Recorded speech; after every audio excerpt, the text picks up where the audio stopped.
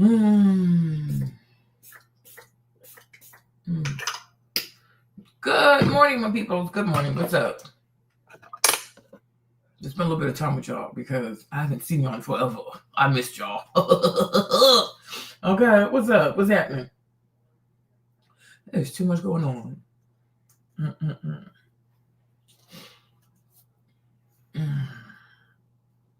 My gosh. Oh my goodness. Hey, Rachel, what's up? Oh, you're the first one here, I think. You're the first one. I got some I got some L-glutamine. You guys, I'm back on my health kit because I need to lose this weight. Got some L-glutamine powder form. Oh, I hope it tastes good. Yes. It helps with, like, hey, Lena, good morning. It helps with your, like, if you have cravings, if you struggle with cravings. Hey, Ebony, what's up? If you struggle with cravings, you struggle with, like, sweets, sugars, pretty much your gut is all messed up. You have too many firmicutes, okay, in your gut, okay? Yeah, L-glutamine is really going to help you not want to crave stuff as much as you would by yourself, okay? But you got to take it first thing in the morning on an empty stomach, all right? So I had the pills, but I ran out, so I decided to get the powder version, okay? This one says 5 grams, and it's flavored peach and mango. Okay. Because, you know, let me tell you this. Did you know? You probably didn't know, but I'm letting you know. In April, I was 243 pounds, you guys. 243 pounds. Oh my gosh. Okay. Weighed myself yesterday. I'm 226. I said, oh, Jesus. I am 3 pounds away, okay, from a 20-pound weight loss. Thank you, Lord. Thank you, Jesus. Because I need to lose weight, y'all. I'm too big. I'm just too big. I am seriously too big. This is out of order. This is out of order. Okay. I missed y'all. Sorry, you guys. I haven't come. Sorry. I know you missed me. I missed you too. But you guys, my soul, I was really sad, you guys. Oh my gosh. Let me tell you, I was really, really sad. My soul has been aching. Like, I'm serious. Like, one day I was just sitting here crying. Was it like Tuesday or Monday? I can't remember, but I was really sitting here crying. I was in tears. I was seriously in tears. Like, it's not even a joke. And I was like, you know, and when I know I am too sad or I'm too angry, I try not to make videos, you know, because I do try to be mindful. I really do. I'm not going to lie to you. I really do. I really do try to be mindful because, you know, I do know I have some subscribers who are white. They come out sometimes, you know what I'm saying? I do, you know, I even have white friends. Like, I have white people that I like, you know what I mean? But it's like, there is a section of white people here where they just, you know? So, like, when the week started, like, I was just so angry. Like, white people are so mean. Like, white people ain't shit. Like, I was just so upset. Like, I was just so triggered. You know what I'm saying? Like, because it's always white people. Right? And it's messed up. You know? Then I started listening to this one rabbi. Now, he's a real rabbi. He's not a Zionist. I listened to this one man. I think he's a Holocaust survivor. A real one. Not the fake ones. A real Holocaust survivor. And honestly, you guys, the way that he spoke like a Holocaust survivor.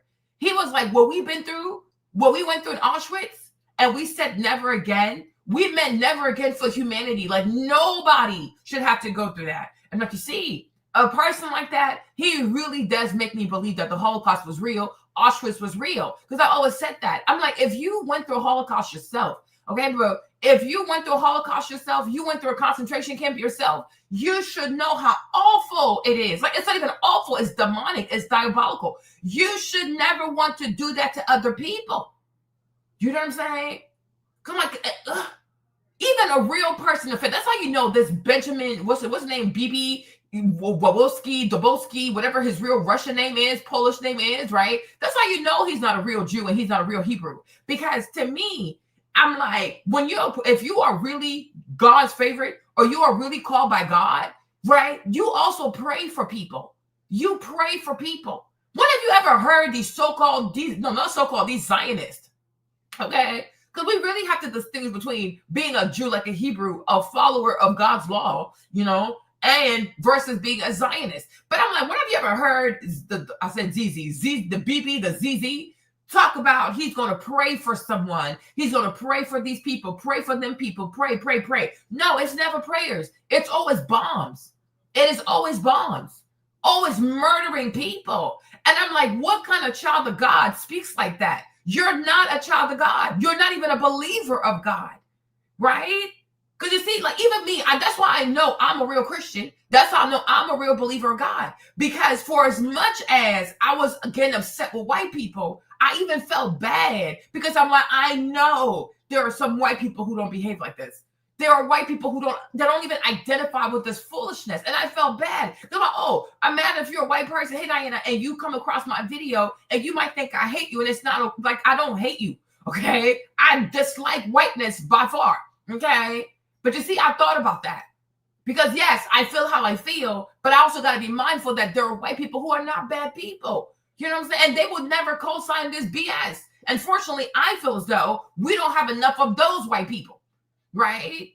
But like you can be upset. Like, you know how the Bible says, be upset, but sin not? Like you can be angry, but don't go out there and commit the sin. Hey, Kevin, right? That's the way I feel. And I was really torn because I was like, God, you really have to help me because I don't want to have hatred in my heart for white people. They make it really hard. I mean, they make it easy, actually. Okay. Collectively, white people make it very easy for you to hate them. You know what I'm saying? Because it's like, what kind of people is this? You got, when I tell you, I started going to the book of Enoch. Because in the book of Enoch, it talks about the fallen angels, like when Archangel Michael kicked them out of the heavenlies, okay, that some of these angels had intercourse with human beings. And I'm like, could these people be white people? Okay, the Nephilims. Have you ever heard of the Nephilims? Okay.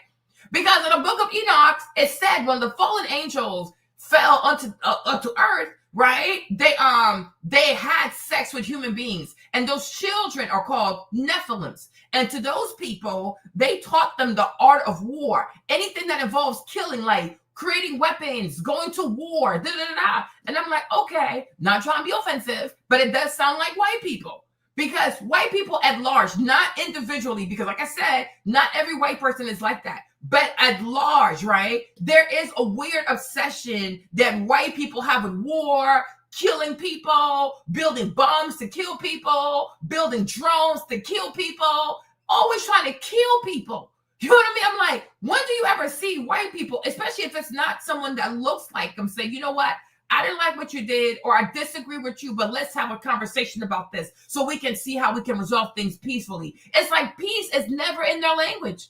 Peace is, especially these Western Europeans, these Anglo-Saxons, these French, the Dutch, the German, these people, okay? It's like peace is never in their language. Oh, you don't look like me? Gotta kill you. Oh, you don't pray like me? As if they even pray themselves. Gotta kill you. Oh, you have a different holy book than me? Gotta kill you. You eat differently? Gotta kill you. Oh, you don't like the way I am? Gotta kill you. Like always trying to kill people.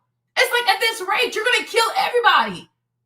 My gosh, this is insanity. This is really, really insane, you guys. I'm like, okay, are these people Nephilims? You know, because maybe when white people came up with the race, oh, there's like, we're different races. I'm like, to me, there's only one race. I mean, not to me, genetically, there's only one race. Like, that's why we can all have babies with each other. There's only one race. But maybe subconsciously, they know that their makeup is different. I'm like, and maybe we have to honor that. Maybe we should honor that. Like, yeah, y'all really are different. Because it's really hard for white people at large to get along with other people.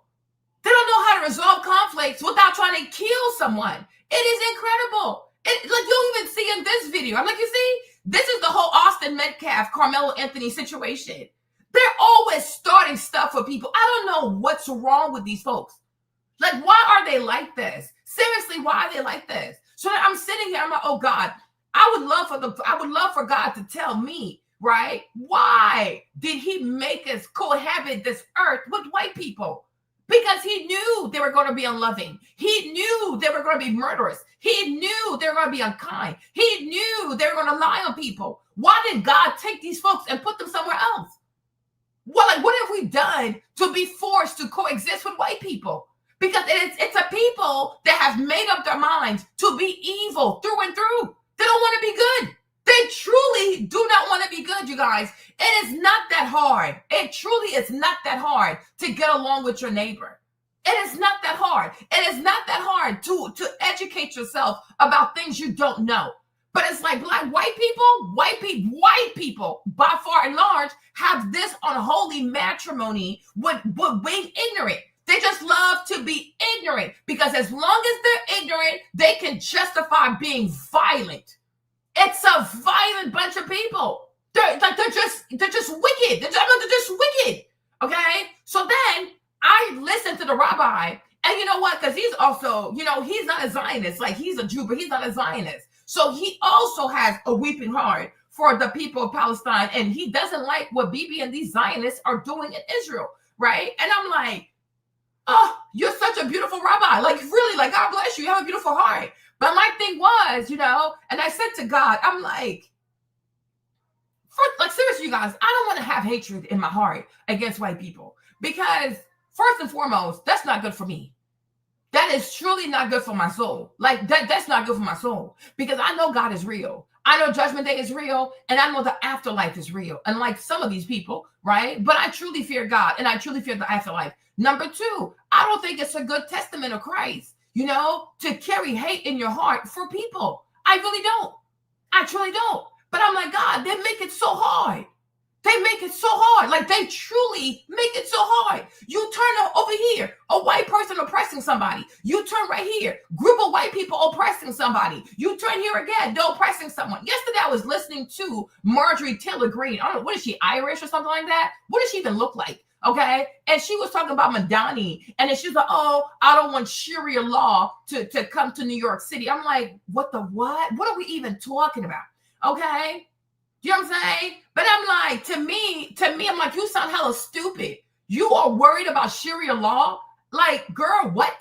New York has a governor. New York has a state senate. New York has state senators. New York has a constitution. I'm pretty sure New York has a lieutenant governor. Yeah, they do, because Holcomb was, she was Cuomo's lieutenant governor. So I'm like, he's a mayor in the entire state of New York. Do you know how many mayors are in New York altogether? The capital of New York is all the way in Albany. All the way in Albany. Right? I'm like, a mayor works for the governor. Like, what kind of power does he have that he by himself, not only he can change the entire constitution of the state of New York. Number two, Mandani, one person. Let's even say he's the most extreme Muslim that I've ever seen. By himself, he's going to turn the entire city of New York Muslim. By himself. New York has 15 million people, if not more. They got more people in New York City than we have in the Ivory Coast. Like, what the freak? It is a big behind city that never sleeps. Child, please. One person can change the entire makeup of New York City. One man who just became a U.S. citizen like 2 days ago. He gonna bring Sharia law. I'm like, girl, shut up. Let's talk about your disgusting British, what's the name? Your disgusting Irish ancestors who came to New York and brought violence into New York City. It is really funny how these white people, these white racists never want to talk about the violence, the ghetto culture, the ratchet European culture, the degenerate culture that they brought from Europe to America. What are Irish people known for? Oh, are the Kennedys also known for peddling liquor throughout Connecticut, Massachusetts, New York City, New Jersey, all the tri-state, the upstate, right? Let's talk about all these Irish people who went into the police force to brutalize Black Americans in New York City, right? Let's talk about Italians who were farmers and extremely poor in Sicily, who came to New York City and brought their mob culture, their gangster culture, their killing people culture, selling drugs culture, prostitution culture, right? Right? New York is so Italian, and it's not even the good kind of Italian. It's the trashy Italian culture, okay? It's the underbelly of Italian culture. Everything that you heard, all the stereotypes that you heard about Italy, that's exactly who those people are, and that's what they brought to New York City. Go sit down somewhere. Okay? I'm like, oh, I'm a Christian, and this is bad for the women of New York. Girl, do you know how many strip clubs are out there in New York? Do you know how many strip clubs are in New York? Did those women ever complain? I mean, these white people are such hypocrites. They are such hypocrites. I just need to find a sweet spot between criticizing these people and not having hate in my heart for these people, because they really do take me there. Okay. I'm like, how many strip clubs are in New York? How many women are getting human trafficked in New York? How many women are even prostitutes in New York? How many women are out here being assaulted in New York City? You, Marjorie Taylor Greene, have you ever complained about that? Have you ever fought against that? Right? New York has had a lot of so-called Italian Christians be mayor of New York City. And what culture did they bring to New York? Even Cuomo, from being the governor to his disgraceful mayoral race, right? Was he not accused of sexual assault? Did he not step down because he was accused of sexual assault? Is that what they do in Italy? Is that Italian culture? Can't keep them hands to themselves? Child, bye. Go sit down somewhere. I'm like, bunch of racists. The droves of Italians, the droves of Irish people who came to New York City and made New York a gutter, made New York nasty. They made New York disgusting. They made New York unsafe. Let's talk about that part, right? Because these white people, these goofy ass white immigrants, these poor white immigrants, okay, they always think that they came to America and made America better. No, y'all made America more of a criminal ass place, okay? But all kinds of crimes. Like, you want to talk about Muslims in New York?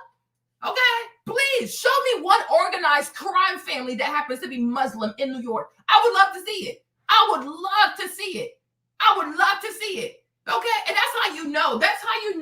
That the vast majority of these white women, they're so freaking promiscuous. It's not even funny, because the thought of a Muslim man, because I guess part of Sharia law is modesty. Wow, God forbid white women have to cover up. God forbid white women realize that nobody wants to see their bodies, front or back. God forbid white women cannot sell their bodies. Like, these people, their brains is fried with sin. Their brains is fried with depravity. Like, you're so depraved. You are so depraved. They love to live in sin. They love to live in promiscuity. They love to have sex with people's husbands. They love to sell their bodies for trinkets. That's what they do. And it's only white people who are afraid of Islam. And I wonder why. Because they're perverts. They are perverts. They are big perverts. That's what I told you. I said, we're going to get to a point we might even realize that it's Islam that is going to save humanity. Okay? Because these so-called white Christians, or these white people, they believe that a man can be a woman. A woman can be a man. A man needs to be in a woman's bathroom. What else? You can sleep with as many people as you want to. Swirling, BDSM, pornography, sex work. I mean, homosexual. I mean, you name it. You name it. White people have a sweet tooth for sexual immorality. They have a sweet tooth for being an immoral people. Okay? No, I would definitely take it there. Because Islam is not for idiots. Islam is not for cowards. Hey, Kimo, what's up, my love? Islam is not for idiots. Islam's not for idiots. And that's why sometimes, and I even started weeping for that too. Because you see, had the nation of Islam remained strong, especially in New York City, right? There's so many black brothers who would not be involved in foolishness right now. There are so many black young men who would not be in prison right now. There are so many young black girls who wouldn't have gotten pregnant out of wedlock. Because in Islam, you don't do foolishness. You do not do foolishness. There is no, God knows my heart. God knows my heart. God don't know shit but what you did, okay? And what you do is part of your heart. What you do is a testament of your heart. If you have a good heart, you're not going to be doing foolishness. If you have a wicked heart, therefore you'll do foolishness. Okay? Right? But yes, the Islam is going to save the world, because people out here, no. Islam does not play with foolishness. There are things you will never see in Islam that you see in Christianity. Because in Christianity, people are told that, oh, God forgives you no matter what. You can sin and sin and sin and sin and sin, and God forgives you no matter what. No. The Bible. Part of the Bible also is in the Quran. I don't know, because some of y'all, it shows you never read the Quran. I mean, I never read the Quran also, but never mind. Okay? No. Christianity is not going to save the world. Islam is going to save the world. Hey, Lacey. And on top of that, too, when you compare Muslims to Christians, Muslims ain't scared. The Muslims are not scared. And most importantly, Muslims are not scared of white people. And another thing also, I do believe when you compare the Quran to the Bible, the Quran is not a book that white people have got to touch. White people didn't get to touch the Quran. White people did not get to amend the Quran. The white people did not get to translate the Quran and put their foolishness in the Quran. The Quran is the Quran. It's a book. It's in Arabic. It is what it is. Okay? They don't have access to that. And to this day, they've tried everything they can. But these Muslims are staying strong because they're not afraid of white people. Because in the Quran, you are told it is better for you to die than to be a slave to white people. The shaitan. That will never happen. That will never happen. That will never happen. All they do is try to punk people. But the people they can never punk are Muslim. They've tried to kill these Muslims. They spent 25 years killing these Muslims. They have spent over 14 trillion, almost half their national debt to kill these Muslims. And these Muslims are still standing strong. They're still standing strong. And I also believe because also the Quran does not encourage you to be out here chasing materialism. Because when you start chasing materialism, the white man's going to get your ass because they have a lot of it. They have a lot of material goods to bribe you with. They really do. Okay? So yes, more power to Islam. Meanwhile, I'm like, yes, more power to Islam. And also in this world, everywhere you go, you need diversity. You need diversity. It cannot just be one person, one ideology, one religion that trumps and everybody, oh yeah, you got to submit to it. No, people have the right to be different. People have the right to be different. People have the right to think differently than these Europeans. People have the right to live differently than these white people. People have the right to think differently than these white people because white people are not a good example. They're not good people. Like, what are their fruits? Okay? What are the fruits of whiteness? What are the fruits of whiteness? Hey, Ness, what are the fruits of whiteness? Promiscuity, the love of money, right? Criminality, lying, the destruction of family, the murdering of babies, the selfishness, the greed. Like, look at any Western country, America, Canada, England, France. What do you have to show? Like, what do they have to show? What? What are the morals? Matter of fact, what's their birth rate? What's their divorce rate? Right? Are most people living in these countries actually even happy? No, they're slaves. All they do is pay taxes. All they do is pay taxes. At the age of 6, 7, 8, they already want to ask children, oh, do you want to have anal sex? How can you ask a child if they want to have anal sex at such a young age? Have you ever had ideations of having, what? Are you crazy? Are you truly crazy? Are you truly crazy? Right? But the thing is, the scam with these white people is that they want you to be afraid of what's out there because they know they're running a plantation. They know they're oppressing you. Oh, Islam is going to do this to you. Oh, Islam is going to do this to you. No, look at what your white understanding of Christianity has done to me. And it's white people who told black people to be happy about slavery and to pray for their slave master. And it's white people who took crosses.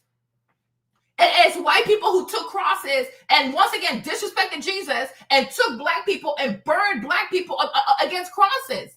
Exactly. That's all they want to do. And pedophilia. It's like these people, they're so immoral. They are so immoral. They are so immoral. And these are things that will never fly with Islam. They will never fly. You're not going to put a man in a woman's bathroom with Islam. Are you crazy? And a man would never even think to do that in Islam. Because when you're a man in Islam, you got to go serve. Like, you got to be an honorable person. Like, you can't be out here doing this foolishness. Okay? Even, I'm not trying to be mean, but hey, I'm just saying, okay? But I'm like, you can't even compare. Hold on, wait a minute. I got to take this stuff, huh? Hold on. Okay? Not to be mean, right? But if the rumors are true, and I do think they're true, right? But if you compare MLK, a Christian, right, Baptist Christian, right, to Malcolm X, a Muslim, who was faithful and who was a cheater? Not to be mean, but somebody in this picture was cheating on his wife. Okay? Another man was not cheating on his wife. I really wonder who was out here cheating on his wife. Okay? And who was the one not cheating on his wife? You see? And this is how these white people, yes, y'all, it's them, okay? Okay, good. This is these white people who went and told Black American women that if they were to stay with Islam, that Islam would be oppressive towards them. Islam would stop their rights. This is how they get to Black American women. Oh, fear. Oh, if more Black American men are Muslim, they're going to torture you. They're going to make you wear the burqa. They're so fucking stupid. They're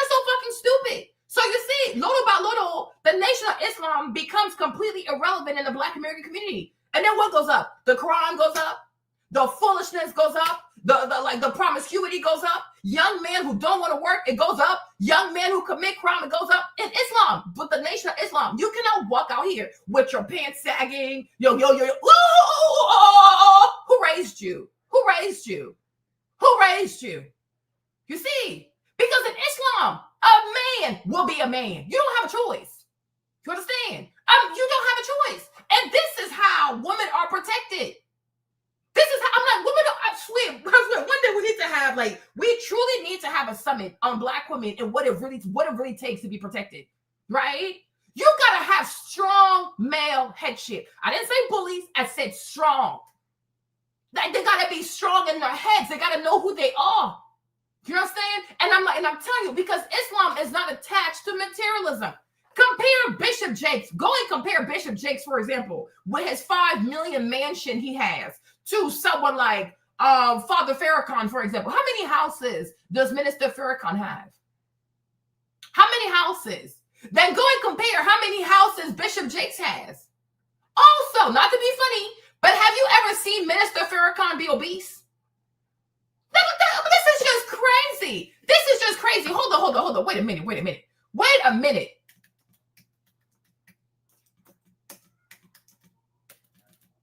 If they have, I don't even know if they have a picture together.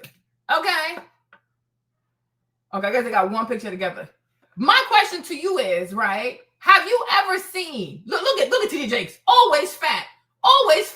Okay? Have you ever seen Minister Farrakhan obese? Of all the years, of all the decades we have seen Minister Farrakhan outside, okay? Have you ever seen him fat? You see, I'm telling you, I'm like, the problem is, oh, Kevin, there's this, I said the white understanding of Christianity. Let me tell you something, Kevin. The problem that we have here is that sometimes, because people, especially black people collectively allow themselves to also become hysterical like white people. We don't take a step back and say, okay, what exactly are you saying here, right? But I'm gonna ask you a question, right? Could you concede to the fact that if the vast majority of African Americans were Muslim, we would not have an issue with obesity? Okay. Could you concede to that fact that if the vast majority of African Americans were Muslims, we would not have an issue with obesity? Right? Okay. Why? Because in Islam, you can't just eat whatever. In Islam, you cannot just eat whatever. They don't eat pork, so there you go. Hey, mate, right? You can't just eat whatever. You cannot just, you can eat whatever. And that was always a big thing with the Nation of Islam. They have it's not just pork, the other things you cannot eat. There are things you just can't eat. And I guess it goes because they are related religion, right? Like Judaism and Islam are related, because first you have Ishmael, and after Ishmael you have Isaac, but they both come from Abraham. These are brothers. They're half brothers, but they're brothers nonetheless, right? You see, but even kosher Jews, they don't eat certain things. And kosher Jews also, they don't eat certain things. Like if you ever go into the house of a kosher Jew, they have a separate part of the kitchen for chicken, and they have a separate part of the chicken for meat. You can't mix the utensils, you can't mix the sinks, you can't mix the dishes, you can't mix the whatever. And we see that in the book of Acts when Peter was asked to go to Cornelius's house, and it's like a basket came out of heaven and they had like reptiles in there, and Peter was like, I'm not eating that, like that's crazy. Okay, you understand? Yeah. Okay, cool. No, we have to be honest.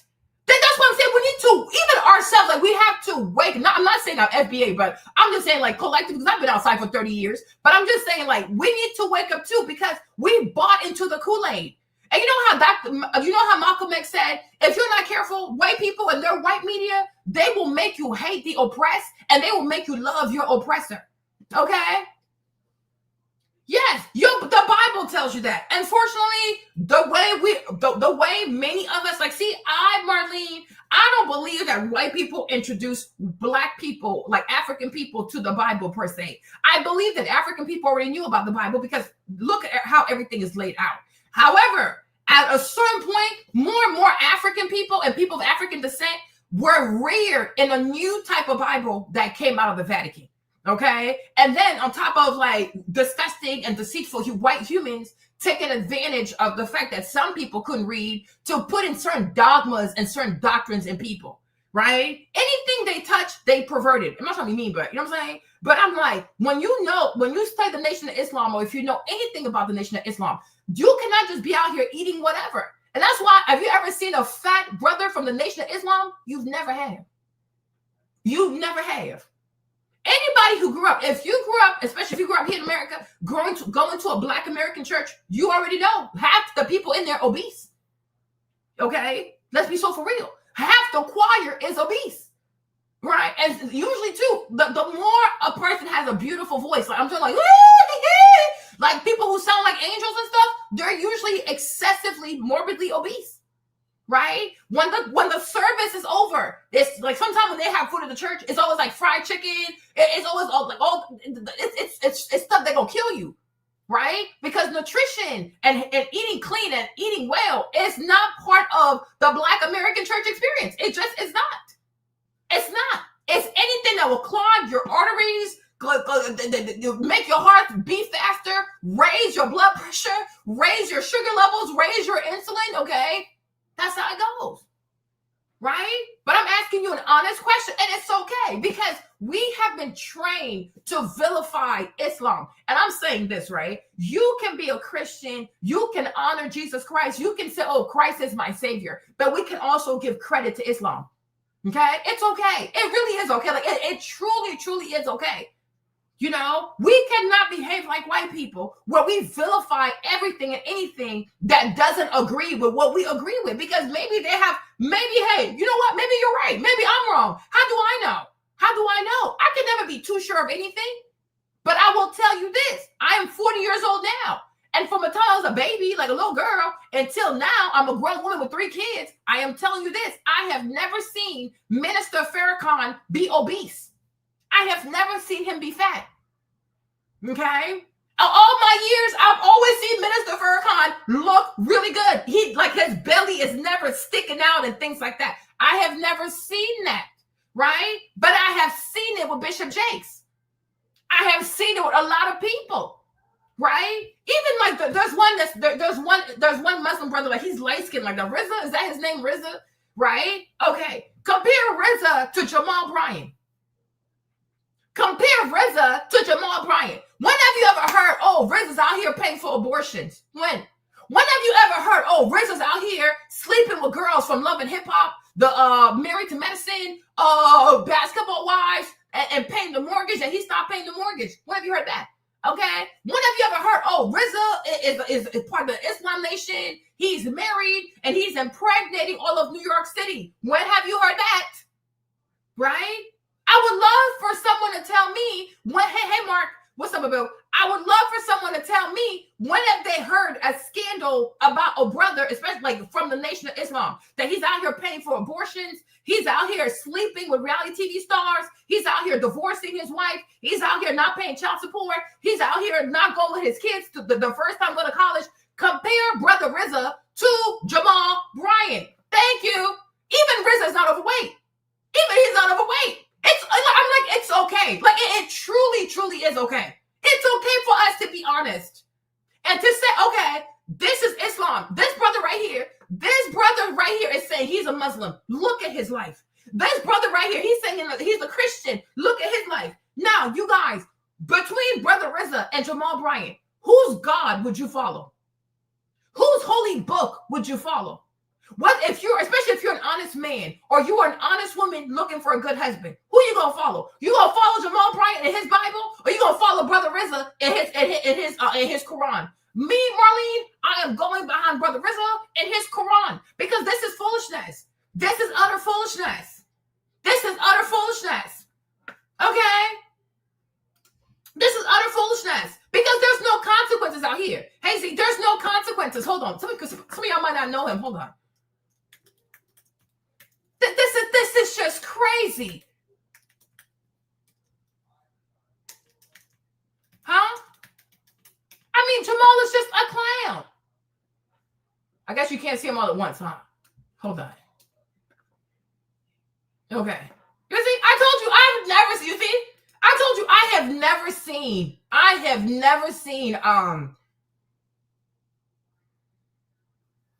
why is he on the ADL? So they hate him too? Oh my God. The ADL got time for everybody, huh? They hate everybody.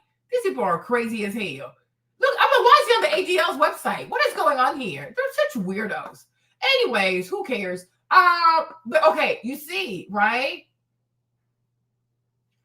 And it's for me, how can you say it's not the way? How can you say it's not the way? You cannot say that, Lacey. You cannot say that. You cannot say that. You cannot say, oh, it's not the way. Because at the end of the day, Lacey, nobody has died and came back. Nobody has died and came back. But to me, this is where nobody has died and came back. Because just because we believe in something does not mean we're not wrong. You know what I'm saying? Like nobody has died and came back. Oh yeah, this is really, really the way. We don't know. We truly don't know. I don't know.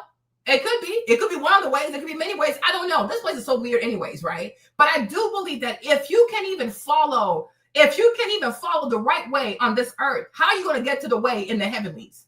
Right? If you're wayward, right? Yeah. If you're wayward on this earth, how can you reach the heavenlies? And that's what I feel like white people have always weaponized that to get people to not even try to understand what Islam is and what Islam is about. Because, they don't like Jesus. They don't recognize Jesus. No, they do recognize him. They just say that he's a prophet. He's not a Messiah. And I'm like, okay, they have the right to believe that because they weren't there. I ain't going to be mad at them.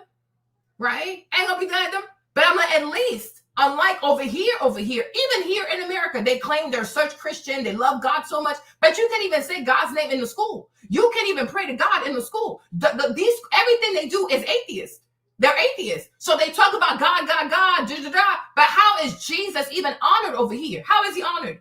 But in the Quran, he's properly recognized as Isa. They just don't believe that Isa is a Messiah. But they do say he was born. They do say he was a prophet. They recognize that he was a prophet. They don't think he's the Messiah. And that's their conviction, right? But I'm like, to me, Marlene, even that to me, it's minute.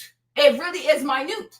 But I feel like for most Christian, is Jesus the way, yes or no? That's like, oh, well, if you don't agree with that, I can't fuck with you. It's like, oh, that's crazy, right? Because to me, I see how you live. Because there are many Christians who say to themselves, oh, I'm better than because I believe that Christ is the way and the answer. But when you look at the way they live life out here, it is completely wayward. Because if you claim that Christ is the answer, if you claim that Christ is the way and Christ is the answer, right? We need to see you live a life for Christ. The vast majority of Christians do not live a life for Christ. So they say these things to sound self-righteous or to feel like, oh, I know I'm better than Islam because I believe in Jesus Christ of Nazareth. But when I look at you, it never gives, oh, I know Jesus Christ of Nazareth, right?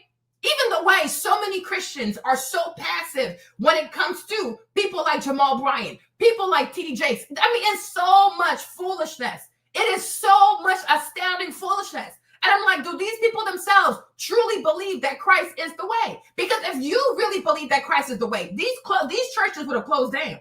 Because people would have had riots, people would have revolted, people would have complained, right? But I'm like, you cannot tell me that Christ is the way and have the vast majority of Christians are extremely okay. They're peaceful, they're content with utter foolishness.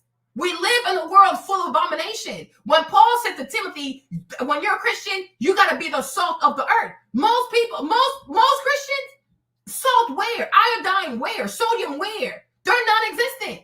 They are co-signers of the foolishness. They co-sign the foolishness. They co-sign the foolishness. I'm like, to me, when I look at Islam, I'm like, yeah, this book probably is real because when you look at Islam, you see people who are willing to die for their conviction. And that's why white people can't get to these people because they have a strong will. In Islam, it is better to die for your convictions than to sit there and watch your convictions be completely erased from you. They're not cowards. They are truly not cowards. They're not cowards. They're not scared. If they're going to die, they're going to die. But one thing you will know is that they are not going to die being punks. And that's why most white people now, because they've learned from Iraq, because they know what they saw in Iraq with their big ass weapons. But they met a people who was not willing to be cowardly, right? And they know Iran is also different because they have a different terrain. People are predominantly Muslim, and they're really afraid to go on foot because it's not going to end well for these white people. Because it's not a people of conviction. White people just move out of emotion, racism, and hatred. Nothing about their asses is strategic. So they go down to Iran, they're going to get their asses whooped. So they do everything from above, from the skies. They drop bombs on people. right? And the vast majority of the world is sitting here watching these people slaughter innocent people, and they're not standing up. They're not standing up, right? So I'm like, to me, Marlene, if I have to concede to the fact that, okay, maybe Christ is the way, maybe he's not the way. I don't know. What do I know, right? But I'm not going to let you weaponize this Christ as the way thing to get me on your side so that way you can torture this Muslim people. That is ridiculous. That is so ridiculous. And even the fact that so many Christians are okay with Muslims being tortured just because they don't want to recognize that Jesus is the way. Even Jesus, if he's as real as people say he is, he will never turn his back on Muslim people just because they did not recognize him. And how do we know that? We know that through Peter. Peter denied Jesus 3 times. And when Jesus died and got resurrected, he came back to Peter. He not only forgave Peter, but he gave Peter a mission. So it's like, even if I do believe that, oh yeah, Christ is the way, Christ is the only way, right? No, I'm not saying you're saying that. But I'm saying what these white people have done, especially white Americans, what they have done is to make it seem as though because Muslims do not believe that Jesus is the Messiah, right? That as a Christian person, you should not stand up for Muslim people. As a Christian person, don't get close to Islam. As a Christian person, don't try to understand Islam, because these are the ways of white people. White people are never a people when they are becoming triggered to say to themselves, you know what, maybe I'm the problem. It's not the person that's causing me to be triggered. It's probably me because I'm ignorant. Because the more you know about a thing, the less triggered you're going to be, right? I know for me, like growing up, that was always a reason. Like that was one of the things for me where I was like, I don't really know about Islam. I don't really know, like, they're Muslims. I don't know. Because it was always like, they don't believe in Jesus. They don't believe in Jesus. So it was like, okay, if they deny Jesus, then I have the right to turn my back on you or like maybe watch people hurt you. And I'm like, no, you got to grow out of that, because nowhere in the Quran are they saying that Jesus did not exist. Oh, no, he existed. They recognize that he's a prophet. They're saying, he is not the Messiah. The same way the Jews don't see him as a Messiah, right? Cool. But my thing is, Peter did the same thing. Because when Jesus ascended, like the transfiguration on the mount, he asked Peter, right?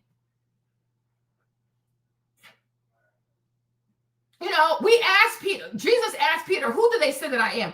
Peter they said, you are the Son of God. And he said, okay, only the Spirit could have revealed that to you, but the time of the Son of God has yet to come. That's number one. So Peter goes from saying, you are the Son of God. And then at then you have number two, where Peter says to Jesus, don't go ahead and die. And Jesus says to Peter, get behind me, Satan. Okay, because I have to fulfill my purpose. Number 3, Jesus said, Peter said, I'm going to have your back. I'm going to have your back. And Jesus said to him, 3 times you will deny me. And that's exactly what happened. He denied Jesus, right? But my thing is, when Jesus died, Jesus still came back for Peter because he forgave Peter, right? So I'm like, even if let's go with the whole thing of like, Jesus is the Messiah and Christ is the only way to ascend to the heavenlies. Cool. I wasn't there, right? That's not a problem. But my thing is, the same way Jesus forgave Peter, he will forgive Muslim people too.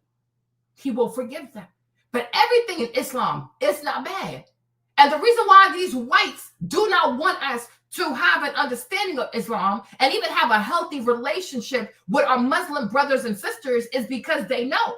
But I'm like, even white people themselves, they don't tremble at the name of Jesus. Hey, Queen, they don't honor the name of Jesus. Right? They use his name for foolishness. White people use the name of Jesus to go murder people, right? But Christ is not in white people. The vast majority, especially white, I was looking at Charlie Kirk, the vast majority of white people who call themselves Christians, Christ is nowhere to be found.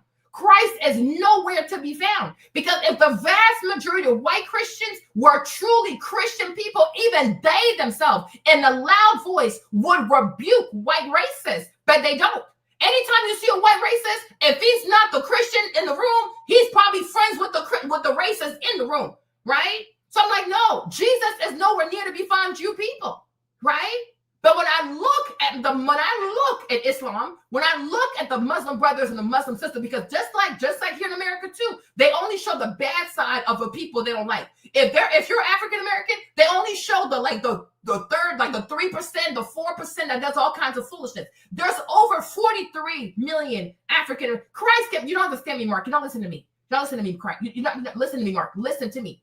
Okay? There's over 43 million African Americans in this country, over 43 to 44 million. Okay. But it's like when you watch TV or you consume content, it's like they're going to go and take that 1% that acts a fool, the 1% that's degenerate, the 1% that commits the crime, the 1% that, like, they want to take the smallest factions of African Americans who do like the most stupid shit. And they want those people to be emblematic for 43 million people. That is ridiculous. That is ridiculous. Every single day, there are so many honorable, good-hearted, hardworking, law-abiding, God-fearing Black Americans. There's so many of them, but you'll never see them. You'll never see them. It's the same thing with Islam. There are many Islam people, Muslim people who do a lot of great things. But no, go take like 1% who do foolishness. And most of the times, the ones who do foolishness, America has had something to do with that.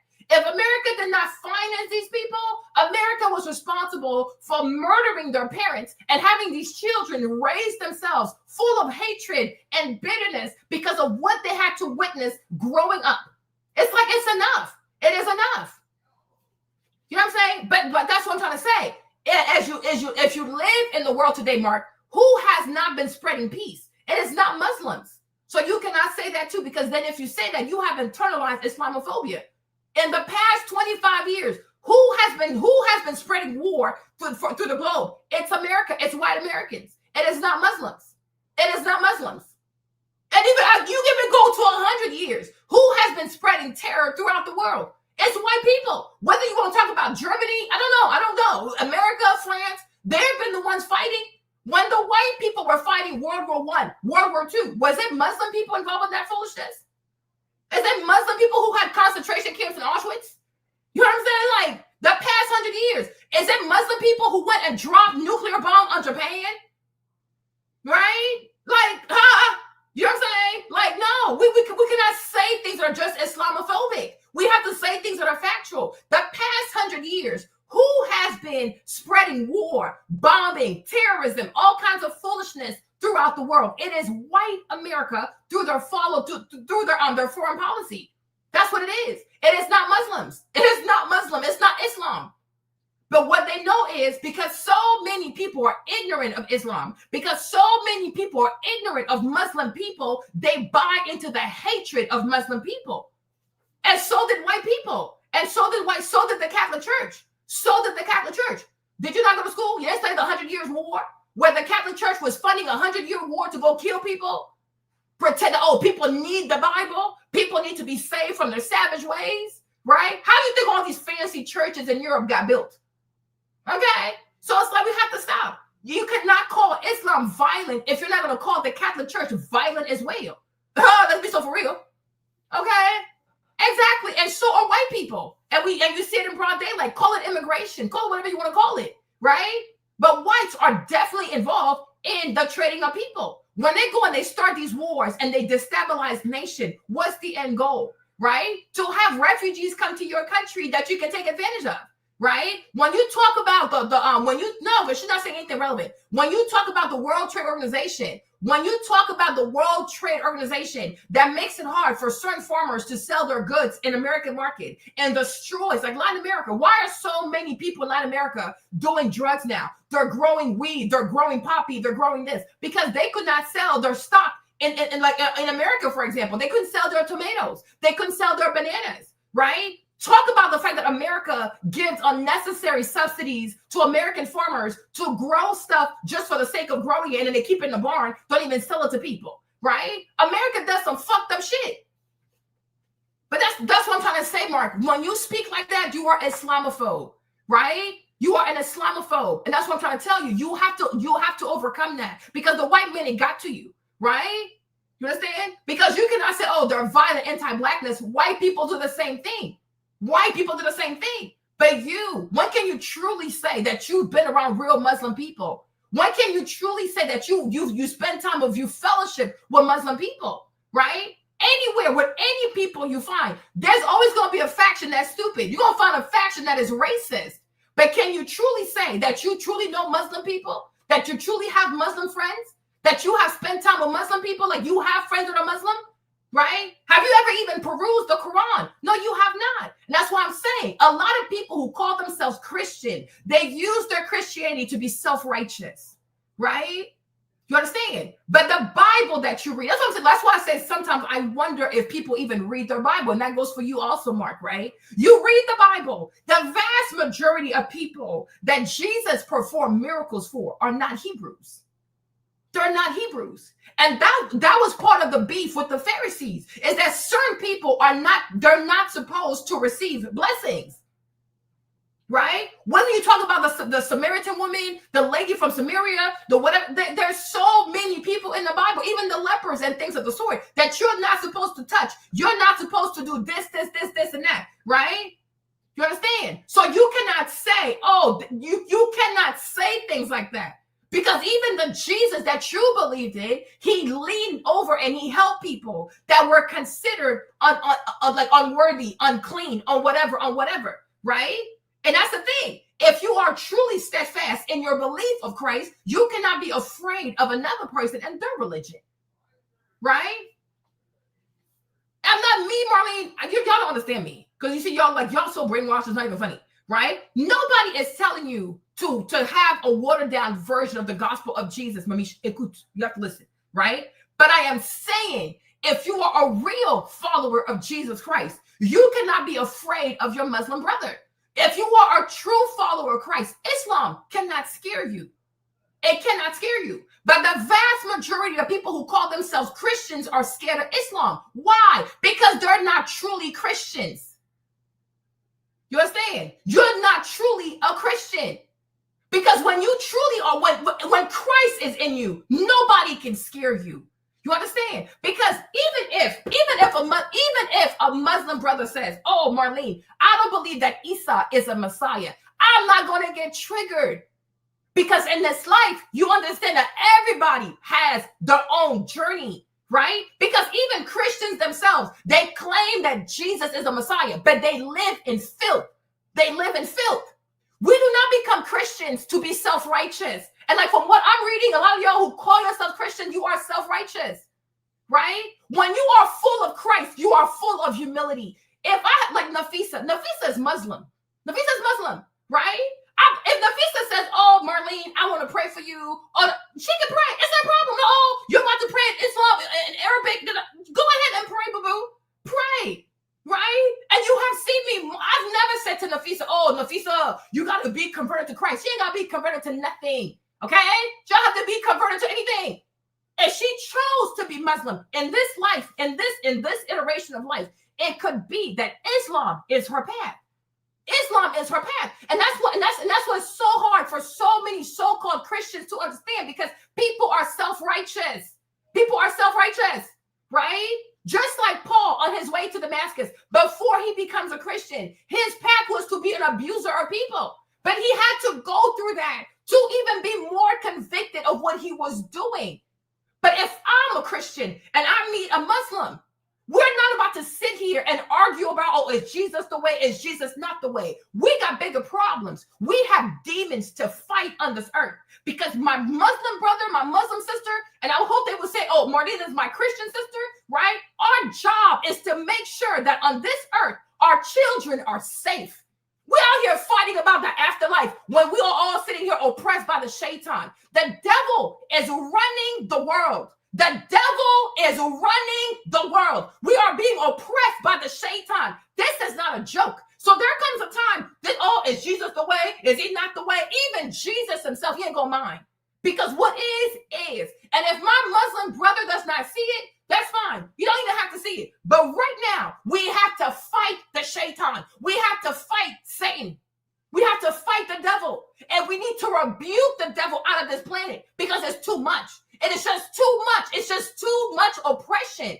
It's too much oppression. It's too much oppression. Would I love it for a Muslim brother or sister to say, "Oh, Marlene, Jesus is the way"? Yeah, of course. Why not? Because who doesn't love to be right? Who doesn't love to be right? But I'm saying, my Bible that I read, I see Jesus go towards people who are not supposed to be his people.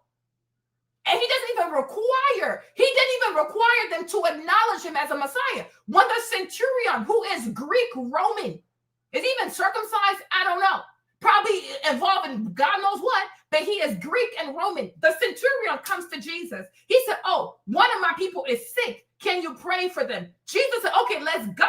He never says, oh, do you believe I'm the way? Do you believe I'm this? Do you believe I'm that? He never asked that question, right? When the lady who was bleeding for 12 years, when she touched his garment, he didn't say, oh, there's a woman who doesn't believe I'm a Messiah who touched the hem of my garment. He's like, no, somebody touched me, right? When Darius comes to Jesus because his daughter is sick, the little girl is dying, Jesus does not say to Darius, who do they say that I am before I go? You see, it's arrogance. It is pride. This is not the spirit of Christ. He said, okay, a baby is dying. Let's go. When Jesus gets to the house of Darius, he said, okay, where is the baby girl? They said, okay, she's in that room. It's okay, cool. He goes in the room. He looks at the child and he says, Talitha Kumi, daughter, get up.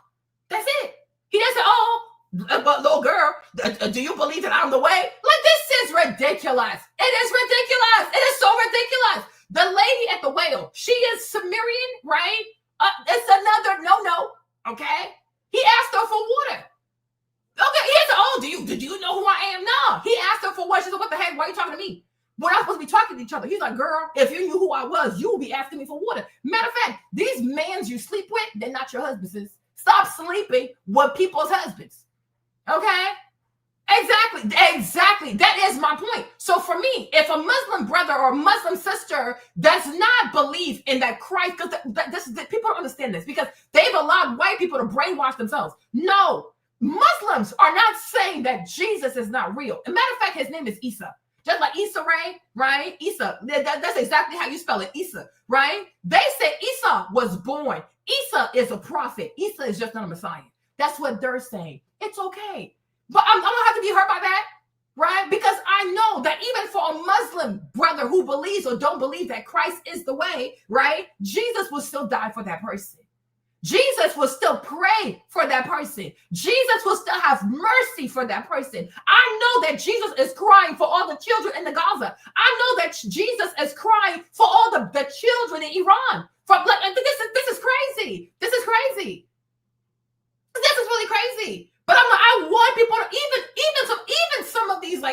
some of these apostles, the 12 apostles, a lot of them, they're not supposed to be called. But Jesus called them regardless. You don't think he knew who Judas was when he called that man?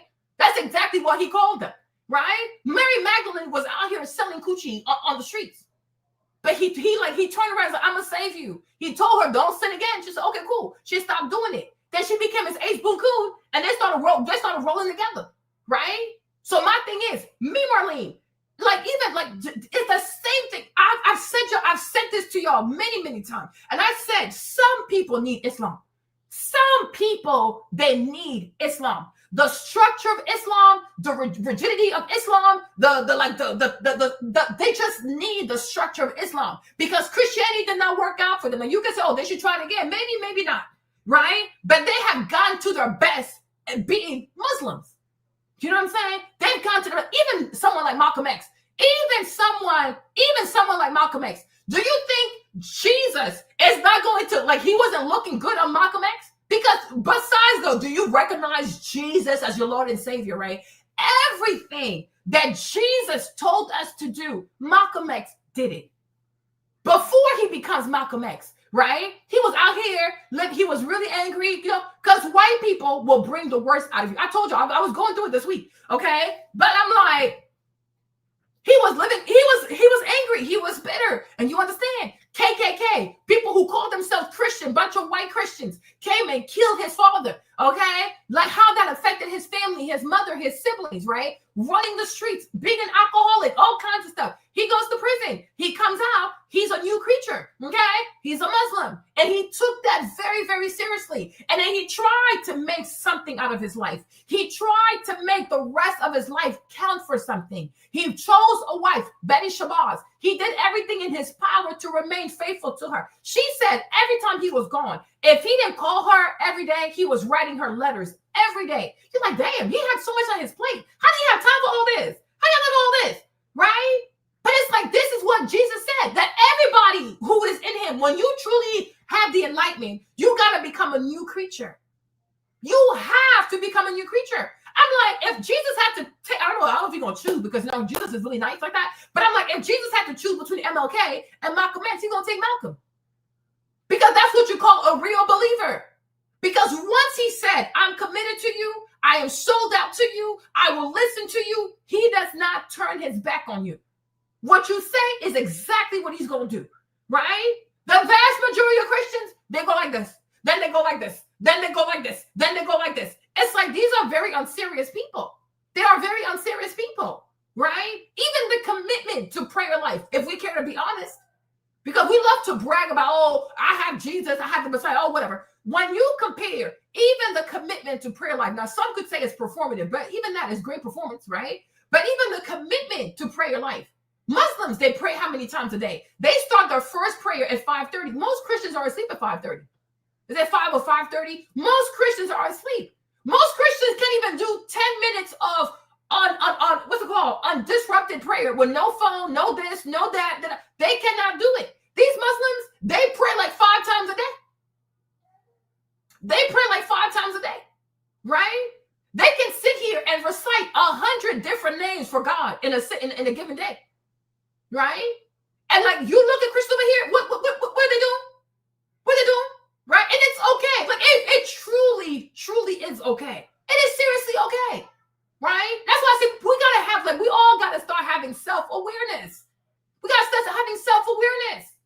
Nobody in their right mind will look at the Black church and be like, yeah, this really represents people who are sold out to God. Sold out to the devil, you mean, right? The greed, the obesity, the fornication, the divorce rate. Have you seen most churches? They have to not even have, maybe 3/4 of the Black people in there is divorce. It's a shameful thing because marriage is a sacred covenant. But today, Christians, Black Christians, they don't take nothing seriously. Their yes is a maybe. Their no is a, I don't know, maybe yes, I don't know. They don't take nothing seriously because a covenant is not serious to these people. It's not serious. Even what they put in their mouth is not serious. I told you I was young, now I'm old. I have never seen Minister Farrakhan obese. I have never seen him obese. My whole life, T.D. Jakes was fat. Sometimes he would get so fat he couldn't even breathe. Like he's a and the microphone, obese. Obese. You go to church, you see so many obese people. And they don't say, look, you look, even like, let me tell you from Tasha Cobbs. What's the other one? The one that has a pretty voice. She's the daughter of oh my gosh, I like living this. The sister, the Clark sisters, her daughter, one of them, like that's the little niece, right? She's also obese. I mean, everybody's obese, right? Sarah Jakes, divorced 3 times, divorced 4 times. Her husband divorced. Over here, divorced. You do not see this buffoonery in the Black Islam. You don't see this buffoonery in Islam. You don't see this level of unserious, Kira Short, yeah. You don't see this level of unserious behavior in Islam. And it's okay. It is okay. Right? But if on this earth, if on this earth you can't even have a successful walk with Christ, how are you gonna make it over there? As the Bible says, if you can even keep up with the footmen, how you gonna run with the horses? Make it make sense. You see? But even Islam, I will keep saying it. Even Islam, it builds stamina. From the moment you're a baby, they teach you to wake up at 5 o'clock in the morning and pray. You're gonna pray already. You're gonna pull your little mat. You're gonna put your head against the ground. You're gonna pray. Okay, 5 times a day. They teach you that stuff since you're a baby. As the Bible says, teach a child when they're little, so that when they get older, they're not gonna depart from that. Right? You understand? You know what I'm saying? Like, respect your vows, respect your covenant. Jesus said, let your yes be yes, let your no be no. You got to be a serious person. And he was like, if you're warm, if you're tepid, we're going to chew you out because a choice has to be made. A choice has to be made. Right? A choice has to be made. You're either this or you're that. There's no in between. Got to make a choice. Right? If you lose, like even to this day, show me a Black Christian who has said, oh, I'm not going to go to war. Like a Black Christian in the military who said, oh, I'm not going to go to war and kill innocent people. No, they go. But they're so-called Christians, right? But you have Muhammad Ali, who was Cassius Clay before he was converted to Islam, becomes a Muslim. He's like, no, I'm not going to do that. because these Vietnamese people have done nothing to me. These Vietnamese people never call me the N-word. Why would I? It's like, he's like, me and these Vietnamese people, we got the same oppressor. And he says, we don't go to war unless God himself tells us to go to war. And God never told us to go kill people in Vietnam. So he set his ass down. And it was hard because they took everything from him. But you see, I think part of Islam, I'm not a Muslim, but I do believe that part of Islam is that you're not attached to material stuff. So if you're not attached to materialism, white people cannot control you, right? But for 3 years, he lost his licenses, he lost his titles. They took everything from him. So he became a Quranic school teacher because what else you want to do? Okay, but you see, God honored that because he chose not to kill people, right? And Muhammad Ali is the greatest to ever do it. Ali Mumbaye, he's the greatest to ever do it. He's an icon. He's a goat, right? He's a goat. You see, but in this, if there was a war with Iran or even a war in the Gaza, do you know how many Christians would go out there and kill people? Right? But they're going to tell you, oh, I'm a Christian. Then okay, then face the consequences. Just like with, I will show you a video. Just like with what's his name? With Piers Morgan, right? Piers Morgan asked Candace Owens, like, how would she feel if her sons didn't serve? Because Candace was saying that people need to walk out of the military if they're asked to go to Iran and kill innocent people. And he was like, oh, but do you know that they can be court-martialed? And she said, okay, I'd rather go to jail than to kill poor people. I'm like, okay, see, that's how a Christian should talk. And he was like, oh, you rather go to jail? I'm like, you come out of jail, right? If you're a court-martial and you go to jail, not saying it's going to be like you're staying at the Four Seasons, but my thing is, you get to come out, right? You will come out. Even if they lock you up, you will come out, right? Okay, cool. And you come out not being a murderer. Okay, then that's what we're going to do. I'm like, oh no, I don't want to be inconvenienced by going to jail, but I want to be known for killing people and come back with what? PTSD? Come back with blood on your hands? Come back with a guilty conscience? Come back with some kind of addiction because you killed somebody? Okay? Killing people is real. And do you even know why you're killing these people? And you can't just say, oh, I'm doing my job. No, because are you a Christian or not? So if you're a Christian, your job is to not harm people, especially people who haven't done anything to you, right? But it's okay. It really is okay. It truly, truly is okay. It's okay. It really is okay. Right? Exactly. Because what matters more to us as Christians, it is our soul. And that's like in Islam, it's your soul. Because once you lose your soul, you're done. And you see, and that's why this is what you start to realize that, you know, I cannot say, I'm not going to say, but oh my gosh, white people are Satan. You know, even that, I feel like it's giving them too much credit. But I do feel like white people at large, not the individual, because not everybody's like that. But I'm like, white people are large, are more receptive to the conditioning of the devil because white people are greedy. It is a greedy people. And I think because they're also very lazy, they can be very lazy, can be very mediocre because it's very mediocre to always choose violence when you can have a conversation. Even if it takes a long time to get to peace, at least you are known for somebody who never gave up on peace because you take killing very, very seriously. They don't care about killing people, okay? They just want money. They will do anything for money. White people will do pretty much anything for money. We are seeing their daughters on social media having sex with 1,000 men, 200,000 men just for money so they can go buy Birkin bags, right? So I believe that white people, to me, it's a fertile ground for the devil and his teachings because they love materialism. They worship materialism, okay? Cool, no problem. But when you're a Christian, you're not supposed to be like white people, okay? You cannot be that way because for them to be somebody is to have as much stuff as you possibly can have. To be a Christian, even a Muslim, I will assume, right, is to keep your soul as intact as possible, which is why I was really struggling with how I was feeling about white people. Because when you carry hate in your heart for anybody, it will affect your soul. And my soul matters to me because when I die, I do want to have peace. I want to have eternal peace. I really do.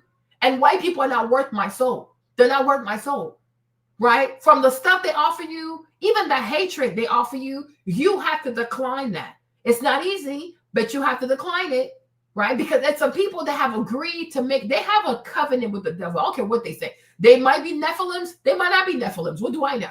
But they definitely have a covenant with the devil because anything that involves making money, no matter what, they'll do it. They will do it. They don't care. That's why they lie with so much ease. They bring terror with so much ease. They kill with so much ease. They hate people for no reason. Okay. They never try to get to know others, understand others, be friends with others. They are quick to be hateful. That is their portion. And they will have to have, God's going to deal with them accordingly for that. But Marlene, I don't want my soul to be corrupted. I don't want to be corrupted. And it's really, really hard because you see the amount of wreckage, the amount of harm and destruction that whites perpetrate into the world and unto other people, even animals. They're very, very mean. It's a very, very mean people. It's a very mean people. But I do say to myself, right, when I look at what's outside today, I do say to myself, how much more different and better, yes, better would it have been, right, if more people and more Black people in America had embraced Islam, and I do believe we would have better families. I really do. I believe that we would have better men. I believe that because we would have better men, we would also have better women. We would have better children. We would have better households. But they told the people, oh, Islam is about oppressing women and their right to your right. Look at the world we're living in, right? When men believe in nothing, when men don't feel like they have to answer to a God, are we actually safe as women? No, we're not. Because when a man feels like he has to answer to a higher authority, right, he is more likely to be on his best behavior. And when he's on his best behavior, everybody gonna be safe. Why? Because he fears God. He fears God. White people have created a social construct like where people are more fearful of money than they are fearful of God. People worship money more than they worship God. There's nothing they won't do for money. They will even kill for money. You see? But what if in the heart of the Black man, there was more love for God, more fear of God than the fear of going without money? Right? Oh, they're going to come for you. They're going to oppress you. Did Malcolm X oppress his wife? No. He even said that you're not fully a man until you are willing to die to protect your woman and her honor. My gosh, that sounds beautiful to me. Right? A man who lives to die and to protect his family. Wow, you don't say.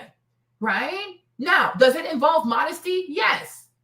But at the same time, too, though, if we were not so effed up in the brain, right, is it even normal to want a bunch of men to stare at you and to stare you down like you're a piece of meat? No, you are a woman, right? And I do believe that the more modest you dress, the more people they're going to love you for how smart you are, not for, oh, damn, look at her ass, look at her. That is so disgusting. It's dehumanizing.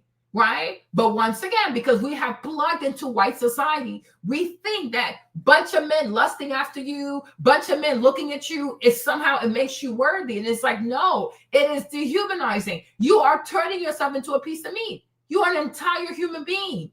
You are a whole human being. You are more than what you look like. You're more than the size of your ass and the size of your titties and how full your lips are. You also have a mind. You have a brain. You have a soul. You are a whole person. And people who admire you should not just admire you on the vanity of your beauty, but also of your mind and say, wow, that's a really good woman. Like, that's a beautiful woman. Not because I saw her boobs and her ass. That might be a plus if I do get to see it, right? But just off of her mind alone. Look at how beautiful she is, right? And think about how that would have changed the whole trajectory of where we're going to be today.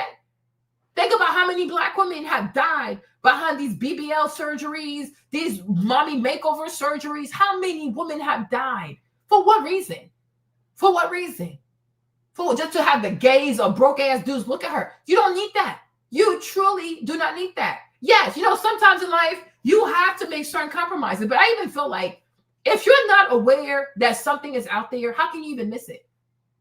Right? Like, because once upon a time, women were not dressing provocatively. So they were not missing it. You can't miss what you don't know. Okay? All right? Everybody does it. You're comfortable. Like, if you live in a society that practices modesty, you cannot miss being, wearing stuff that's super revealing because that's not your culture. Right? You can't miss what you don't know. Like, you can't miss not having a Birkin bag if you don't even know that a Birkin bag exists. If all you know is Coach and Michael Kors, you're happy, right? Your unhappiness or your manufactured unhappiness starts to arrive when you are told that there's something better, there's something more expensive, there's something that gives you status, but otherwise you were just fine. you were just fine, right? It's the same thing with relationships, right? For a very long time, people were fine being regular people until social media said, no, there's a thing called a high value men. There's a thing called a scale being 10 out of 10. There's this, and that. Before any of that, people were just fine because you can't miss what you don't know, right? But the problem is, white people, once again, it's always these people, white people will introduce you to sin. And they will call it liberation. They will call it freedom. They will call it this, and that. But what we see is it only leads to chaos, right? And if you don't even see it in your personal life or in your own society, look abroad. Every time they've had a war and a so-called regime change, and they put another person to replace the other person they call bad, they made things worse. They made things worse. When white Americans in their foreign policy, when have they ever made anything better? They made things worse. Right. And I'm telling you, look at it over here, too. The more freedom they tell you have, the more confusion you have. Right. You understand? And you start to realize why some businesses, especially businesses who do very, very well, their menus are very simple. They get straight to the point. Don't try to have multiple offerings. Like if you go to Chick-fil-A, all you're getting is chicken. There's no burger with everything they do is just chicken, and it works just fine, right? You go to Starbucks, all you're getting is coffee stuff, like coffee products. You're not going to go in there and get this and ice cream and right? They keep it very simple because the less you have, like the more structured your menu is, and the more you focus on your core competencies, you are more likely to have more enjoyment in your life, right? But when you are introduced to an array of ideas and freedoms and this, and that, it causes more confusion than it actually liberates people. It confuses people, right? And sometimes people can have so many choices to choose from that they have decision paralysis. They don't even know how to choose anymore because it's overwhelming. It is overwhelming, right? And that's why today you see it. Young people, young women, young men, they have a hard time with relationships. They have a hard time getting married because they're being told there's more out there. There's more. Okay, and that's fine. There's more. But do you need more? Right? Imagine worrying about more that's out there when you barely understand the basics of what you need. Understand? Right? Before you add toppings onto your food, you got to have the basic meal in order, right? Everything else is a topping, but it's not always necessary, right? It's like those soft serve places, these ice cream places, yogurt places. Like you go, they got different ice creams, and then you go to the station and you put they have all these things like candies, chocolate, and you can put all these extra toppings, right? But sometimes for as much as it sounds good to put all these toppings, it becomes nasty, right? If we can be honest, because certain textures don't go well together. Right? Like gummy bears might not go well with sprinkles, right? Gummy bears, sprinkles, and chocolate and peanuts. Like, okay, like now it's getting a little nasty. Why? Because the texture is changing, right? Whereas sometimes if you keep it like, okay, I get a soft server like yogurt, vanilla, and then maybe a little bit of just gummy bears or just chocolate bits or just sprinkles, right? The simplicity of that makes it even more enjoyable. It makes it more tasty. Why? Because it's simple, and simple is always better.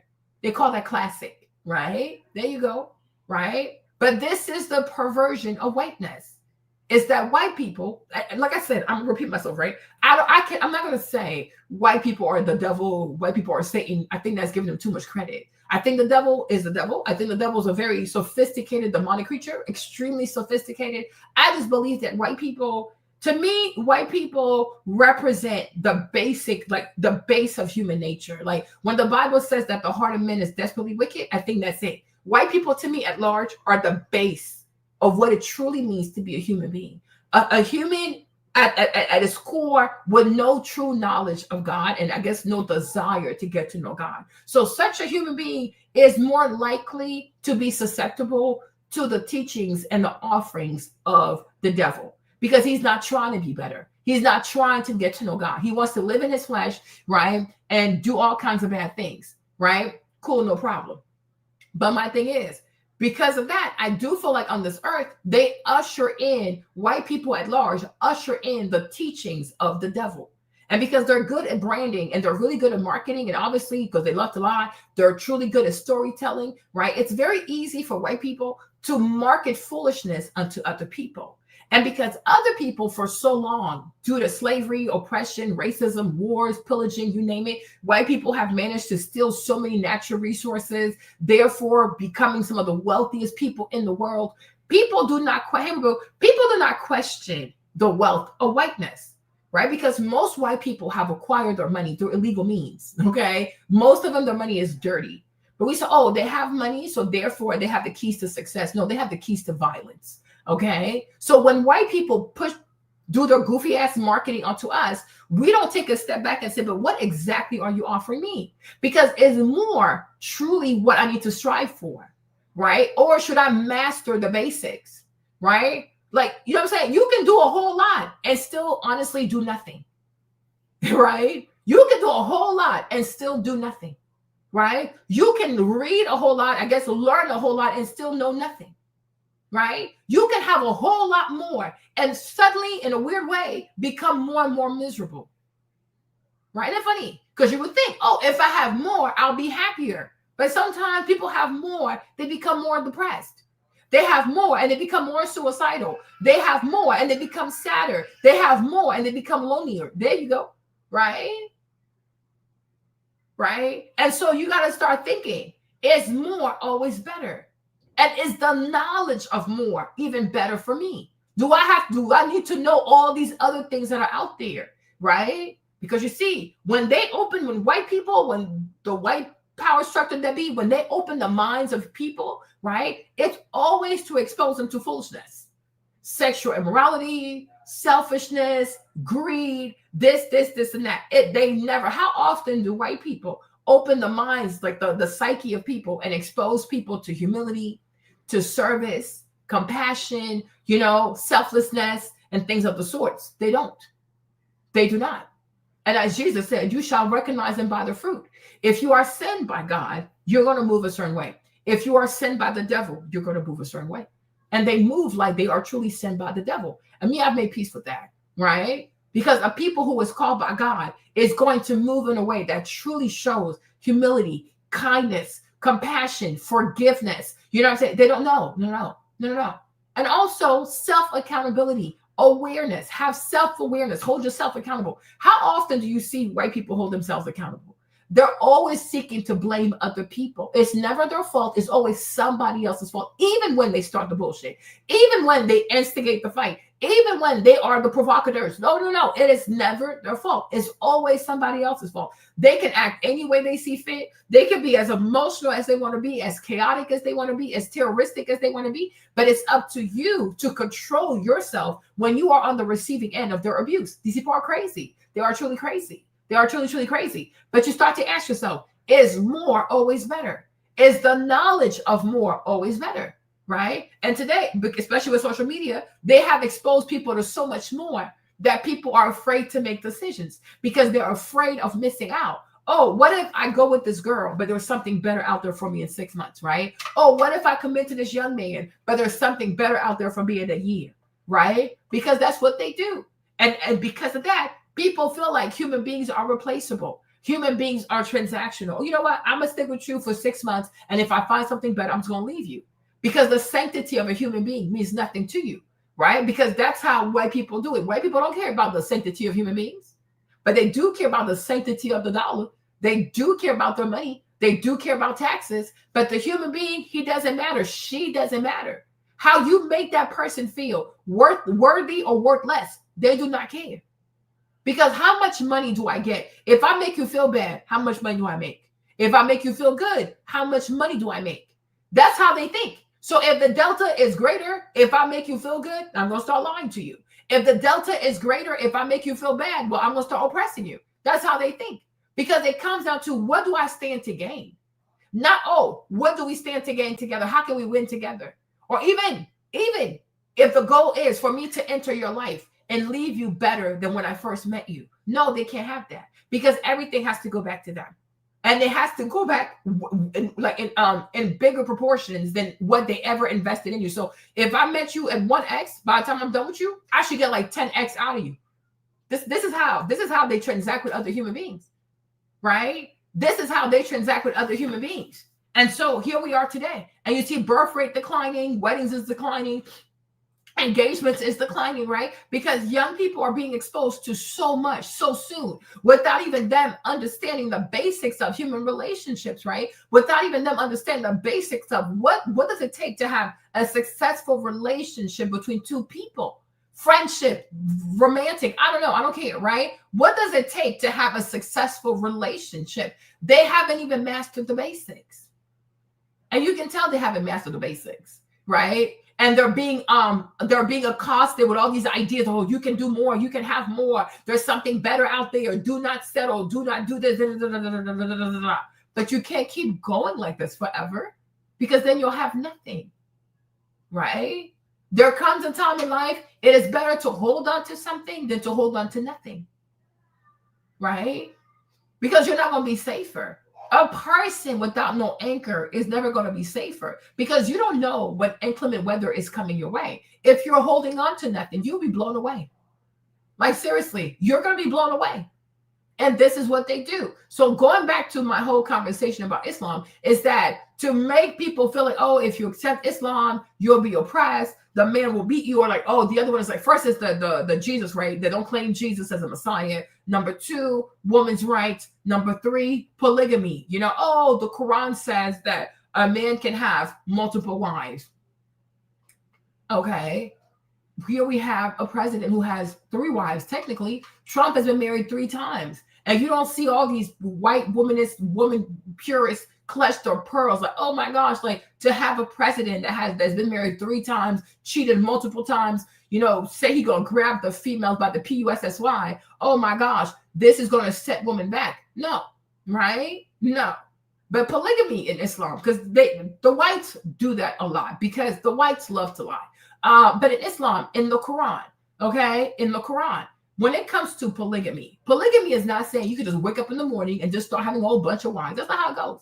The Prophet Muhammad was very clear in saying that one of the main rules to have another wife is that you must love both of your wives equally.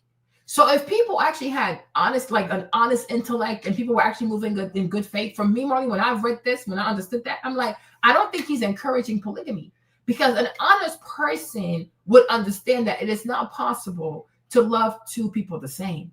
So therefore you can't do it, right? You have to be a fool, or you have to be earnestly dishonest, right? And like, for me, I know when I read that or heard that, right, it was giving when they asked Jesus about divorce, he was like, yeah, Moses agreed for y'all to divorce because you're wicked, right? He said you're wicked, right? But so what does that mean?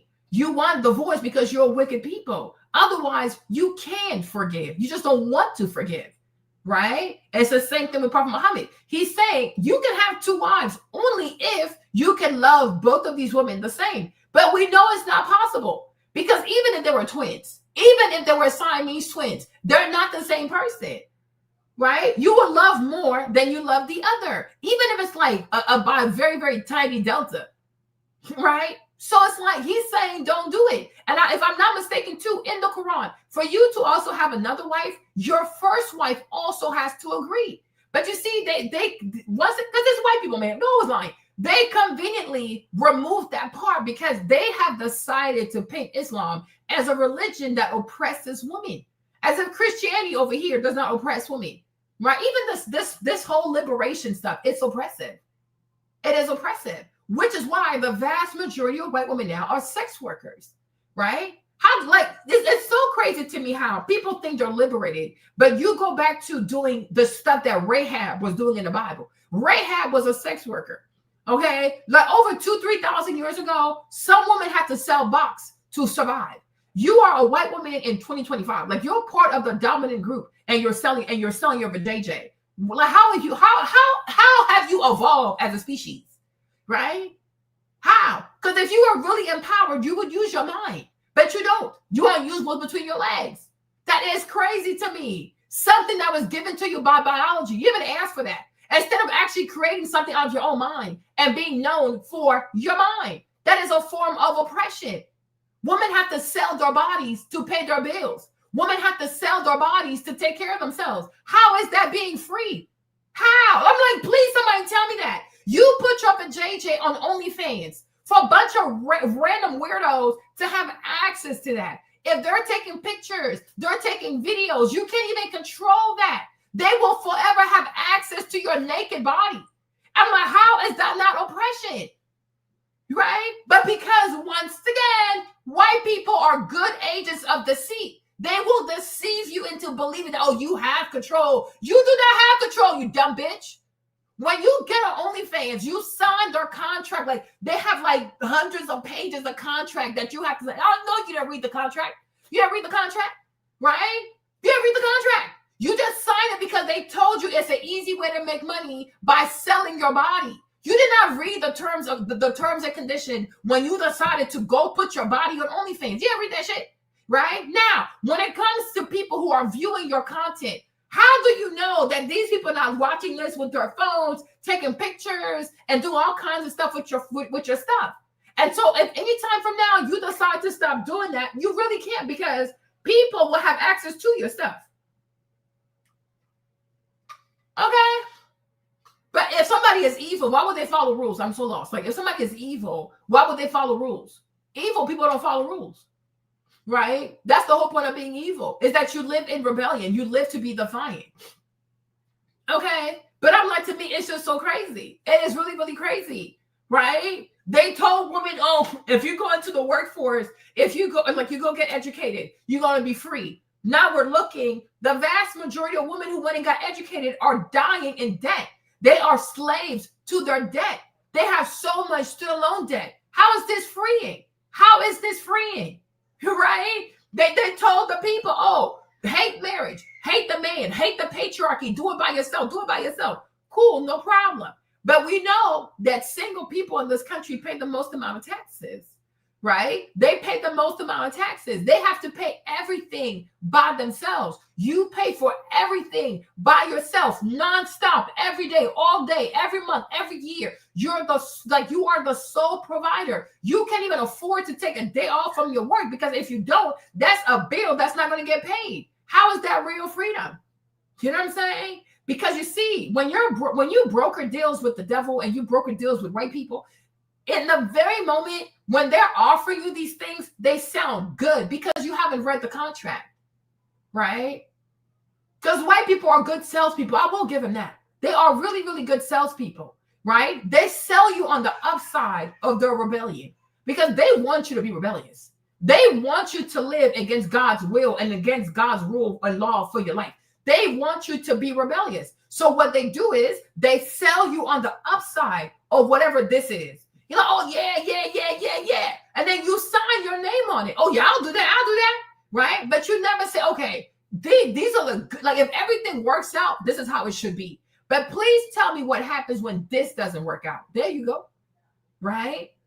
And that's the part that's the part that really makes me sad, because even if I talk about Black women in America, for example, I wish a lot of women, for example, would say, please tell me about the downside of this, because this right now you're selling me on the good side. Okay? But which men lied? Which men? Because it's not people like, oh, the men. With me, when I speak, I'm very specific. I said white men, white people, right? Which men lied? The collective of men? No. Which men? Which men? Men from the West? Liberal men from the West? Yeah, that's why there are certain people you should listen to, right? And people also have to ask themselves, especially people who are Christians, right? If you call yourself a Christian, why are you listening? Why are you listening to ungodly voices, right? Why are you listening to ungodly voices? How can you call yourself a Christian and it's so easy for anybody to seduce you with foolishness? Why don't you think for yourself, right? Who are these red pill men? Who are they? Who are they, right? And how do they come to be? But red pill men are not the reason why the society looks the way that it does. Like, they're not responsible for this.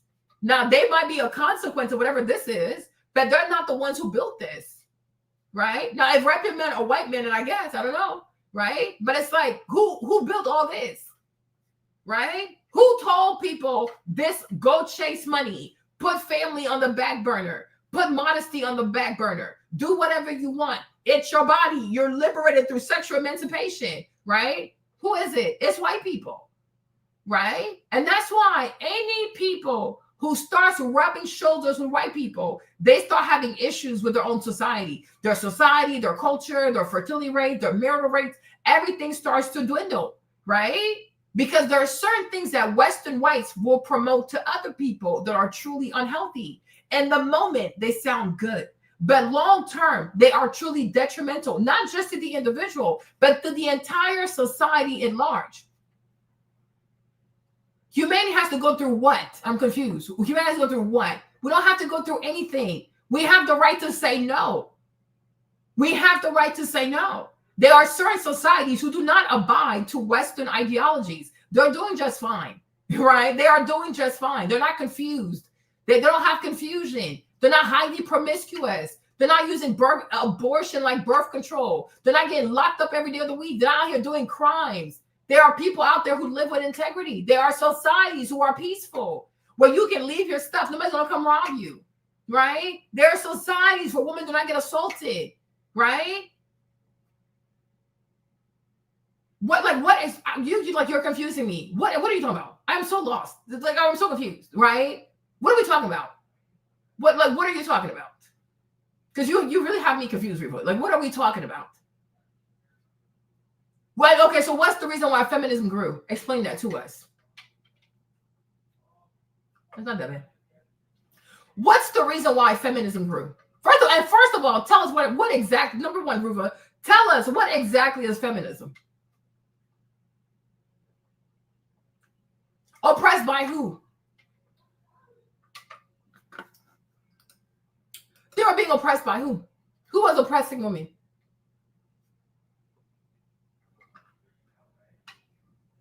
Who was oppressing women? Who oppressed these women? Because we're going to know if these thoughts are your own or if you were just brainwashed. Who was oppressing these women? Which men? Which men? Which men? Men were oppressing women. Who? Which men? Which women? Like, let's be like, give me geography. Yeah, I'm like, who? The woman. Which women were being oppressed? Black women, white women, Asian women, Indian women, Latino women. Which women were being oppressed? And they were oppressed by which men? You think it's all racist. No, you gotta be very specific. I need to be very, very specific. Which men? Because then we can also say, in that case, we should have a child movement also, because children all around the world are being oppressed by their mothers. Right? How many mothers kill their babies? How many mothers? I even read a story of a lady put the baby in the oven. Right? So we should also have an ism for children to protect children from mothers. Right? What does that even mean? Women were being oppressed by men. What does that even mean? I'm like, what does that even mean? Oppressed how? And what do you call oppression? What, like, to you, what constitutes oppression? What is oppression? What does it mean to be oppressed? Because people in the West, they use these words without even understanding the meaning and the magnitude of these words. What does it even mean to be oppressed? What's oppression? What is oppression? What does it mean to you to be oppressed? Then I'm like, and people have to understand, there is a stark difference between inconvenienced and oppressed, right? Even abused and oppressed. You can be abused and not be oppressed, right? You can be inconvenienced and not be oppressed. And I said that about, especially like white gays, like white men who are like, oh my gosh, I'm oppressed because I couldn't marry a man. And I'm like, no. Oppression is assault. That's not what oppression is. So any woman who's a victim of assault is oppressed. That's not oppression. Finances. Well, if that's the case, that's not just men. That's not just women. That's the vast majority of the world, right? Like, you need to study study every country in the world and study their GDP. right? Study what, like, go most countries in the world, besides Western countries who have benefited from their slavery, racism, pillaging, plundering, whatever, right? How much do most people in the world make on average, men and women? So that's a bogus argument. I'm sure if you go look at the World Bank, you'll find it, right? How much around the world, especially in developing countries, how much do most men make? And how much do most women make? Right? Oppressed emotionally. That's bullshit also. What does that even mean? They're oppressed emotionally. Ruva, you need to truly go and study the definition of oppression. God, I don't think you understand what oppression is. I don't think so. Right? And I know your talking points, you got them from white people. These are not your own thoughts. Right? These are not your own thoughts. Like wherever you're from, go find out in your country, like your home country, because you're not, in your home country, go find out on average, how much does a man make in your own country? And then how much does a woman make? And see if there's like this stark discrepancy between how much they make. Right? Emotionally, if we live in a poor country that is constantly being plundered by these Europeans, yeah, everybody is emotionally oppressed because it's poverty. And there's chronic poverty. So a woman cannot say that she's more sad than a man. People are poor. People are really poor. People are poor. Men are not a little bit more happier, in stark poverty compared to women, right? So, like, to me, like, what does it even mean to be oppressed? Oppressed how? Who was oppressed by who? You can say women were inconvenienced. Sure. I will say men also were inconvenienced. You can say, oh, in certain culture, men did not want women to read. Yes. And like, is that an okay thing to do? No. But does that mean that by far and large, you have to encourage women to become promiscuous and do all kinds of crazy stuff? No. We can simply say, hey, you know what? Here's why it is not advantageous for you as a society to not allow your young ladies to read, because the more they know how to read, the more beneficial it can be for everybody, right? That's it. But I'm like, oh, they're oppressed, they're oppressed. It's like these are the kinds of inflammatory languages that white people use to justify foolishness and to justify going torturing other people, as if over here people are not oppressed. So, but that's not true though. Which woman? That's why I keep telling you this. Which woman didn't have a say so? What are you even talking about? Which woman didn't have a say so? Which woman? Right? Like if I take the Ivory Coast, for example, right? Even the Ivory Coast, most women in the Ivory Coast are not homogenous. You have some Ivorian women, especially those who are like, I mean, for me, definitely like in the southern part, people like who are like Akan, Ashanti, they identify more with matriarchal order. And in those societies, women have a lot of say-so. They have a whole lot of say-so. Then you have Western cultures in the Ivory Coast where men might have more of a say-so. But even in one African country, different ethnicities are not the same. Do you have some ethnicities, women are submissive to men. It's more of a patriarchy. You have other ethnicities, it's more matriarchal. So that's what I'm saying. What are we even talking about? Right? Now, if you want to adopt or co-opt the pains of white women, then say that, right? But I'm sure even in your home country too, it's probably the same. You have some women who are very independent and do what they want. I told y'all this. My grandma, my mom, my great grandmother, right? My mom's mother, her mother, she was divorced in like what, the 1800s, right? But according to the whites, because the whites know it all, this wouldn't even be possible because women are oppressed. Women don't have a right. Women can't choose. No, she was married. She didn't like it. She bounced. And she got herself another husband. Like my grandma, her dad is the lady's second husband. Dokriti, like that was her second husband because her first husband, she didn't like him. So she left. There are plenty of African women, especially in West Africa, that I know who left their first marriages because my grandma had to be born like the 1940s, something like that. So her mom had to be born in the 1800s. She left the man. So I'm like, I am not white. So I'm not going to co-opt the bullshit of white people because white people lie. So there is that, right? But you cannot, me, Marlene, as a West African woman, you cannot convince me that every woman was oppressed. That is not the case. That is so not the case. That's not the case. Even the Ivory Coast, my grandma was like one of the first women, she was one of the first women to have a driver's license and to drive throughout the country. She even been to the newspaper. Okay? So it's like, no, oppressed how? Oppressed by who? The only oppressive force that I know for a fact has oppressed women throughout the entire globe are white people. Now they are a true force of oppression.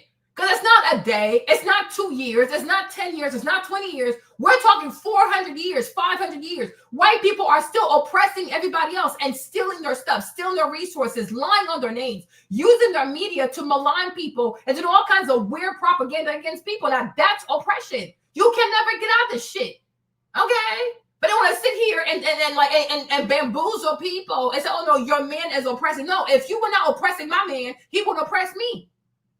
If you weren't so abusive to my man, he will be abusive towards me. If you allow my man to go fulfill his dreams and be who God has called him to be, he will be so happy, so content, and fulfilling his purpose. He will not be out here abusing me, right? But to sit here and act as if the oppressions of white people, the slavery, all the bullshit, their laws, their imprisonment, all that shit has not caused disillusionment, has not caused bitterness, frustration, and anger into these men, that now they take it out on the weaker vessel, which is the woman, and then she takes it on the children. It is fucking wild to me. I don't see how you black girls like are able to always detach white people from the fuckery they've done to all of us. Like as if we live in a world where whatever your goals are, whatever your dreams are, you can just go ahead and make it happen. Like your complexion does not matter. As if we have not lived in a world where white people have written laws that you can't read, you can't go to school, you cannot vote, and if you do, we'll kill you, we'll kill you, we'll kill you. When you deny people, especially a man, the right to his own destiny, the right to become his own person, to take care of himself, to have a vision for himself, to be the man that he wants to be in this life, how are you not going to make this man go crazy? How are you not going to make this man go crazy? This is just so wild to me. It's just so crazy to me. It's just so crazy to me. As if people who've been held in captivity just became crazy out of nowhere. Like the level of gaslighting, it just drives me insane. It truly drives me insane. It really drives me insane. It drives me insane. And look, take my mother-in-law, for example, right? Take my mother-in-law. Her daddy had a master's degree back when they lived in Memphis, Tennessee. He had a master's degree, right? And he wanted to work an actual job. They wanted him to be a janitor. The man said he's not going to be a janitor. Because he said he's not going to be a janitor, they started threatening their lives. So, if this man shut down, because then they had to leave Memphis and they moved to Hampton, Virginia. But I'm like, if her dad became recluse, or if he started having anger problems, or if he started becoming meaner, are we going to act like there are not outside forces that played a part into making him this way? Oh no, he's just a black man. Shut the fuck up. Shut the fuck up. Like he is a black man in an oppressive ass system. How would you feel if you work for your degrees and the white man said, oh, because you're black, you can't have this job because you're black. Here's a broom and that's all you'll ever be, even though you're way more intelligent than every single of these white bitches. How would that make you feel? Like the level of gaslighting is just so crazy to me. It is so crazy to me. How would you feel? How would you feel if, you're in pharmacy school, right? You're a pharmacist. Imagine if people say to you, oh, yeah, you're black, so you can't be a pharmacist. You got to go be a housekeeper to white people. And then now you become mad. Now you become frustrated. Now you become angry. Oh, well, Ruva is just a mean person. Ruva is just this. No, Ruva been through some shit. And you got to understand her. That's some bullshit. Because for all the years she put to being a pharmacist, and you're telling her all she can do is be a babysitter to a white woman? Are you fucking crazy? Are you fucking crazy? It's just so crazy to me. When I see black people trying to remove the accountability from white people for the fuckery they've created. As if white people just let you be. If white people allow people to be themselves and somebody turns around and it is mean for no reason, I can see why that's some bullshit. Because why are you being mean? Why are you being mean? You can do whatever you want. You can go wherever you want. You can live wherever you want. You can have whatever job you want to have, right? Then at that point, I will get it. But to pretend like racism has not always been out here discounting black people, selling black people at a discount, selling black labor almost for free, taking advantage of black intellect, taking advantage of black creativity. Yeah, I see why people go fucking crazy. It makes sense to me. Even James Baldwin, I told y'all this, right? When I first discovered James Baldwin, I thought he was gay because, in French, to be happy means like gay thing. I was like, oh, maybe he's happy. I'm like, no, he's homosexual. I was like, what the fuck, right? But I'm like, you start listening to James Baldwin, there's a moment where James Baldwin loses it. And it's like, you know what? I get it. I really do. Because even me, I would lose it too. Because, you know, like people at the Harlem Renaissance, they used to vacation in Paris a whole lot. They were really in Paris, like Montmartre, all these places, right? La Bastille too. So it's like, when he would go to Paris, like they were all there. It was him, Josephine Baker, Langston Hughes. They were all, like all these Americans, these Black Americans, they were all vacation in Paris. Like it was their spot. Because they were, oh, this is too much. Racism is too much. I need a break. So they would go to Paris. They would have the most phenomenal experiences in Paris because they were treated as human beings. Nobody calling you the N-word. You can live your life. You could be walking around near the Seine. You could go have coffee. You could be in the Champs-Élysées. There was no smoke for you because you were Black. But then they will come back to America and it will start all over again. Oh, shit. These white Americans, you know? But I'm like, there's a point where James Baldwin, he also starts to go crazy. And it's like, you get it. Like, you truly do fucking get it. You know what I'm saying? Like, for me, like, even growing up, I've always asked myself, oh my gosh, this is just so fucking crazy. It just triggers me. Okay, hold on. Give me a second, right? Hold on. Give me a second, okay? Y'all, this video is about a whole lot of stuff, but it's cool. It really is cool, right? I think he's going to win. I really think they said the Jewish dude, the billionaire wants to get involved. I'm like, you people, you think you can throw money at everything. Cuomo had $28 million for his campaign. 25 or 28 million, he lost. Mandani only has 8 million. He took the primary. So I'm like, come with your billions. Nobody cares. Like, nobody's coming out and voting for you. But I'll talk about that later, right? But you see, like, for me, Marlene, like, growing up, I never understood why Langston Hughes could not be a Hemingway. Because I'm like, he is the Black Hemingway. We had to read all these books by Hemingway growing up. And I'm like, what the fuck? Like, I don't know. Like, to me, it's like, okay, yeah, sure, whatever. Right? But I'm like, why could Langston Hughes be comparable to a Hemingway, if not even better than a Hemingway? You understand? They're like, this is the shit they do to people. This is the shit they do to people. They do, like, they fuck with your mind like this. Right? And they will intentionally go find mediocre white people and give them everything that belongs to you. And then when you start shutting down, you start becoming more angry, you start becoming bitter, or even you go into alcoholism, or you just black out. Like, man, fuck this shit. Right? Because you realize the game is fucking rigged. The game is fucking rigged. White people have created a world where no matter what, they always win. Hey, Shayla, they always win. They always win. You see, like even this whole Hailey Bieber and her $3 billion valuation for Rose, like, what the heck? What about this company is worth $3 billion? Right? But you got Black people, even other people, they've worked for years, decades on their business. They will never be valued at $3 billion. Why? Because they ain't got the right complexion. They don't have the right complexion. So for us to sit here and act like there's not a reason, because like I said, to me, oppression is one thing.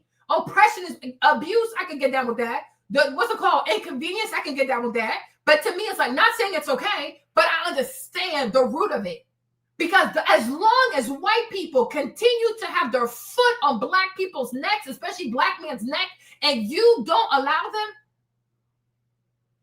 No, he won the primary, Nafisa. He won the primary. The election is in November. So he won the Democratic primary. He won the Democratic primary, right? Against Cuomo and other people, because Cuomo called and he conceded. So Cuomo now is running independent. Eric Adams is running independent. Mandani, he's running as the Democratic Party nominee, right? And the official elections are in November. So they're voting for the mayor of New York in November. But he won the primary. He won the Democratic primary. Right? So I'm like, this is what they do to people. This is what they do to people. Yeah. This is what they do to people. And then people start going crazy. And people start going crazy. And it's sad, yeah, because if the woman is next to the man, unfortunately, she's going to feel it more. I'm not going to sit here and act stupid, right? Because if you have a man who's frustrated, you're going to feel his energy. Just like a child. If a child has a mom that's frustrated, the baby's going to feel that energy. That's how it goes. Because the weaker vessel always feels it, right? Now, would I call that oppression? I don't know. I don't think I would. But I know it's not, I know it's not a pleasant experience, right? But my thing is, I want people to consider that if most Black men had always been allowed to fulfill their divine destiny, they would have been happier people. they would have been more enjoyable people. You understand? But what really, really gets me, especially here in America, is that the fact that people do not even want to have some level of empathy for a Black man is crazy to me. Because I'm not even from here, but I have to take days off from dealing with white Americans because it's too much for me. It's too much. I've been here for like 30 years and I'm still not acclimated to their racist ways. I struggle with that. You know, I was gone for a whole week. And even that, I'm like, you know, because I'm going to try. But it's like, it's really, really hard. And there are days, even Marlene, I need to unplug from America, white America, because I can't stand these people. They're so mean to me. They're so racist to me. They're so ignorant to me. They're so unsophisticated. They're so diabolical. I just have to unplug because I'd rather unplug than to say things. I mean, I don't think I'm going to regret saying those things, but I'm going to say them. So I don't want to say them, right? You understand? But I'm like, I can only imagine people who are like Black Americans who are really from here, like lineage like this. They had to do this all the time like this for as long as they did. Mentally, I would have checked out. Even yesterday, like I was washing dishes yesterday, and I was like, you see, I understand why Nina Simone, she snapped. I'm like, these people right here, they could really make you snap. She snapped. I told y'all she would have concerts, and she would say things like, do you want to kill white people? Do you want to kill white people? You know what I'm saying? Because she snapped. She just snapped. It's too much. Their injustice, their callousness, their disregard for human life, their disregard for people and their dreams, their ambition, their disregard for Black labor, for Black intellect. It is too much. Last night also, I was listening to this one Black professor from Emory University. I was like, Auntie, I love you. I know you in line, but I got to check out because it was too much. It was too much. I'm like, I can't. This is just too much. A Black man went and voted. They came to his house, bunch of white thugs, bunch of white barbarians. They came to his house and they gunned him down on his porch because he went and he voted. So it's really crazy to me how we want to talk about, the oppression of this and that, without even talking about what white people have done to the psyche, the psychology of Black men in America, right? And therefore, it affects the Black woman and also affects the children. But these people are so responsible. They are so responsible for this. They are so responsible. I can only imagine how a Black man from this place, growing up here his whole life, could have felt. You go out every day, all you hear is being called the N-word, or they call you a boy. The N-word, they call you a boy. Back to back to back to back. And you can never respond to these fuckers because they got weapons. It's not because you're scared, because physically a white man can't take you down. We all know they're cowards. We all know they can't fight, right? White people are weak as fuck. They're only strong when they're in a gang and they have weapons. That's about it. That's why they love weapons so much, because who are they without their weapons? Bunch of bitch asses. And we see how their wives treat them because their wives know they're a bunch of bitch asses. And no bigger bitch than a white man. Okay, they're the biggest bitches out here. They're so fucking emasculated, right? And they only feel good when they can find somebody to bully, because in their household, their wives run the show. The wives are the husbands of the marriage. But I can only imagine how a person must feel. You go out to work, you go to your commute, you go out to work, you come home from work, and all you hear are racial slurs.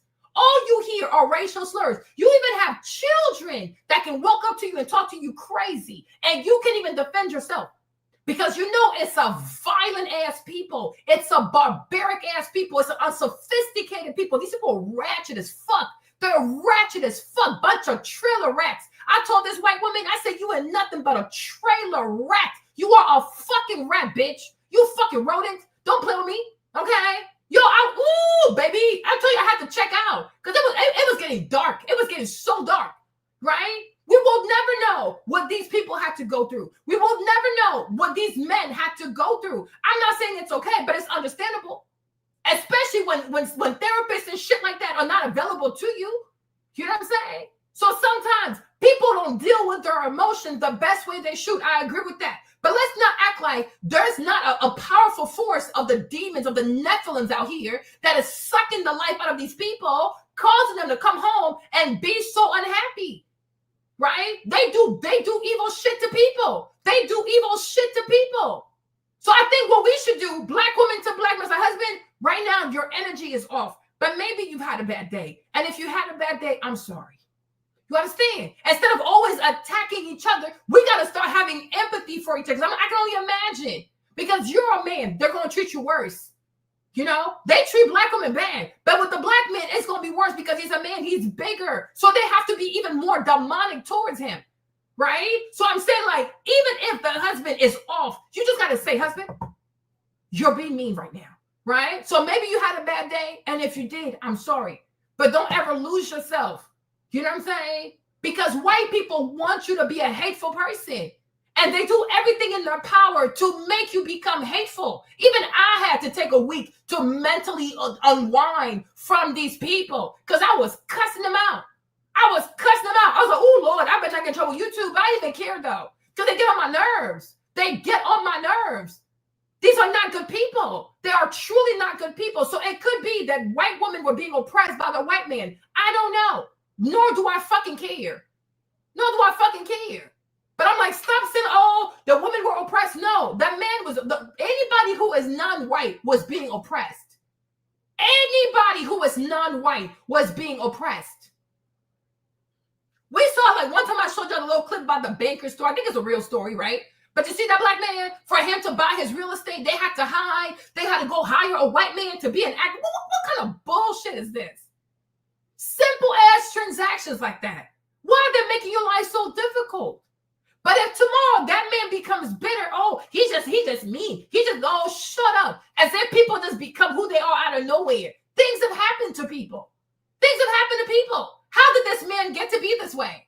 Right? But part of the sick ass feminism, especially the white version of feminism, because white women are misandrous. Like, we already know this. Like, these girls ain't got no fucking respect. White women are misandrous. White women, I think the vast majority of them are sociopaths, but what do I know? So they don't have empathy. What I'm saying is black women do not be like her because she's diabolical. She's a whole ass witch. Most white women are witches. They're fucking evil. They don't even care about the feelings of their mans. Because you would say, wow, like, what happened? Like, how'd you get to be this way? What is going on? What are you? I feel like I know you have potential. I know you can be a good person. I know you can be a great man. Why are you acting like this? What happened to you?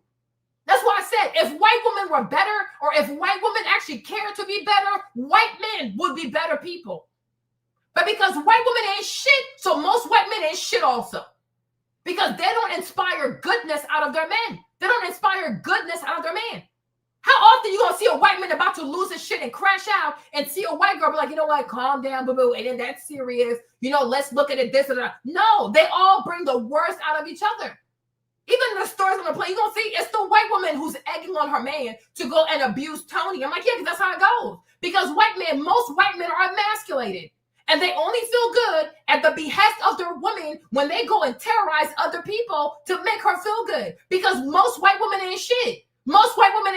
And they're extremely insecure.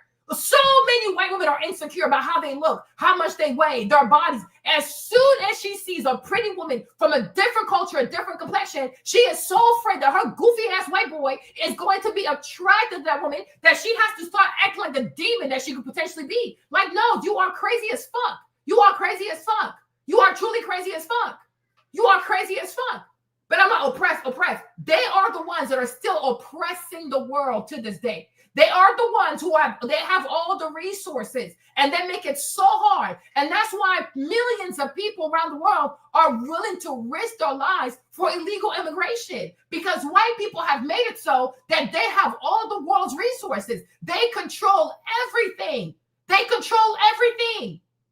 But they want to sit here and distract people. Oh, the man is oppressing you. No, you are oppressing my man. And because you're oppressing my man and he's in a bad mood, now I got to feel his bad mood. So stop oppressing him. Stop playing fair. Let things be fair. If you say, oh, it takes this amount of a degree and this many years of experience to get the job, then let him get the job. Stop oppressing people. Stop taking opportunities away from people. Stop gaslighting people and stop being so damn violent with people. Stop it. Like, seriously, stop it. But I'm like, these people are so they dehumanize people. They mistreat people.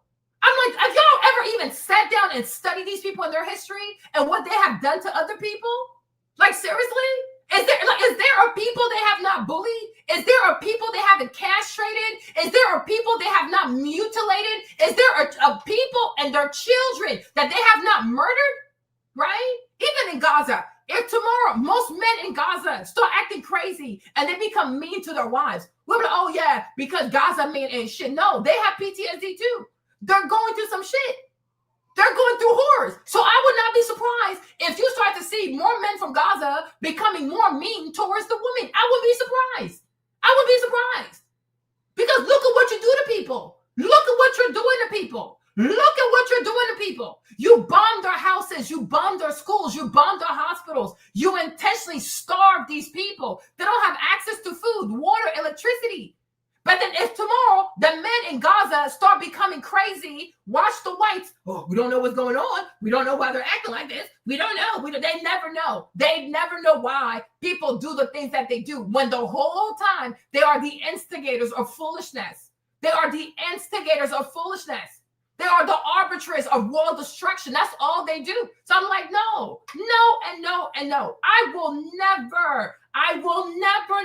never remove any culpability from white people. They are responsible for the world that we live in. To whom much is given, I guess, to whom, the one who stole the most, okay, much is required. They run the world. Their currencies run the world. Their governments and their foreign policies and their intelligence agencies, they run the world. They have the biggest militaries in the world. They have the biggest businesses in the world. So if we live in the world today where people are not happy, people are miserable, people are barely making enough to survive, and it causes all kinds of weird behaviors in society, we have to look at these white people and say, enough with your greed, enough with your lies, enough with your unfair hiring practices, enough. If everybody has to apply to the portal, everybody must apply through the portal. You do not get to hire other white kids through the back door. Stop your bullshit. Stop your bullshit. This is utterly ridiculous. These people are racist. Exactly. That's what they're gonna do. You know, just like when we had the war in Iraq. Some of you are not from here. When we had the war in Iraq, and so many of our soldiers came back. Do you know? Like, because I'm in Virginia, so Quantico, we have a big base here in Quantico. Do you know how many of these soldiers were out here murdering their wives, choking these women, killing these women? Of course, it's fucked up. It's like who? Like that's a femicide. That's woman violence. It's crazy as hell. But can we really say that if this young man had never gone to war, he would have killed his wife? No, he went to war. And when they go to war and they go there and they realize like, yo, we are really out here killing innocent people, it does something to them. When they come back to America, there's no treatment, there's no therapy, there's no counseling, there's nothing. We grew up, we were outside when people came back from Iran. Right here in DC, Walter Reed, we saw the soldiers on the floor. They had soldiers on the floor. They didn't have enough beds for the soldiers. They didn't even have enough prosthetics for the soldiers. Meanwhile, Dick Cheney got so rich. He got like what, 10, 30, 50, 60, $100 billion with his company, Halliburton. But the people came back from war. The soldiers came back from war. They were sleeping on the ground. People were on the ground at Walter Reed. I'm like, this is crazy. This is America. You would think that you were in a third world country tending to their soldiers. It is crazy. It is crazy.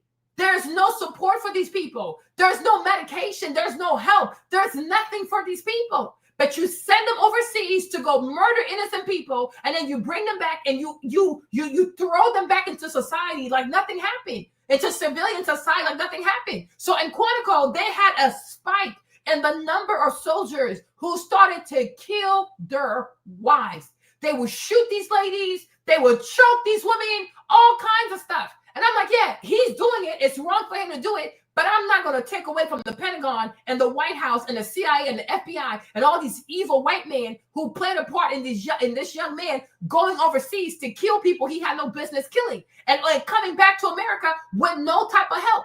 With no type of help.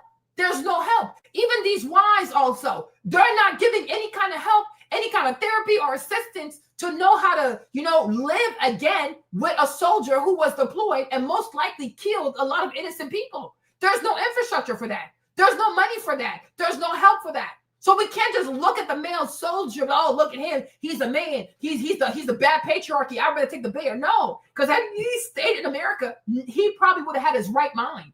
He probably would have had his right mind. But Marlene, I would not be surprised if in a few years you start to see some deranged behavior from the men in Gaza, right? I would not be surprised. Because living through this, I can only imagine what it does to a person. Babies dead all over. Children dead all over. You see parents holding their dead babies. I don't know what that would do to a person. And that's why I feel like in everything and anything, no matter how mad you are, you got to also try to have empathy for people, right? But I'm like, me, Marlene, I can only imagine the Black American experience in this country, especially for Black American men, because I know they used to be called the N-word all day, every day. Or they call you boy. You could be a granddad. You'll have a white child call you boy or call you whatever. And you can, like a child, this is some crazy shit. This is some crazy shit.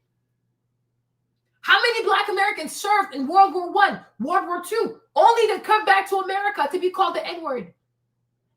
Right? Look at Master P and his granddad. Master P, his granddad went to World War II, right? And when he even had, I think he had some kind of medal when he was in the military. When he got out of the military, the only job he could find in New Orleans was in a bakery shop. In a bakery shop. You think most of these white fuckers, even white fuckers who had no medals, worked at a bakery shop in New Orleans? And to sit here and to act like that doesn't do, that can't, even if it was you, it wouldn't fuck you up. That's crazy to me. So that's why I said, I wonder where so many Black girls learn to hate Black men like this. As if we're not all the Black men. No, the first oppression that is still sustaining to this day is white oppression. But how would you feel? How would you feel? Hold on, what's his name again?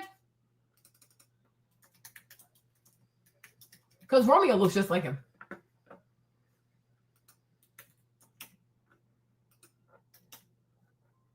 Oh, here you go. That's his picture. Claude. Oh, you see, he got a little French name right there, right? Okay, cool, right?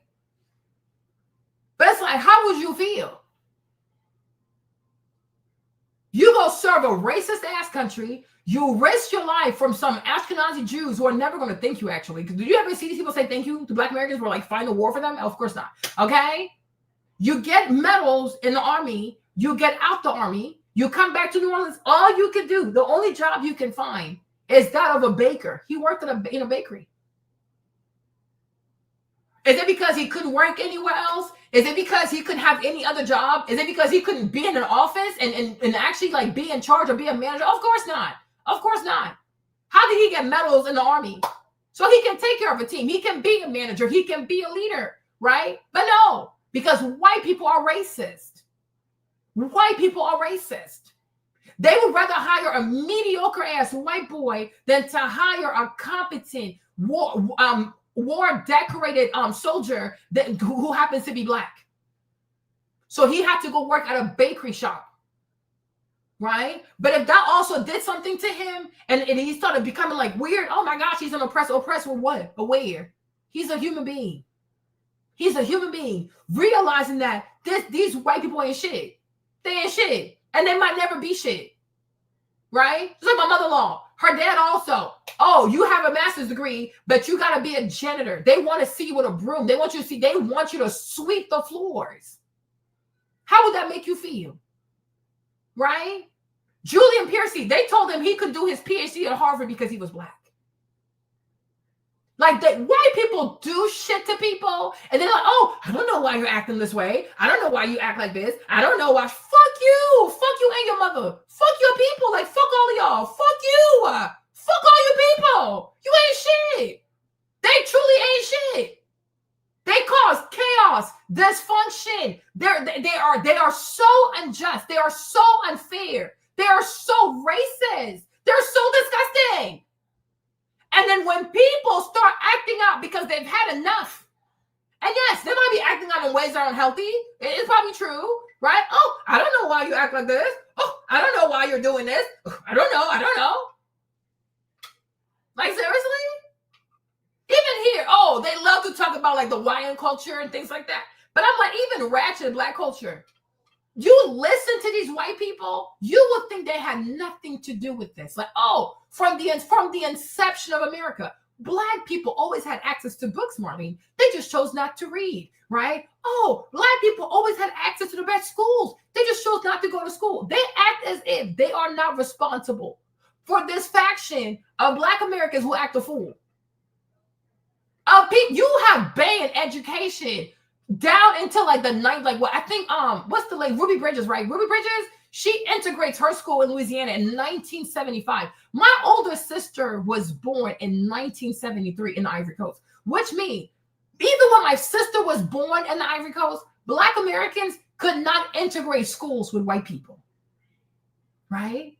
1975, right? And when do you actually get to full integration? Only maybe like in the 80s, right? So like 40 years only of like real access to some decent education. But yet they've had access to school since the 1600s. But they want to sit here and talk about people who they because it's their fault. They've only allowed, because it's them, it's always them. You've only allowed these people to fully integrate your schools in the 80s. So like what, 40 years ago? Right? But they've had access to schools on this land until the 1600s. When was Princeton created? Like 16 something? So imagine the people who've had over 400 years of a head start, 400 years of education, want to look down a small minority who happens to act a fool when they are responsible for promoting illiteracy to African Americans. I truly do not know how some Black people are so capable of removing culpability away from white people. This is what you wanted, right? This YN class, this violent class, uneducated class of Black people, that's what you wanted. And that's exactly what you created. You're not innocent in this. This is really funny. You would think from the moment they created Princeton, Black people had access to Princeton. The moment they created Dartmouth, Black people had access to Dartmouth. The moment they opened the doors to Harvard, Black people also had access to Harvard University. These are people who will kill Black people for even having a book. Millions of Black people were born on this land without even knowing their birthday, the day, the month, the year, because that's the level of control white people wanted to have or needed to have so they could feel better about themselves, right? Millions of Black people born on this land without a birth certificate. And nobody stops to say, like, I can only imagine what that does to a person to not even know their birthday. You see? But the vast majority of white people, they know their birthdays. Their grandparents know their birthday. They know when they're born. So many Black people couldn't even tell you, I was born on this day. This year, that month, that's the day I was born. People don't even have birth certificates. Like the level of inhumanity. These people are so evil. Like, I swear, I tell you, like, I struggle every day to not have hatred for white people. Because I don't know if it's like part of being on this earth and for you to test your soul is to see how you cope with their wicked ways. And like, maybe if you make it, God's going to allow you to go to heaven. But I feel like the real test out here for my salvation is to see how I can cope with these people. Because they're such liars. They are such liars. Like, these people have a mental illness. They have a mental illness. And the day I die, after I go through my judgment day, I'm truly gonna have to ask God, why? Why would you ever allow that for a people?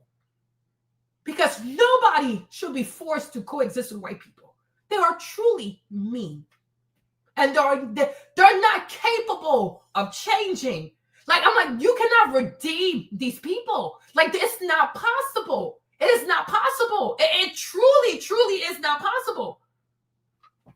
It truly is not possible.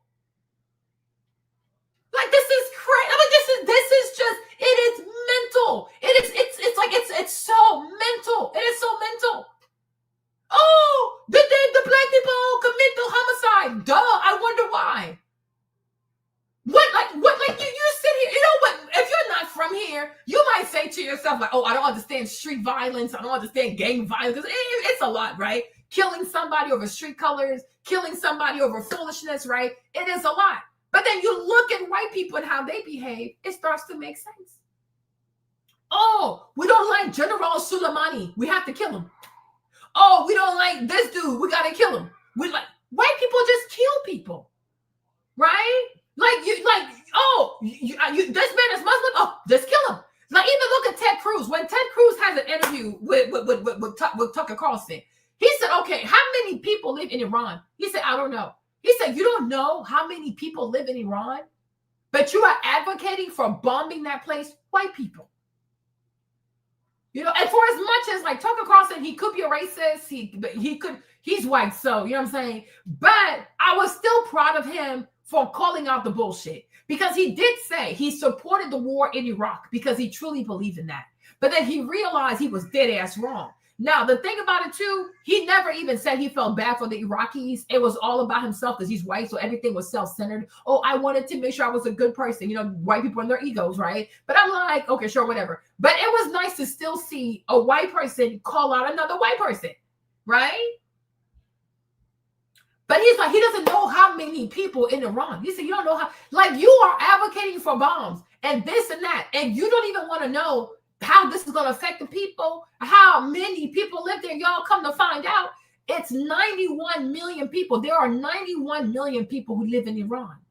It's not a small place. 91 million, that is a lot of people. That's like a third of the American population. And he looks so damn stupid. Like you see, white people. Because the way white people are able to dehumanize people, they will take away your humanity. They will act like because of your religion, you're not a person, because of your name, and they always act like they can't pronounce your name, but they don't have a hard time pronouncing these hard-ass Russian names, right? They will dehumanize you in a heartbeat. That's all they do. They're a bunch of thugs. They are the real thugs. So then you start to, you trickle down to the average African-American who is involved in street violence. Yeah, I see where he learned that shit. When you don't like somebody, you kill them. Because that's what white people do. But you see, because white people are such narcissists, they are such malignant narcissists, and they are so convinced of their self-righteousness, they don't even realize that these Black Americans who act a fool are nothing more than a mirror to who they are. They've learned all this bullshit from y'all. When have you ever seen a white man say, okay, I don't like you, but I'm going to try to get to know you? Because it could be because I'm white American and you're Muslim and we don't speak the same language. Maybe that's why we don't understand each other. So come over to my house or I'll go over to your house and we'll try to see how we can fix this. Because it could be a misunderstanding. No, you will never see that kind of humility from white people. They're white. They're always right? They look at their complexion. They look at their degrees. They look at their short dicks and like, oh yeah, I'm white. I got it all figured out, right? When have you ever seen a white person say, maybe I'm the problem? Maybe I need to make it my business to get to know other people instead of stereotyping people, right? But because they're mentally ill. It's some mentally ill people. It's some moon people. Like they're mentally ill. And I can only imagine if you come out of caves and glaciers and super cold ass weather where you have barely enough sunlight to help you to reason correctly, I can see why you'd be so mentally fucked up. You know what I mean? These people, like most white people are vitamin D deficient, you know? Most white people are vitamin D deficient. They don't have enough sunlight. They don't have enough sun exposure. So you can see how they have probably like lunacy in their heads because they don't have enough sunlight. They were not exposed to enough sunlight growing up. Like in their entire formation as a white race in Europe, these people were not exposed to truly like warm conditions to, I guess, make them more friendly, more inviting. I don't know, right? But you would think a person who's educated, a person who is sophisticated, even if they think you might not be a likable person or this and that, but okay, you know what? There could be a chance that I'm wrong. So let me make sure I double check. Let me try to get to know you, right? Because I could be wrong. And as you look at history, white people have been nothing but wrong. They're always wrong. Like that's why they killed the most. They have murdered the most. They have stolen the most. They have done so much bullshit. Because very seldom do their plans actually work. They always backfire because they're always wrong. Look at Latin America. How many countries in Latin America, they told the people, oh, if you hire us, we're going to fix your economy. only for these people to find themselves in abject poverty, hyperinflation. They don't fix shit. All they do is make things worse because they're not that smart. And that's what the Chinese are showing them. You were not smart before when the Chinese were outside. Now that the Chinese have decided to leave isolation and come back outside, you're still not smart, right? Look at the number of Asian kids who are surpassing these white children, right? Because they are not that smart. They're just loud. White people are simply loud. They are not, it's not a people that can actually deliver. They cannot deliver. All they do is destruction. And anytime when they realize they're about to lose, they have to start a war. Anytime they realize it's time for them to pay back their money, they have to start a war. You see, even now, this whole Iran thing, let me tell you this, right? This Iran thing also, if you realize also carefully, you see that a lot of it has to do with China. Everything, any country that is helping China or that has some kind of like, that has like a great relationship with China, they want to destroy that country. Mexico, because now the Chinese have moved a lot of their car factories in Mexico to make those cars. So this whole immigration, the border thing with Mexico, it's more to it because the Chinese are out there. Iran is selling a lot of oil to China. Right? So America, I think these white Americans, let me be clear because everybody's not America, but these white Americans and their white foreign policy for this country is to make sure that China does not become a superpower. Okay? It's like there are many motivations involved in this foolishness. They do not want China to become a superpower, right? Which I don't even know how they're going to stop that because that's crazy. Like, how are you going to stop it?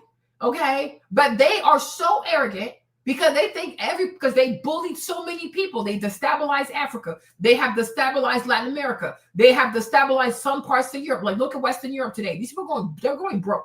Okay. They've done so much bullshit. So they believe that what they have done to the rest of the world, they're going to be able to do that to China. And it's not going to happen.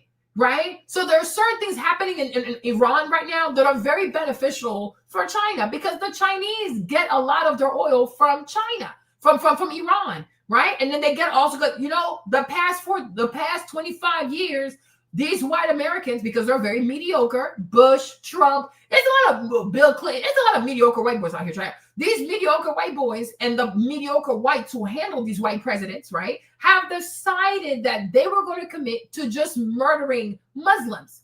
Right? Instead of using that $14 trillion to build business relationships and to secure supply chains, they decided to go murder Muslims because white people are mediocre, right? Mediocre people would rather invest their money into slaughtering innocent people. You have a man that barely makes $2 a day. He has a donkey that he bought for $50. They're going to go kill that man with a $100,000 weapon. Okay. If you have $100,000 to waste, hey Janet, if you have $100,000 to waste, why not give this man a loan? Why not build schools? Why not do things where you can actually make money? No, they'd rather kill you. It's the same thing here in America.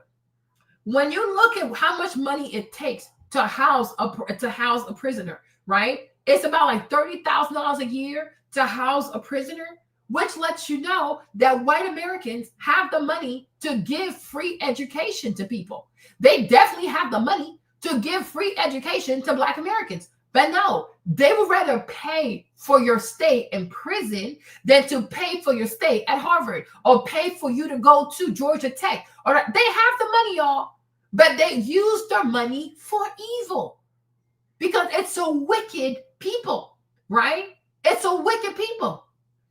$30,000 a year to house an inmate. For what reason? Right? But they'd rather spend money that way than to say, hey, let's invest the money and make sure these young people are going to school. Because, and you think about that, even if you spend 4 years of paying for somebody's school at $30,000 a year, 120, but over the course of the life of the person, they're going to pay taxes. So you'll get your money back. Right? But you see, this is the problem. Because white people are greedy. They don't want society to benefit. Because if you take the money and then you send that Black kid to school and he pays the taxes, society at large benefits because when he pays taxation, it benefits the neighborhood, community, the state, whatever in the country at all, right? Because you pay federal taxes, state taxes, county taxes, right? No. The problem is that benefits everybody. What these greedy demonic whites want to do is they want a faction of whites to benefit from that black body. So that's why he has to be a prisoner. Because when he's a prisoner, he only works for a tiny white majority. He only helps a tiny white majority to get richer. Because the gag is, which is really funny to me, is that so many poor whites, working class white, blue collar whites, they don't even realize that the wealthy whites don't even like him as well. They don't like y'all. They don't like him. And that's why they don't care about going to war, because they know it's majority the children of poor whites, working whites, who are going to go to war and die. Their rich white kids are not going there. They're going to be in Martha's Vineyard for the summer. They're going to be out here doing polo, doing swimming, and all kinds of fancy stuff, traveling in private jets. Their white children are not dying in these goofy-ass wars. It is the children of poor whites, the sons of working class whites. They're the ones who go out there and just die and lose their limbs and shit, right? Because they don't like these people also. But they make them believe that they have this one big family because they need more white oppressions in the streets, right? But rich white people don't give a flying fuck about poor white people. They don't like their asses. Okay, so hopefully you understand me, right? But it's like, this is crazy to me, right? But this is how white people would rather spend their money on destruction instead of investing into humans, investing into capital, investing into like infrastructure and things of the sort, right? But so many young people don't have to go to prison, especially when you have $30,000 a year to take care of them, right? So that means you could have built more trade schools. You could have had better schooling. You could have paid the teachers more if you truly did not want to have such a high population of inmates, right? Prevention, it does work when you're intentional and when you put the money behind it, but they don't want to, right? So it's the same thing in the Middle East. You'll have poor people, poor Arabs who make like $1, maybe $10 a week. And these people get their brains blown out with weapons that cost $250,000, right? Even the mere fact that there are so many homeless people in this country, there are so many people who are addicted, there's so many people who live on the streets. We are seeing people in America pay their groceries with Klarna, right? You would think these white Americans will say to themselves, okay, what is the return on investment when you invest into weaponry to go kill people? Why not invest into the American people? But the problem is, when it comes to wealthy whites, they hate poor, regular white people, and they hate black people, and they hate minorities. So whatever. Why would they save us, right? Here, they'll oppress you. Over there, too, they'll oppress you. This is how they function. This is how they function.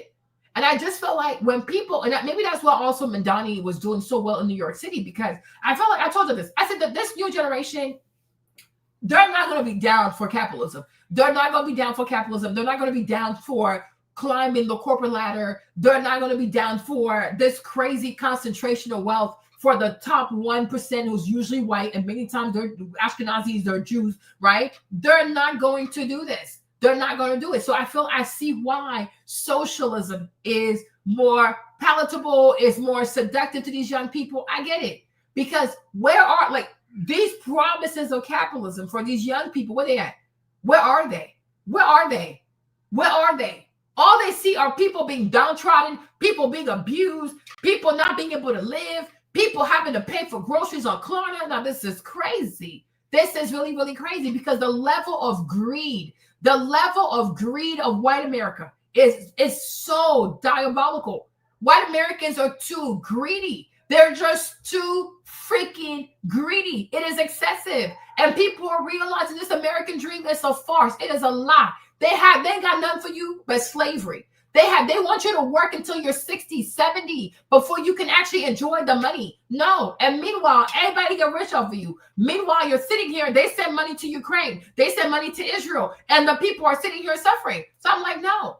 Okay, no, you're full of shit. You are full of shit. So I was sitting here the other day and I'm like, I can see where these young people get this mindset from. If I don't like you, I need to kill you. If I can't stand you, I need to kill you. If I want to sell drugs on your territory, you got to die. I see why they think like that, because this is how white Americans think, right? They don't negotiate with you. They don't try to talk to you. The only time they will, if they realize that you have equal force, then they'll try to talk to you, right? But you sit here and you watch the news and you see how these white Americans are so happy about killing people. Oh, we killed General Soleimani because he was a bad guy. I'm like, that's your requirement for murder, somebody being a bad guy? But at this rate, a lot of white people need to die. A lot of white American politicians must be executed. If the only criterion to justify murdering people is being a bad guy, we over here, we are plagued with evil, horrible white Americans. So should they also get killed like with surgical precision? Should people also drop drones over their houses and kill them while they're asleep? The number of evil whites in this country, you will hear bombs go off every single day, right? But they talk about killing people like these are not human beings. Even when they talked about the whole nuclear stuff in Iran, oh, they killed this professor, they killed that professor.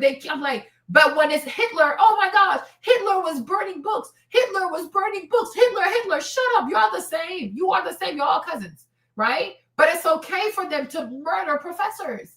And let's even assume they're actually being honest that they killed these professors who have these PhDs in nuclear this, and that. Can you imagine how many years of education it gets to you have to go through to get to that level, right? Most white people could never, because they're a bunch of idiots.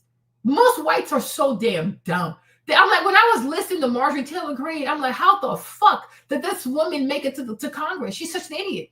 She's such an idiot. When have you ever heard like a white person, especially a white American, and you're like, oh, wow, like I am so impressed. Like, wow, they're vastly dumb. It's a vastly stupid people. Okay. Right. But I'm like, imagine how many years of education a person has to go through to become a nuclear physicist. Right. And they just murdered the man. And I'm like, okay, and how do you know he was even there? Unless you caught him before and you were torturing him in some offsite facility. Because how do you know he was really in that house? How do you know he was really in his bed? And they killed these people. They don't even kill them when they're like by themselves at the park somewhere. No, they wait for these people to go home, be with their wives and children, and they drop bombs on these people, and they kill an entire bloodline. These are white Americans for you. And it's okay for them.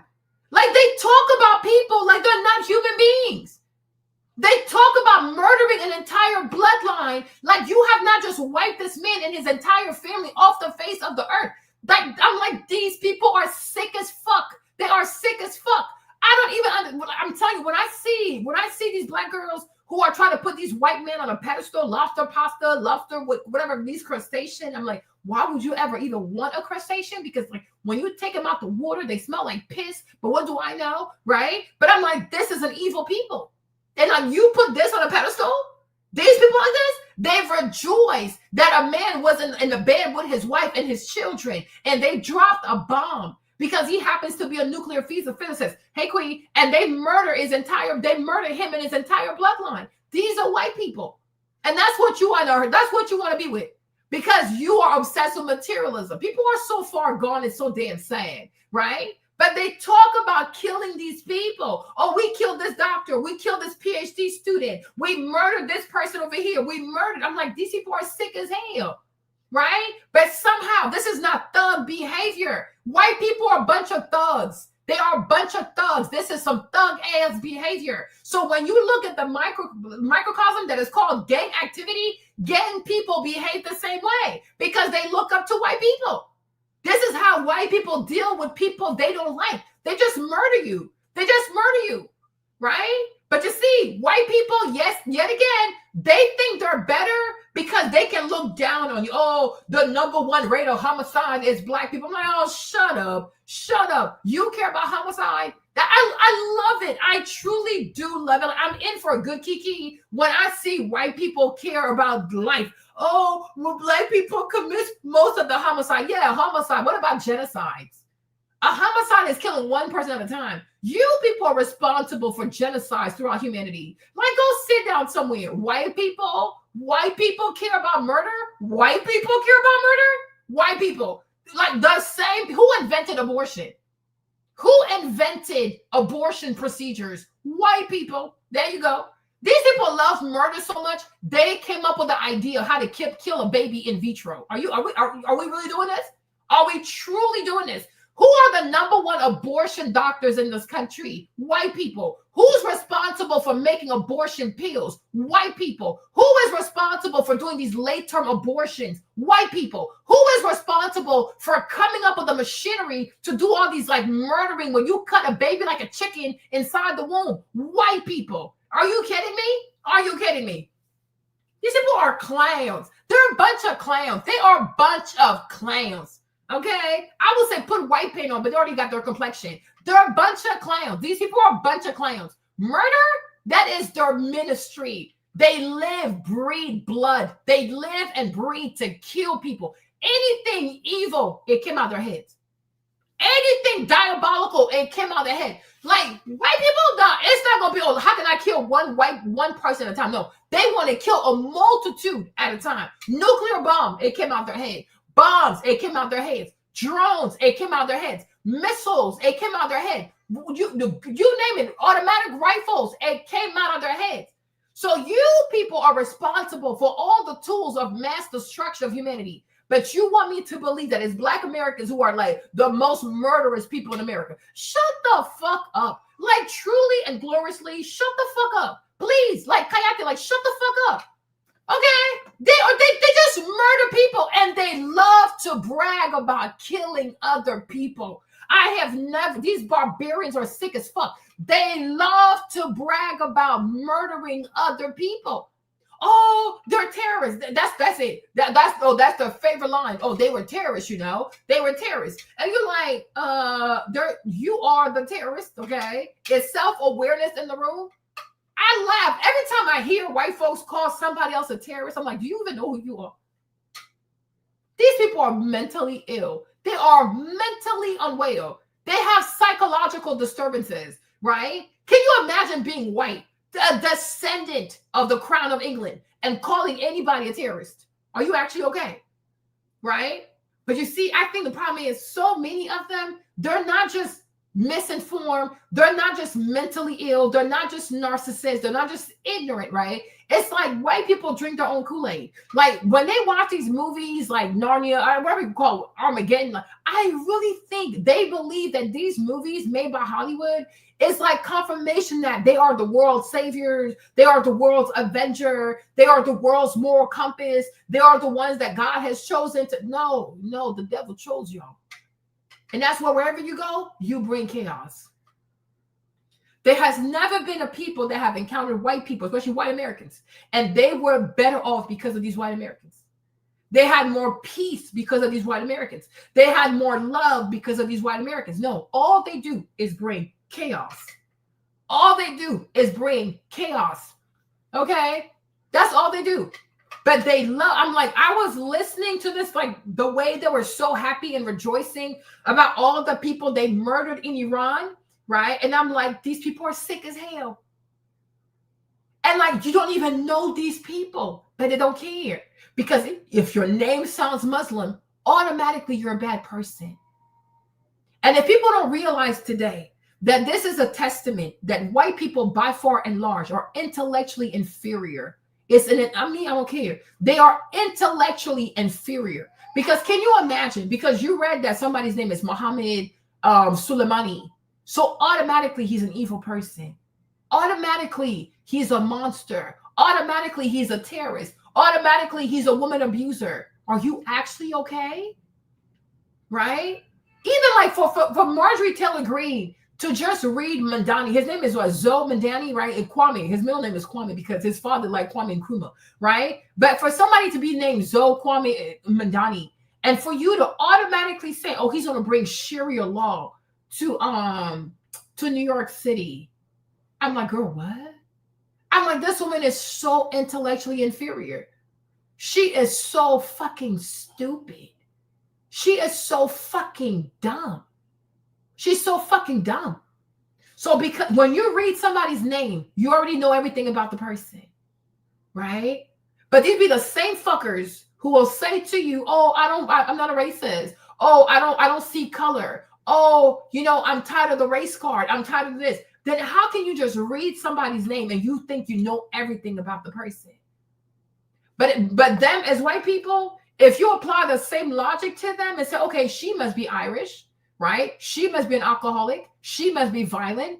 Her people probably came here pooping worms out their asses because they ate them nasty ass potatoes, right? She must be a racist. She must be this. She gonna lose her mind. Oh my gosh. And that's your name, bitch.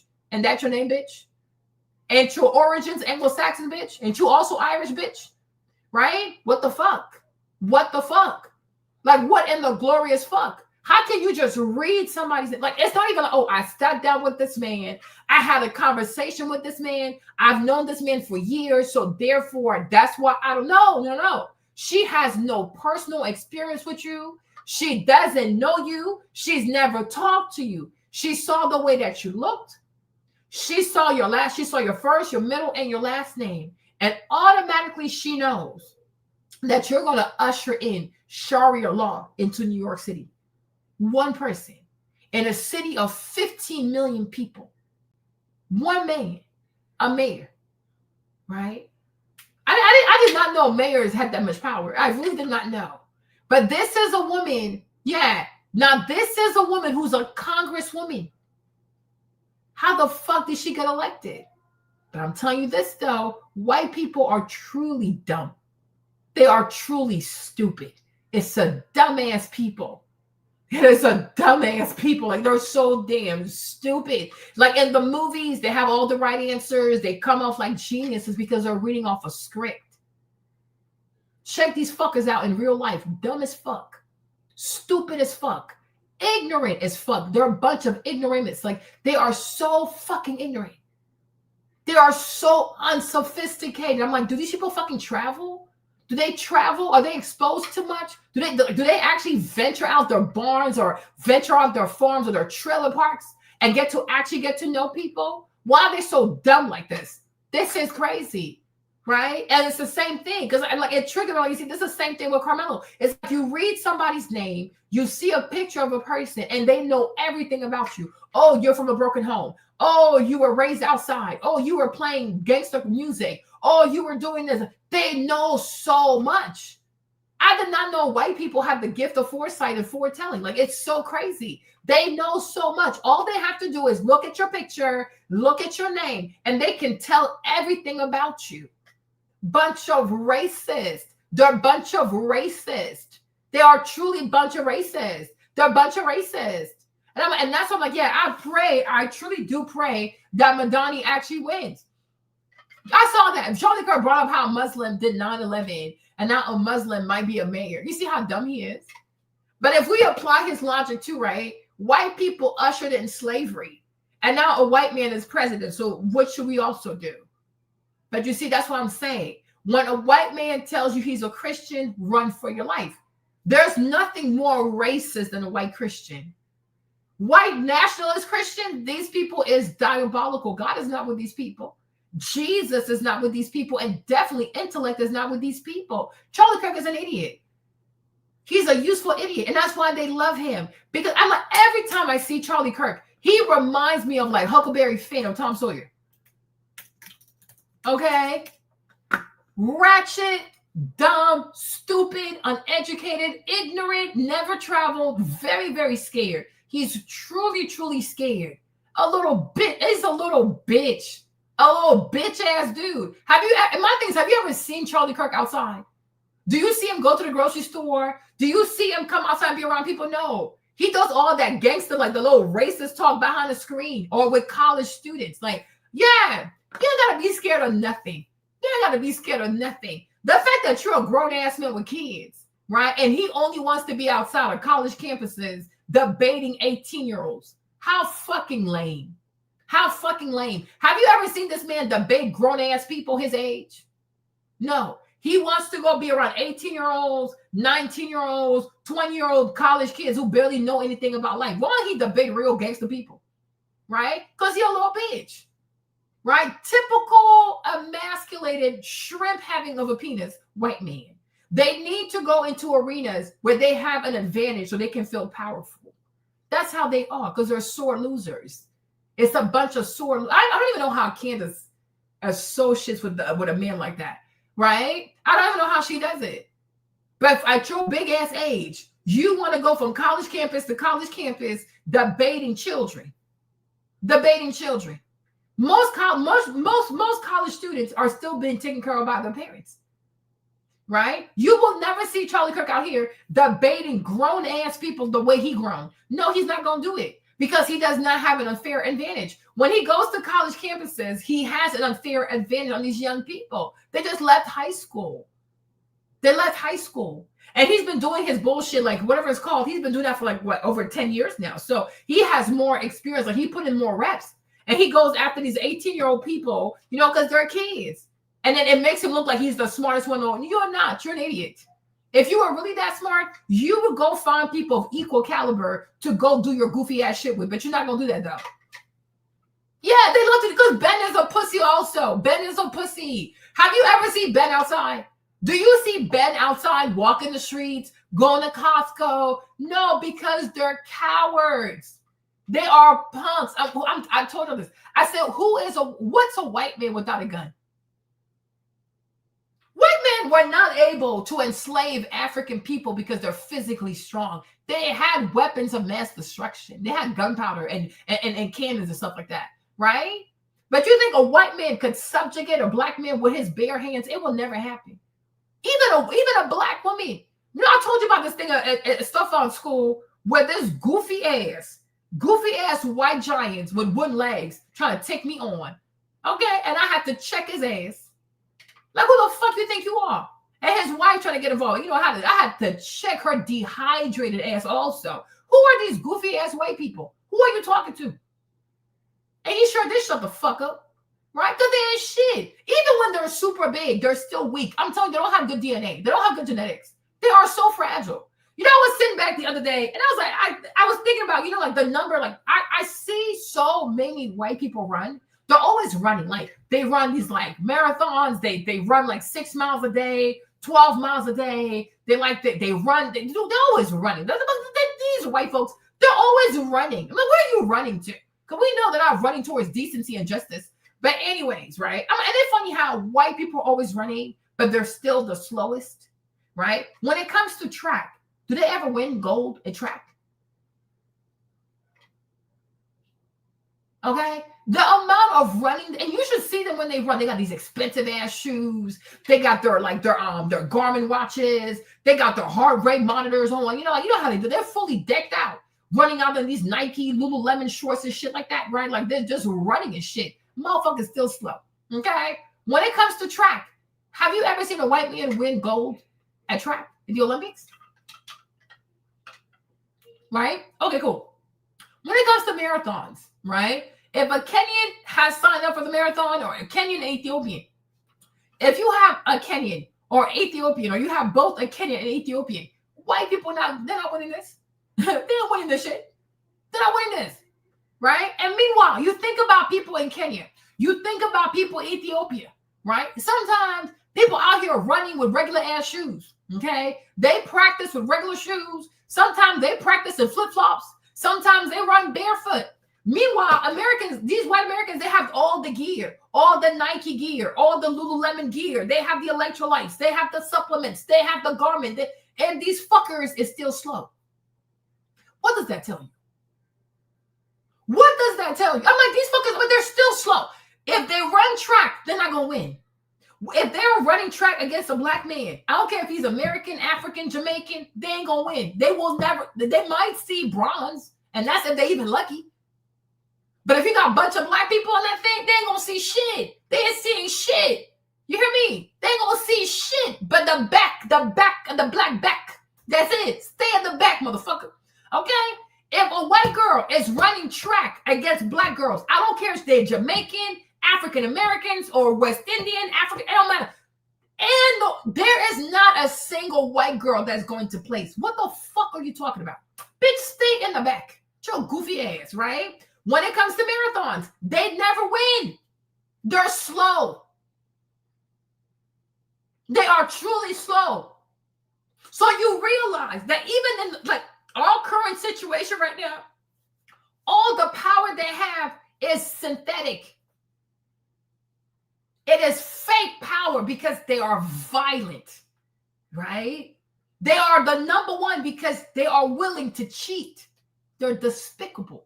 They have no integrity. And they know they don't have integrity, right?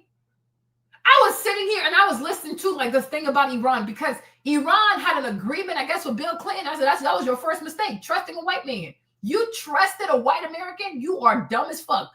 Okay? What? You are crazy. In your life, you never trust white Americans. That is a no-no. A white man tells you something, believe the opposite. Yeah, they're always running. Like, I'm like, these people run so much.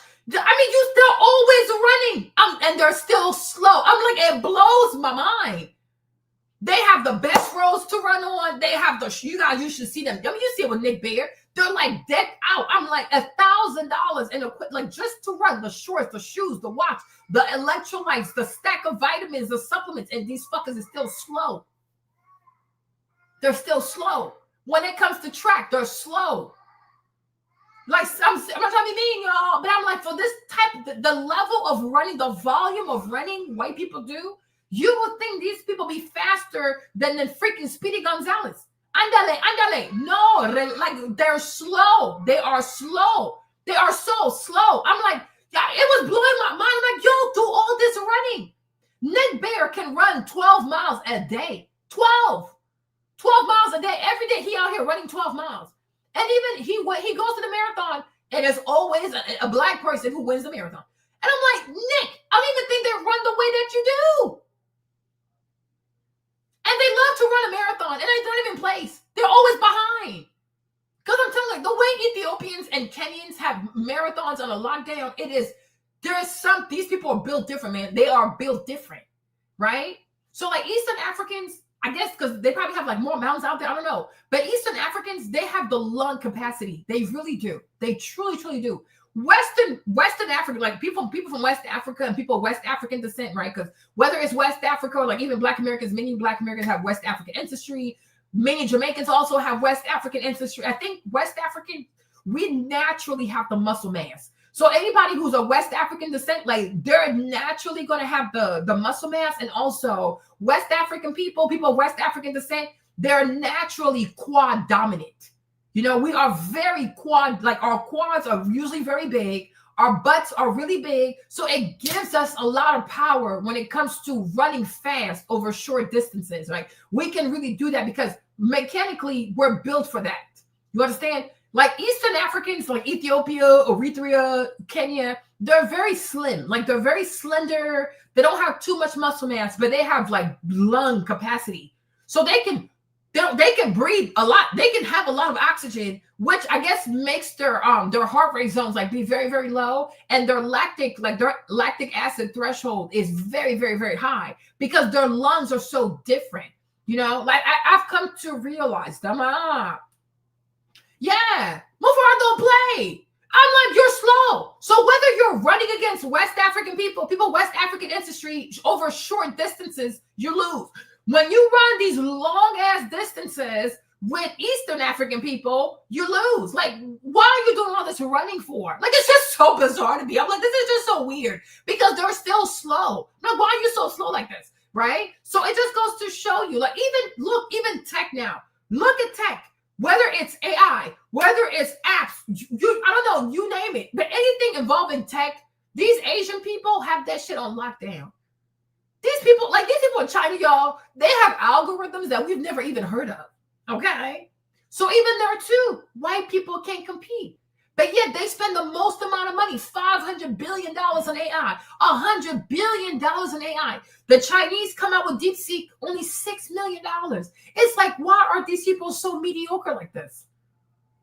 500 billion and they're doing it for 6 million? What is going on? And you're like, no, these people are not smart.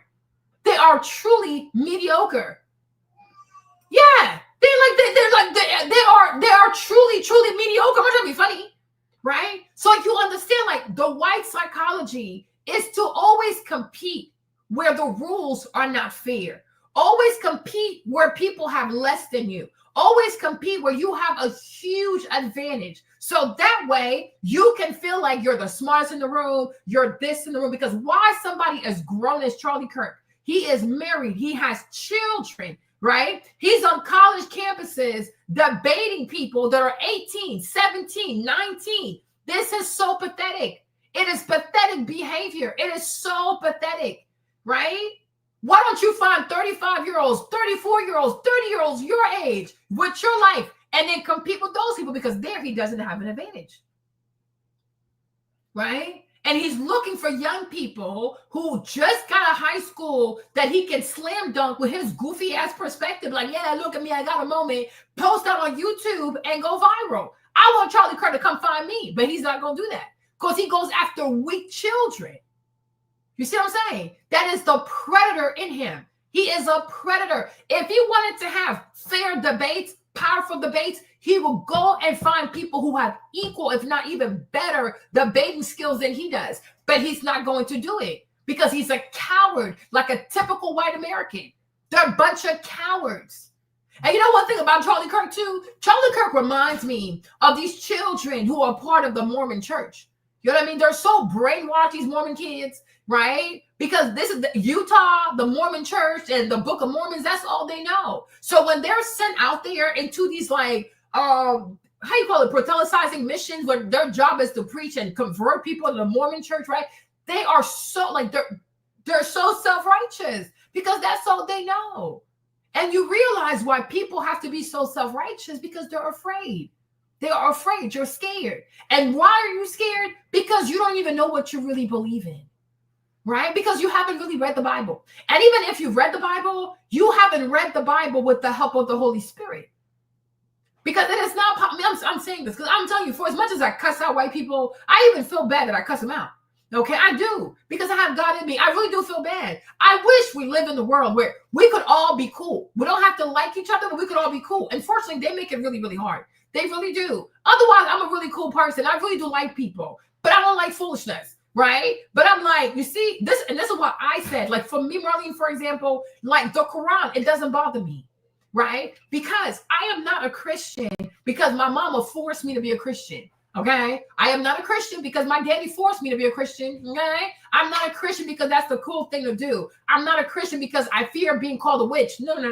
Okay, I have my conviction. Like I've had my walk with Christ, and I've said this to you guys. I said, even if I die, right? Yeah, even if I die, and I realize that Jesus was not a Messiah, and I discovered that he was not born of an immaculate birth, whatever. It would not bother me. It would not bother me because I am not a Christian because I want miracles, right? I am not a Christian because, he was born of a virgin, okay? Akil, calm down, Akil. Calm down, okay? You just got here. Breathe, okay? Thank you, right? I am not a Christian because Jesus performed miracles. Jesus walked on water. His mama was a virgin. I mean, good for her. Okay, I mean, why wouldn't you be a virgin anyways? Like, that's kind of weird. But anyways, right? I am not a Christian because of that. I am truly a follower of Christ because I believe that the teachings of Christ, they're really good teachings. You understand? Like when Jesus says, love your neighbor, he is right. How you gonna have a good neighborhood if you hate your neighbor and your neighbor hates you? This ain't gonna end well. Right? When Jesus said, but like I just feel like love people, love yourself, stay out of the way, do right by people, have integrity, stay away from evil. Like whether Jesus is real, he's not real, whatever, ultimately he lived, because even the Muslims say he lived, okay? He lived. You cannot say that there's anything inherently wrong with the teachings of Jesus Christ. So why would you not aspire to be like Jesus? Because to me, I believe that whatever you do, it will come back to you. So if you do good to people, you do good to yourself. You do good to your community, you do good to yourself. You do good to your neighbor, you do good to yourself. You do good to your children, right? You do good to your children. And Kiel, you have to listen. You're too exuberant. Calm down and listen, okay? Listen to me carefully. It's not that hard. Calm down. Calm down. I think social media has people feeling like when you come into a chat, you got to be on 10. Calm down, boo. Okay? Welcome. Breathe. Right? Right. And to me also, Akil, I don't believe in religion. I don't believe in religion. I know it sounds crazy, but I truly do believe in like if you decide to be a Muslim, my prayer for you is that you will have a sincere relationship with God, right? And I guess you use the Quran to guide you in what that looks like to have your relationship with God, right? If you decide to be a Christian, right? My prayer is that you have an earnest relationship with God, and may the Bible help you in your walk to knowing what it is to model a godly behavior on this earth. If you decide to embrace Judaism, I pray that you have an earnest relationship with God, and in your earnest relationship with God, the Torah, whatever it is going to help you to know what it looks like to model that behavior. You understand? Because I believe if people truly follow God and you follow what does it mean to represent God? What does that look like? If everybody was really concerned with that, I don't think anybody here would have issues. I don't think Christians would have issues with Muslims. Muslims would have issues with Christians. The people who practice Judaism. Oh, you saw Zohar? Yeah. Okay. Nobody would have an issue, because if your goal is to first be pleasing unto God, you're not going to walk out here doing foolishness.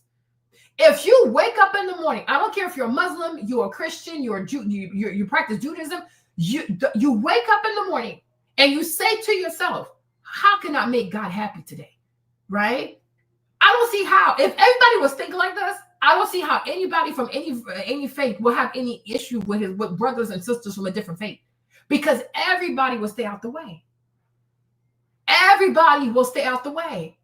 Everybody would have empathy, mercy, forgiveness, compassion, understanding, right?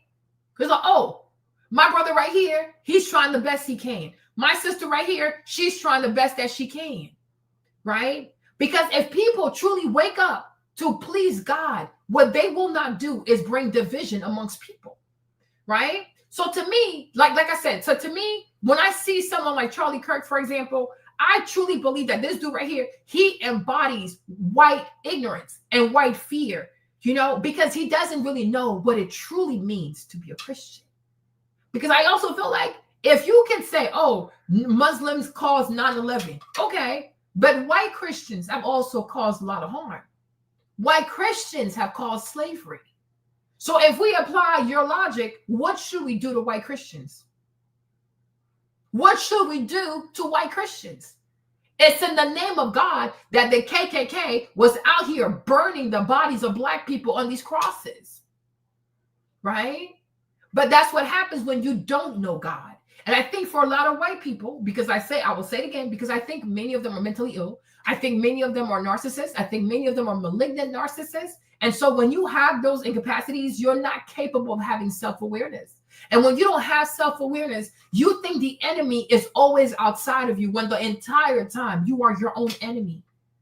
Everything you fear about the world is what's inside of you. Like, you know how they say, like, oh, beauty is in the eye of the beholder? So if you open your eye and all you see is evil in other people, baby, because you're evil on the inside. You're evil on the inside. And and that's why I say many whites, by far and by large, are incredibly intellectually inferior, because when you live a life where you are constantly afraid of people who don't look like you, do not sound like you, do not pray like you, do not live like you, do not have your Anglo-Saxon French names, whatever, then you know that you are intellectually inferior. Because somebody who is intellectually competent or even intellectually superior will understand a name gives you somebody's provenance. Oh, you have this name, most likely you come from this part of the world. But that doesn't mean that I know all of you as a person. And also, an intelligent person will also understand that children don't get to choose their names. Like Zoe, Kwame, Mandani, he didn't get to choose his name. His parents gave him his name. Just like you, Charlie Kirk, you didn't get to choose your name. So you cannot indict somebody for something that they have no power over. My mama named me Marlene, so that is my name. I named Maverick. Okay? You cannot indict Maverick because I chose to name my son Maverick. You need to indict him for what he did. But the problem is you cannot do that because you have made up your mind to not get to know him because he's Muslim. Because he's Muslim. And that's how we know that you people make up a synagogue of Satan. You are not people who are called by God. You do not know God, and you don't even know Christ. And another thing too, where I have a hard time with so many so-called white Christians, is that many of them also are not even circumcised. And it's like, how can you even be a Christian and not be circumcised? But that is just so bizarre to me. How can you be a Christian and not be circumcised when we understand what circumcision is in the Bible? When we understand what circumcision is to Moses, when we understand what God told Moses about circumcision, right? It is a covenant between men and God. That's why you got the foreskin, it has to come off. You are not circumcised, but you out here talking about, oh, you a Christian. How can you be a Christian? How can you be? Who is your God? Who is your God? If people were to align all of y'all and all your penises, it never gives. Here is a people who is sold out to God. You're not circumcised. If you are not circumcised, how exactly do you have a covenant with God? How exactly are you a people of God? Oh my gosh, you guys, which brings me to my thought right now, right? I saw a video of these, I don't know what kind of Jews they are in New York City, who are giving herpes to children. Maybe I'll put a video. They're out there giving herpes to the children because when they cut the foreskin of the babies, these people are out here giving blowjobs to the babies. And the thing is, they cut the foreskin and they start sucking the penis of the baby. Okay, so a lot of these Jewish, I don't know what kind of Jews they are in New York City, but many of the babies are having herpes, and some babies have actually died. Hold on, let me see if I can find a video. Hold on, because I sent it to Lacey. Let me see if I can find a video. I was like, what the freak is this? What the freak is this? Right? But this is going on right now in New York City, and I'm like, where is Marjorie Taylor Greene to complain about this? Okay, where is Marjorie Taylor Greene to complain about this? Let me see if I can see it. Hold on. Hold on. Lacey, where's that video, child? I'm like, circumcision of babies. Hold on, you guys. Hold on. I'm gonna get you. Oh my Lord. Circumcision, and they suck the baby stuff. They suck the baby's wiener. Lacey, I sent it to you, right? Hold on. I should have it all here. Did I send it to Lacey?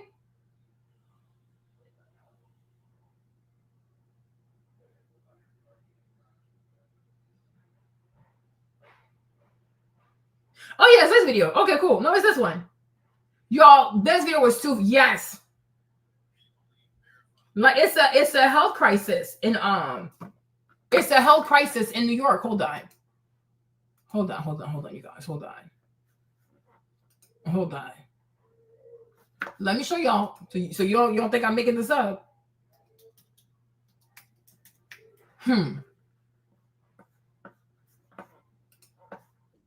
It only verifies what I've said many times, which is that the people who are calling themselves Jews who control Israel are Europeans, and they are white. I don't know where they got that from. It's so they are white. Are Europeans, and they are white. Were you born in Israel? Yes, I have.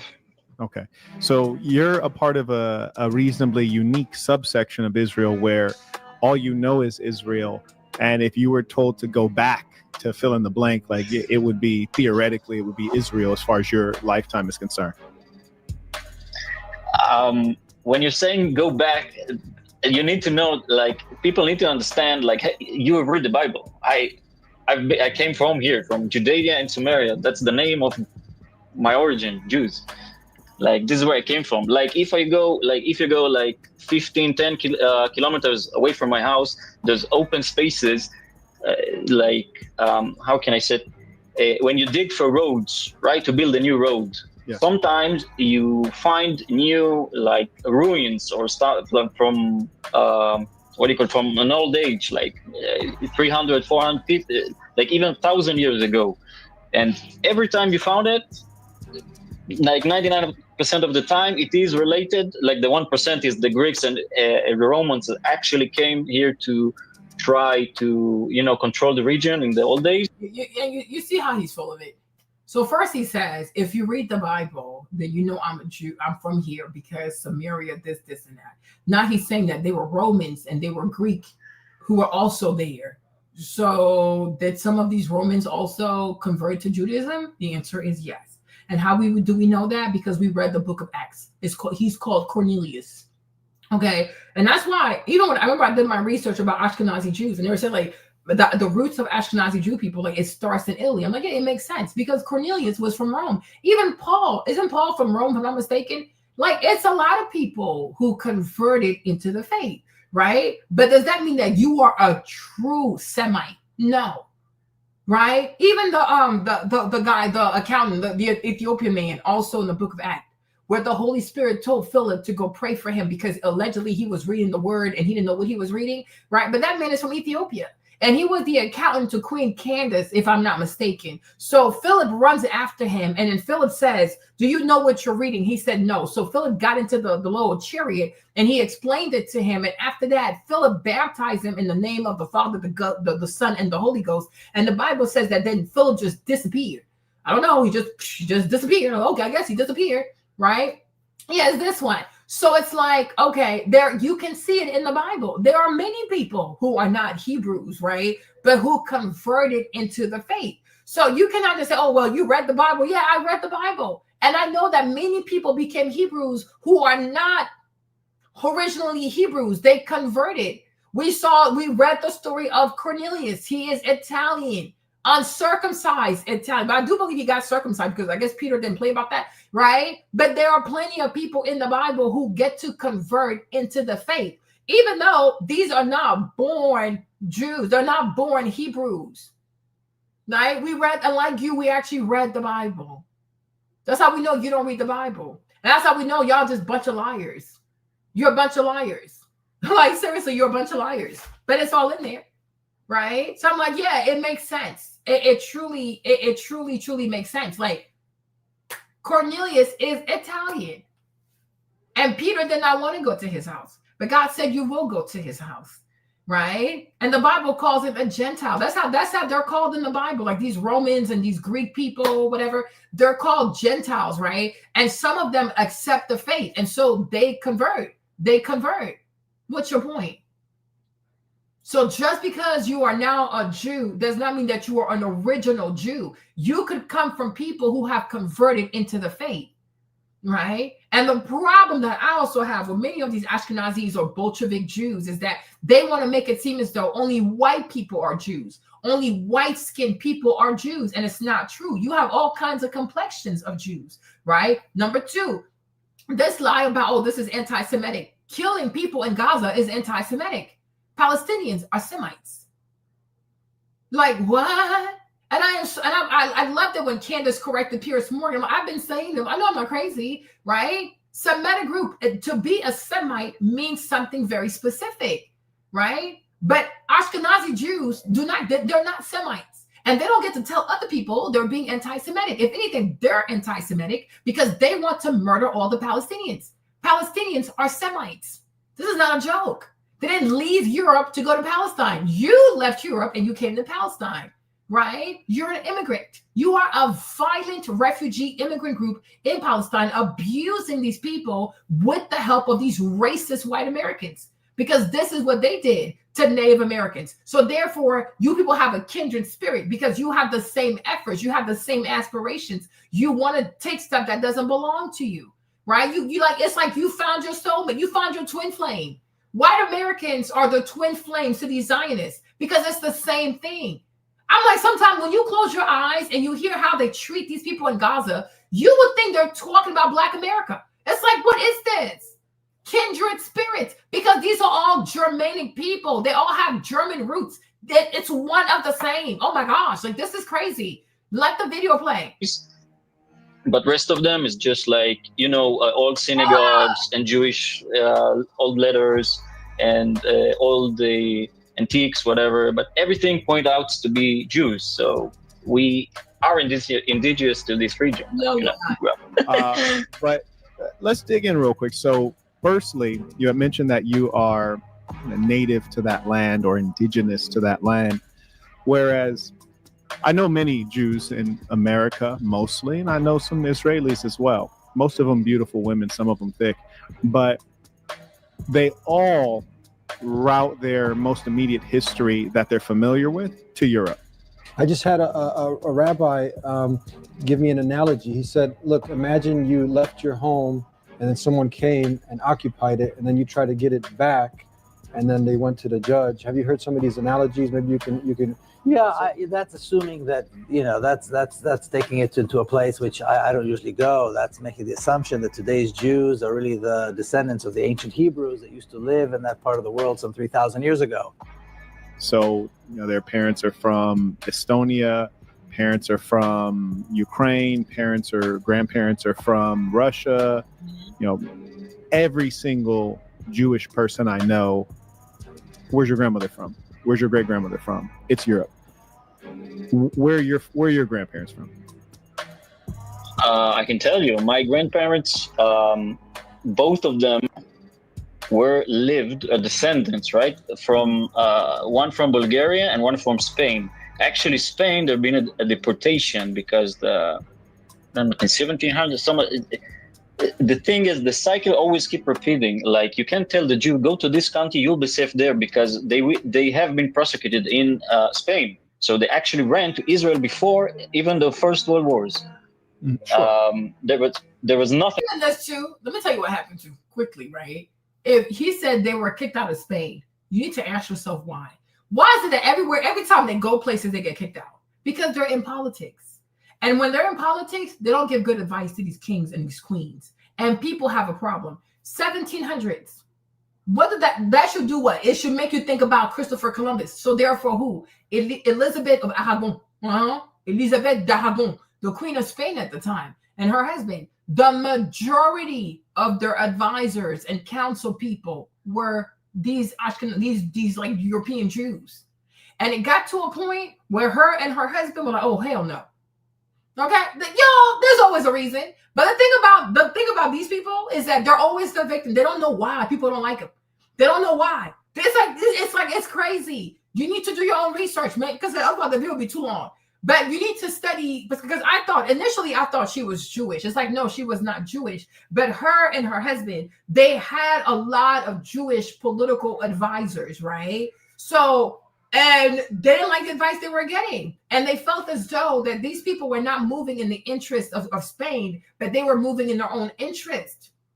Okay? But I'm like, they always get kicked out of places. I wonder why. I truly do wonder why. I wonder why. Here, like nothing. But have you been to Bulgaria, by the way? I need to. I haven't. Yeah, I hear good things about Sofia. I want to check it out myself. Mind you, I will cut you off from time to time, so you'll have to forgive me for that. So with regards to, and there's just so much to discuss, so we'll try to dig in.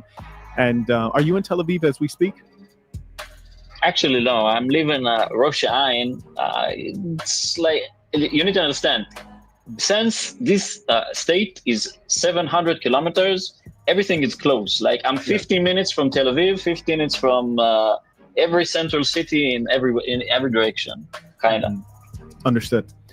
Okay, so you're in a proper city outside of Tel Aviv that's still proximate to Tel Aviv.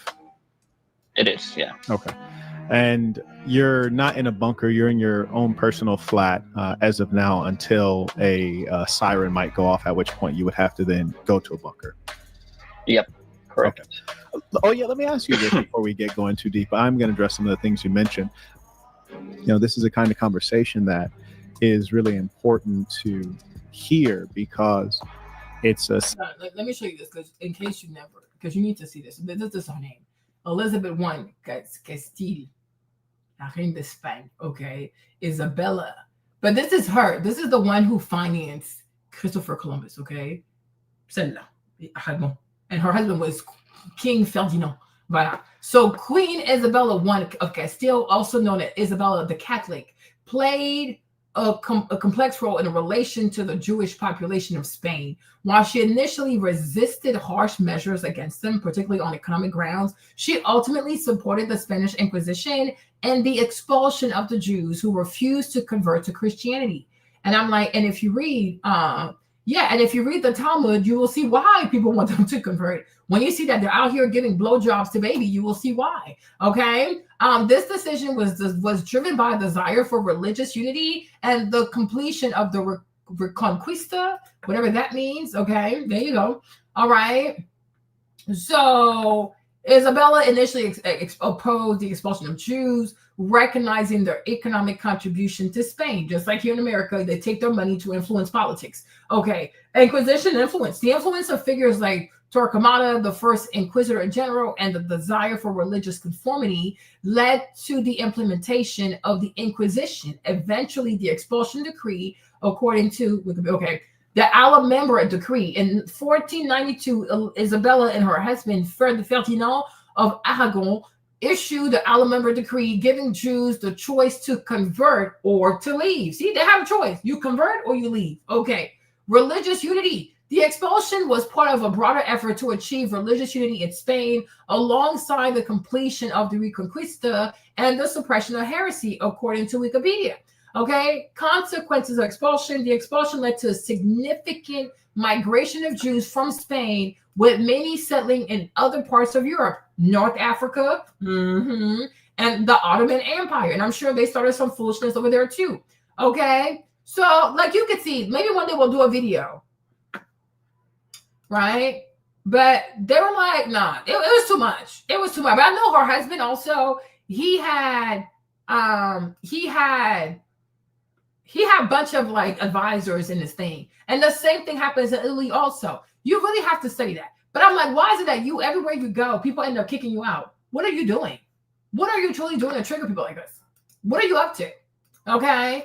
Sincere conversation. You know, there's no hatred on my part. There's no hatred on his part. We respect one another as men. And we want to have a conversation wherein we can have some mutual learning about Israel culturally, politically, perhaps militarily, because all of the Israelis do partake in the army, and also to understand how they come to the ideas that they come to. So he initially said, you know, hey, all of us Jews, we really come from this land. And then I said, okay, well, all of the Jews I know come from Europe. Do you have any near, recent ancestors that come from Europe? And he says, yeah, Bulgaria. And I even felt like I'm starting to think like we have to make a distinction between Jews and Hebrews, because I feel like Jews are white, or European whites who converted into Judaism. Like, does that make sense, you guys? And I feel like Hebrews are the people of the Bible, but because white people, once again, in their sorcery, they got us to use Hebrews and Jews as if, as if these are interchangeable terms, when they're truly not. Because a Hebrew is a thing, a Jew is another thing. Like Abraham, I guess Abraham. Yeah, but maybe let's start with Jacob. I think you could say like Jacob is a Hebrew, right? Like Joseph is a Hebrew. Exactly, right? That's why I say let's start with Jacob. Let's start with Jacob. Because Jacob is the new name of Jacob is Israel, right? But I'm like, Jacob to me would be what I would call the Hebrew. I would not call Jacob a Jew. That's not even in the Bible. Even with Daniel. Because when Daniel and his homies, Meshach and a bad Negro, when they get captured and thrown in that thing, they're called the Hebrew boys. They're not called the Jewish boys, right? But I'm like, Daniel is a Hebrew. He is not called a Jew. He is called a Hebrew. Joseph in the house of Potiphar is referred to as a Hebrew. A Hebrew and a Jew are not the same thing. Right? But once again, because we always listen to white people and we take our cues from white people and we just repeat the foolishness, that the lies of white people, we don't even question what we're saying. You see how a lot of African people are so quick to call themselves a tribe. And why are you calling yourself a tribe for? Do you even know what the meaning of a tribe is? You think because white people call you a thing that you have to answer yes to it? Why don't white people call themselves tribes? Why don't they call the Viking a tribe? Why don't they call their Nordic ancestors tribe? Why are they calling you a tribe? It's always African people and Native American people that they call tribes all the time, but they never refer to themselves as tribes. Are you kidding me? Have you seen the Vikings? Girl, have you seen the Vikings? Have you seen these savages? Right? I'm like, no, what you are is an ethnic group. You're not a tribe. They kill, because sometimes like they'll talk about a people like Yoruba people, right? Yoruba people, like 40 million people plus like 45 million, something crazy. They will call 45 million people who have a common culture a tribe. Are you slow? That's a whole country. Like, are you slow?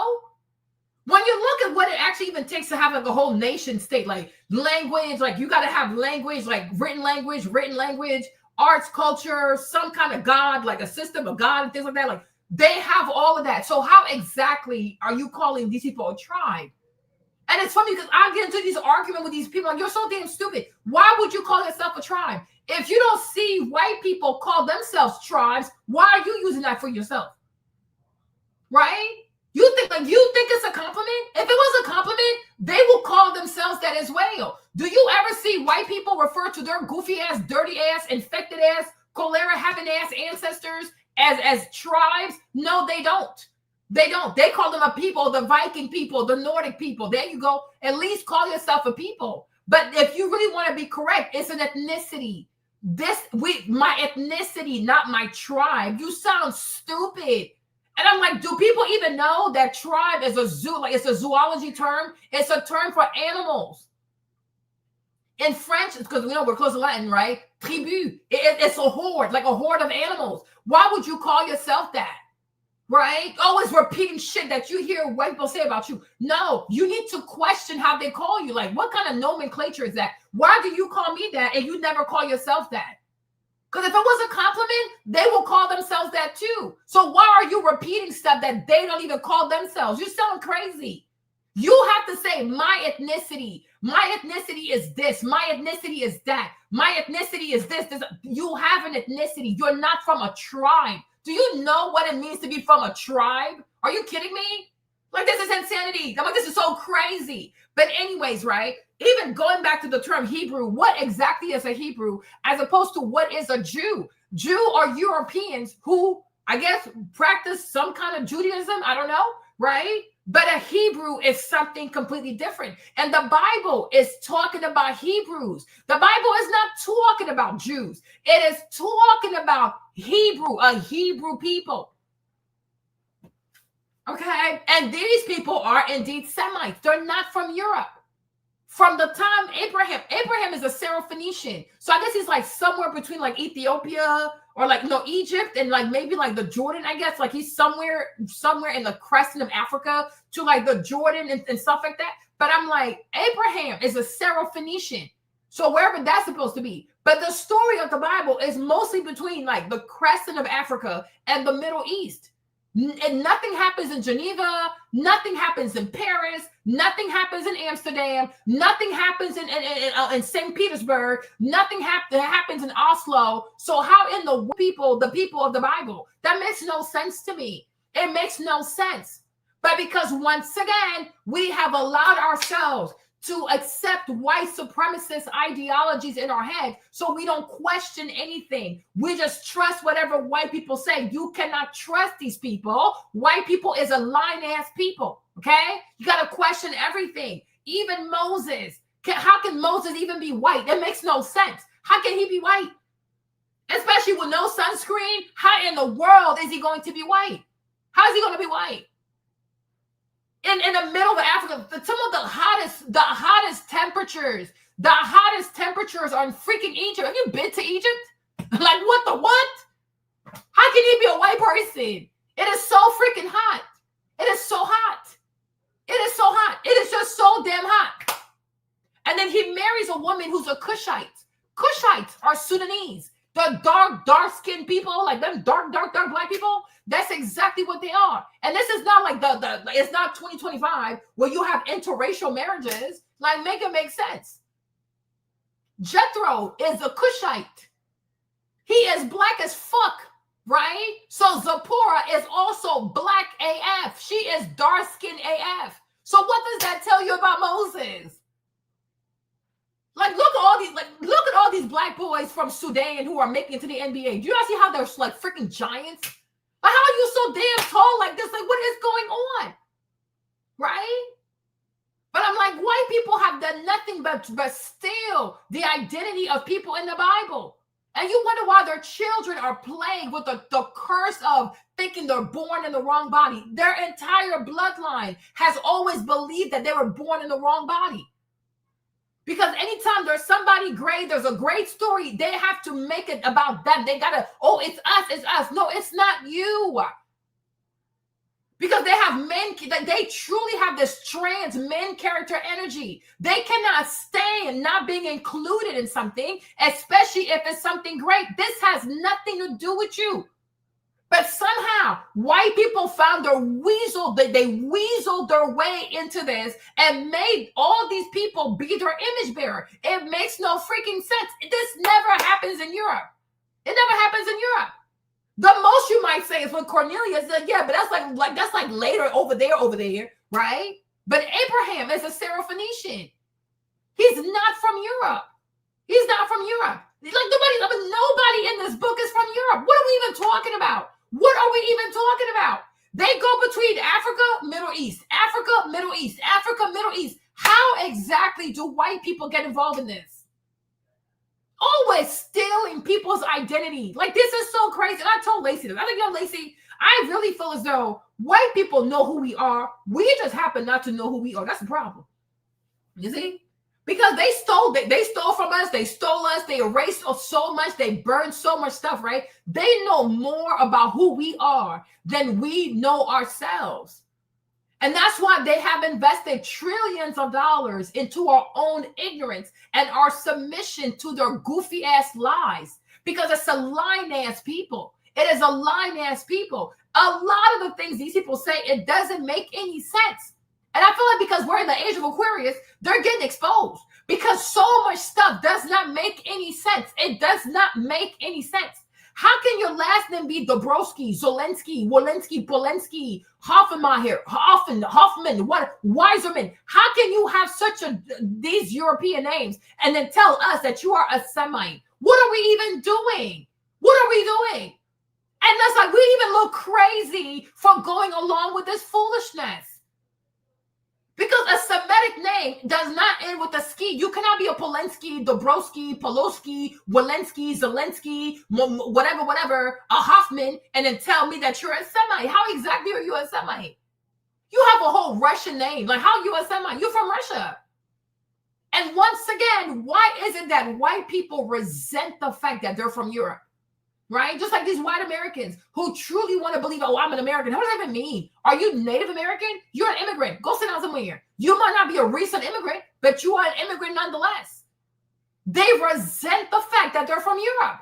They don't want to, I don't know what it is. Like, they struggle with their identity. They struggle with their history. They struggle with their identity. They struggle with the fact that they're Europeans. You are Europeans. What is wrong with that?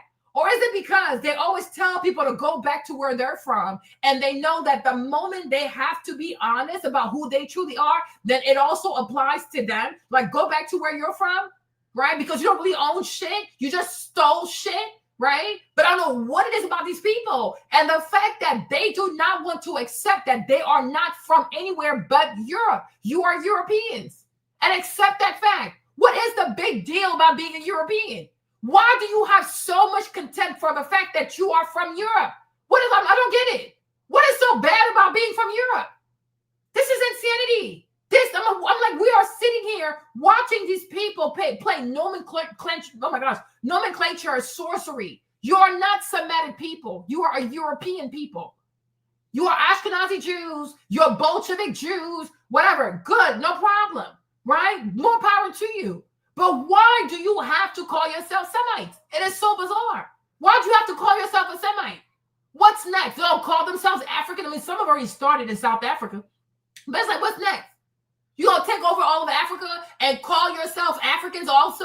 Like, when does it stop? Like, where does your mental illness stop? These people they're psychos. Exactly. That's exactly what they want. And they don't want the world to know that these are nothing more than succubus. These are parasitic Europeans who are in the Middle East trying to drain the Middle East out of all its natural resources in order for them to be as wealthy as possible, right? Bunch of amoebas, like they're a bunch of parasites, nothing but bacteria, right? It's always about stealing people's resources. So what they do is they anoint themselves, or they crescent themselves, they baptize themselves with the indigenous identity. So that way you can't call it stealing. No, you are a thief. You are none but a thief. You are stealing. Because if you were really from there, if you were a true Semite, how can you kill another Semite? That doesn't make any sense to me. That does not make any sense to me. But because you're not a Semite, you don't mind murdering these people. Just like the two mothers in the Bible. The one who killed her baby, she had no problem when King Solomon said, we're going to cut this baby in half because she don't have a baby, so she don't want the other lady to have a baby. But if you were truly a Semite, you could not see yourself doing this to other Semites. Because after all, Abraham begat Ishmael, and Ishmael was born before Isaac. So if you believe that you are a descendant of Isaac, how can you then kill the descendants of Ishmael when Isaac and Ishmael are brothers? How can you kill your own cousins? That makes no sense to me. But because you are frauds, bunch of frauds, you are a bunch of fraudsters who hide behind religion to do the deed of the devil. That's it. That is truly it. There's nothing peaceful about these people. And mind you, a peaceful people, a godly people, the last thing on their mind is going to be how to get rich, how to build golf courses, how to build luxury hotels, how to build this. That will be the last thing on your mind, because those who are called of God and who seek to please God, they're not even trying to be attached to this dunya, okay? But you are very much attached to this dunya. You want to pillage as much natural resources as you can while you're in this dunya, and you want to be as rich as possible during your stay in this dunya, because the devil is your father. You're not called of God. Anybody attached to materialism, we already know who your father is, the devil. And that's why when judgment day comes, you're going to burn right alongside with him. You are crazy. You are truly crazy. These people are really, really crazy. Hold on, you guys. They're crazy. And Spain, which are both European nations. And it only verifies what I've said many times, which is that the people who are calling themselves Jews who control Israel are Europeans, and they are white. And there's nothing wrong with that. Well, joining us for our weekly segment, Bottom Line, is Algemeiner CEO David Efunes. So, David, let's jump right in. Genetically speaking, are Jews white? Well, Natasha, it's important to understand, firstly, the intense sensitivity that this question had for the Jewish community. And actually, it's coming up at a personally very relevant time for me. Today is the anniversary of the passing of my great-grandfather. Why are you talking about your granddad fame? We asked you a simple question. Are Jews white, yes or no?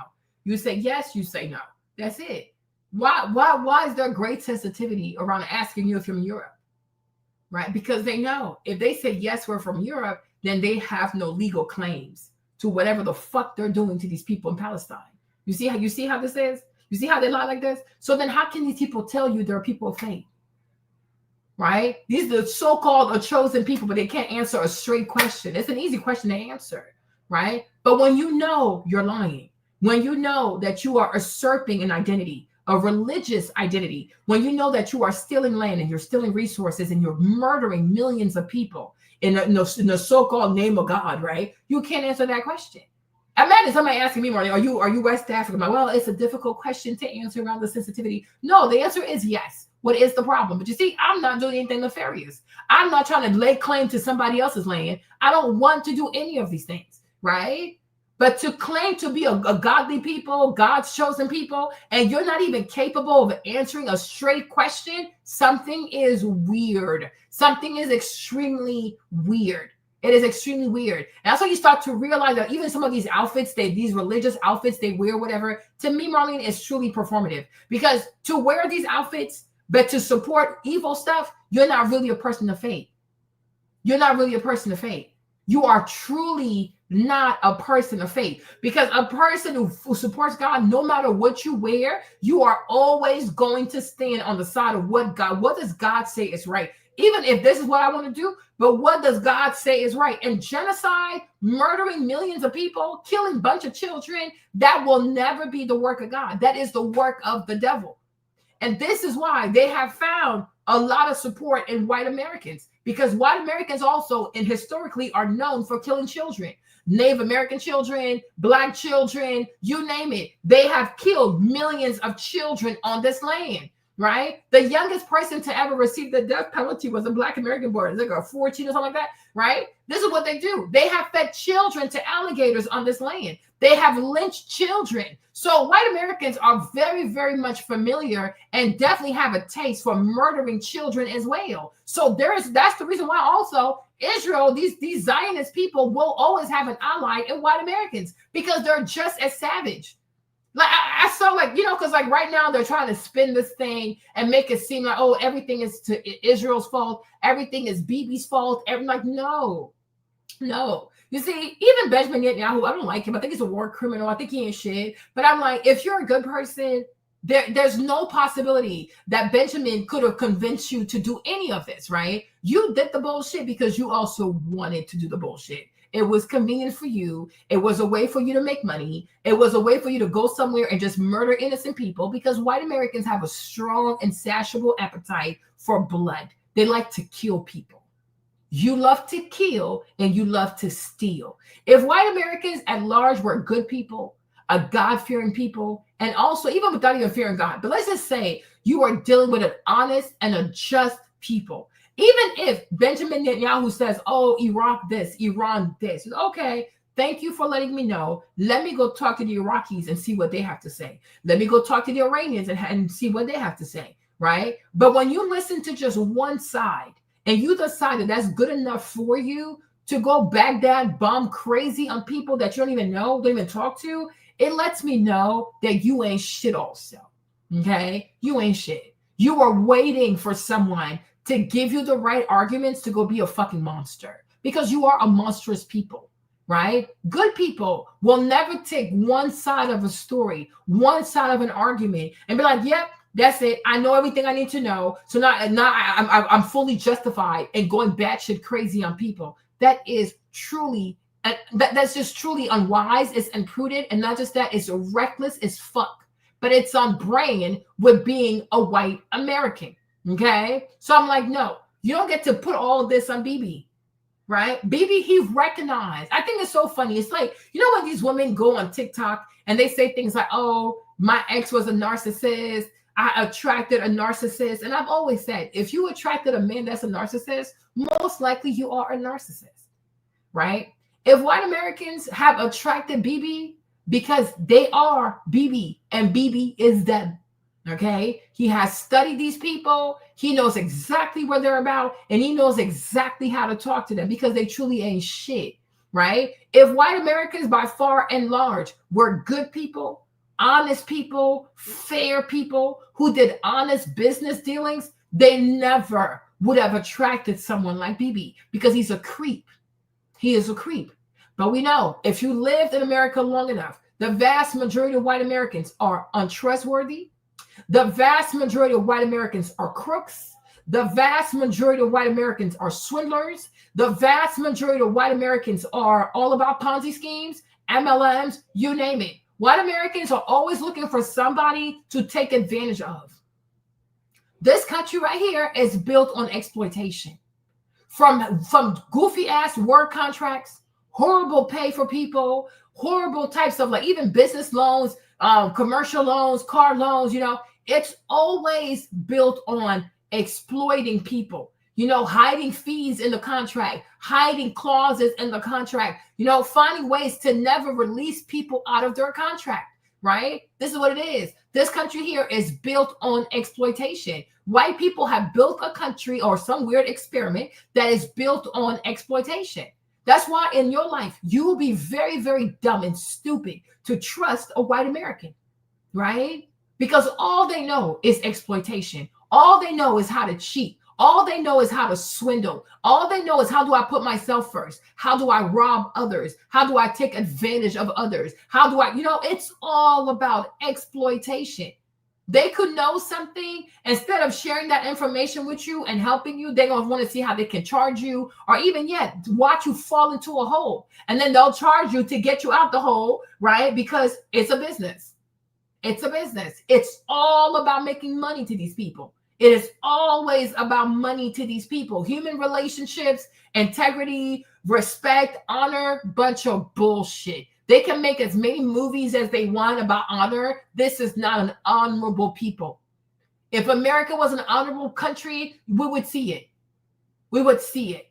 If America was a country that truly cared about honor and honesty, even like DC will look so different. Lobbying would be illegal in America, right? Congress people being able to invest in the stock market when they're the one passing the laws for the stock market, it would be banned, right? But it's a very corrupt nation because white Americans are a corrupt people. They are extremely corrupt. They are extremely hypocritical. They are extremely diabolical. They are extremely evil.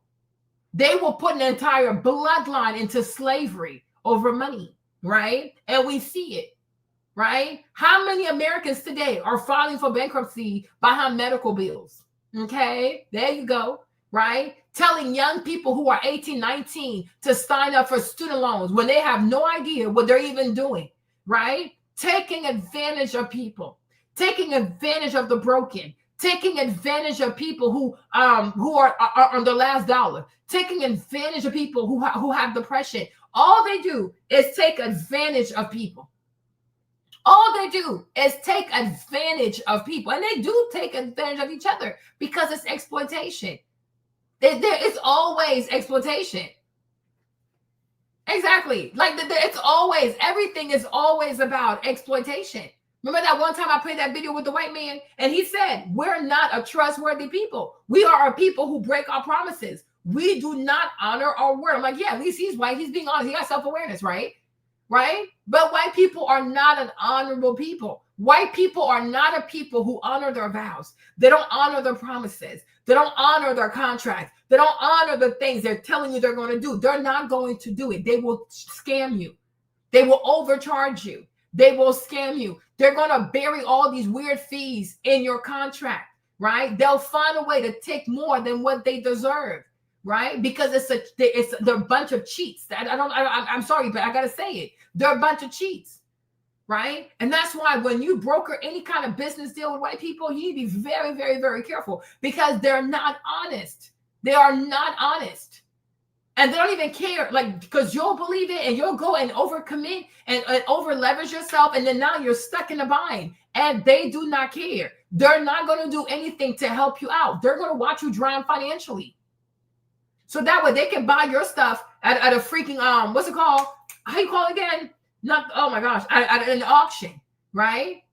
They will watch you go into debt so they can go buy your stuff at an auction.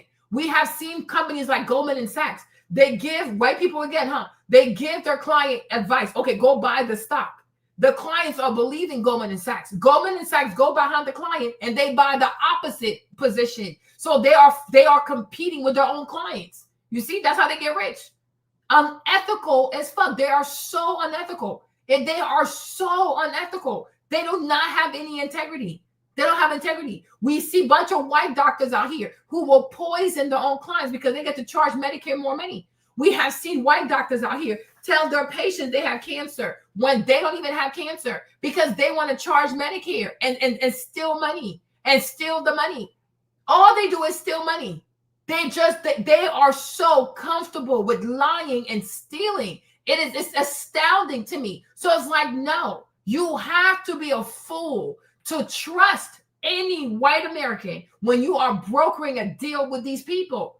Do not trust these people. And whatever you decide to sign, you need to make sure your lawyer has read it and they read it again. You also need to read it, okay? And if you don't understand anything, don't you sign the contract.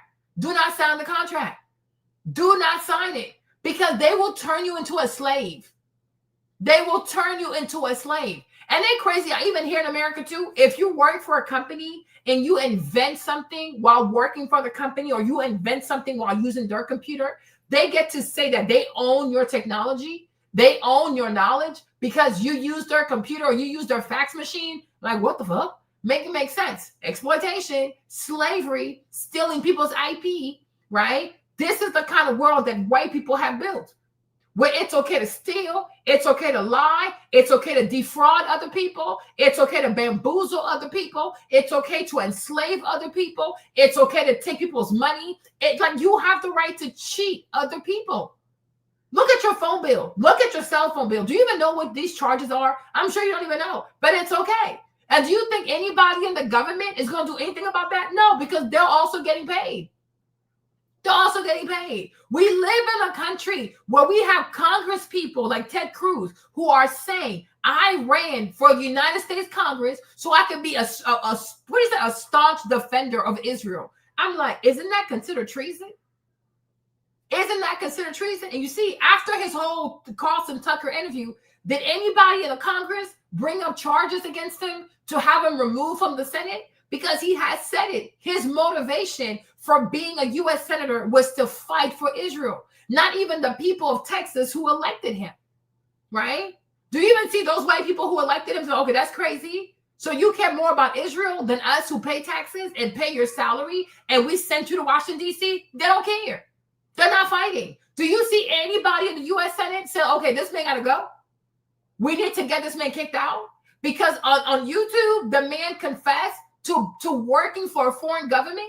He confessed that his loyalty was to a foreign government. Of course not, because the vast majority of these senators are for sale.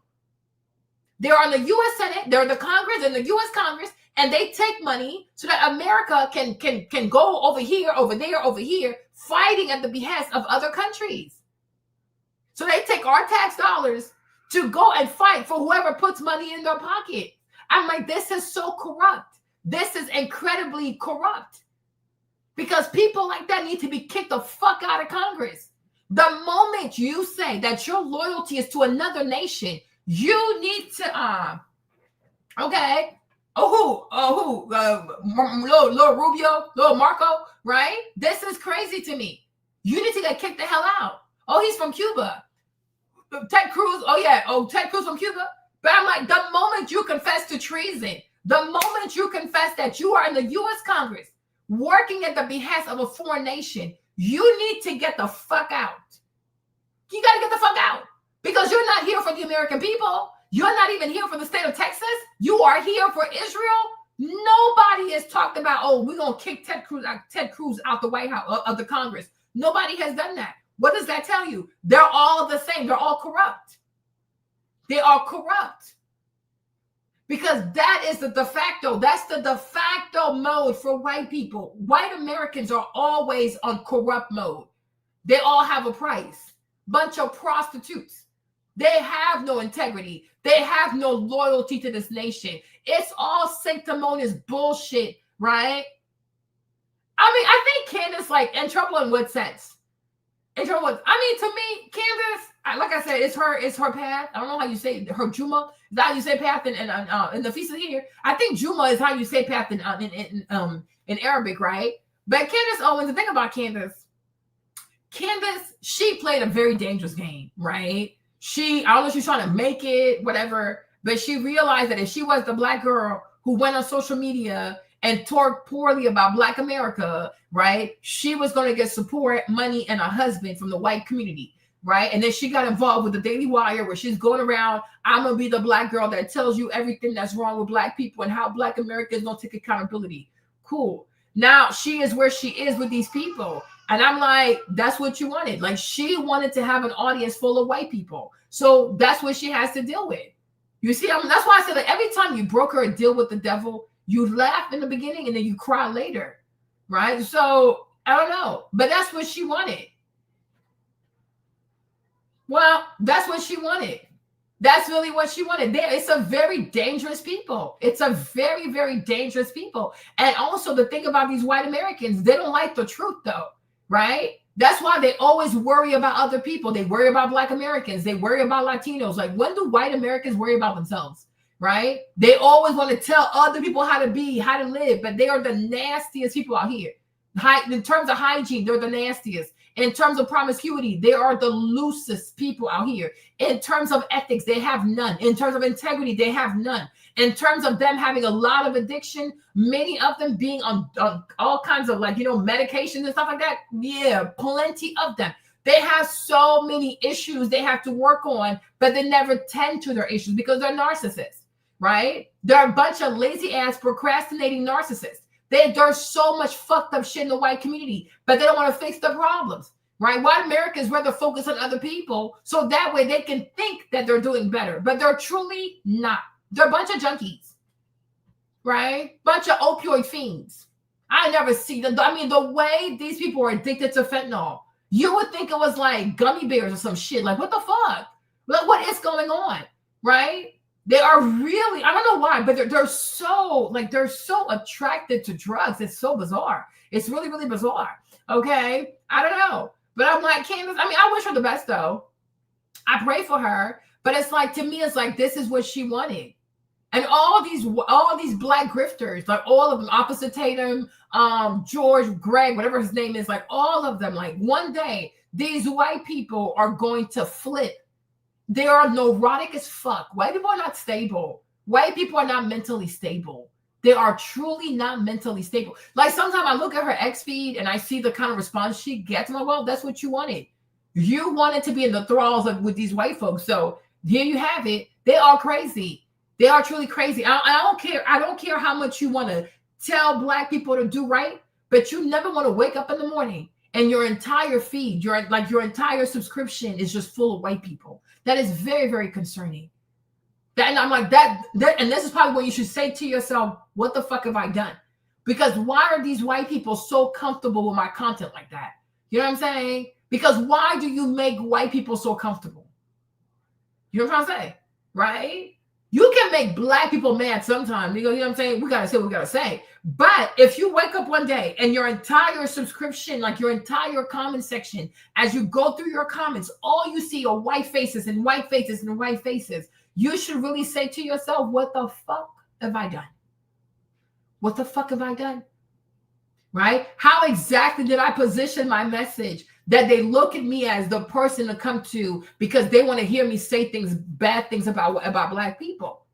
Because if I was to also talk about white people and where white people also need to take accountability, would they be in my comment section? Because they don't like to hear about themselves, right?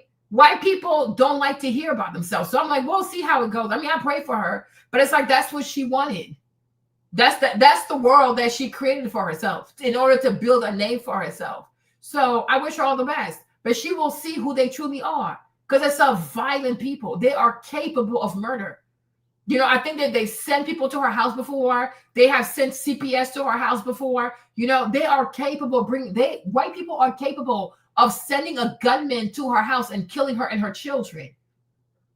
They are evil as fuck. Like this is not a joke. It is not a joke. I'm like, when it comes to white people and you decide to play with them people, you need to realize that you are playing with people that should be institutionalized. You are playing with people that should be in straitjackets. You are playing with pyromaniacs. You are playing with arsonists. You are playing with murderers. You are playing with mass killers. You are playing with genocidal freaks. It's a dangerous people. And I don't know because her husband is white, so she thinks she's protected. I don't know. But I really do. I do. What's it called? I wish her the best, though. Marlene, white people, they scare me. They truly do scare me. Like, yeah, you can stay away from me. Thank you. Like, that's crazy. You know what I'm saying? But I'm like, that's the game she played. You know? And like now, even though I feel like the stuff she's saying is true, though. But you know, in America, too, America doesn't like a black person that speaks the way that Candace speaks. You know, because I'm like, this is kind of something Malcolm X used to say. You see what happened with him? They turned to Swiss cheese. But I'm like, they don't like a black person that thinks for him or herself and that says how they truly feel. White people want to believe that your conversion therapy is still working, right? Where you just repeat what they want you to repeat because they look at you as property. White people don't look at black people and see citizens and see full human beings and see people who have the same rights that they do. They think they own you. They're here to be an authority figure over you. They're here to lecture you. They're here to, meanwhile, their houses are nasty. Their children are incredibly disrespectful.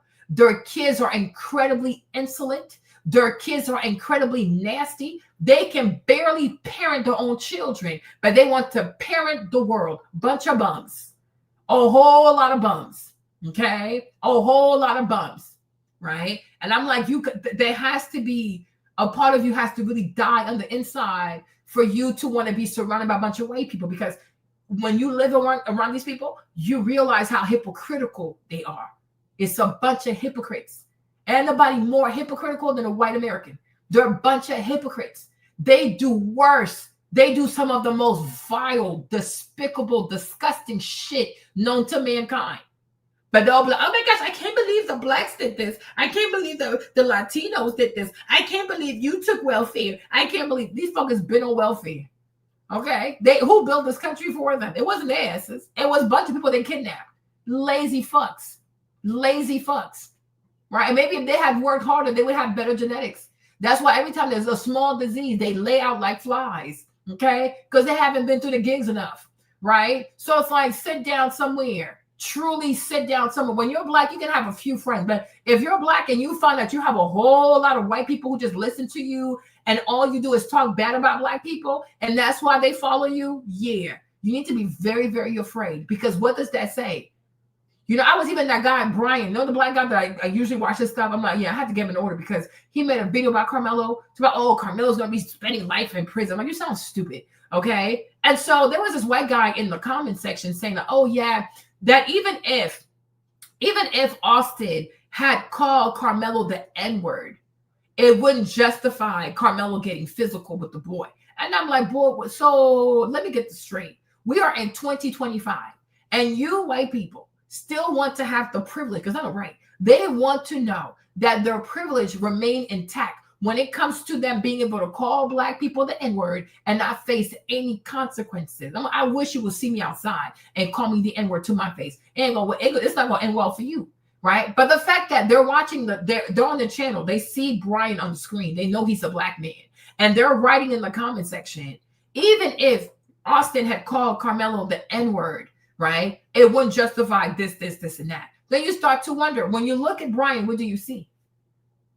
They have no respect, right? Because they will never go to an Ashkenazi Jews YouTube channel and say, oh, even if the Palestinian or even if Hamas had called these Jews something, it wouldn't justify this, and that. No, because white people are always justified. White people are always justified. But when it comes to you, the black person, they want to be responsible for regulating your justification. Like, oh, well, when it comes to this, you shouldn't react like that. Once again, because you're property. So they're going to tell you how to react. They're going to tell you how to feel. But when it's them, if they feel something, they act on it, right? Who do they relegate to say, oh, how do you think I should adjust my behavior? How do you think I should adjust my reaction? They don't check with anybody. They act how they want to act. Right? So no, you don't get to put your hands on people. You don't get to call anybody the N-word. And especially when the young man said, do not touch me, do not touch me, do not touch me. How many times do you have to tell a white person not to put their hands on you? Because they're savages at their core. I keep telling you this. These people are so unsophisticated, because most people who are well raised, who have a level of self-control and discipline and intelligence, but I told you the vast majority of white Americans are intellectually low. They have low IQs, right? Even a person with manners who was raised right, a person who truly does not want any smoke would go and get an adult, go get a coach, go get the police, go get security. They're not going to proceed to put their hands on you. I'm 17, you're 17. What gives you the right to put your hands on me? Hey, Retro, what gives you the right to put your hands on me? If it's not that white people raise their white wolves, because these are not children. These is wolves. These is wolves. Because a child will act like a child, right? If you're 17, he's 17. Where do you get the authority? Where do you even get the fuck off thinking that you can put your hands on him and physically remove him from a bench that you don't own, a tent that you don't own, a stadium that you don't own? You don't own anything over here, but because he's white. So he's thinking, I'm white, it's Texas, I can do whatever the fuck I want to do, because that's how they're raised. It starts in the home. White people teach their children to be racist. White people teach their children to be despicable. White people teach their children to be barbaric ass, disgusting ass, filthy ass Nephilims. They're a bunch of Nephilims. You know what I'm saying? That's all there is to it, right? Because where, like, explain to me, like, your neurons transmission, where you think as a 17-year-old, you have the right to physically remove another student. Why? Why? Who the fuck are you? Who are you? right? But you see, that's their mindset. That even at 17, 14, 15, when they show up, automatically they're an authority because they're white. These fuckers are clowns. They are fucking clowns. Why did he put his hands on his daddy and force his daddy to be an active father in his life? Start there first. But you see, it's some people that have no self-awareness, right? And that's how these white people are allowed to go around this country creating all kinds of havoc because nobody checks their asses. Nobody checks their asses. Nobody checks them.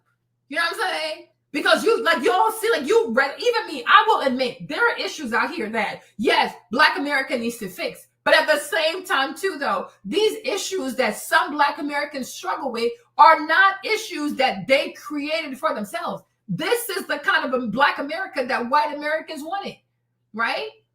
If they truly wanted Black Americans to be excellent, to not represent YN culture, this, and that, when Black Americans, not even to this day, but when you had a season where excellent Black Americans were at the top, they wouldn't have attacked those people, right? They're the ones who attacked excellent Black Americans. It's them, right? They're the ones who put their money behind gangster rap, right? Most of these record labels are owned by who? Ashkenazi Jews, by Europeans.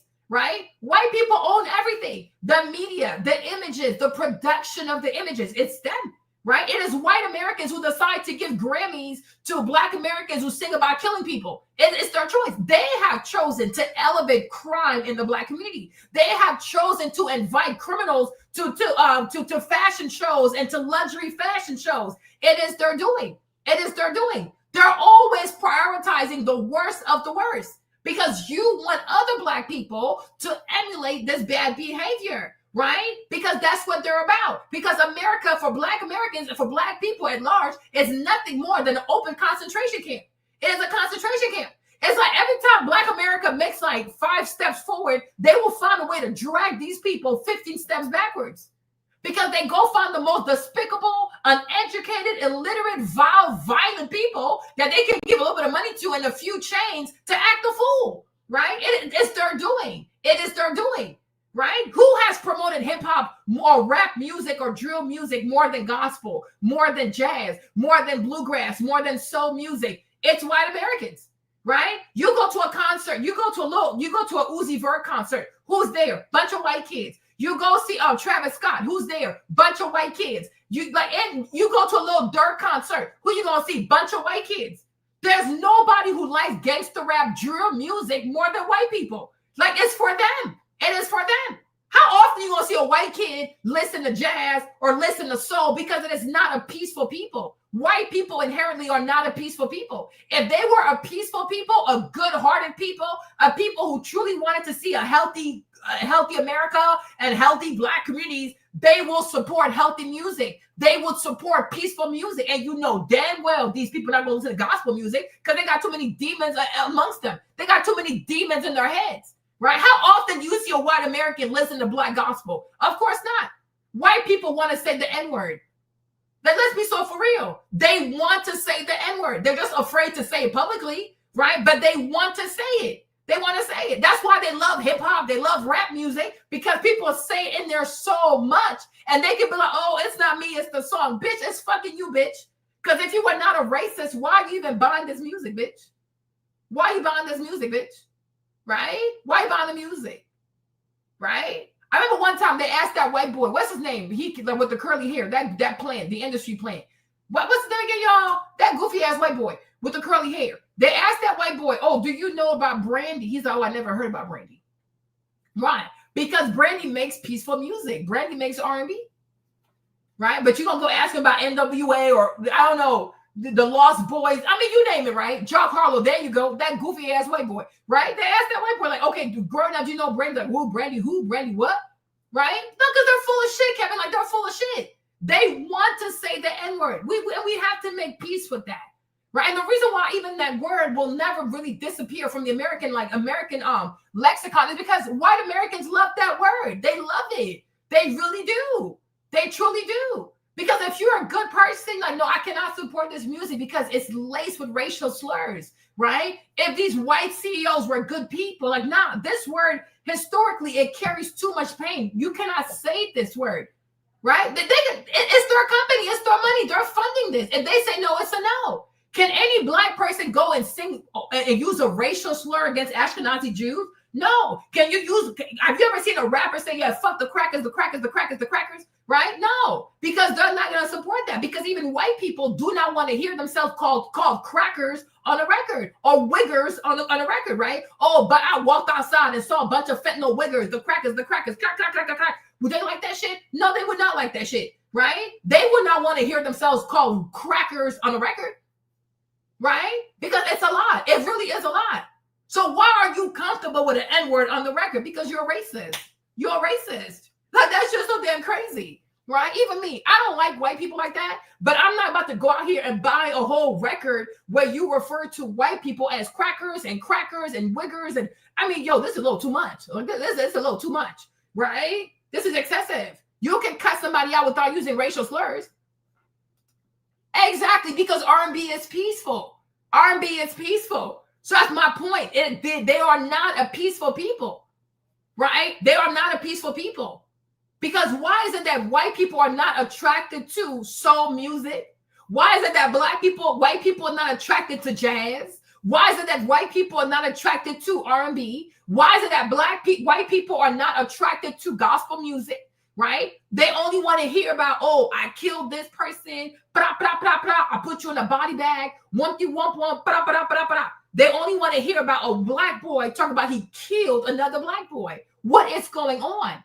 Bunch of sadists, bunch of racist sadists. These are not good people, right? That's why I say, when you go to the concert, who do you see? Like, even recently, Trey went to a Kendrick Lamar concert. It was full of white people. Somebody is singing, "They Not Like Us, They Not Like Us." Why do you want to go there? Why do you want to go there? Like, this is just so weird. This is just so weird. They're a bunch of weirdos. They are a bunch of weirdos. Right? But I'm like, they are the ones who are sustaining and financing gangster rap, drill music, and all that kind of stuff, because they like that kind of music. They have an insatiable appetite for this kind of music because it's a violent, degenerate, and sophisticated people, right? They're a bunch of racists, because if they're not racist, they will not support this kind of music. They will not support this kind of music. You know what I'm saying? So it's like, miss me with the, oh my gosh, 13% of the population commits all the homicide. Yeah. So that way you can have your entertainment, you dumb bitch. You dumb bitch, right? That's it, right? Because what would white people do? Imagine if black people were not out here killing each other, right? What would they actually be doing? Competing for your white job, competing to live in your white neighborhood, competing with you to go to the same college, right? You don't want that shit. Right? So shut the fuck up. Shut the fuck up. You are very much excited. You are very much happy. You are very much invested in the fact that 13% of the population commits most of the homicide, because that means there's less competition for you and you still get your goofy ass entertainment, right? They love that shit. They love that. You should see them when they work out. You should see them especially when they start lifting heavy, when they start lifting these heavy ass weights, they're listening to nothing but ninja music. When I see you, I'm gonna kill you. When I see you, I'm putting a body bag. That's what they want, because they have a taste. I'm telling you, they probably got from their ancestors. They're a bunch of vampires. They probably have this taste for black blood from their ancestors, because their ancestors have killed so many black people, and now they are born like they want to do it, but they're afraid of going to prison. White people want to kill black people and get away with it. Let me tell you something. They want to kill black people and get away with it. They have a taste for black blood, but they don't want to do it because they don't want to go to prison. But they want you, the black one, to do it, right? They get their entertainment, and conversely, they get to play self-righteous. Oh my God, black people are killing each other. Black people, but every single one of these white fucks is locked into drill music. Like, come even on YouTube, on this very app. Who's always doing documentaries on drill music? It'd be some kind of white boy. I mean, what the heck? Who's always keeping up with rap feuds? It's always a white boy. Even remember, like Dunn Told You too. Dunn Told You is so white. He is white from England, but he always knows everything that goes on in Black America. I'm like, what the heck? Are you like Leicestershire, Oxfordshire, Manchester? Are you done worrying about the issues of the UK? Of course not. They don't care. Right? This is what they care about. I mean, it is so wild to me. I'm like, it is so, for people who claim to have their shit together, the way they have so much extra time to worry about what Black people are doing or not doing, it is crazy to me. It's like somebody who claims to be so happy, but is always keeping up with what others are doing. If you're so happy, worry about your life, right? If you are so happy, worry about your goofy ass life. If you're so happy, go on a cleaning shopping spree at Walmart and buy all the bleach that you can fit in your cart. Leave us the fuck alone. Like seriously, like serious fucking lean. And I feel like there needs to be more Black people on social media who do the way you have these Black grifters. There needs to be a whole host of like Black people who get on social media every day and tell white people about themselves. Okay, every single day. Tell white people about themselves, because people don't check their asses enough. People do too much time kissing their mediocre asses instead of people letting them know about their goofy selves. You are goofy as fuck. You are agents of chaos, and you are investors into this Black destruction. There's so much Jewish money involved in Black destruction. There is so much white American money involved in Black destruction, right? We will hold you fuckers accountable. Like, they're fucking crazy. Exactly. Instead of going out there and competing with the Indians and the Asians, no, they want to focus on Black people. They're so mediocre. They're losing their entire country to Asian people. They're losing the whole commerce race to Asian people. They are losing AI to Asian people. They are losing in so many different aspects and avenues to Asian people. Instead of worrying about that shit, no, they want to come over here and worry about Black people. Don't worry about us. Worry about your own. Worry about your own, okay? Worry about for all the evil you've done. You better make sure you never fall behind, because the people make you pay for it. Yes, I'm telling you, the rap concerts are always full of white people, man. White people go more to rap concerts than even Black people. I'm telling you. Like, it's astounding to me. Anytime I see a documentary on rap music or drill artists, I'm like, it's always a white boy. I'm like, how does this white boy know so much like this? This is crazy. If there's any kind of feud, it's going to be a white boy who's going to break down the feud. I'm like, what is this obsession with Black people? You think I know that much about rock and roll, like rock artists and their foolishness, or like whatever's out there, like alternative rock? I'm not that invested. This is crazy.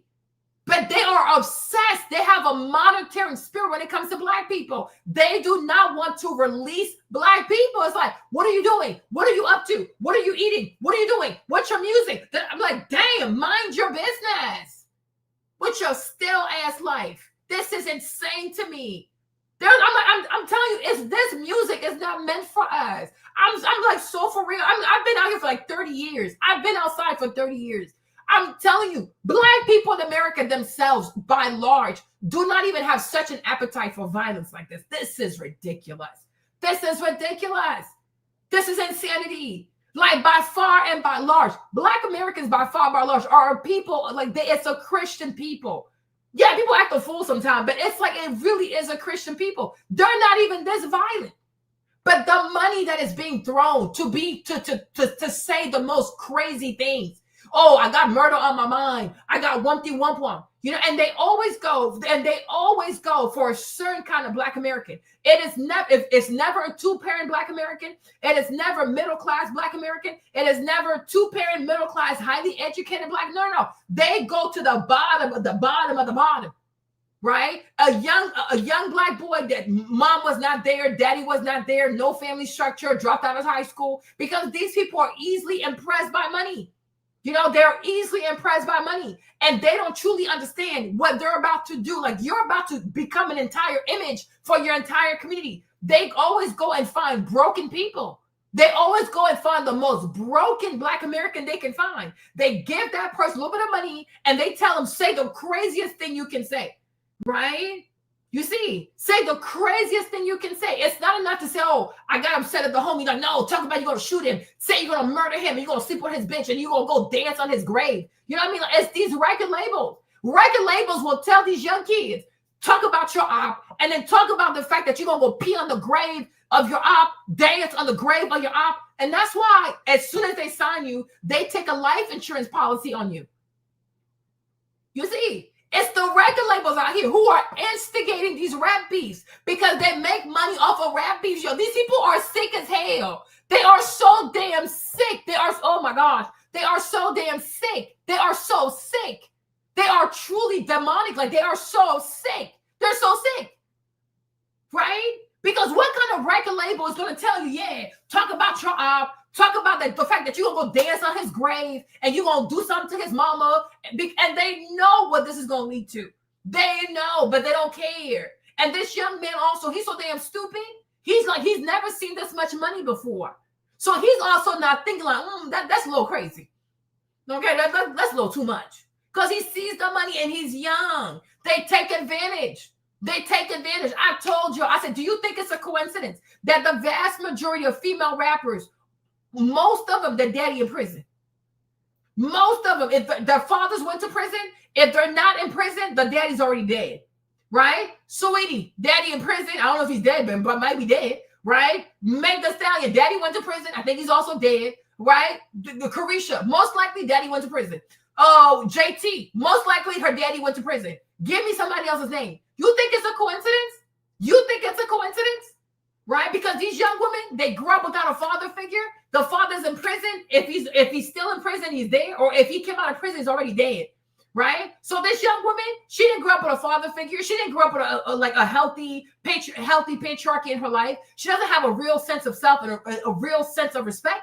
Right? And then they take these broken girls who don't have daddies, whose father went to prison, and they're like, yeah, we're going to put you all the way at the top. And we're even going to have middle-class black girls with two parents and a father in the home behave like your trifling ass. Right? This is what they do because they're freaking racist. They are freaking racist. Because if we were not living in a racist ass country, right? If we were not living in a racist country, it's the black girl with the two-parent household, a healthy patriarchy, who should be the influencer. She should be the role model, right? But do you think white Americans are actually going to go and invest in healthy black people? Hell no. So that way they can become the standard and then they can start helping other black people to also be healthy? No. And this is why they did everything in their power to go after this whole Cosby family image, even Fresh Prince of Bel-Air, right? It's so unrealistic. Oh, it's not relatable. It's not relatable for some. But sometimes also, maybe content should not be relatable, right? Maybe content should not be relatable so that it can be aspirational. Because if you live in a place where you've never seen black doctors, maybe we should put black doctors on TV to force you to think about what is possible. If you come from a broken home or you come from abject poverty and all you see and what you even see on TV is black people living in abject poverty, how's that beneficial for you, right? If you come from abject poverty, but you see that there are black people on TV who are lawyers, there are black people on TV who are doctors, there are black people on TV who are accountants, who are politicians, who are doing this. Like, oh, wow, I didn't even know that was possible for me. I didn't even know I could do this. Now you might start going to school. Oh, what's a doctor? How do you become a doctor? Oh, what's a lawyer? How do you become a lawyer? Oh, you know what? Oh, I would love to do that. Then you start looking at the school. Oh, that's a nice college. That's a nice university. Oh, that looks very pretty. I would love to go there when I'm 18. So now you're like, you know what? Maybe I can try a little bit harder. Maybe I could work harder. Maybe I could study a little bit more because now you have a goal. Now you know what's out there, right? We have that's what Isaac Newton talked about, the laws of motion. Like an object will remain in this trajectory unless it's hit by a different object. Then you change the course. So if we have a bunch of young black children and we know they're not being raised in the best situation, right? We cannot say like physically. I think we could if we actually cared. We could, but unfortunately, people don't care enough. So we're not going to physically help every single black child that is not in the most optimal setting for a child to be in. However, through the media, through TV, we can reach way more black children than we could if we had to go person to person, go find a black baby, right? So that's why as black people, even though I'm West African, that's a problem, but I've been outside. So at this point is what it is, right? But I'm saying like as black people in America too, right? That's why we should fight with everything we have in us to have healthy and positive and like aspirational images of Black people on TV, because we know that some of our children are not growing up in the best predicament. But we also understand that what is needed for any human being is hope. We got to show young people what is possible. We got to show young Black children what they're capable of doing, who they are capable of becoming. Just because you're born poor or your mama's on crack, your daddy is in prison, what does that have to do with you? Okay? Because at the end of the day, maybe God just used those two confused people to bring you here. Now that you're here, it is up to you to make it, and you can make it. Even if you go one step at a time. All we need you to do, go to every time you're in school, every year you're in school, all I'm asking you to do, at least give me a 3.5 GPA, right? Take it one semester at a time. Take it 1 year at a time. All I'm saying is give me a 3.5 GPA, because if you are able to graduate college with a 3.5 GPA, I don't have to worry about you.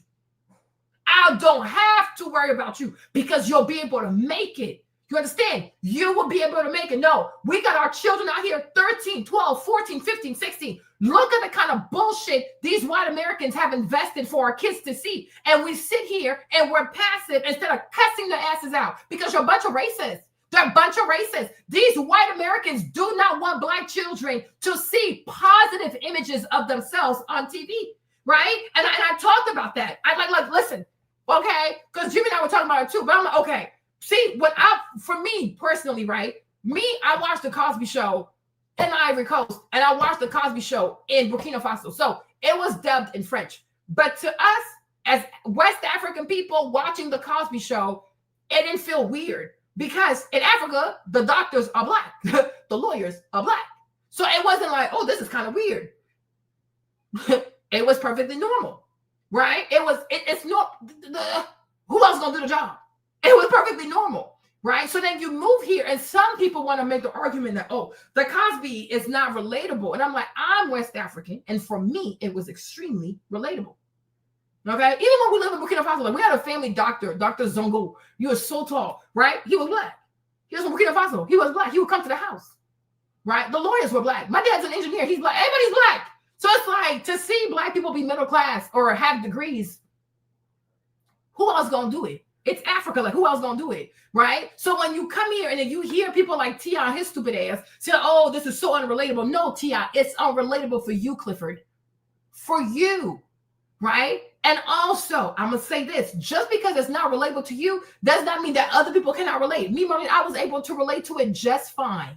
Just fine. Now, Fresh Prince of Bel-Air was a bit different, even though I will say some African people do have that kind of money, even though sometimes it's corruption, right? But Fresh Prince, Uncle Phil, he had a whole different kind of paycheck, okay? Like, because we all knew Bel-Air was in California. It was in Beverly Hills. So like, yeah, that's some expensive ass shit, okay? That is really, really expensive, right? But still, it is not impossible. It is not impossible, because you've seen Black people who are millionaires, and there are Black people who live like that. Now, is it extremely common? No. But even for white people too, is it common? No. The vast majority of white Americans are blue collar or working poor. So Uncle Phil, the kind of money he was making, it's not relatable for a whole lot of Americans. Okay? Let's be so for real. So it's not just an indictment of Black people, but even most white people don't have that kind of money. Okay? Uncle Phil, the kind of lawyer, he charged like what, $3,000 an hour? Yeah, most people don't make that kind of money. Okay, so that's whatever. But for me, Marlene, I never once like watched Fresh Prince of Bel-Air. I felt like, oh, I can't watch this because it's unrelatable. No, it was aspirational. Like, yeah, you know, like, damn, Hillary always shopping. Ashley, like, was it Ashley Banks, right? Ashley's always, no, Hillary was shopping. Ashley was super cute. I love her hair. Like, this girl got so much hair, right? Will and Carlson, they went to a very expensive school. Carlson, they went to expensive school, went to a private school. Now that's relatable, because a lot of African people go to private school and things of the sort. But I'm like, it's aspirational. But there were moments in Fresh Prince of Bel-Air where they showed Uncle Phil when he was a broke ass college student. Like, he was a broke ass lawyer, and they had this little tiny ass apartment. So it was like, you understood that Uncle Phil, he had to work really hard to get to where he is. But hard does not mean impossible. So I didn't feel the type of way, right? Even like, what's it called? The one with Denise, what's it called? Oh my gosh. because I know these names in French though. The one where Denise goes to college. What's it called again? Y'all, sorry, it was dubbed in French, right? But the whole thing about Denise going to college, like even that 2 words, why would you not go to university? Like, what is going on here, right? What is going on here? But I'm like, everybody watched the show, even when she got pregnant, because they had a lot of French magazines when she got pregnant. They had all the French magazine who were buying the French magazine. We have cousins that would ship us the French magazine like back in Burkina Faso. So we're able to keep up with the fact that she got pregnant and Bill Cosby did not want her to be part of the show anymore because he felt like she was not going to be a good role model for children. Cool, no problem, right? But we still kept watching the show. Like, yeah, girl, you should have got pregnant or whatever. Because she got pregnant by Lenny Kravitz, right? I said, cool. Denise got pregnant, so she got to go. No problem. But we kept watching the show though. Like, what's the problem? Right? But my point is that not everything on TV all the time needs to be relatable. You understand? And that's why I'm gonna go back to this video. But I'm like, I feel like not everything on TV needs to be relatable. Certain things should not be relatable. I'm so serious, you guys. Everything doesn't need to be relatable. Certain things have to be aspirational because somebody needs to, like, you know what I mean? Somebody needs to shock your system to make you realize there's something bigger out there for you, right? You can do more. You can have more than what you see. You can, like, sometimes even like you might even think to yourself, oh, I'm a C student. Well, maybe you are, or maybe you don't know how to study. Maybe you don't know how to study. Maybe you don't know how to manage your time to study ahead of time. You know, there are many reasons why you might be a C student. But sometimes it's like, are you truly a C student because you're just like, you are intellectually a C student? Or are you a C student because you don't know how to study? And you don't give yourself enough time to study, memorize the material. And also, you probably are not good at taking tests, right? So sometimes too, you can engage with a certain kind of content and it can make you realize, you know what, maybe I can push myself harder academically, right? Maybe I can study harder. Maybe I'm not studying hard enough, right? Everything you see is not always supposed to be relatable, right? Sometimes you need to consume content that challenges you to like reconsider everything you thought about yourself and everything you thought about what was possible for someone like you, especially being a Black person, right? So I'm like, yeah, that's good. Because if Black children are growing up in neighborhoods where they've never seen a Black doctor, yeah, they need to see these people on TV. Because you just never know, right? If Black children are growing up places where they've never seen a Black engineer, maybe they should see more of that on TV. Because they don't need you to make another show about the poverty, the crime, and the foolishness that they live through every single day.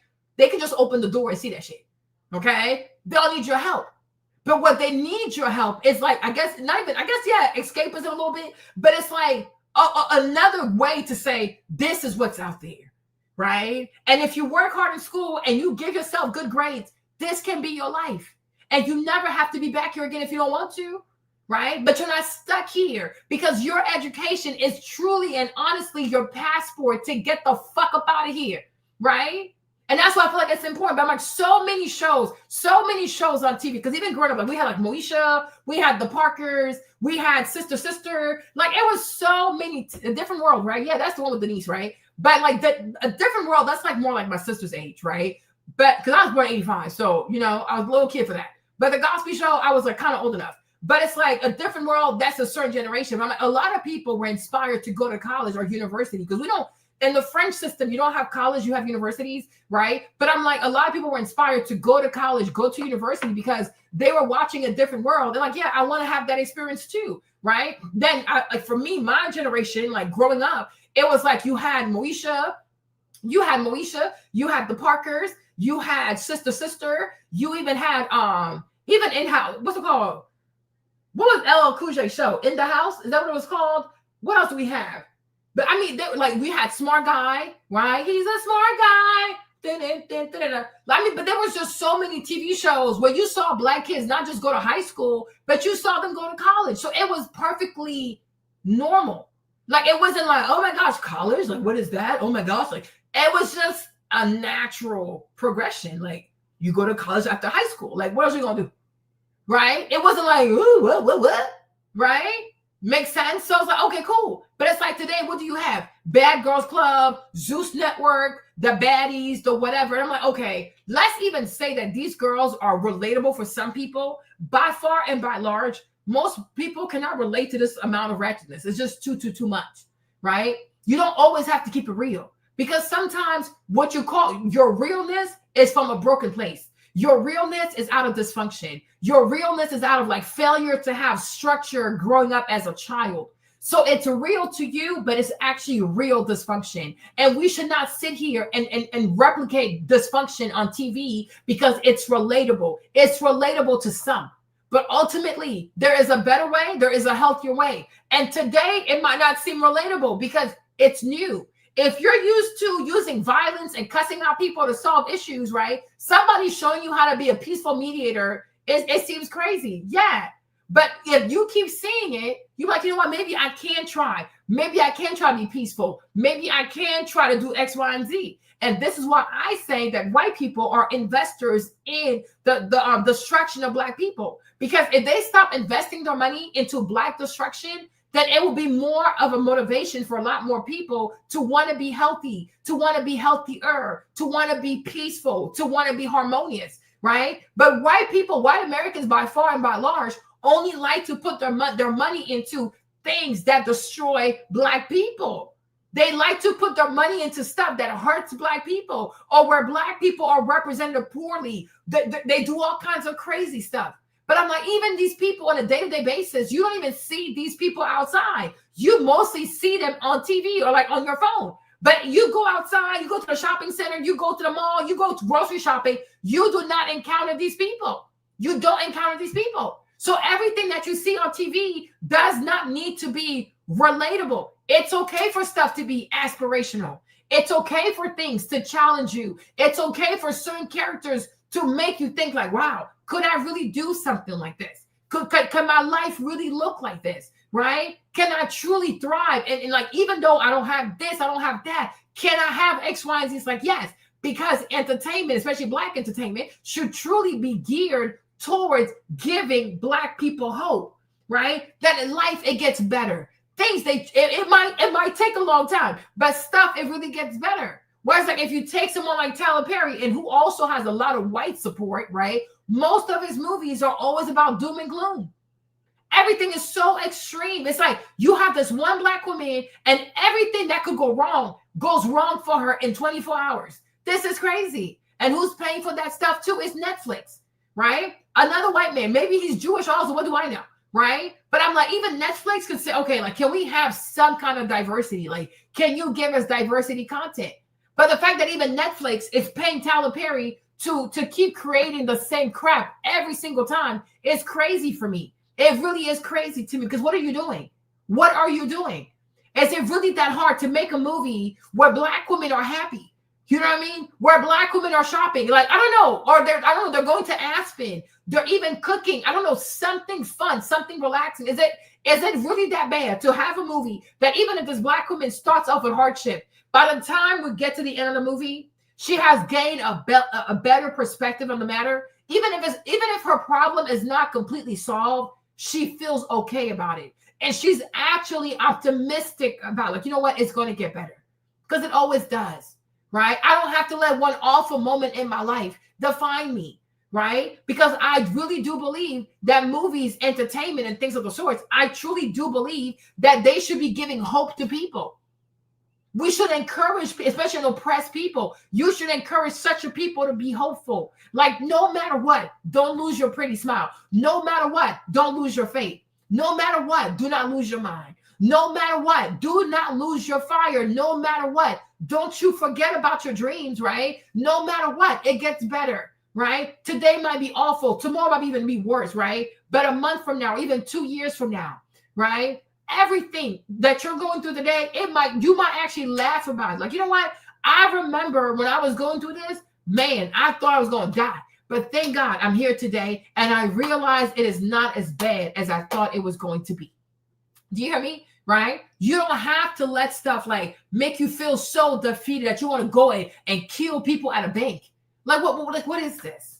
What is this? Like, seriously, what is this? Right? But once again, This is the kind of stuff that white people are investing into. They want to see these images where a black woman is so overwhelmed that she grabs a gun, goes into a bank, and she shoots people, right? So that way, next time when you start seeing police officers shooting black women, oh, well, we saw the Tyler Perry movie, so who knows? Maybe she deserves to get shot, right? You got to be very, very careful when you are playing with people's cultural image. You got to be very, very careful because we live in a racist country. And when you live in a racist country, every time these white people consume content that involves black people, they don't distinguish between entertainment, fiction, and real life. Because for them, what they see on TV, what they see on their screen, this is a real depiction of who black people are. You know what I'm saying? Because they live for their racism and they live for their stereotype. And I'm like, so when you handle people and you handle their cultural image, you truly have to be very careful. You got to be very careful. But it just feels like in America, like when it comes to especially black people and Latinos, you are more than welcome to do whatever you want to do with their image. Right? There are certain things you can never do with the image of Ashkenazi Jews. There are certain things you can never do with the image of white people. There are things you can never do with the image of a white trans woman, right? But when it comes to black people and Latinos to even Arabs, you can do whatever you want with their image. You can treat them how you see fit. You can paint them any way you see fit. You can have all kinds of foolishness, right? Because there is an appetite for that kind of content, where these whites want to see us as barbaric, as people who have their can't control their emotions, people who can just go into a bank and start shooting people, people who want to grab planes and start bombing planes. But even though, you see, the white girl killed all these children near the Pentagon when she took the helicopter into that plane. And you see how all the white media got quiet about it? You see all these white folks got quiet about it? Because it's a white woman who was piloting this helicopter and she killed all these children. Right? But God forbid, had there been a Muslim in there, somebody named Muhammad, or some girl named, I don't know, Malaika, whatever you want to name it, right? They would have lost their shit. Oh, she's a terrorist. Oh, he's a terrorist, right? But when a white girl who barely had enough flight hours was giving a $45 million helicopter, and instead of being low, she went high, and she murdered all these children 5 minutes away from the tarmac at freaking Reagan, you see all these white folks is quiet. You see all these white people are quiet. Right? Because it doesn't fit their narrative. Because it's a racist people. It is a racist people. Everything they do or everything they consume has to satisfy their need for a particular narrative, because they're not interested in the truth.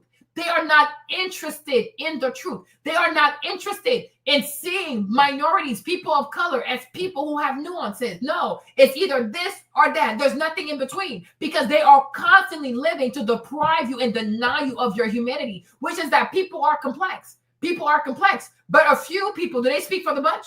But when it comes to them, and you look at a few white people who ain't doing shit out here, and you want to use those few white people to indict the rest of whiteness, they lose their mind. But they will do it to you in a heartbeat. They will do it to you in a heartbeat. And I pray that moving forward, we start having more black people who get involved into the creation of black art and black media. Like me, the day I have money, I'm gonna do it, right? Like we need to have more movies out here, more movies, more TV shows, more entertainment, more content that shows black men and black women and black children in a positive light, because black people deserve that. Black people deserve to watch the TV show, to be on their phones, to go to the movie theater, or to be on Netflix, you name it. And they deserve to see healthy representation of black people. I didn't say perfect now, but they deserve to see healthy reflections of themselves. We are not an awful people. We're not an evil people. What the heck? We are the victims over here. We are the victim in this goofy ass storyline. This evil place. Black people are the victims. But somehow the victims are always vilified in American entertainment. And I'm like, how is this okay? How is this okay?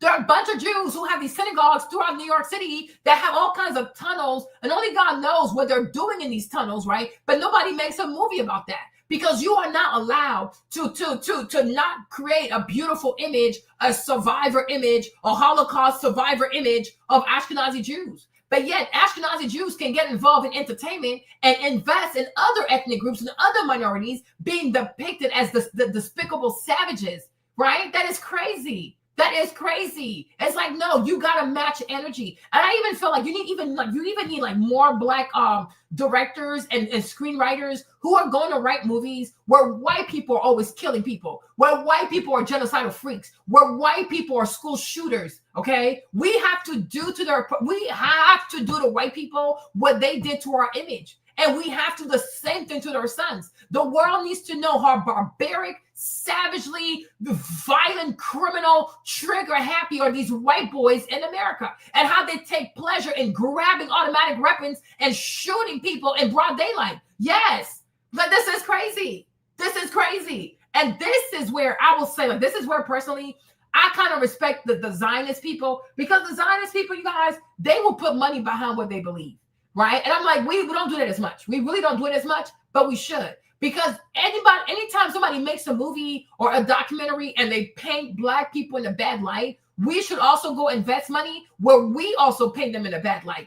It needs to be tit for tat until they decide to be respectful. Because I've come to understand, when you're dealing with white people, the only thing they understand is violence. The only language they understand is disrespect. Because if a white person bullies you and you remain polite, they will keep doing it. If a white person is mean to you and you want to be above the fray, they're going to keep doing it. They only understand violence. That's like, they only have one gear. Boom, boom, violence. And you got to meet their bullshit with bullshit. That's all they understand. Because if you think that you are dealing with people who are capable of being civilized, who are capable of being moderate, who are capable of being comprehensible, you are making a huge mistake. You are making a huge mistake. They are not capable. They are by large, not these, some individuals maybe, but collectively, no. Collectively, no. So if somebody plays with your cultural image, do the same thing to their cultural image. Somebody wants to portray you as a gun-happy freak, do the same thing to their image. That's it. So that way, we are all going to sell each other at a discount over here. You play with my image, I will play with your image. You want to play with the image of my sons, I will play with the image of your sons. We're going to keep doing this until we get to a place of mutual respect. So you're going to respect me and my sons, I respect you and your sons. Because this is all they understand. This is all that they understand. Hold on, you guys. David Weinstock, who was arrested by the Nazis in Vienna in September 1939. And he was taken to the anthropological department at the Vienna Museum of Natural History.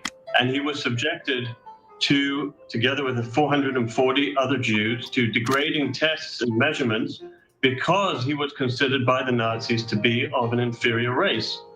So it really is the height of irony and insult that when Jews express concern about anti-Semitism being ignored and a blindness to anti-Semitism, they're then lumped into the white category. And there's nothing wrong with that, but it's more so colonial settler state, and their story with the Bible, the Torah, their story of origin, and the reason that they believe they're entitled to that land is a necessary fiction so that they're not viewed poorly. Like, even when I'm traveling throughout the world, whether it's the Middle East or Europe or even Africa, if I encounter someone who's a racist, which every now and then, the racism will jump up out of someone, their first insult, because they can't insult me directly, right? Like, what is there to say directly? They're not going to insult my height because I'm tall. They're not going to insult my looks because my face is symmetrical. They're not going to insult my teeth because they grew in straight. I didn't even need braces. They're not going to insult my clothing because it's all custom. They're not going to insult my accommodations because it's 5-star. So what do they go to? Circumstance. So they'll say, "Oh, you're a slave." I'm like, well, I'm pretty well off for a slave now. And so I say that to say, like, someone's story of origin matters a lot, and it dictates the way that you are viewed, your story of origin. And whereas the blacks in America did not create their story of origin, nor did they modify their story of origin, they're viewed relatively poorly. And this is a reference point that hateful persons always reach back to. Oppositely, the Jews, those who call themselves Jews today and live in Israel, they have created their narrative. Yeah. You say, well, where the name Ashkenazi came from? So a little over 1,000 years ago, as Jewish people scattered around the world had now immigrated in Europe and now were living in the Rhineland in Germany. They looked at the name Gomer in Genesis 10, and they connected Gomer with Germany. So they took on the identity of the name Ashkenaz. It has nothing to do with Ashkenaz in the Bible, which is a descendant of Japhet. It's just a name that was taken. Okay, it's that simple. Just like my last name Brown doesn't refer to the color of my skin or anything else. It was shortened from a Russian name when my grandfather came over at Ellis Island. The name got shortened to Brown. It's just a name. That's all it is. So the idea that Ashkenazi Jews are descended from Japhet is a myth, 100% false. The Jews, those who call themselves Jews today and live in Israel, they have created their narrative. Learn how to play ball. That's what the Zionists did, except instead of a baseball team, they went to try to convince the Jews that the Jewish people are a nation, like France and like Spain. We'll get the land, that's Israel, that's our stadium. We'll get baseball bats and balls, we'll create a language. They sat down to create a language because nations need languages. The Jews, those who call themselves Jews today and live in Israel, they have created their narrative. Today, ladies and gentlemen, my DNA. Now, I bet you thought it was going to be a lot crazier than that, right? Now, you might ask yourself, why is it illegal to obtain this in the state of Israel? Because it proves through your DNA that Jews around the world have no ancestral ties to the land of Israel. But according to Israeli law, the fact that I have Jewish blood gives me more right to somebody's home and land in the land of Palestine than somebody that has been there for hundreds of years. Doesn't make sense. There are Ashkenazi Jews who are entirely European in their DNA. That's why you're not allowed to have a DNA test in Israel, because it will reveal that virtually none of them are Semitic, virtually none of them have any ancestral connection to the land. I was viciously assaulted by a manager in the BBC who had recently converted to Judaism. It's fine. I love all religions. But you can't say I've now converted to Judaism and therefore I have a right to go to the land of Palestine and live in the house of someone whose ancestors have been living in it for thousands of years. The Jews, those who call themselves Jews today and live in Israel, they have created their narrative. Genetics are not identity, right? The criteria to determine Jewish identity are far more complex. And I'm like, this dude, doesn't he sound like people who talk about trans people? When you say, okay, a man can be a woman, and they'll be like, oh, genetics don't matter. Because it's not about your chromosomes, like, you know, XY or XX, you know, it's about like, you know, what's it called? That is gender is assigned at birth. And there's like a trans movement. I'm like, what? Genetics have nothing to do with determining whether or not you are a Jewish person. But yet, if a black person says they're Jewish, they're going to lose their minds. Like, make it make sense, sir. Make it make sense, because it makes no freaking sense. You know, I was like, you know, this whole trans movement thing, it has been existing for a very long time. The only issue is that we only think of trans when it comes to people who want to go from being born a woman to being to being a man, or being a man and then want to be a woman, right? We've only associated trans issues with gender identity issues, like whatever's in between your legs and what you think you were born to be. But it's like, in all honesty, trans issues have always existed, right? There are people who are transracial. There are people who are trans Semite. There are people who are trans property owners. There are people who are trans successful, you know, like, that's what I'm saying. Like, these people right here, they have a lot of psychiatric troubles, like, because it's to not be okay with who you truly are and always needing to create narratives about who you think you are so that you can feel at peace about the evil that you're about to do. That is crazy to me.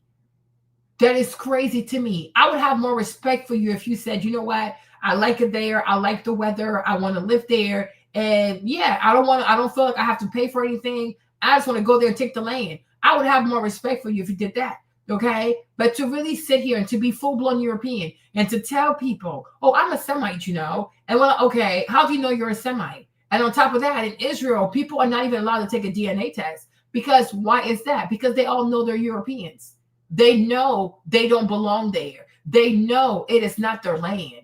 They know it's an occupation. It's an illegal occupation that was first sanctioned by England and now is being backed by America. It is not your land. You are not from there. And in broad daylight, they want people to sit there and watch them kill all these people and not say anything because somehow they survived the Holocaust. Like, that is crazy. But if it was Black people saying that, oh, you're playing the victim, oh, you're using the race card, or you're doing this, nobody ever says to these people, when are you going to stop using the Holocaust as a reason for you to do X, Y, and Z, right? Nobody ever says to these people, oh, you're always playing the victim, right? Right? They never say that to them, right? Because calling people a victim is only reserved for people who were actually enslaved in this land, right? The level of gaslighting, that's why they're so despicable, right? Calling somebody a victim. You have aspiration to come conquer a land that don't belong to you, but then you go kidnap people out of Africa to come do the labor that you don't want to do, but you want to call other people the victim with your lazy ass, with your lazy asses, bunch of lazy ass fucks. When have they been, these people here, when have they even ever worked hard? When have they ever worked hard? Everything is just given to these people. And I love it when a few whites want to hit you with the, oh, as a white person, I grew up poor. I had to work so hard. Yeah, because your own whites fucked you over. They stole enough money that you didn't have to do that shit. I'm not going to feel sorry for your dumb ass because you didn't know where they were hiding the money. Okay? We'll never feel sorry for you. I read this one story. Like, I was reading the comments. And this one white woman said, oh, my husband died and I never took money from the government and I worked so hard and I had all these jobs. I'm not going to, who gives a fuck? Okay? Who gives a fuck? You got fucked over by your own people. Okay? Go trust me. Your fellow white Americans, they have stolen enough money for you to not have to go through this, right? So I don't give a fuck. I do not care. Go tell your sob stories to somebody else. Like, you had to work hard. Who, out of how many white Americans you work hard? How many of you white Americans have actually worked hard? How many of y'all? Like, seriously, what a joke. What a fucking joke. What a joke. I mean, oh, Lord. It really depends on who you go to as your authority. The mainstream rabbinic view, which is embraced by Orthodox Jews, to be sure, and for most of Jewish history over the last couple millennia, has been that Jews receive their identity in two ways, either through matrilineal descent, meaning they are born of a Jewish mother, or through conversion. And there's a whole bunch of discussions about what exactly that conversion means. In the late 20th century, the Reform movement adopted a patrilineal descent, claiming biblical precedent. And in fact, when you look at biblical texts, there are some really interesting things that suggest that it may have been patrilineal in the biblical period. But you know, this is not a discussion for this point. You can see I have another video on it. It did definitely switch.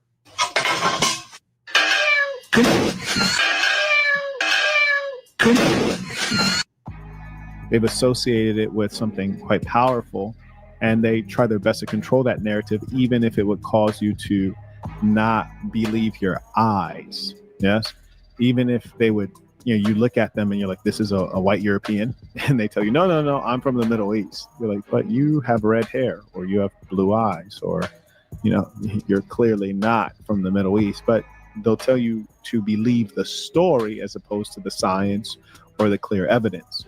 And that is actually very clever on their part. And I can't hate them for being wise and exercising the best in strategy to get what they want. Yeah. So if the whole Iraq thing didn't happen, 9/11 and so on and so forth, things would be a lot different. No, I said if Israel was never forcibly created, if the Western powers, the United States, Britain, namely, if they did not force a group of Europeans into the Middle East and murder to establish the state of Israel, and then engage in continuous murder to sustain and grow the state of Israel, that the peoples in Palestine and the Muslims surrounding would not have taken offense, and we would not be in protracted war, is what I'm saying. Okay, but you do know, like, Jews lived here also before. That's a fairy tale. What? Sorry? Name two books that were written at the time that the Jews were there that explain that the Jews, white Jews were there, and then white Jews went back to the factory of white people, which is Europe. Are there any historical texts that were written during that time that validate that, aside from the texts that, okay, what are they? Do you know Tom Sawyer author? Sorry, what do you call it? I'll pull up the book right now. What's it called? What's the author of Huckleberry Finn? I forgot his name. Yes, I'm familiar with the author of Huckleberry Finn, but I stated specifically books that were written during that time, meaning a historian observing. No, but I'm trying. No, listen. I'm trying to say something very specific. Why I bring it up? Because you were actually here.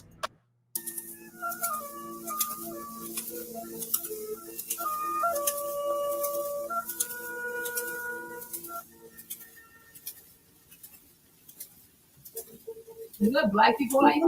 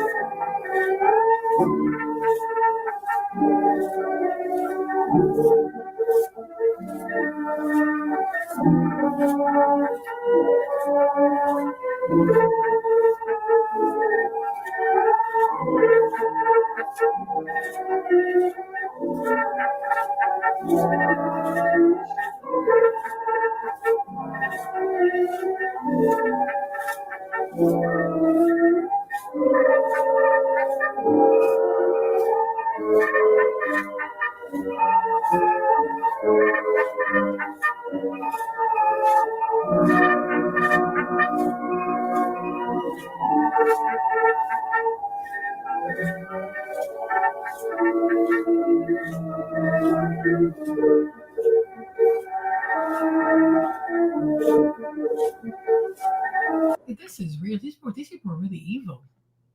This is. Palestine also used to be full of black people. I'm sure they killed them all.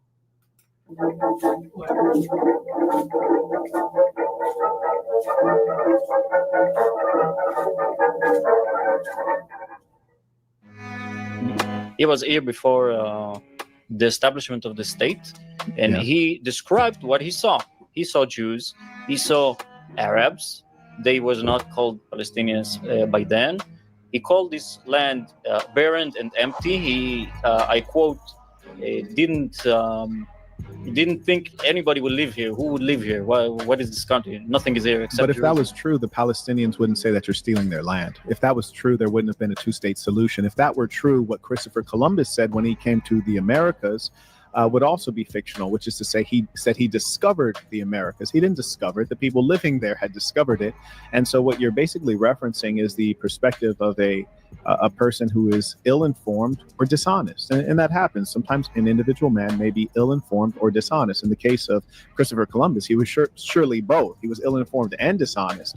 And so you're suggesting that the land that you guys have occupied forcibly was empty. And that's just not true. The sloganization about... I didn't say it, though.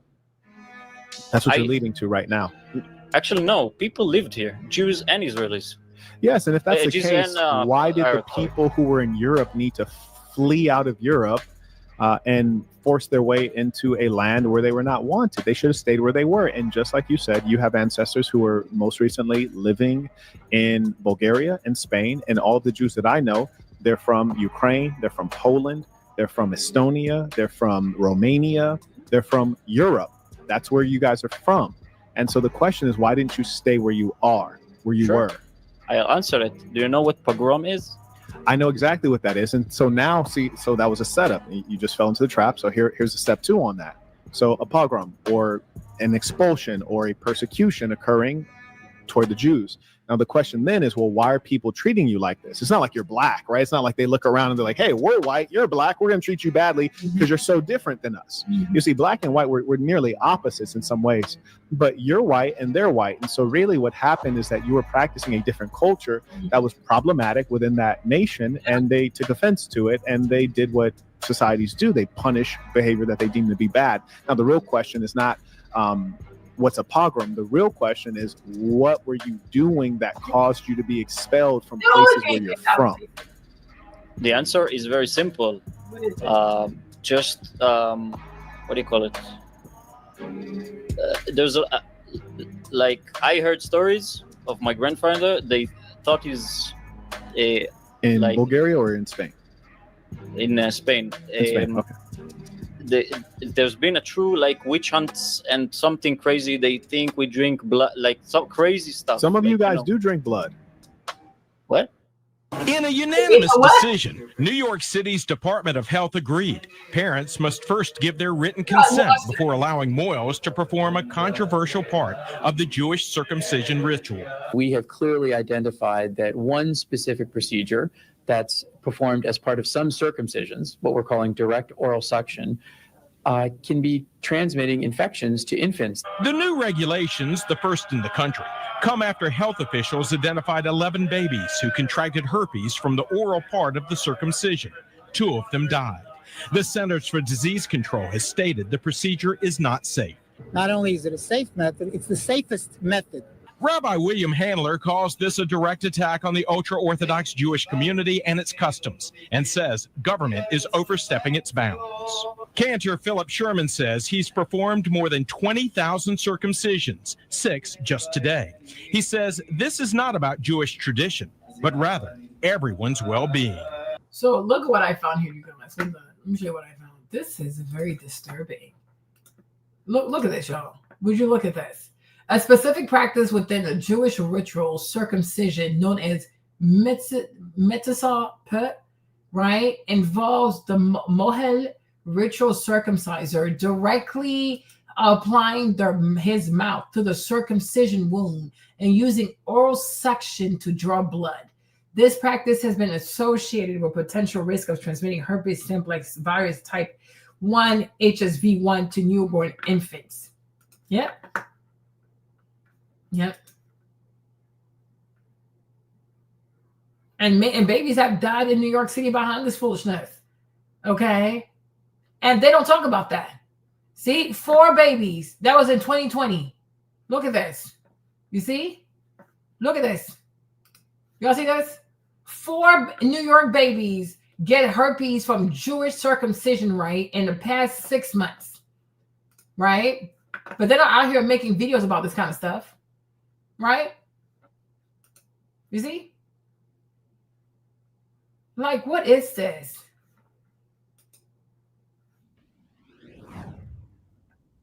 In your 12 on Health report, Mayor de Blasio's administration is sitting down with a group of ultra-Orthodox Jews to discuss how to regulate a circumcision ritual thought to be behind 17 herpes cases. The practice involves the circumciser sucking blood from the infant's cut. 2 children who underwent that ritual have died, and 2 others suffered brain damage since 2000. Now, the de Blasio administration is working to make sure that health precautions are taken while also preserving religious freedom. About 3,000 babies are circumcised each year using this method. Now, 3,000, and they do this here in America?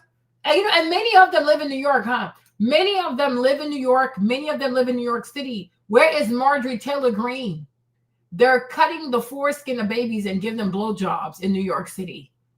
Now, imagine if the Muslims were doing this. Imagine. I'm like, imagine if the Muslims were the ones doing this. Okay, 3,000 in New York City. We're living in a first world country, and people are allowed, under the guise of religious freedom, to cut the foreskins of baby boys and to give them blowjobs.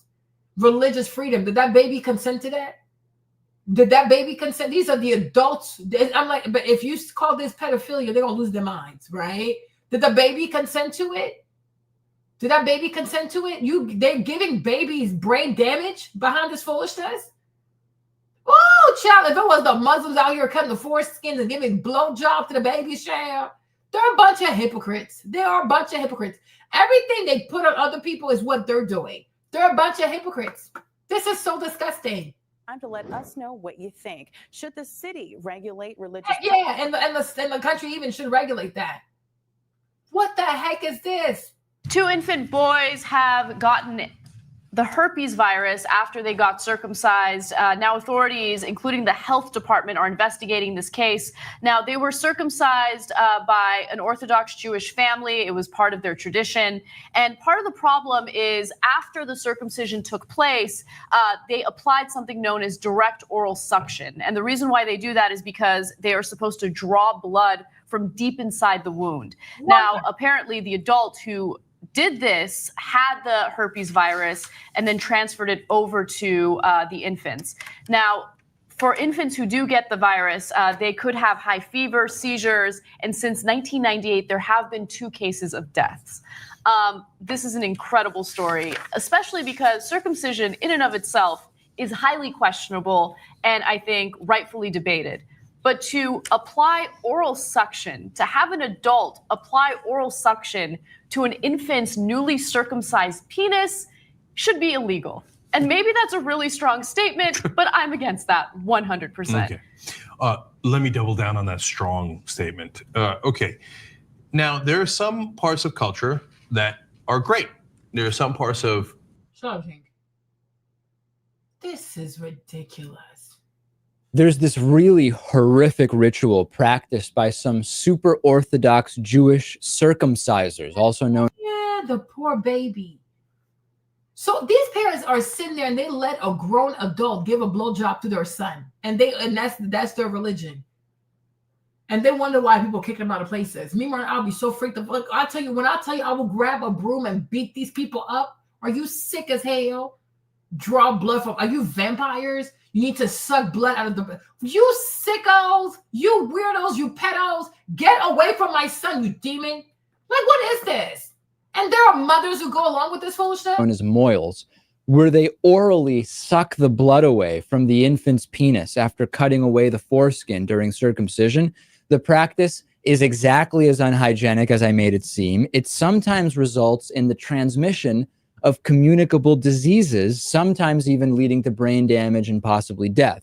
There are now 2 more Jewish infants here in New York City that received not only a circumcision from a moil, but also a case of full-blown herpes. According to the New York Department of Health, in July of 2014, this month, the New York City Department of Health and Mental Hygiene received reports of 2 new cases of herpes simplex virus infection in newborn male infants following direct orogenital suction. Orogenital suction. There's a word to throw around at the breakfast table, Lewis. Since 2000, a total of 16 laboratory-confirmed cases of HSV infection attributable to direct orogenital suction have been reported to the health department. 3 of these cases were reported in 2014 alone. 2 of the 16 infants died, and at least 2 others suffered brain damage. These were not individuals who were already at risk. In other words, both of the cases from this month were infant boys, not born prematurely, normal non-C-section delivery, and then underwent this orogenital suction Jewish circumcision. And it is just an absolute disaster. The Jewish Daily Forward adds that the city's health and mental hygiene department has tried to warn parents, do not do this. Do not allow the moil to have to apply orogenital suction to your child's penis. And since that rule was passed and parents were advised not to do it, 4 infants have contracted herpes. The stuff that falls under the umbrella of okay because it's part of your religion is absolutely sickening. And if the Hasidic community is going to insist on doing this, which I don't believe they should, but if they are going to insist on doing this, can you at least have the moil tested to see if they have herpes that they might give to your kid? Well, let's not even go there. It obviously should be outlawed. It's completely ridiculous. And you know, we even have murder as in this country as falling under the category of it's okay because it's my religion. So things are getting out of control. If the moil knows that he has herpes, could he not be prosecuted for some kind of crime? Because you can be convicted for criminal transmission of an STD if you either try to infect someone or act recklessly with regard to having the STD. And this is certainly reckless. Orogenital suction, knowing that you have herpes on an infant, is absolutely reckless. So there may be a criminal element to this, Lewis.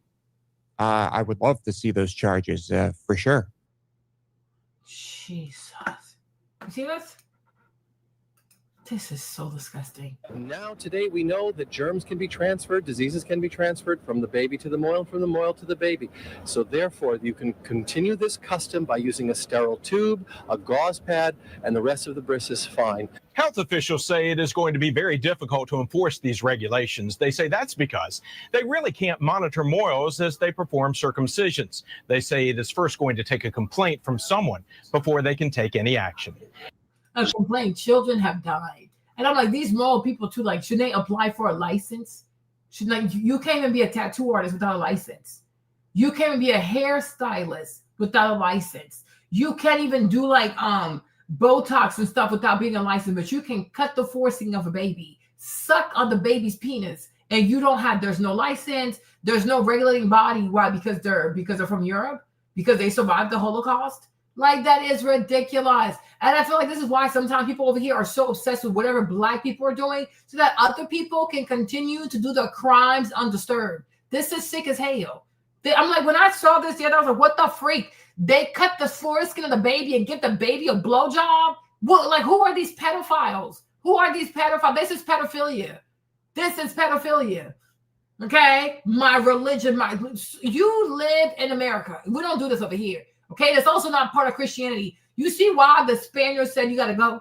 That's what that man said. What do you always do that people get you? You always get kicked out like this. But you can see how this could be very jarring for other people if they discover that this is what they're doing to children, right? Because you're doing this in New York City. In New York City, they're doing this in New York City. And like, where is Marjorie Taylor Greene to clutch her righteous pearls of white Christianity? Oh my gosh, I don't want the Sharia law, girl. The mullahs is sucking the penises of little babies in New York City, girl. Where are you?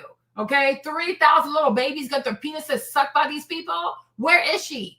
This is insanity. This is disgusting. Now you can have tubes, so why not?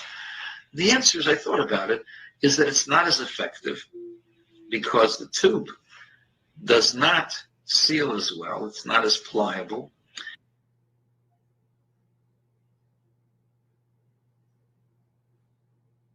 It's not as quick, and it's not as close. You have to have a quick suction action. There's the theory, some people feel that it is, some people feel that it's not, that the saliva of a human being has some antiseptic qualities. And it's actually brought in the halacha of the Talmud that the saliva of certain people were actually used as curatives. Saliva is not a bad thing. Saliva has elements of cleaning, of antiseptic elements within it. The suction process of the mouth is quicker, more pliable, and it's more exact and works much better. Yes. You know what I think about these people, though? I really do wonder if they're not related to gypsies. I really do wonder. I'm like, they're all over the place. They have nowhere they can call home. They forever nomads to the Europe. I'm like, it's giving gypsies. You believe that the saliva is sanctified. You believe that you can give blowjobs to babies. Like, all this sorcery. It's like, I'm like, it's giving gypsy. I'm like, are y'all related? Because I even asked AI. I'm like, are these people related to gypsies? Because what is this? Like, are they gypsies? Like, what is going on? What is this? Child, what was, I don't even know where I was looking. No, hold on. Yeah, let me bring it back up. I was like, because it's giving, it says no, European Jews and Romani people often called gypsies are not directly related, though there has been some interaction and intermingling between the groups. And how they're not related if they interacted and intermingled. While both have faced discrimination and marginalization in Europe, their origins and culture are distinct. Romani people originate in northern India and migrated to Europe around the 11th to 14th centuries. Jewish communities in Europe have diverse origins, so they could be from there too, with roots tracing back to ancient Near East. So it's not also close to Asia? Like what? Various migration diasporas. Both groups have faced historical prosecution, including the Holocaust and continued experiencing discrimination. While distinct, there may have been interaction between Romani and Jewish communities. Some Jewish musicians playing Hungarian gypsy music, and there have been instances of intermarriage, particularly in Bulgaria, leading to a group known as Utain Roma.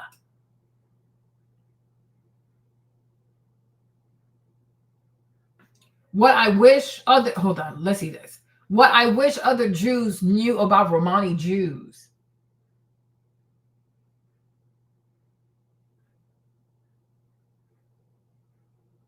And I'm like, it's giving Romani to me though.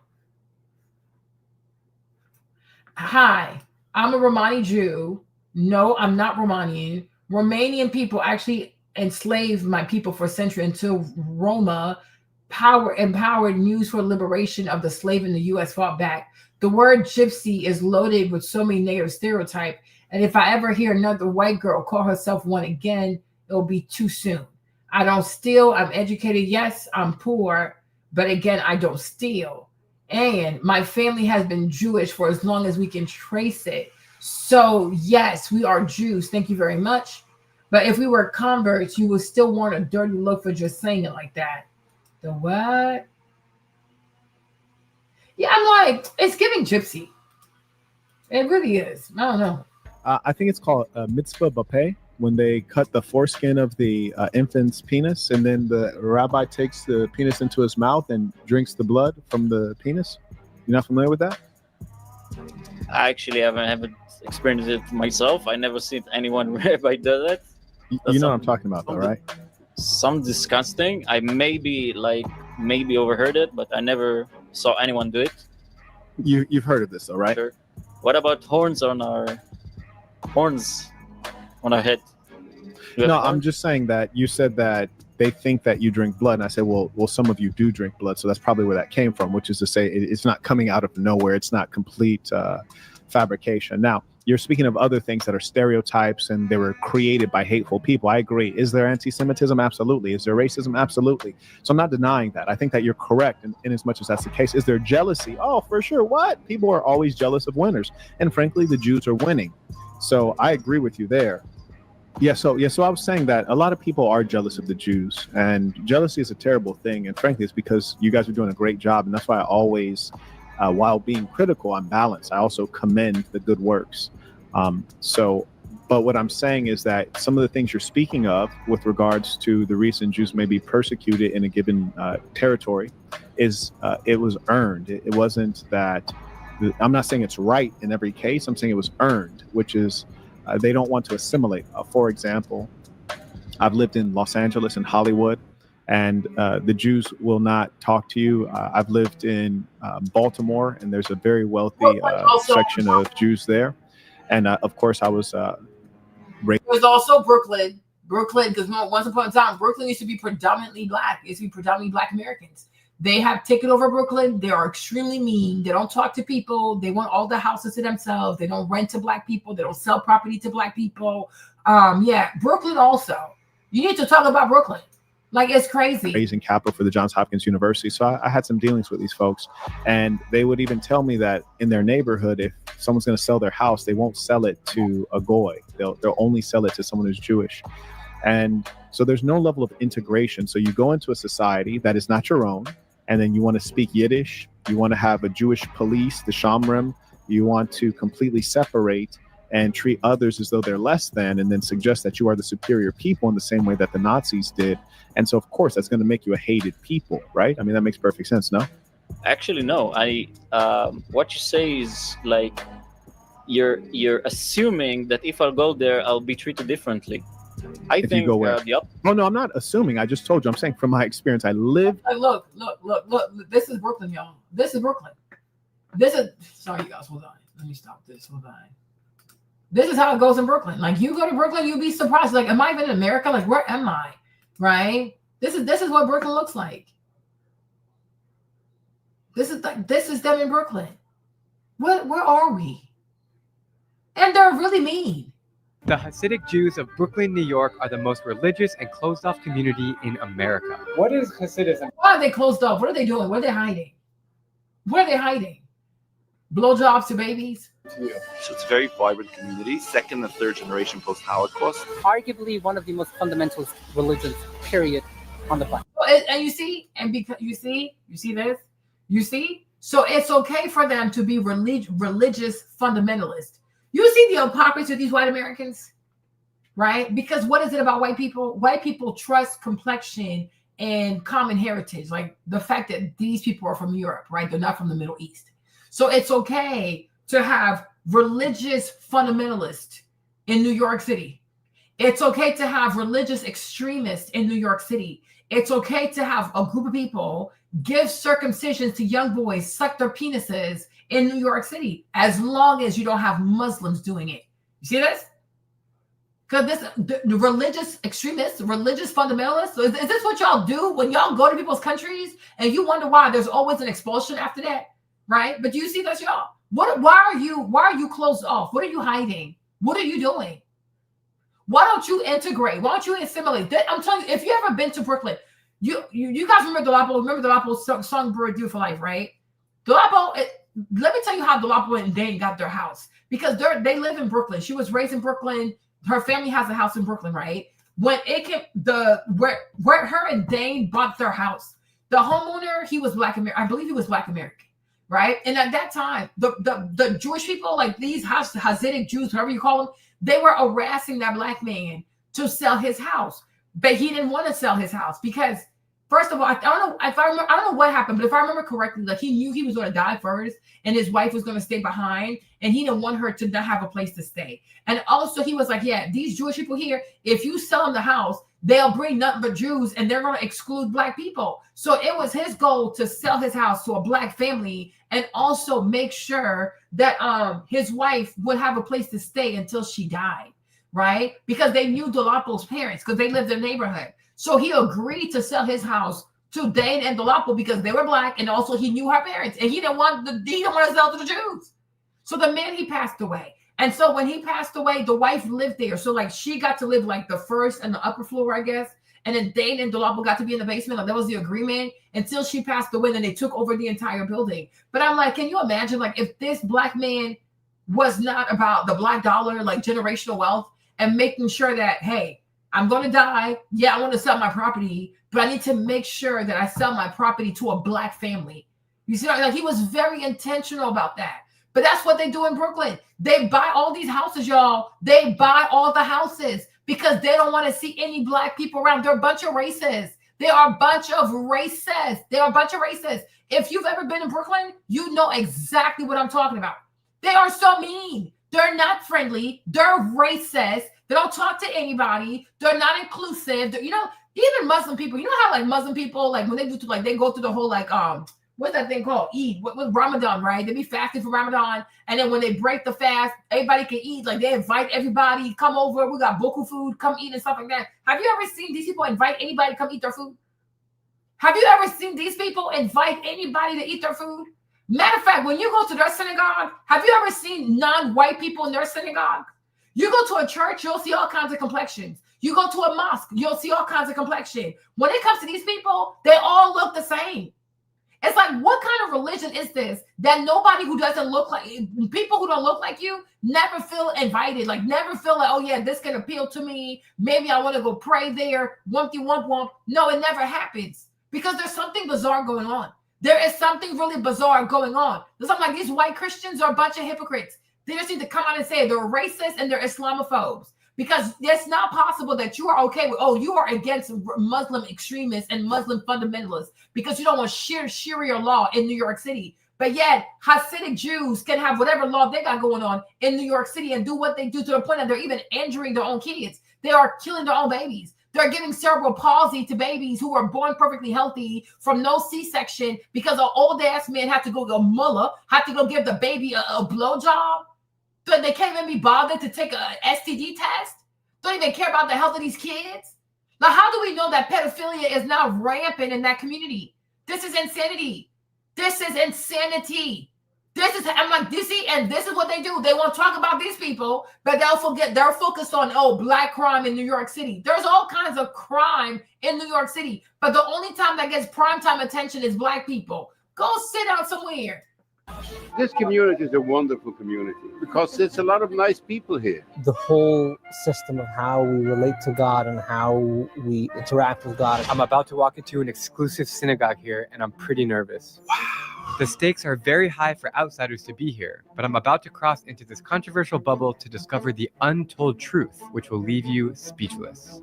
Can you not record this part? Okay, it's going to be a disaster with cameras, but we're going to try. Excuse me. I'm in a rush. I have an appointment. I never thought I would feel intimidated by my own religion. There's security everywhere now in this neighborhood. Pretty intense streets, very, very religious. Everybody on their flip phones because they don't use internet. 100% of the women over 18 years old are wearing wigs. Somehow this is not oppressive. Yeah, but you see how they're fake? So women out there, they don't have phones. I wonder if they even get to go to school. I wonder if they even have to have birth control. They don't have phones. They can't use the internet. They all have to wear wigs. But that's not oppression. But if you wear a hijab, you're oppressed. I swear, white Americans are something else. These people are so damn ignorant. I swear, their hatred is going to be the end of them. Like, seriously, right? You see this? Right? So it depends. It depends what woman is being oppressed. So if you're a white Hasidic Jew and you're oppressed, that's okay. Right? But like when it's Muslim, when it's a hijab, it's a problem. Right? I'm like, this is ridiculous. These people are a bunch of hypocrites. This is something I really cannot stomach.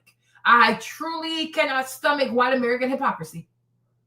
Because if you have an issue with women being oppressed, you should definitely have an issue with this. How old are they when they get married?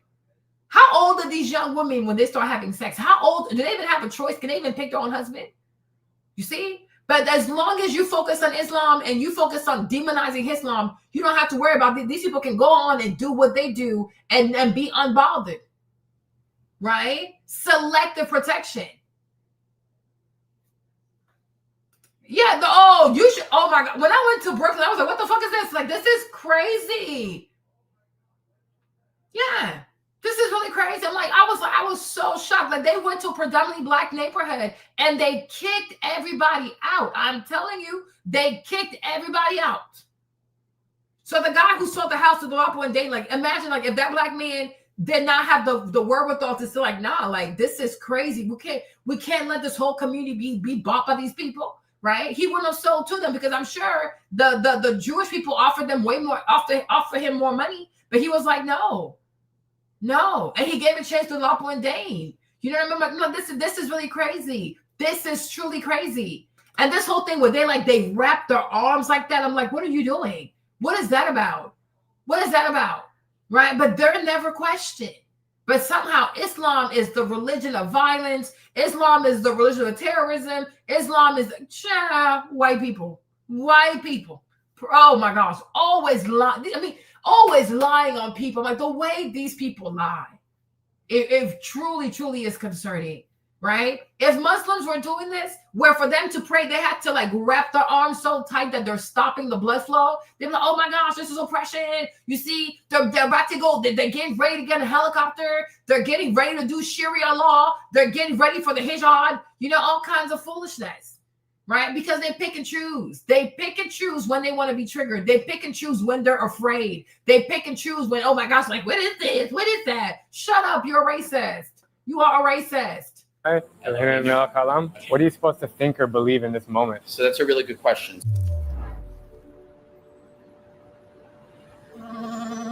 Growing up Jewish, I've always enjoyed connecting with other Jews around the world, like I've done in Ethiopia, Afghanistan, the Philippines, and Yemen. I consider myself very lucky to be part of a religion that has only 15 million members, but has such a profound impact on global society. That being said, I've always been extra curious about the Hasidic Jews of New York because they seem to be different, both physically and mentally, from the rest of us. The Hasidism movement started just 250 years ago in Ukraine and spread to the United States right after the Holocaust. The way that Hasidic Jews dress themselves and curate their lifestyles will leave you stunned, from their big furry hats and long beards to their lack of using the internet and smartphones. Their strong commitment to family, tradition, and strict Jewish law is remarkable. But let's back up a bit. Not all Jews are Hasidic. In fact, Hasidics make up only 5% of the total Jewish population. There are 3 other movements of Judaism: Reformed, Conservative, and Orthodox, and all of these communities can be found scattered around New York City. I started my adventure by popping into a Jewish restaurant in Washington Heights, Manhattan, which is a local hangout spot for modern Orthodox teenagers studying Torah at the well-known Yeshiva University. Is it mostly Jews that come here? Mostly, yeah. We have a bunch of teachers and people from around the neighborhood that come also, and some regulars. It's chicken shawarma, so it's homemade. We make it every day with fresh chicken. We cut up ourselves the chicken, spice it up, stack it. That looks so and cook it. Yeah. It's almost caramelized. Are you from Israel or No, I'm from France. I grew up in France. I thought I heard something. Yeah. You're French Jew. Yeah. I don't meet that many French Jews. Yeah, I know. My workers are the best. Literally, really amazing worker.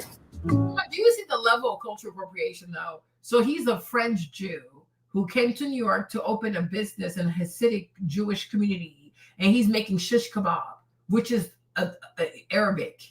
Like, this is just insane. This is just crazy.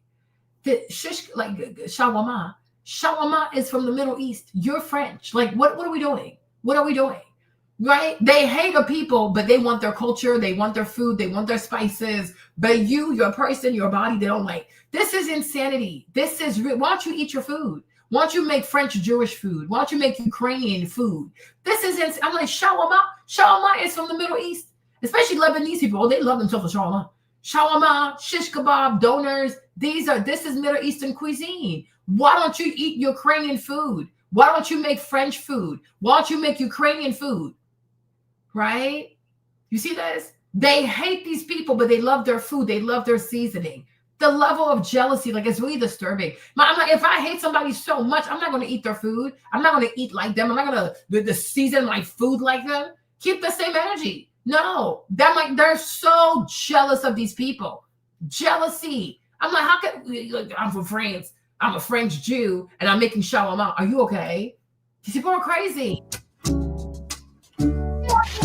You speak like you're Israeli. You speak. I know. It's a little bit of the French mixed in there. After all these years working in the Israeli restaurant, I think it literally imprinted me with the Israeli accent. I'm from Chile. I've never met a Chilean Jew in my entire life. Do you feel like you belong here, like with the Jews and the community? I believe the community here is amazing. I believe that all Jews belong in Israel.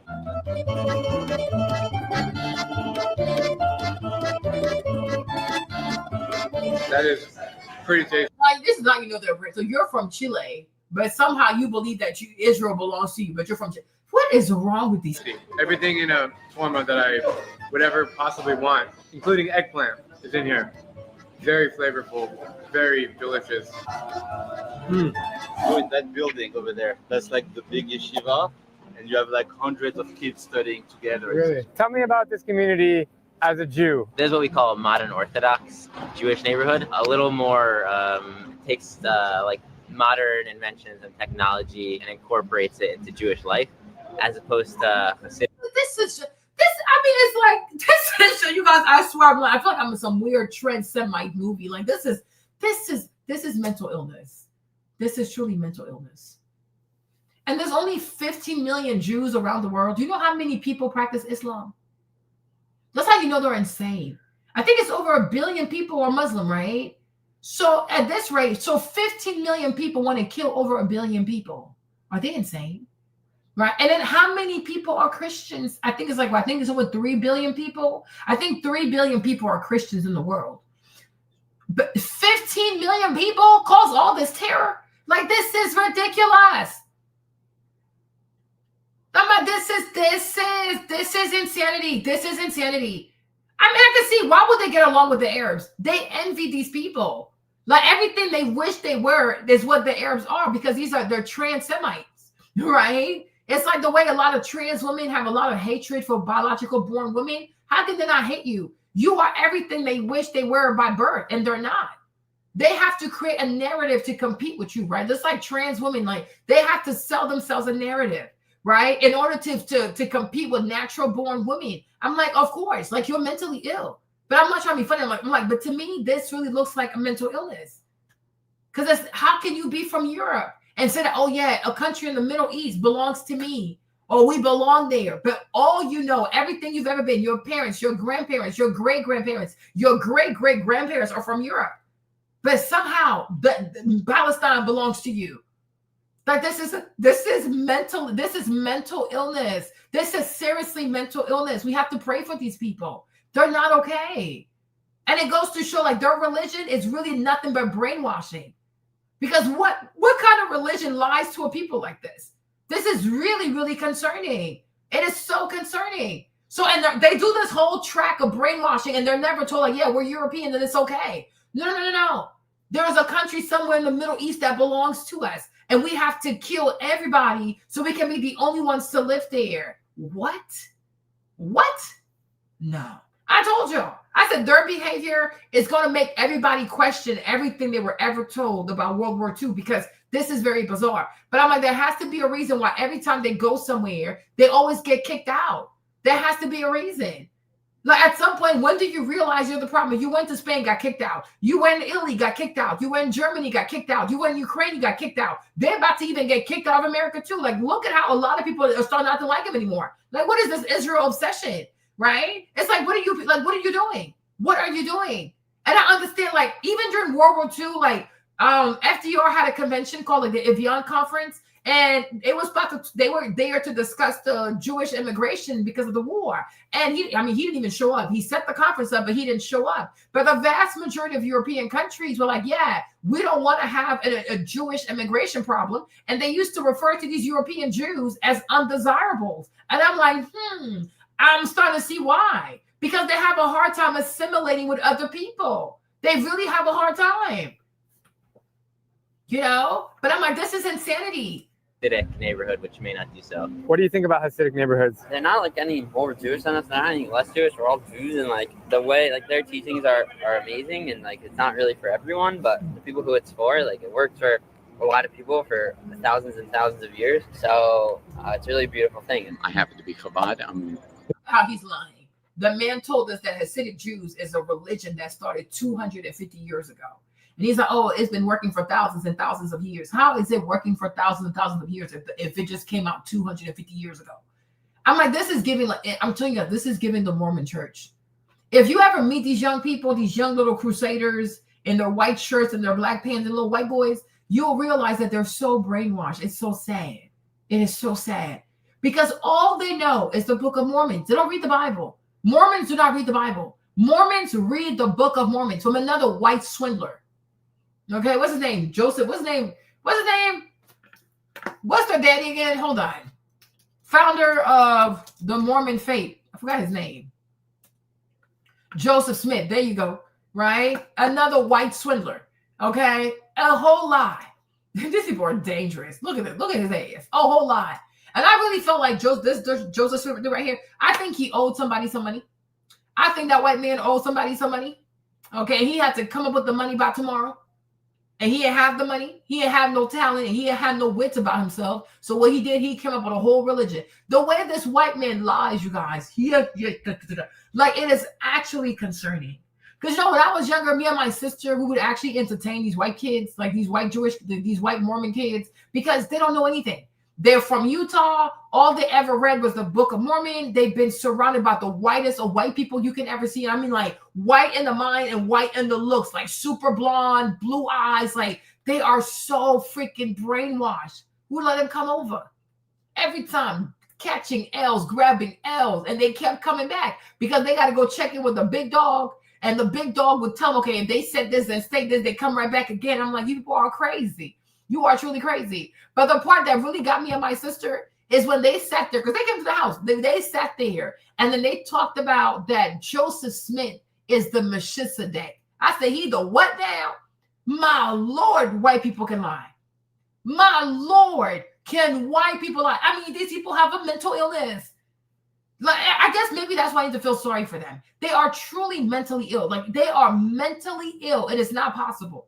The Melchizedek, you know, for those who don't know, the Melchizedek, he shows up in Genesis. So in the book of Genesis, he shows up and he anoints Abraham, right? Because before Abraham becomes Abraham, he's Abram, right? And he'll go through a baptism where God would change his name from Abraham to Abraham, right? And his wife Sarai to Sarah. But even Sarai also, I think Sarai is like, I think in Islam, that's how you say Sarah also, because they have Sarah in Islam, right? But like they have a baptism, and you see that happen a lot. A lot of people in the Bible go through these baptisms when their names is changed, right? Like Jacob he becomes Israel. Who else had Paul goes from Saul to Paul. Like it's a few people in the Bible who go through these like baptism, or like God changes their name, or Jesus will change their name, etc., etc., etc., right? But hey, Miss V, what's up? But when Abraham meets the Melchizedek, he pays tithes and offerings to the Melchizedek.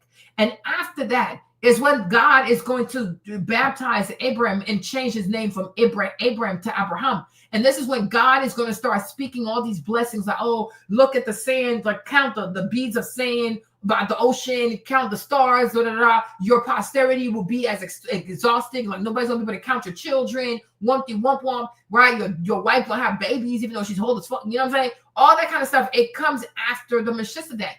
But in the Bible, it is very clear that when it comes to the Melchizedek, people don't know who he is. Like he has no origin. Like I don't even know if he's an angel. I don't know what he is. Like he just appears, right? And also another thing also that we have with the Bible, when you are in the Old Testament, is that even the coming of Jesus, it was announced through the prophets, like especially Isaiah, right? But they knew a Messiah was coming, and they were being told a Messiah was coming because some of these prophets have been forewarned that a Messiah was coming, right? So, okay, when God does a thing, he always lets the prophets know. So how is it that God never told any of these prophets? I'm talking Isaiah, I'm talking Ezekiel, I'm talking Joel, I'm talking Jeremiah, I'm talking who else? I mean, give me some of these prophets, y'all, right? And none of them people, even Micah, especially Micah, okay, Amos, you from the major prophets to the minor prophets, and nobody ever said that one day an Englishman, an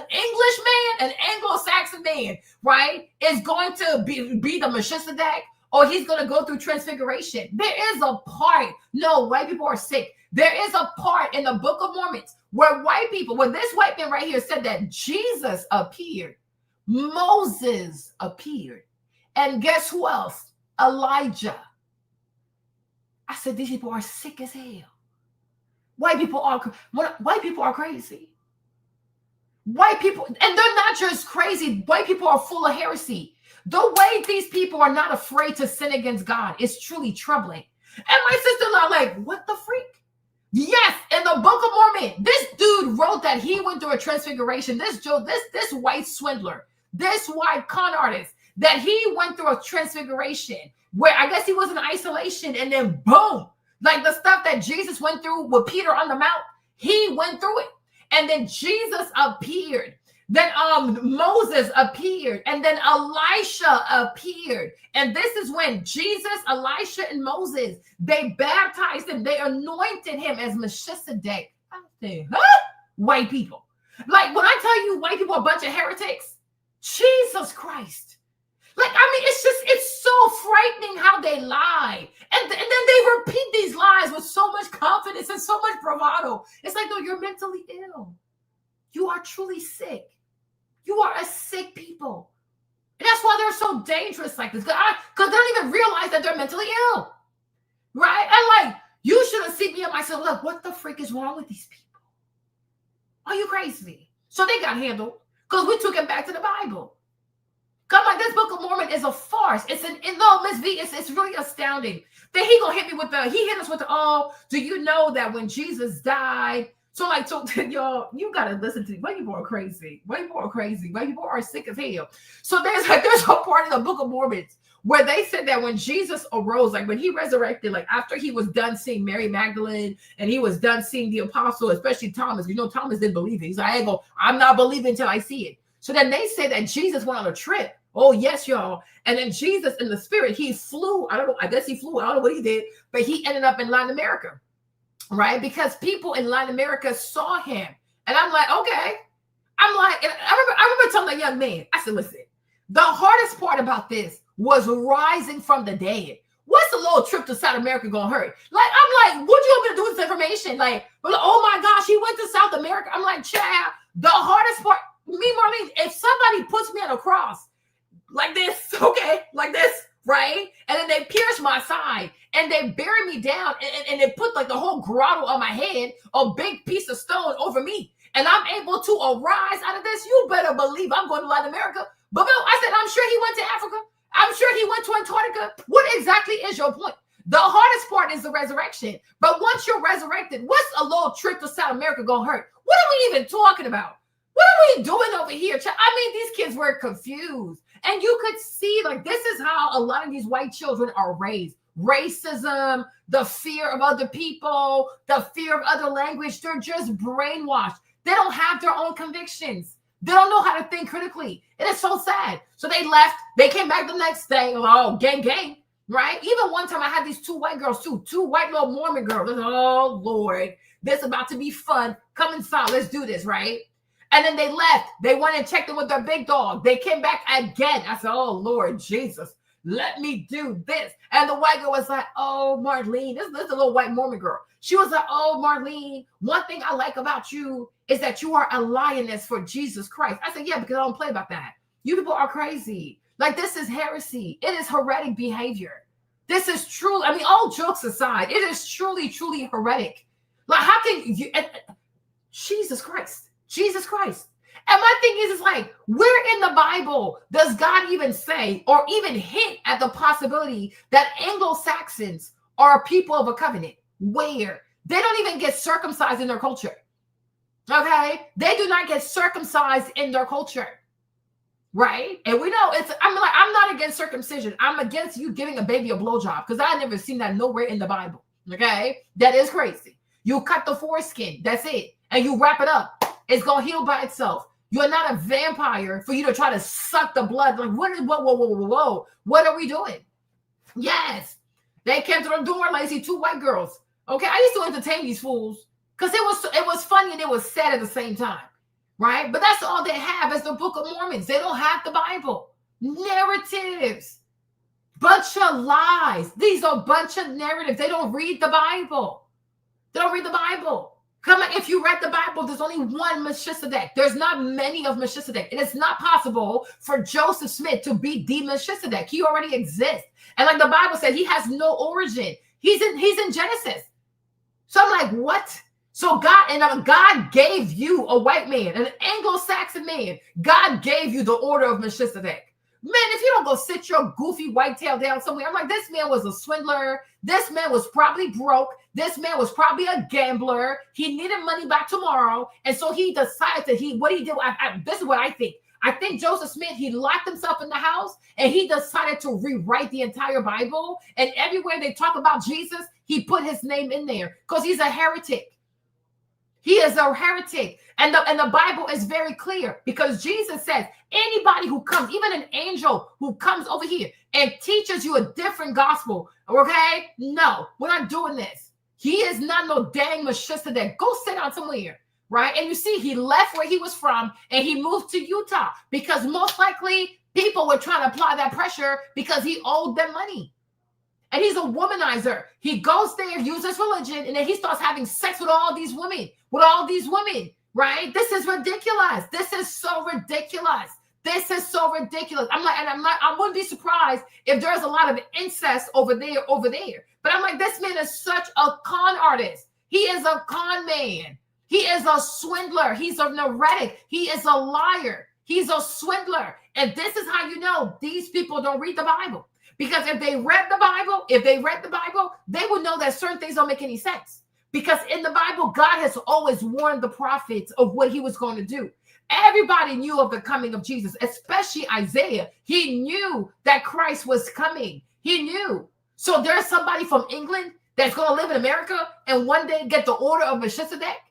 And nobody in the book is like, no books is warning us that this man is coming. Are you kidding me? Even the Quran knows that Jesus walked this earth. They know he was out here. But nobody knows that one day God was going to use an Anglo-Saxon and give an Anglo-Saxon the order of Melchizedek. And most likely one who's not even circumcised. That makes no freaking sense. This is so heretic. But this is what they do. This is what they do. This is what they do. They just lie. They lie so much that they start believing their own lies. It's like, you're not healthy. You need help.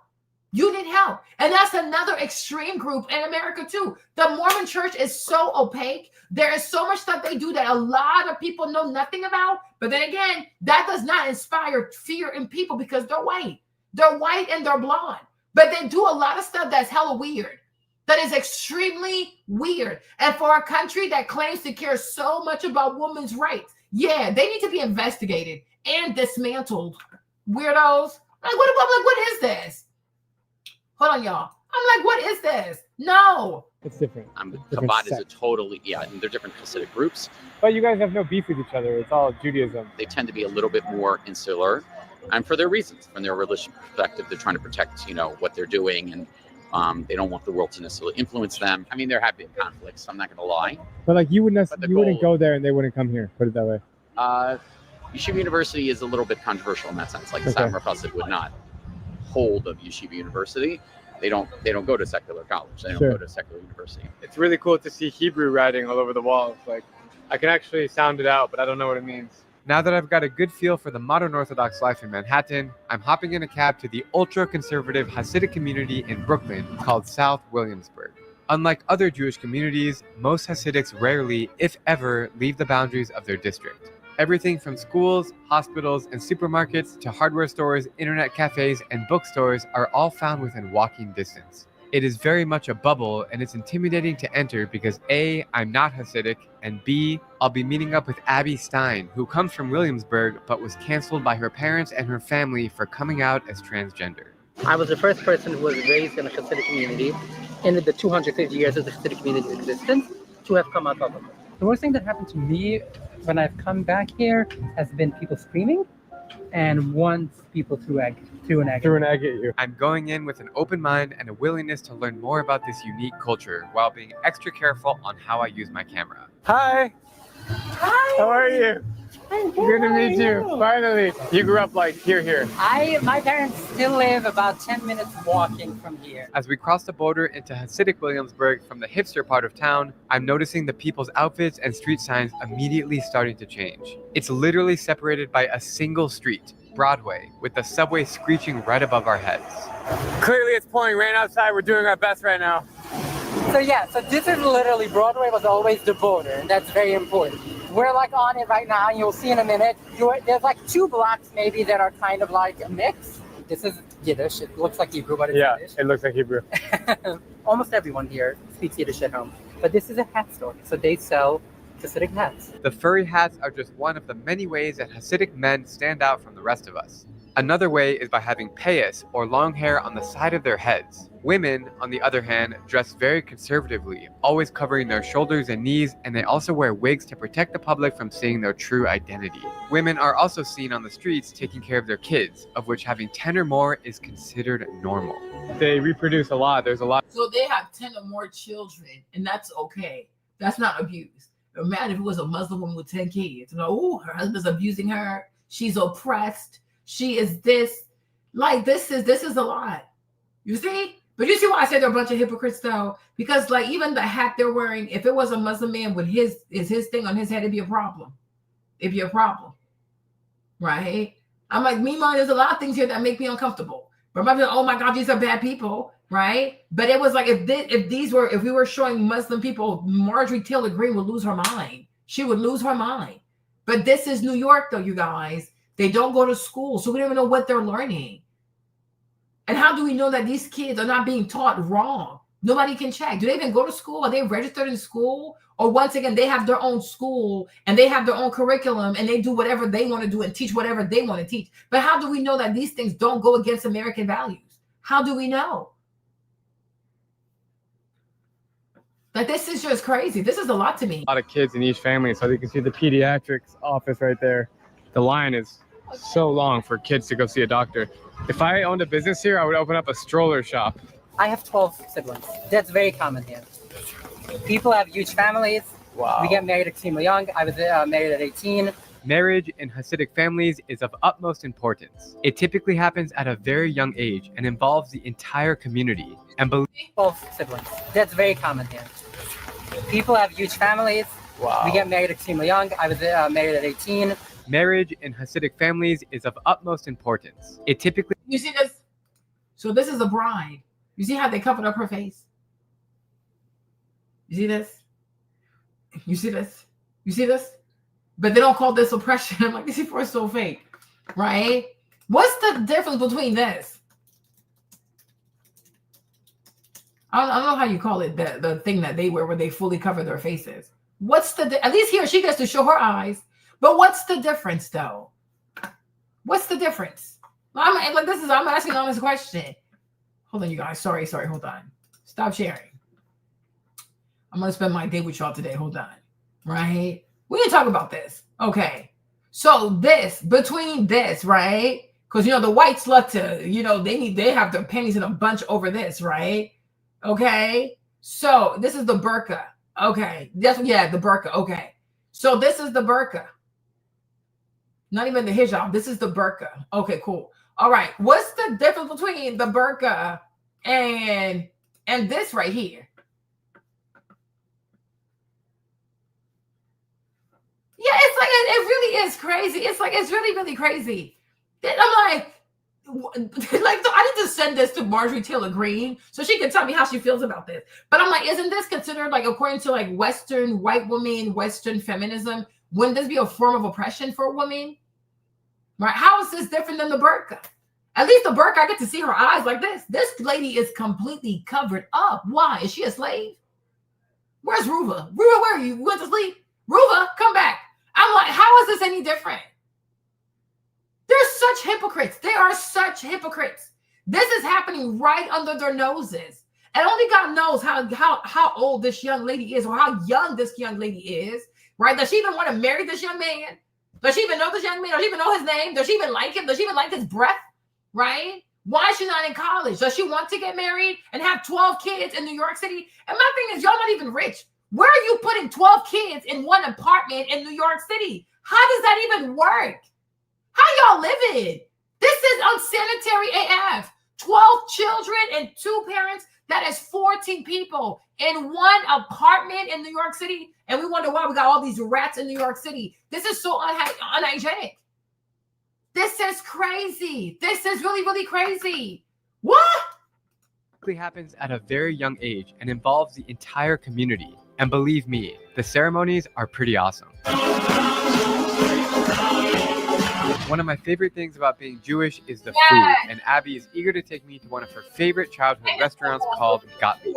It's important to know that all food around here is kosher, which is a strict eating code that Hasidic, Orthodox, and many other Jews follow. It's kind of similar to halal food for Muslims, in that animals must be slaughtered a certain way to be able to eat them. All forms of pork are forbidden, and you cannot mix meat and dairy. In the 1930s, there were over 1,500 kosher delis in New York, but nowadays that number has dwindled down to about 20 as the Jews have spread around America. Gottlieb's has been a lifeline for Williamsburg Hasidic community since opening its doors 62 years ago, and the cuisine is all derived from Eastern Europe.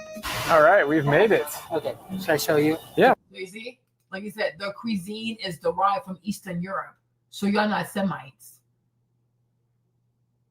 And then, like, how you eat testament of where you're from. You know what I mean? Like, if you ever go to Louisiana, like, there were some African people there, like rice, gumbo, okra. You know what I mean? Like, yeah, these West Africans were outside.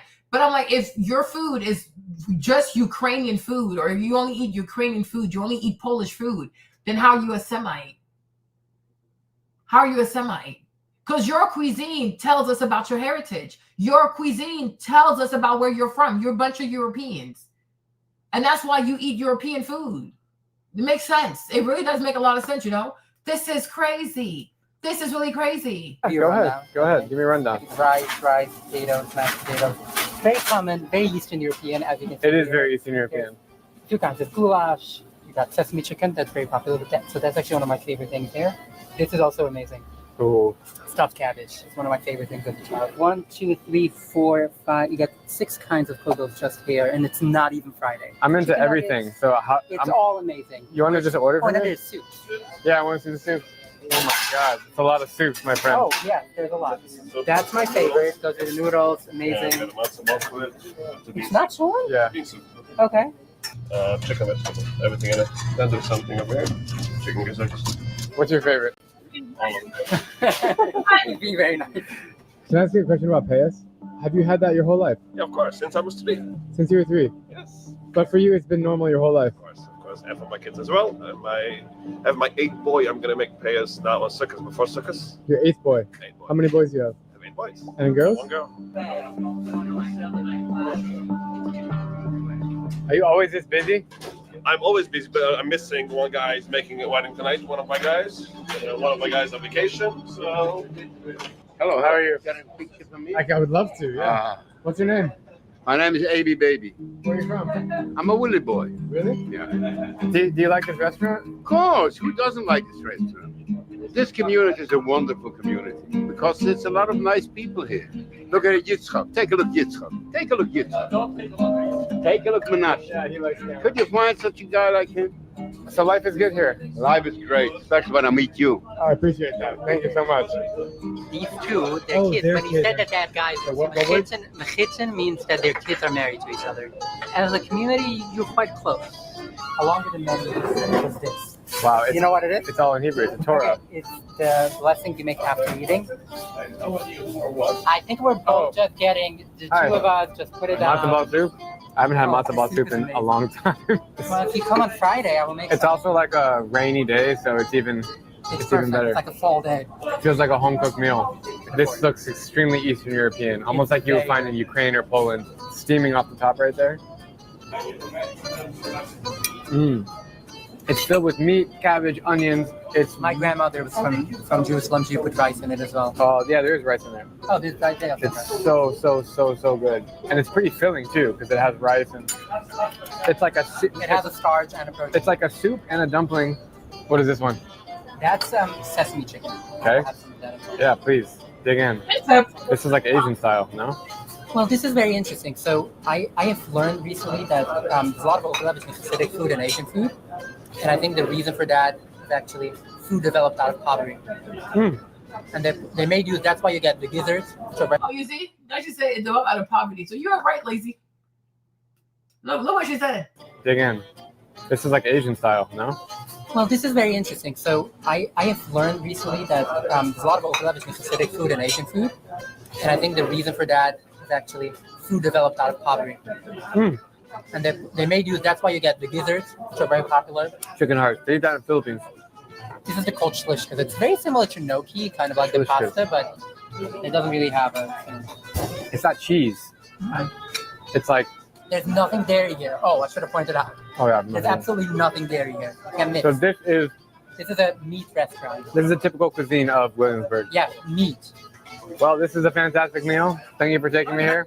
I don't know. I'm concluding that this part of the don't worry, it's all gonna get eaten. She's a Jewish mother. Let's The eat. only real way to insult me is by not eating food. Thank you so much, sir. Dankeschön. Dankeschön. Bitteschön. Dankeschön. Oh, there you said Dankeschön. Be well. Be well. Be well as Dankeschön. Dankeschön. As soon as I walked outside the door to that restaurant, I could start to feel the culture sinking in as Abby and I walked the streets. All eyes were on us, and I felt a lot of pressure to keep my camera down because it's clear that people here do not want to be filmed. Don't record this. Okay, so I'm gonna ask the people on the street right now if they want to be interviewed. Hi. Thank you. Okay, no problem. Thank you.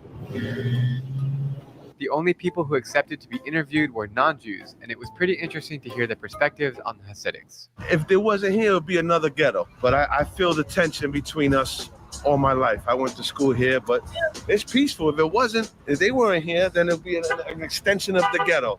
How you doing? Hey, come here for a second. What do you think about this community? I don't consider this to be a religion. I consider this to be a culture. I've been working for them for almost 17 years. And every community, there's bad and good things. Hey, nobody's perfect. The only perfect is the one above. So... Hey, respect, man, respect. Nice to meet you. I'm feeling like this tension building. The stakes are high. You know, Abby can't be seen. I can't be seen. Well, people just don't work. can I shoot from the window from the street? Well, technically, legally, they can't stop you. So I know. yes, you can. This is a cinema transferred into a synagogue. Almost everything about this community fascinates me, but nothing more than their restrictions to use the internet. It's a gathering to be safe from all the dangers of technology. So anti-internet. Anti-technology, which is, that's pseudonym for the internet. This place is... So they don't want to learn from other people. They believe what they believe, and that's it, because they're brainwashed. And I feel like that's what you do when you know that you're living off of a narrative. So when you live off of a narrative, you need to live in isolation. Because if you are exposed to the world, you're going to start asking questions. But this is what they're saying that China is doing. But, China is doing this. China don't want the internet. But we allow some communities out here to exclude their children from the internet. And white Americans are okay with that. They're such hypocrites. They are such hypocrites. They are such hypocrites. I'm like, so in America, there are a bunch of children who are born in America. But because they happen to be from that community, they don't have the right to enjoy what other American kids get to enjoy. This is so bizarre. I tell you, Retro, I'm like, white America is a bunch of hypocrites. I'm telling you, if it was Muslims who were preventing their children from having access to the internet, woo, if it was the Chinese who were preventing their kids from having access to the internet, right? If it was Muslims who were out here getting married super young and expected to have 12 children and live in a 2-bedroom apartment and be on welfare, what? Do you know what they will call these people? Do you know what, first of all, do you even know what white people call like Muslim people, Arab people? They call them the Sen N-word. They say Sen N-word. Sen ninja. That's what they call them. Now imagine if they were on welfare, if Muslim women were known for having 12 children in New York City, being on welfare and fully reliant on the government while being religious zealots. Do you know what they will call these people? Do you know what they will call these people? But they pick and choose. Like, see, they don't mind welfare. They just don't want welfare for some people. Yes, 12 children. She's like, oh, it's normal. If it's like 10 or 12, like what? And they probably don't even do epidurals because they're so orthodox. Like they probably don't even believe in an epidural. So you're gonna be in there like screaming, Jesus. Do most of these young ladies even get to go to college, or they have to marry right away? But this is happening right here in America. But they want to tell you, in Iran, when the Habibtis don't wear the hijab, their eyes are poked out. Do you know that in Iran, they grab the gays? They grab the gays and they throw them off the building. Okay? They grab the gays. This is the gay person in Iran. They grab them and they drop them off the building. So we need a regime change in Iran. The gays. America stands with the gays of Iran because they grab the gays. They grab them and they just drop them off the building. And in Iran, when a woman does not wear the hijab, if a woman is not wearing the hijab in Iran, they poke her eyes out and then she can no longer see because she don't want to wear the hijab. Salamati, salam, where are my eyes? Okay, white people are full of shit. White Americans are full of shit the whole time. Here in America, you have these Hasidic people. They can't wear that. They can't wear the natural hair because they can't be recognized. I'm like, but girl, he gonna see your face though. Like your whole face is exposed. Like you think a wig is a proper costume, a proper disguise? What is going on? Okay, the Hasidic Jews, they can have 12 children and live in a 2-bedroom apartment. The girls probably get married at 17, 16. What do we know? Okay, but no, they just trying to keep their tradition alive. These, Marlene, you don't understand. These are the religious liberties because they suffered. They suffered. Hitler was a bad man. They suffered. I'm like, what are you even talking about? Right? Oh, they don't have the internet because it's good for them. But in China, they need the internet. President Ping is a bad, bad man because he doesn't want to let the children of China go to Google. Do you know, Marlene, that in China, they have a very different TikTok? They don't have our TikTok. Huh? Then you're going to find out the Hasidic Jews who are American children, they're not even allowed to use the internet. Oh, Marlene, you don't understand. This is their religious right. They have the right to do this. It's their religion. Bunch of hypocrites. I was listening to this clownish ass white woman on The View talking about, oh, did you know that in Iran, it's never been in Iran, you're going to ask that ignorant white woman to point Iran on a map, can't even do it, okay? Because, you know, most white Americans, the only thing they can point on a map is the nearest McDonald's, all right? You're going to ask this white girl, show me where Iran is on the map. You are so concerned about the welfare of the woman in Iran, okay? Iran, okay. Where is Iran, sis? Show me on the map. Can't even do it.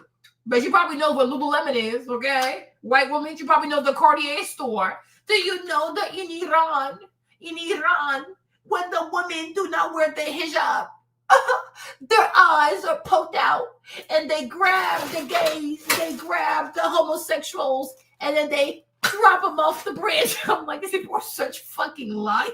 White people lie too damn much. No, they're so stupid. They are so everything. Canada, everything is fake and gay. This is crazy. They have so much stuff to fix on. They have so much stuff to work on and to fix it over here in America, but they don't want to do it. This country is a hot ass mess, but they don't want to fix it. But they want to play Paw Patrol throughout the rest of the world. Go sit down. People are stabbing people's eyes in Iran for not wearing the hijab. I'm like, girl, that's not what you would do. That's some sick shit white people would do. That's not like a white crime, okay? In Iran. And we've never heard of this. But you, the white woman, you are super white, super American, super materialistic, super greedy, but somehow you know what's going on in Iran. Girl, you never know what's going on with your own coochie, girl. Go book your whole gynecologist appointment. We are sick and tired of you lying ass people. I feel like sometimes maybe a host of white people have so much, they probably have herpes. They have so much herpes that it causes like, you know, psychiatric troubles. Like these people must have STDs. They must have STDs that have been untreated and now they're like impacting their brains because this is not possible. You know what goes on in Iran.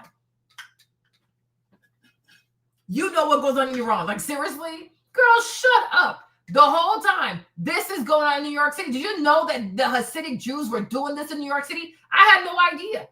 I didn't know you were expected to have 12 children in modern times in America, in New York City, one of the biggest financial capitals in the world. You have young women out here being required to have 12 children for some very unattractive men. That is crazy. Okay, I can understand if the Hasidic men were putting the work in the gym and looking like fine, like okay, I can see a little white snack. No, like Lonnie, like Lacey said, it's giving poor people food. Okay, these men they're not attractive. These men have no muscle mass, so you know damn well she ain't getting turned on when she get impregnated. Okay, somebody send this to Marjorie Taylor Greene. I want to see her racist ass give me a reaction to this. This is ridiculous. Called cubicles, and it's literally kosher internet. So basically, you go in, you pay per hour or half hour, whatever. Like an internet cafe in other countries. An internet cafe, and you get filtered or / kosher version of the internet. So it's like North Korea. Yeah, very much. I'm gonna go in. Try to go in. Would you hold this?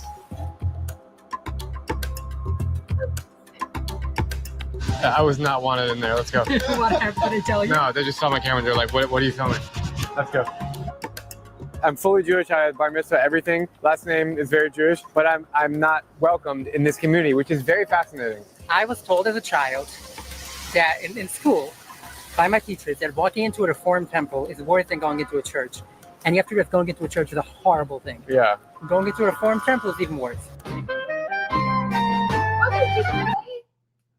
These people are hateful. What did she say? My camera, they're like, what are you filming? Let's go. I'm fully Jewish. I had bar mitzvah, everything. Last name is very Jewish, but I'm not welcomed in this community, which is very fascinating. I was told as a child that in school by my teachers that walking into a Reformed temple is worse than going into a church. And you have to realize going into a this person is saying growing up as a child, they were told that, so I mean, it's a he, so because he was a boy. So as a boy, he was told that if you, as a Hasidic Jew, you go into a reformed temple, it is worse than going into the church. Hey? Does Marjorie Taylor Greene know that? Does she know this? So what are we? So church people, like, what are we to these people? So it's better to go to a church with the hakums, right? With the hakums, right? So it's better to go to a church with hakums than to go into a reformed temple with other Jews because they're not extreme. But white Americans have no issue with this, right? But they got an issue with the Islam. Man, if you want to steal these people's oil, just say that. Just because I'm like, the level of hypocrisy here, yeah, is giving thievery. This is ridiculous. This is truly ridiculous. The church is a horrible thing. Yeah. Going into a reformed temple is even worse. It's so interesting that all these shops are mostly food. You will see later a lot of children's stuff. Yeah. A lot of children, a huge percentage of the community of children. Yeah, because there's so many kids. You said people have 10, 15 kids. My parents have 13 kids, and it's on the bigger end, but it's not crazy large. 13 is not crazy to you? You have 10 grandkids, but you're not even that old. No, you don't have to be old to get married at 18. You have a child every year. So they get married at 18 and they have a child every year. But that's not oppression. But these are the people who but this, hold on, wait a second. But this is the country where they want to tell you that black men ain't this, black men do this, black men, These people get married at 18 and then every year you have a child, so you don't take a break. So if you have 12 kids, that means every year. So from the time you're 18 until you're 30, you are required to push a human being out your vajayjay every year. What? This is insanity. So how come the troops are not going there to save these people? Like, why don't we have the military go there to save these women? We need a change of regime. We need a regime change. These women need liberation. Okay? These women need autonomy. They need to have the right to their wombs. Okay? We need to send the army over there and save these women. That's what we do, right? Anytime women are oppressed around the world, we just send the U.S. troops. Send these people to New York City and save these women. This is outrageous. This is how I want people to tell me what Muslim or like Islamic or Arabic community do you know in America where you go and you see a bunch of Arabic Muslim women with 12 kids or 13 kids or 15 kids, married at 18, a child every year, and you have 12. Oh, my Lord. But how are these women not dead? By the time you are 38, your son is already getting married. When you're 40, he has 2 kids and 2 grandkids. So it's normal to have 20 grandkids. 20 is a joke. My father has hundreds. We are now entering the heart of Hasidic Williamsburg. Okay, let me rephrase. We've been at the heart the whole time, but until now we're in a part that also had government housing. Okay. So it ends up being a lot of people who are not Hasidic. From the beginning. So they have government housing. So why don't they call these people religious welfare kings and queens? This is crazy. This is really crazy. This is troubling. This is troubling. That's how you know all this talk about women's right and women's liberation. You know, it's a bunch of BS. It's just a pretense to go into these Middle Eastern countries to go steal their natural resources. Because if they really cared about liberating women, it will start here. Matter of fact, they would actually liberate the women's bathroom. Okay, and make sure that men cannot go into women's bathroom. Let's start there. You are full of it. So he said, he said you get married when you're 18, you have a child every year. By the time you're 38, your child's already getting married. By the time you're 40, so within 2 years of marriage, your child already has 2 kids. So you have 2 grandkids. What the fuck is this? And my thing is, how do you even qualify to get this kind of immunity from white scrutiny, like white American scrutiny? Complexion.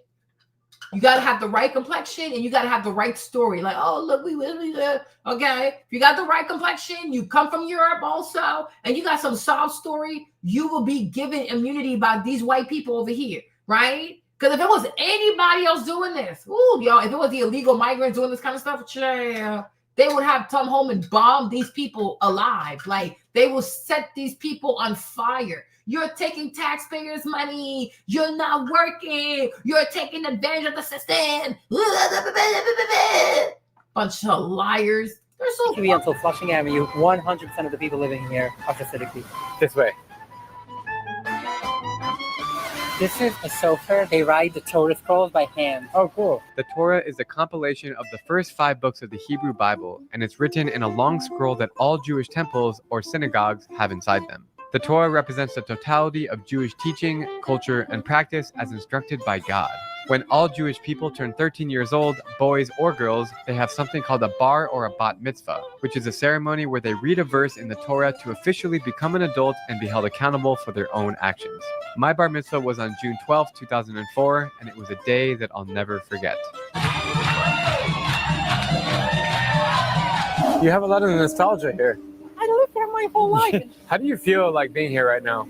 It's very weird for me, actually, because I grew up here. It's a fact. I spent the first 20 years of my life here, but at the same time, I've been out for a long time. I left for many reasons, and ultimately, I came out to my dad with the help of a rabbi and really spent 2 hours trying to talk to my dad in the most respectful and religious way. And his reaction was first to say something extremely sexist, of like, why would you do that? Women are worth so much less than men, which is something that is... Wow. And then said he was never going to talk to me again. And he hasn't. We're going to turn out to a block that I've not been on for 10 years. Okay. And there's 2 very interesting things for me in there. There's the synagogue where my dad is the rabbi, the synagogue that is run by my dad. And then a bit further down, there's a synagogue run by my uncle, which was also the synagogue affiliated with the elementary school. Is this a block? This is the block. So your dad's synagogue is on this block? It's right here. Oh, it's right here. Right here. Yes. You're not comfortable. How can you tell? Okay, this is Abby's dad's synagogue right here. I'm not going to stay here very long, but I respect you for taking me here. That's bizarre. So this is a big synagogue. Okay. And you see what I realize with these European men? They use religion for control. Because how can your daddy have a synagogue? Your uncle got a synagogue. Your other friend, your other uncle got a synagogue. So that's all they do all day, run synagogues? What are they doing? Scammer activity. They don't have real jobs. No, they run synagogues all day. How can you have so many men in your family who have synagogues like that? So it's a business. These people are a bunch of swindlers. They don't want to work. They hide behind religion. Why don't you work? My daddy has a synagogue. My uncle has a synagogue. My other uncle got a synagogue. My other uncle got a synagogue. Like, girl, what? It's a family business. And I'm sure they also get welfare, right? This is insanity. Yeah. So this is now the rabbi of this community. Now is my uncle. Are you comfortable? No, I'm not. I'm just walking by, and that's about right. Wow, these synagogues are intense. I never thought I would feel intimidated by my own religion. It's such a weird feeling. So my family doesn't wear any wigs at all. So all my sisters and my mom and all my aunts and everyone, they shave their hair. And let's open churches to make money. But that's my point is like, as long as you focus on Black people, you don't have to see that there are people out here doing it even worse. Because even me, I didn't know all this, but I always knew like the Jews of Brooklyn were kind of weird. I always knew they were mean and they were racist. And they didn't mix with other people, and they're not welcoming. And I'm like, but how can y'all claim to be a godly people, but you are not welcoming? Like, that is just so weird to me. You know what I mean? I'm like, Christians are quite welcoming. I think Muslims also can be very quite welcoming, especially after the Ramadan. They invite everybody for food, right? You know what I'm saying? But like, these people are not invited. Y'all got to go to Brooklyn to see it for yourself. I'm telling you, they're not invited. They're so mean. It's like, what is wrong with these people? But they claim to know God. I'm like, which God? Why are you not warm? Like, you need to be a warm people. No, they're so mean. It's so confusing. And cover their heads with just a scarf. Wigs. Oh. No wigs. Wigs are too much. They shave their head. Shave bald. Shave bald on the 000. That's the other part that I think is very important. Religion. It's such a weird feeling. So my family doesn't wear any wigs at all. So all my sisters and my mom and all my aunts and everyone, they shave their hair and then cover their hair. They are required. The women are required to shave their hair. I mean, this is degrading. You have to shave your head. White America is a bunch of hypocrites. These women are required to shave their heads. For what reason? So first you marry them super young. They cannot go to college. They don't have access to the internet. Most likely, they definitely don't have access to some kind of birth control. They even have the right to say, oh, you know what? This year, I don't want to get pregnant. My body is tired. Maybe I get pregnant in like 5 years. Leave me alone. No, they got to have a baby every single year until they give out 12 babies. How can you treat human beings like that? And this is happening in New York. But they want to tell you that Mandani, one person, if he becomes the mayor of New York, Sharia law. Girl, there's already a civic law running over New York City, girl. Go sit down somewhere, you racist. This is crazy. How can she shave her head? Why is she shaving her head? Yeah, many are on welfare, and many of them also commit welfare fraud. Many of them commit welfare fraud. Heads with just a scarf. Wigs. Oh. No wigs. Wigs are too much. They shave their head. Shave bald. Shave bald on the 000. That's the other part that I think is very important for people to realize. There are some beautiful parts, but I think it all gets wiped away by the fact that people can't choose. For people who want to choose this way of life, I will. So she said people can't choose. So these women do not have a choice. So why aren't we sending the troops there to save these Hasidic women? They need to be saved. And mind you, many of them are American citizens. But look at how religion is forcing them to not even enjoy their constitutional rights. I'm being serious. So we have people who are being disenfranchised by their religion and their community here in America. But you want to go save the women of Iran. No, we need to go save the Hasidic Jewish women of Brooklyn. And even I will sign up. Sis, get the fuck out of that house, sis, and grow your hair, sis. It's your hair. That is so degrading. Why do you want her to shave her head? And are these men required? They get to wear their hair and do all the stuff on the side, but she needs to shave her head and just wear a scarf on her head. Can you imagine when she looks at herself in the mirror? Like, this is insanity. This is really, really crazy. Do not shave your head. This is insane. It all gets wiped away by the fact that people can't choose. For people who want to choose this way of life, I will fight for their right to choose this way of life. Right. If that's what they want. But the thing is, I'm not trying to be funny, you guys. I'm being really serious, though. Because Marjorie Taylor Greene has so much to say. But my question to you is that how is this religion, being a Hasidic Jew, how does that work with the American Constitution? How does that work with American ideals? How does that work with the American Constitution? Because, this is America. And if a woman doesn't want to shave her head, you cannot make her shave her head. And if a woman wants to take a break because she don't want to have kids, no woman in America should be forced to have a baby every year. You guys, having a baby is exhausting. Maverick is cute, but I'm tired, okay? I cannot imagine. Listen, Trey, between Trey and Stefan, 5 years. Stefan and Maverick, 9 years, right? Girl, you see how long of a break I took? If it was up to me, I would have gotten pregnant. So somebody, I'm saying? My husband might be an oppressor. I don't know. Where's Ruva? Okay? But I'm saying, I got to breathe a whole lot. But I couldn't imagine a baby every year. And now, how's that even hold on, wait a minute. Hold on. Now that I'm thinking about it, how is that even possible? Because when you have a baby, the doctors tell you to wait 6 months because you need to wait 6 months for your uterus has to go back to its normal size. And also, and then you got to wait for the uterus to go back to its normal size. And then you pay your debt for your menstrual cycle because you'll have your pregnancy, you had no flow. So you pay that debt because you can bleed for a whole month because you owe all those days that you didn't bleed. So I'm like, a woman has to wait 6 months for her uterus to go back intact. And you even have to go and get checked. And then you have that whole month where you're going to be bleeding all the time. So he's having sex with her while her uterus has not even healed. But these people are not terrorists. Imagine if it was a Muslim man doing this out here, you guys. When I tell you they will throw this man in Guantanamo Bay, okay, you are not allowed to have sex 6 months after you had the baby. You have to let your uterus go back in place. So as soon as this woman has the baby, these men are right back into their they're right back in there with their penises and pregnanting these women who have not even healed from childbirth. And these are European white people. But somehow they're not getting labeled the way Muslims get labeled. This is ridiculous. This is so ridiculous. And also, what kind of doctors are these women going to? Because the fact that these doctors are also not reporting this This is a rack. It's a RICO. Why is Diddy on trial? Here is the real RICO. This is a RICO. This is a RICO. Because this is crazy. You have to report this. Like, these women need to rest. They need to rest. When you have a baby, you have to. Oh my gosh. You guys, hold on. Hold on. Hold on.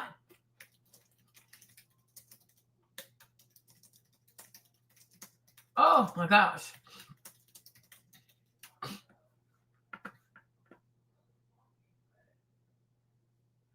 Okay, I thought it was 6 months. My bad. So it's saying like most of you remember that you wait 4 to 6 weeks after giving birth to resume sexual activity.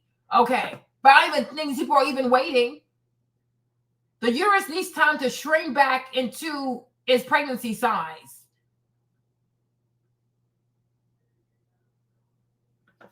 It is crucial to pay attention to your body and not rush into intercourse before you feel physically and emotionally ready. So how do we know that these women are not being raped? And yes, your husband can rape you. Like, what the heck? Especially if it's a husband you even pick for yourself. Your daddy picked your husband. Or your community picked a husband and they covered your entire face to go marry some ugly fuck with no muscle mass, right? But I'm like, how do we know? How do we know that these women are not getting raped? Because babies back to back like this, does she even want to have sex? Is she mentally, emotionally there? Is she even agreeing to this? This is crazy. And I see why they don't want these women to have access to the internet, because then they'll know they deserve better. You are an American citizen. Before being an acidic Jew, you are an American citizen first. And there's the Constitution. You don't have to do this. This is insanity. This is crazy. This is so misogynistic. What is this? But the reality is that most people don't have a choice. It's your whole life. Why is there no Israeli flags? They're anti-Israel. They're extremely anti-Israel. That's what I'm trying to say. This whole community is extremely anti-Israel.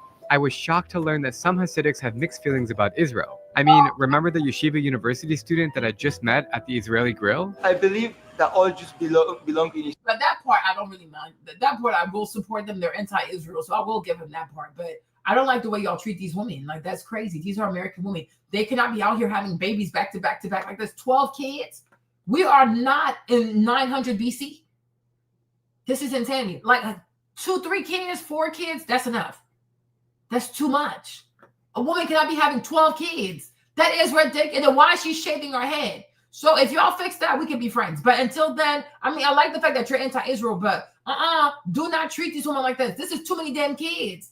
So she got all these babies crying, and does she even have help for this? What is all this? Oh, no. Oh, no.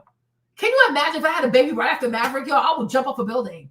I love Maverick, but I'm jumping off a building. This is just too much. Well, James would definitely jump off a building. He's like, oh, no, Jimmy didn't even want to have another baby.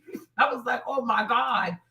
But Abby is telling me that the anti-Zionist Hasidics are from the Satmar sect, who make up the majority of South Williamsburg. Zionism is a movement for the development and protection of Israel. The Satmars believe that establishing a Jewish state before the arrival of the Messiah is a violation of Jewish law. When will the Messiah come? Who knows? But until then, you will not see a single Israeli flag on these streets.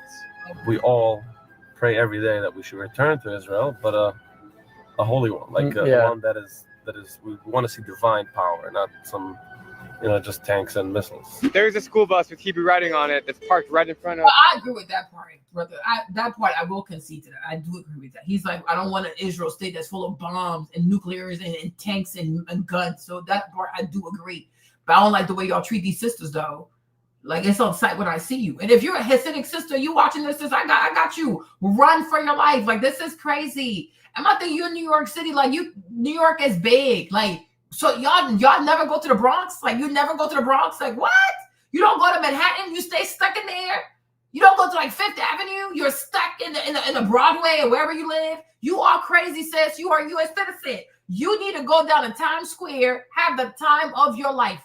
And maybe have a burger where you can actually mix meat and dairy. Nothing bad gonna happen to you. You might be a little bit bloated, but you're gonna be all right, okay? Then you need to go down to Madison, Fifth Avenue. You need to go down to 34. Is it 34 in Broadway where they have the Macy's?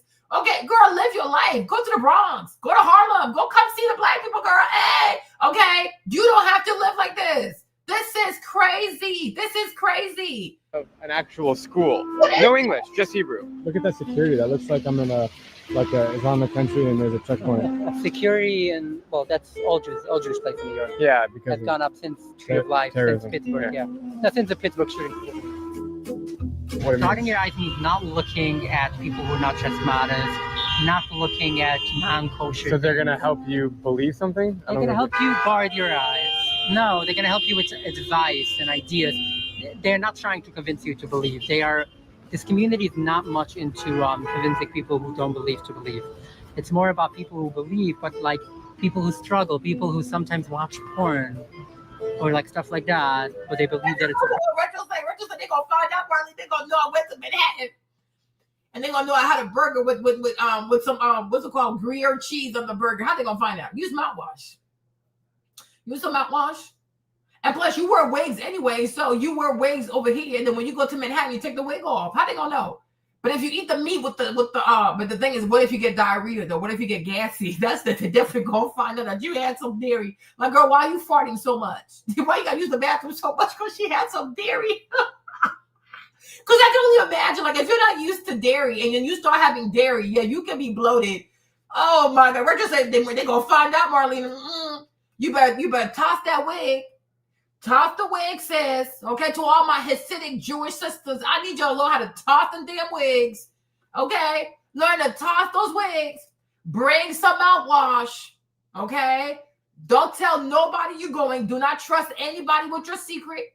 But I need you to go to Manhattan. Okay, I need you to go to 35, 34th, and Broadway. I need you to go to 5th Avenue. I need you to go to the Bronx. You need to go to Harlem. Get your little black boyfriend. Oh, ooh. Or get your little papi chulo. Get your little boyfriend from the Bronx. Okay, little Dominican. Okay, yes. Okay, I'm like, ooh, mami, ooh, tu culo, you gotta come at your ass and stuff like that. Girl, you need to be around some real dudes with like real testosterone. Like, what is all this?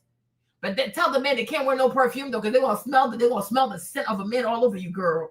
Girlfriend, let me tell you something. Okay, you need to come outside. Okay, yes. To all my Hasidic Jewish sisters, y'all need to live. Like, now I'm actually sad for y'all, okay? Y'all need to live. I need you to live.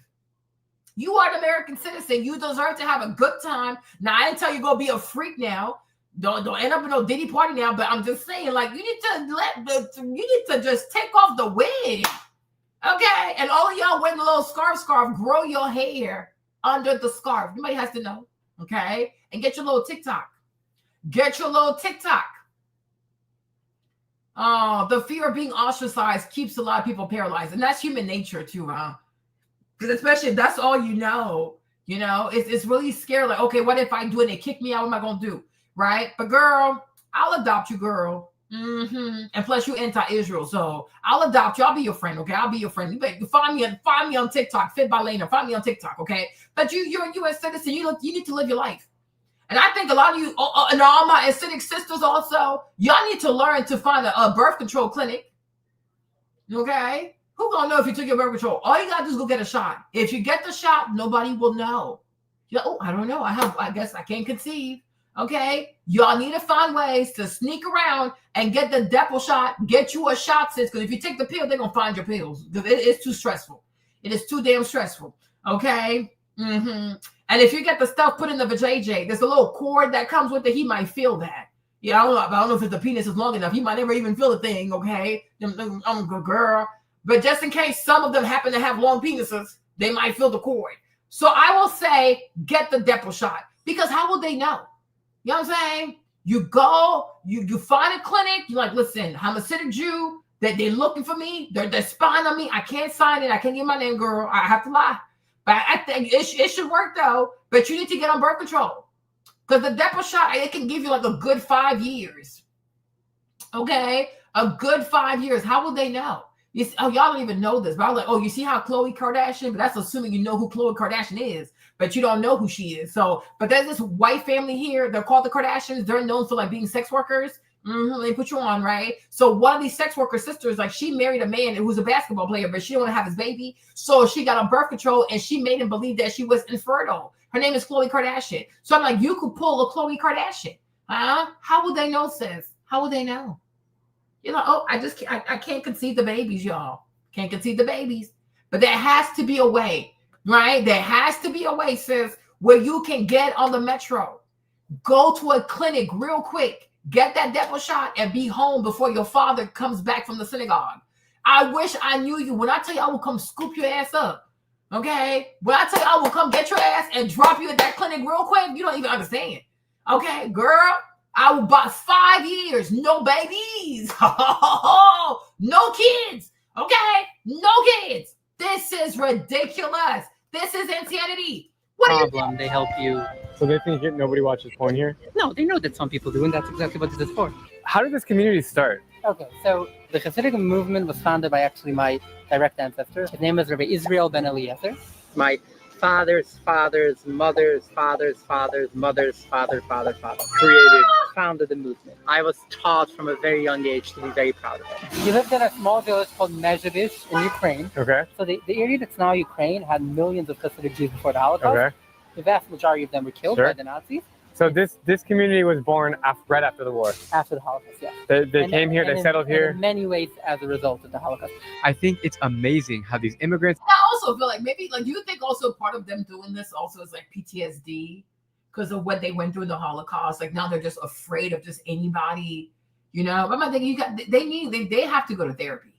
And this is why, you know how sometimes, it's not even just them, but you know how sometimes people will say things like, oh, if you're depressed, all you need is to pray, or like they'll make it seem like prayer can like fix everything. Therapy, you know, you don't need therapy, just pray, read your Bible, you know. But you see how sometimes, like, yeah, I believe your faith is good, but sometimes discussing your trauma with someone that has a healthier mind, a healthier perspective, and I guess like a warm embrace also, it can help you to realize that you don't have to be so afraid. You know what I'm saying? What happened with the Holocaust, it really is inhumane, just like slavery, just like any other Holocaust, like people just killing a bunch of people for no reason, besides for their religion. This is what we're saying with Islam is disgusting. It really is disgusting, right? It can really cause PTSD in people. It can make you isolate yourself. It can make you be an extremist. It can make you want to practice self-preservation, right? And it's not even just the Holocaust, like even human relationship, like when people go through a major setback, people go through a major breakup, people go through a major life, life hardship, sometimes they shut down. They don't want to deal with people anymore, right? They don't want to date anymore. They don't want to make new friends anymore, because the trauma, like the experience was so traumatic. You're like, oh no, I never want to go through that again, right? So for a season, it's cute, but you have to overcome that. Because I feel like maybe like their isolationist stance also has a lot to do with their PTSD. And so I will say, because I am a Christian, I do pray for their healing. Because you cannot live a life where you're always afraid of other people.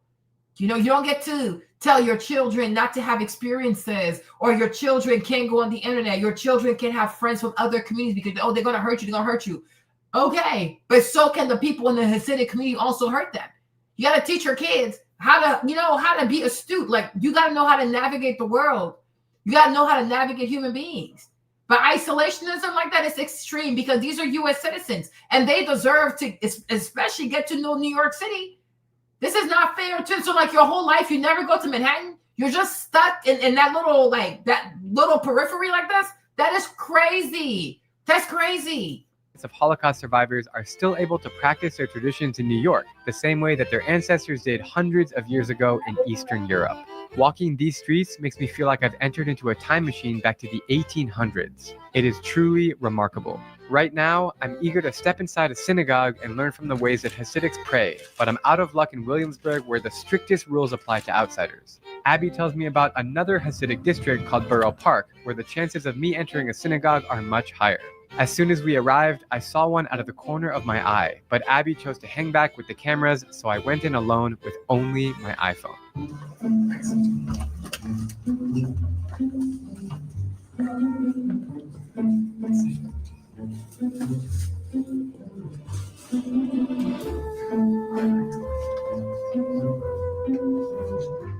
It's hard to explain the feeling of being in that synagogue, surrounded by Hasidic Jews engaging in their most important duty, prayer. Some might say I'm intruding, but I feel like it's my duty to unlock these stories for you guys to see with the hopes that we can all appreciate diversity. On that note, I'm heading into a local shop to get myself a yarmulke, a Jewish cap made of cloth and That's not really diversity though. Like this is, it's just a cult. Like anybody who practices religion out of fear, that is not diversity. Like these people are just living out their PTSD. They have a lot of PTSD. And I think this is where white Americans also have messed up, because white Americans have enabled them to have so much PTSD that now their PTSD is part of their cultural identity. You know what I'm saying? Because listen, you're gonna be okay. Nobody's coming after you, and sometimes it happens. But people come after everybody. Like it's not personal. You know what I'm saying? Like be able to handle that. But it's like they have been allowed to hide behind their trauma and to never evolve out of their trauma. They are extremely protected. They're extremely coddled. And you see, and now they have these like they have PTSD about everything. They think everybody's coming after them. Like nobody's coming after you. This is crazy, but you're definitely coming after that woman's womb though, because 12 children in 12 years. That is belligerent behavior. And my thing is, how can you praise so much and be so horny like this? This is crazy. These people are too horny. For as spiritual as they claim to be, they like sex a little too much for me. This is crazy. What? worn by men to honor God above them. So what we would wear, and what's most common, this is called a 6 slice. So these are bigger, and they cover more of your head. And then, like, if you were considered more longer, you would get one of these, which is just 4 pieces. Got it. Smaller, covers less. You know. You think it's too small? That's perfect. Okay. He says it's perfect. It feels right. I've worn a lot of kippas in my day. I've never done this one, so it might take me a second, but let's see.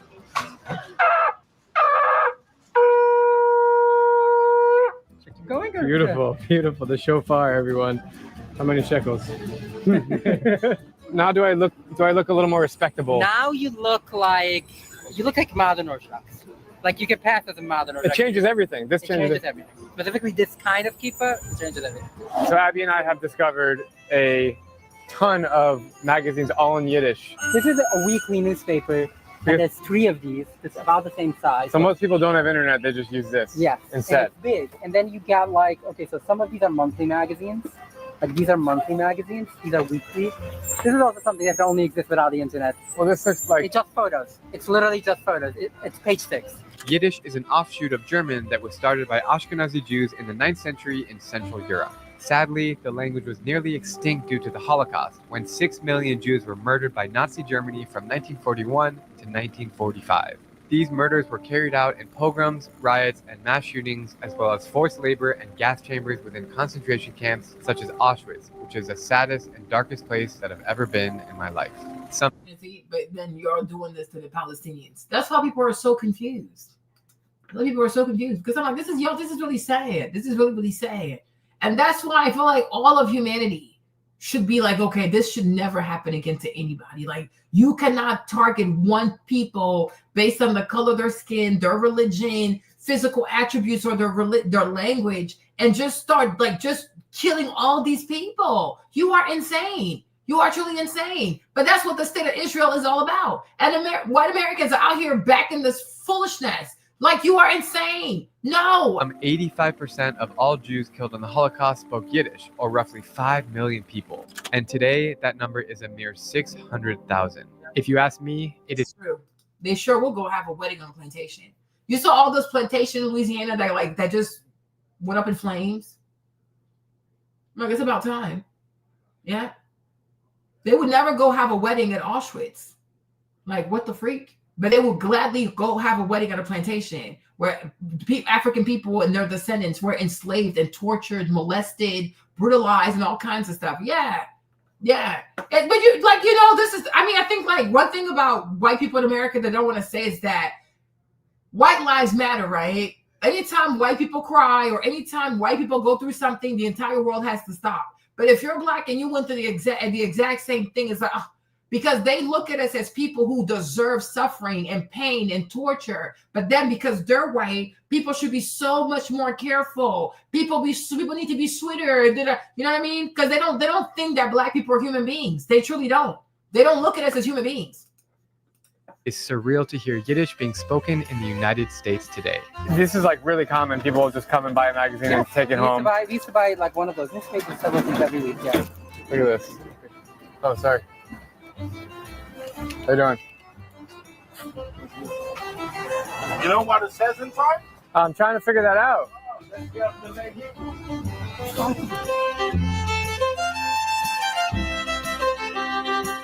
Anything emergency happens, people don't call 911 at all. People always call them. I memorize their numbers. It's 7183 at 71. So it's like the ambulance. It's like an emergency. Yeah, that's what people call. Yeah, that's what people call. Is it like a trust issue? Like they want to be with others? It's a mix of a lot of things. It's a bit mix of trust. It's they usually arrive faster. They don't charge. Oh, really? It's free. Okay, now I understand. And also, they want to hide stuff. They're hiding stuff. So they don't call 911. They call somewhere really specific. You see that? So imagine the level of crimes or rape or incest or people giving blowjobs to babies and babies have herpes, right? And these numbers will never get registered. So they're able to not show up in the crime data of New York City.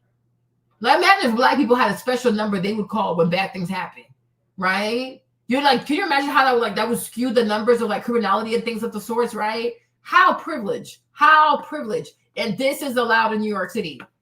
That's Behind me, there's a Hasidic mother and a Muslim mother next to each other, pushing their kids on the playground. That's cool. What's it like to live in this like Hasidic community? It's rough because it's kind of a closed community, but it's got its beauty, it's got its innocence. It's really different than the whole world, but it's really cool. I'm Hasidic. I'm sorry. So dude. yeah, it's all good. So yeah, I grew up Hasidic. So why this? Because it didn't work for me, obviously. And I went on my own path, my own journey. But there's nothing like home. There's nothing like coming home. And there's a lot of love here. It's an awesome community, but it's definitely got its rougher parts. Later in the day, I met up with Barry Weber, the most famous Hasidic musician, who shared some pretty cool insights. get away with all the stuff because if a man beats his wife, you're not going to call 911. Like they train people not to call 911. So these people don't show up in the crime data. They don't show up in the crime data. I mean, how's that fair? You know, they get to bypass like the authorities and do their own thing. So if a woman is beat, she can't call anybody. Or if something happens to a child, you have to call you don't call 911. You call their number, and then they will just take care of it, and nobody will ever know. So then they get to look like a peaceful community. Does that make sense? That's so criminal. About his people. So the real meaning of the word chassid, which means someone who does more than what justice demands from you. The movement of Hasidim started off with Rabbi Yisrael Bashem, and the purpose of that is to reveal the presence of godliness into the world instead of us. Because a woman having a baby back to back for 12 years, yeah, things are happening in that house. Things are happening in those houses, okay? But they do not want to show up on the crime data because the whole thing is we are a peaceful religion, right? But she said people don't have the right. People can't choose. You don't have the right to choose. You have to shave your head. You got to have a baby every year. You got to get married by the time you're 18. So I'm like, imagine what goes on in these households. And then 12 kids in one apartment.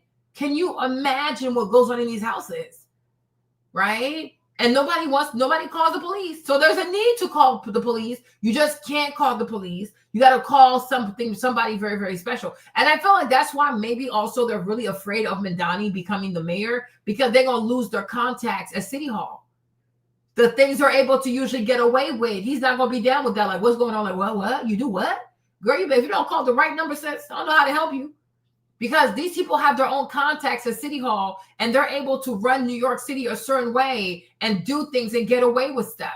But if you have an outsider coming in, a lot of their hookups and their whatever is going to be dismantled. Because it seems like this is giving a whole lot of corruption.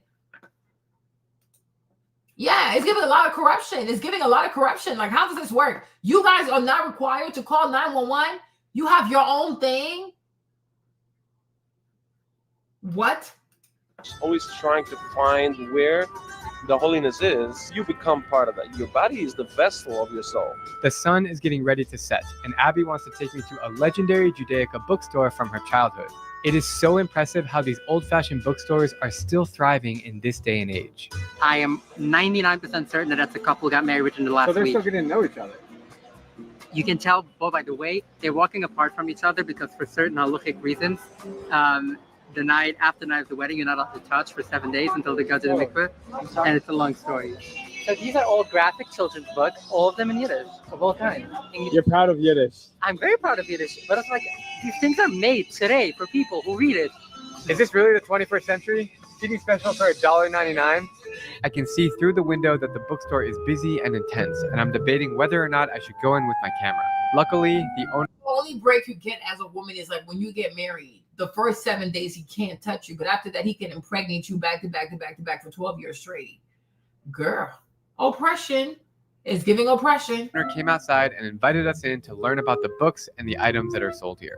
Right now I'm in the largest bookstore here. It's fascinating. It's really beautiful in here. We have all different kinds of books, all in Hebrew and Yiddish. It's interesting because they don't have internet on their phones, so they come here to learn, to study, read books, magazines, newspapers, CDs. That's fascinating. Morty Getz. I grew up in Borough Park. So when I grew up, this is where I spent most of my time. This was always like the book central. It's not a library by the full description of what a library is, but it serves as a sort of library for children. How would you describe Borough Park and this specific community? So it's a very vibrant community. It's just second and third generation post-Holocaust. So the rebirth is amazing. I think the younger generation is not as aggressive as the first generation, but the first generation felt that as an obligation to the rebirth. 6 million wiped out. They felt they have to rebuild that. Do you know the significance of Payas? Significance of Payas. So the commandment is to leave some here on both sides of the head. That's a biblical and political commandment. It became more of a tradition of having us remember that we're part of this community. So it became more symbolic than the biblical commandment. It became more of a symbol of a dress code. What's it like to live here? I love this place. Nobody ever sleeping. It's always stuff going on here. Do you have any siblings? Yeah, 8. 8? Yeah. Wow. So you come here to get all your information for stuff? So these are the shofar collection. Yes. Is this from a deer? A ram? A ram. So this one, people from the Middle East, like Yemen, they have large ones. Ashkenazi Jews mostly have the smaller ones. Why do Jews blow shofar?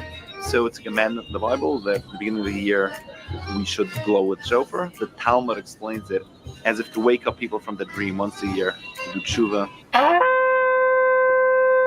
repent on their sins. It's a wake-up call. It's a wake-up call. And those times, that's how people used to, like armies used to be reminded, like, wake up, so it was a wake-up call.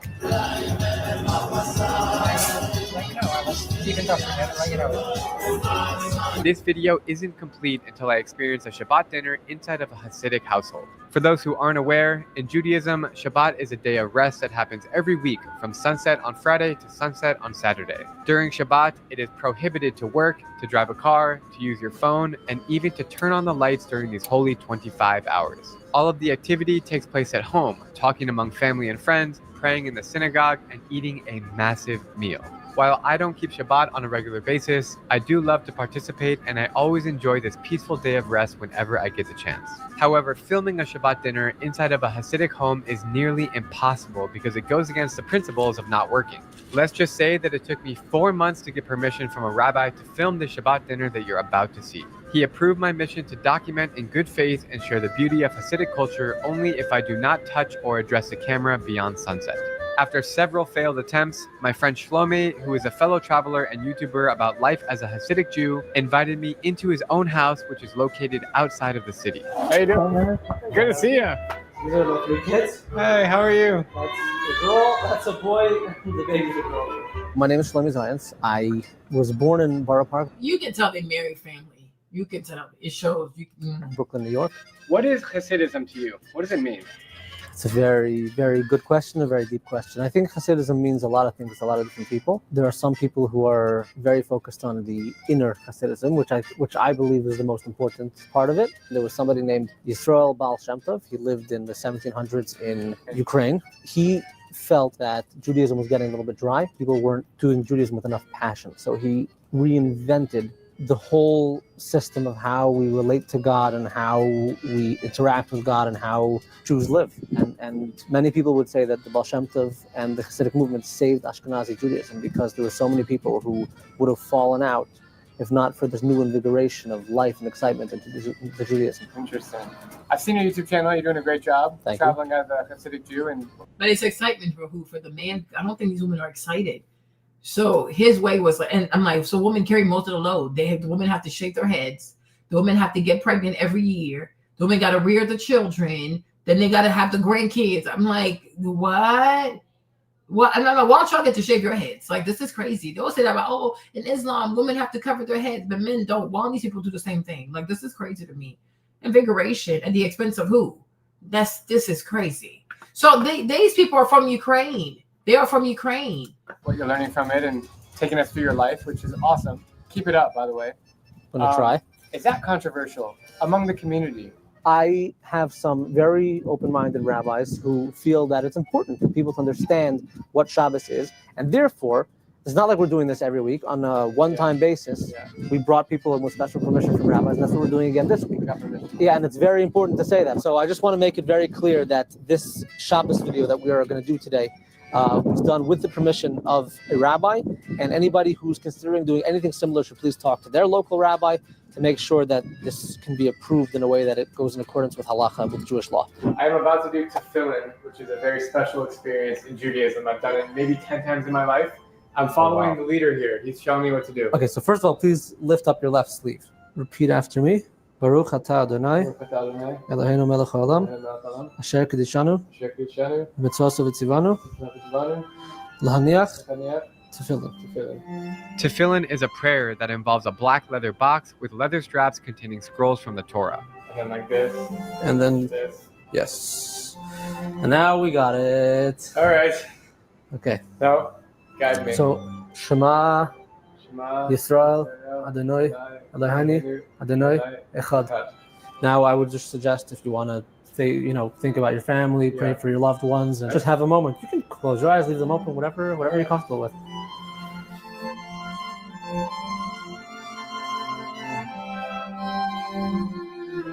By the way, we have to take the obligatory tefillin selfie. Sure. We call them telfies.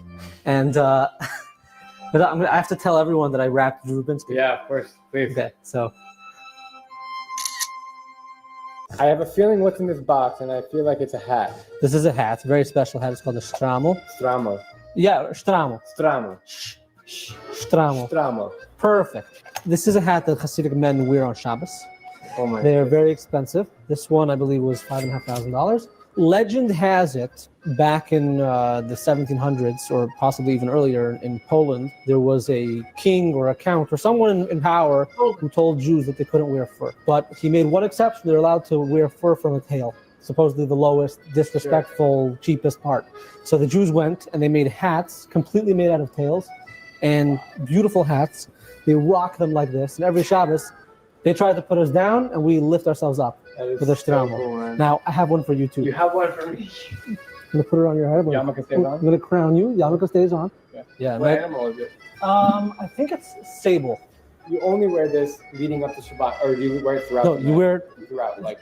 Yeah, so I make Kiddush, which is the blessing on the wine. I'll wear it. Make Hamaitzi, which is the blessing on the bread. Wear it. A lot of people will wear it for the entire meal. It gets kind of heavy and kind of hot. So, like, usually when I start eating soup, that's when my body heats up, and then I take it off. You got a nice little, like, lean there. Is mine straight, or yours is straight. I kind of like the curve. I like it too. It's like the hood Hasidic, you know? We're hood Hasidics. Give me your right hand. Yes, sir. Ooh. Now I'm in the Shabbos mode. Yes, you are. How does he know about the hood Hasidic? You use the internet? Suspicious. Wow. Looking good. What is this called? It's called a bekasha. Bekasha. Now what's interesting is that it goes right over left. Oh. Okay. So in Hasidic thought, the right side represents kindness and the left side represents judgment. You always want to have the kindness over the judgment. Make sure that there's more kindness than judgment. So we wear our clothing right over left. I like that. Good Erev Shabbos. You don't have payas, but because you have the beard, you kind of look like a new age modern chassid. If you didn't have a beard, then it would be harder to. Then people would be like, "Who's this guy?"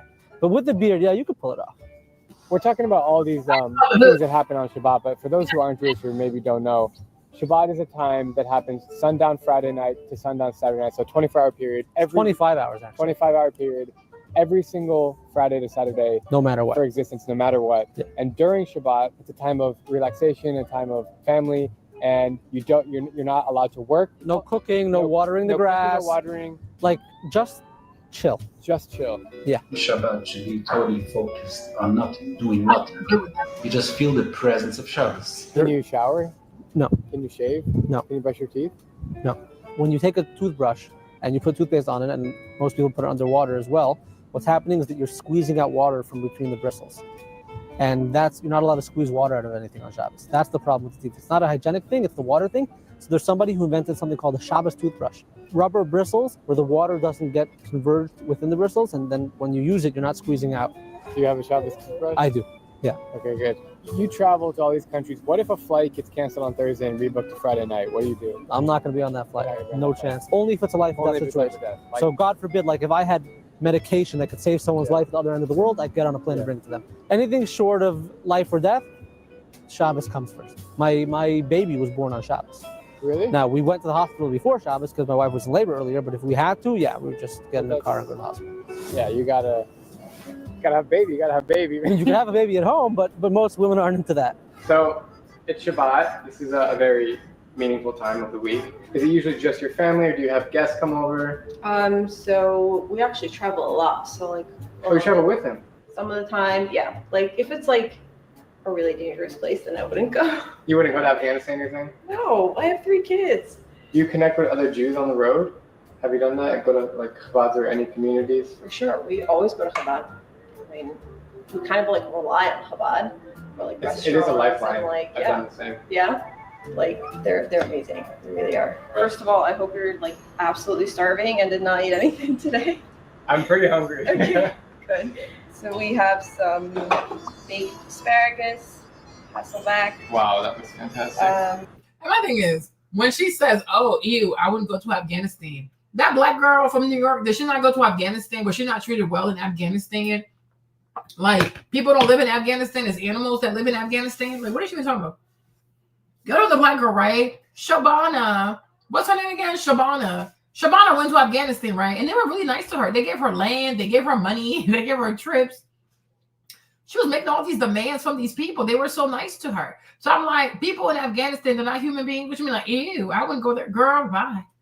We saw your neighborhood, sis, and it was giving ew. Like, are you like, she's crazy. Girl, bye. Some sweet baked chicken, sweet potato pie. We have some rice to go with the fish. This is cholent. Yep. Like a beef stew. Yep, I've had cholent. Chicken soup. Sorry. Wow. And here we have a beef lasagna with vegan cheese because we don't do milk and meat together. Right. We have a teriyaki salmon barbecue ribs. This is insane. There's an unlimited amount of food here. We got some grilled cauliflower. She ordered all roasted eggplant and vegetables. And we have hot apple pie. You know this girl did not cook this food right here. I hope y'all know this. This white girl, she didn't cook this food. She did not cook this food. Because they know they were doing this show. Oh my gosh, I'm eating with my other hand. Because they know they were filming this. How much do you want to bet she catered? How much do you want to bet this food was catered? She did not make this food. That girl don't know how to, this girl don't know how to cook. This girl does not know how to cook. How much do you want to bet that this food is catered? I'm like, white woman, you did not make this food. You did not make all this food. This is catered food. They cater the food because they know they're going to be on camera. She did not cook this. I'm like, what time do you get up to cook all this food? Lies. Pie and potato cocoa. Wow. You outdone yourself. Thank you. And some dessert. Everything. I'm kind of speechless.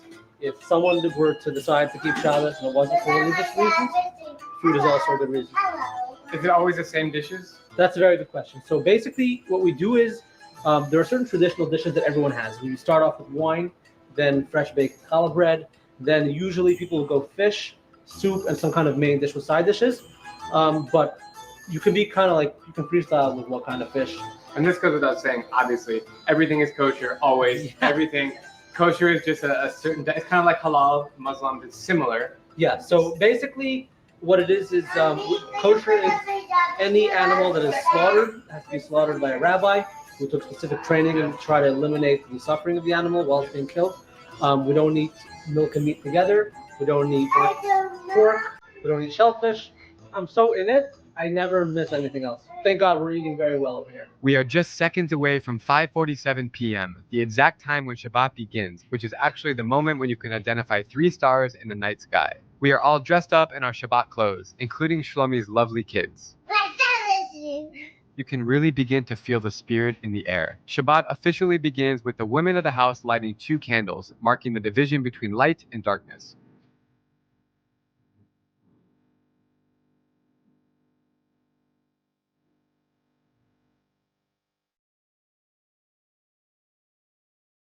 From this exact moment onwards, I will not be touching my camera nor addressing it to show my respect to the family. I have hired a non-Jewish camera operator who is present in the room and will be documenting from his camera.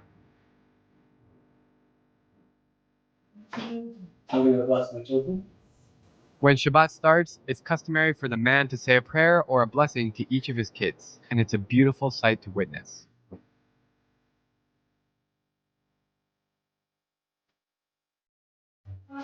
Fly.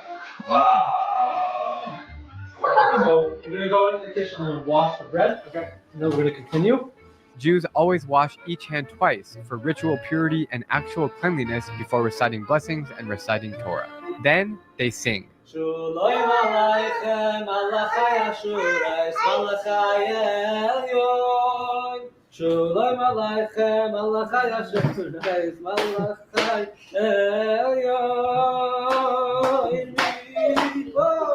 After that, they recite some prayers and take the first sip of wine, which everyone in the room drinks from the same cup.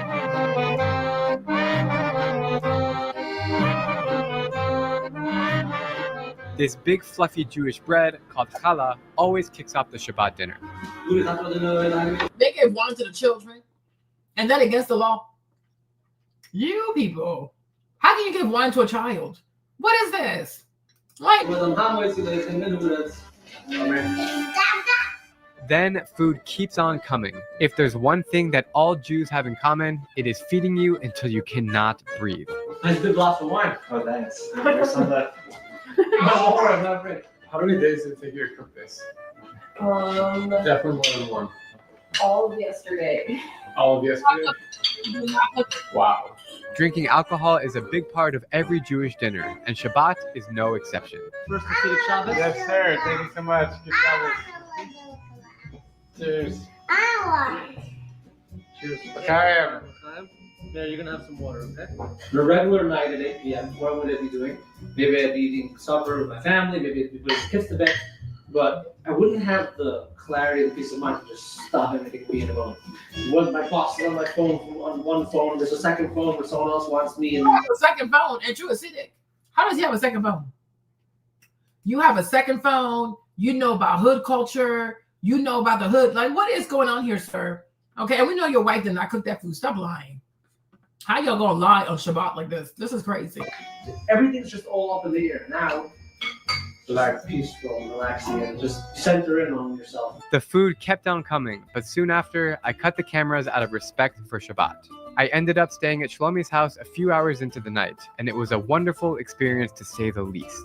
As a Jew and someone who has celebrated Shabbat in many countries around the world, I must say that this one was the most special, and I'm very grateful to have the opportunity to take you guys along on my quest to learn all about Hasidic culture, the good and the bad. As uncomfortable as it may be to witness how women and LGBT folks are treated by this community, or how sad it is that most kids do not practice speaking English at home, nor have access to a well-rounded education, it's important to remember where Hasidic Jews come from and how they came to be, which explains why they hold on to a lifestyle that seems so backward to the rest of us. In many ways, you see how he's trying to romanticize? You see how he's trying to romanticize these Ukrainian, American immigrant, whatever you want to call them, people. So kids, yeah, and that's why you see if you're listening to these children speak, you notice how they all have an accent, like they don't speak proper English, even though they're born here, right? Because at the house they speak Yiddish, and mostly at school also they speak Yiddish, and they're not allowed to make friends with other American people, so they can't perfect their English. So you would think that this came out of Ukraine like 2 days ago. Like, no, they're born here. These are American people with a Yiddish accent because all they do is speak Yiddish all day. They say, oh, it's okay, you know, they don't have a good education. Why they have a good education? It's by choice because their parents are selfish. Why they have a good education? Where is Marjorie Taylor Greene when you need her? So they don't have a good education. They can barely speak proper English. They get their penises cut off in a blowjob when they're babies. Okay, right? Women are being abused, right? And oh, that's okay because, you know, they went through the Holocaust, you know. But if it was Muslim people doing that, they would say, oh, remember what they've been through, and it's their culture, and it's their religious freedom. Oh, hell no. Oh, hell no. Oh, no, remember 9/11. Remember 9/11. Like, this is just crazy. These people are just hypocrites. Romanticizing people not even being able to live to their full constitutional rights when they're U.S. citizens. Like, this is crazy. Hasidic Judaism can be looked at as a miracle for a group of 500,000 Jews who are a miracle. Where's the miracle? Direct descendants of Holocaust survivors to have such discipline in preserving their tradition. Oh, please. Go sit down somewhere. Anyways, you guys, let's go back to this because this was a little crazy. Let's go back to this. We're almost done with this video. In Hollywood, California, among Jews, and I have engaged them, and I see the way that certain of them behave. And I've lived in Baltimore, raised significant amounts of capital, particularly on behalf of the Johns Hopkins University. I've had conversations with these folks. I've seen how they treat them, and I recounted a story, a true story to you. And I've also raised capital in Cincinnati, and this is when I tend to encounter higher numbers of Jews, even religious Jews, when I'm dealing in capital, high level finance. And you know, there's certain conversations they won't have with you, and you can tell by the way that they treat you that there's a certain feeling. And then research will tell you that the Jews in New York, for example, have the Shamrim, and also in various places that I've been, Baltimore, Cincinnati, they have their own hospitals and their own schools. They live completely separately. There's no level of integration. There's no level of respect for the greater society. So I've spoken to many Jews in Hollywood, for example, even Jews from Iran, from Iran, and they'll be pretty transparent, some of them, but they have such heavy accents, and they were born and raised in America, and they have such heavy accents because they've been speaking Yiddish or Hebrew, and their English is bad. You understand? They have bad English. So what I'm speaking of is not of hearsay. I'm speaking of experience. What's your thoughts? Please be respectful with your comments. Also, please click the like, click the notification bell, and They're such a mess. Now let's go back over here, you guys. This was for the initial video, but anyways, let's watch what we came here for, child. 6 hours later. Great. So a popular influencer, Toni, was sharing a story time of how she experienced racism on a boat cruise that she was on with her mom. So she wanted to share on that she and her mom were on a Virgin boat cruise, and initially they had like a red band, which is a regular one, while the black wristband was for the VIP. But also she has a Virgin card that makes her like automatically like a VIP, and there's a area on the cruise that is meant for just VIP alone, and she and her mom decided to go there. But while they get there, some white people there, a white couple there, could not stand the fact that two black women were there, and the man went on to approach her like, you know what, how did you get here? And she explained to the man like, you know what, I have a card. I have a card, and the man still insists that they are not allowed to be there.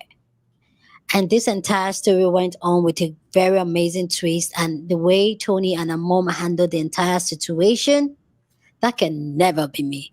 Anyway, guys, let's go check out this story time. Then we'll come back and talk more. And let me know down in the comment section how you will have handled this situation as a whole. Anyway, guys, let's go check it out and then talk more. Experienced the most racist encounter of my life. Imagine a woman kicking water in your face and laughing at you with her husband.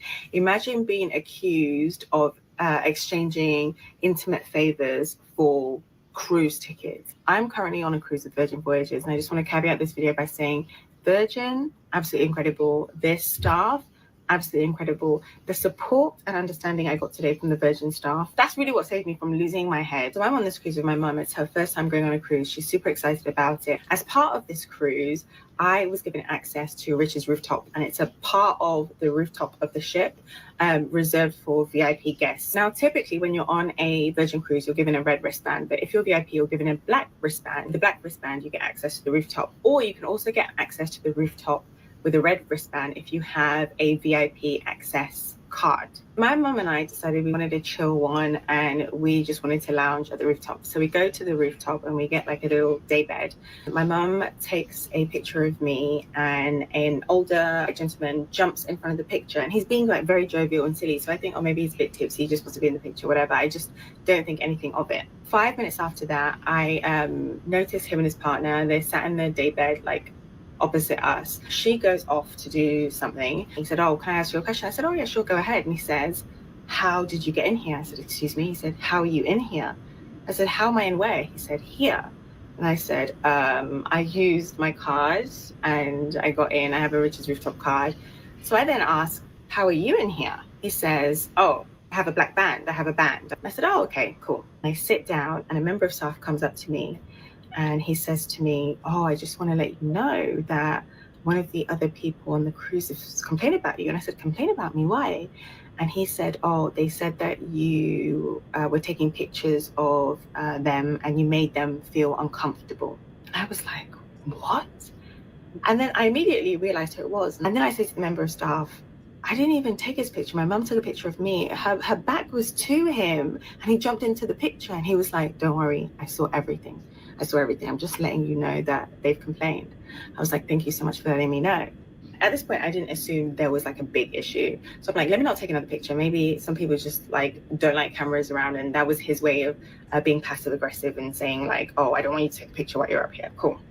So I was like, let me not take any pictures. So I just sat with my mum. We were chilling. The gentleman and his partner had realized, oh, they're still here. They saw the staff member speak to me, and then the staff member like smiled, joked with me. I even got drinks, and I think they put 2 and 2 together, and they were like, well, we complained about them, and they didn't get kicked out of this area. Like, what's going on? I then see the gentleman stand up and go to the bar, and something in my spirit said, Toni, go to the bar too. Go and grab another drink. I wasn't even thirsty. I just wanted to go to the bar because I just felt in my spirit that he was going to complain about me again. Bear in mind, I've not done anything to this man. I'm simply existing with my mother. I also mentioned that we were the only Black people in Richard's Rooftop at this time. I go to the bar. Again, the staff are being absolutely lovely. They're like, oh, hey, like, do you want something to drink? Let me sort you out, cool. And I was like ordering my drink. And then I hear him shouting, I don't care. I don't care. Get them out. I don't want them here. Get them out of here. And then the staff member who'd been so nice to me had said to this guy, like, look, I can't just, they're allowed to be here. I can't just kick them out. I had to eat. I'm so sorry. I was hungry. But I'm like, the part where she said, oh, can you imagine? Can you imagine? Of course I can imagine. You're talking about white people. What do you mean, can I imagine? You being accused of doing sexual favor. Girl, you are around white people. You are lucky then accuse you of stealing from them. Okay? But when it comes to white folks, yeah, I definitely can't imagine. Okay?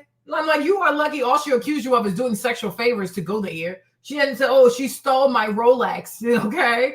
Exactly, Mark. Like, oh, she said, can you, your problem, Toni, is that, I don't know, maybe because she lives in Great Britain, so maybe because you have somewhat of a British accent, you thought that you were what? Like they would hear your funny accent and be like, oh, she sounds like us, right, girl? But yes, we can. You're talking about white people. Like I said, but in between her accusing you of doing sexual favors, as opposed to her saying that you stole her Rolex, girl, consider yourself lucky. That white woman could have accused you of stealing from her. You are talking about white people. Right? Nobody ever in the world has ever said, oh my God, the white people have so much integrity. White people are so honest. White people are so awesome. White people are so great. White people are so welcoming. Who said that? No one ever. So yes, I can definitely imagine. Number 2, where you fucked up was you even answered the question. Because the moment that man said, how did you get in here? Like, how did I get where? Here. You're like, sir, go. Who are like, why would I even explain myself to you? Like, who are you? You have any questions? Go ask the staff. Don't talk to me, peasant. That should have been your thing. A white man's gonna come. I don't know what y'all want. It's like at one point you want white people to stay in their lane, but then in another stance, you enable white people when they ask you questions and they act like an authority figure over you. You answer their question like they have authority. He doesn't have authority. He's some goofy ass, old ass, unattractive white man that's probably going through prostate cancer. Why the fuck would I answer you, bitch? Right? How did you get in here? The same way you did. Any more questions? Go talk to the staff. You talk to me one more time, I'm calling security on this freaking boat. Why is he here? Exactly. Like, are you like, is she crazy? Like I'm like that. You know, his wife or his partner, they're even married. Okay, they're a bunch of savages. These Anglo-Saxons are savages. So I'm like, girl, you better have some energy. Huh. Exactly. I'm not going to answer you.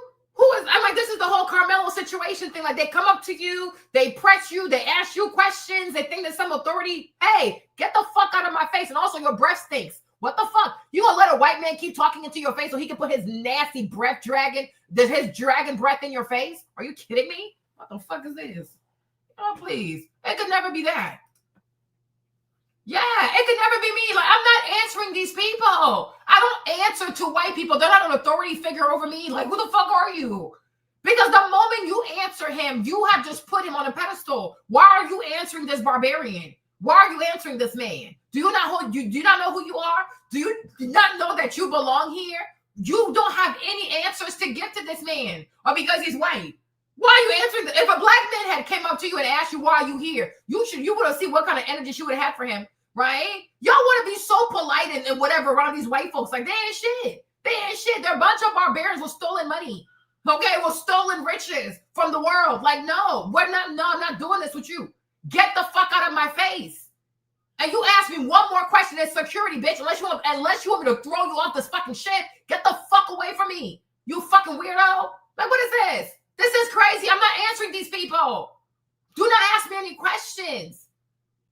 Even the moment he stepped into the picture, like, okay, are you okay? You cool? You straight? Is this a white terrorist? Do I need to be scared? Like, what is this? Like, do not answer these people. And what are even white spaces anyways? What are white spaces? The boondocks, the trailer parks, the meth line, the fentanyl line, where's the Skid Row? What are white spaces anyway? What spaces are white anyways? Like where are the white spaces? The addiction line? What? Like, what are the white spaces? Like, please, go somewhere. There's a bunch of weirdos. Exactly, like they're a bunch of weirdos. You don't answer these people. You don't answer these people. Who is he to ask you why you're here? Child, please. You better get out of my face. I told you, oh my gosh, I challenged this white giant with wobbled wood legs, okay? I was like, ew. Just like that in front of his wife. You think I'm scared of you? Then his wife wanted to get involved. I was like, girl, you balding. Get on some zinc with your anemic looking ass, bitch. Start eating some food, bitch. Okay? Start eating some protein, bitch.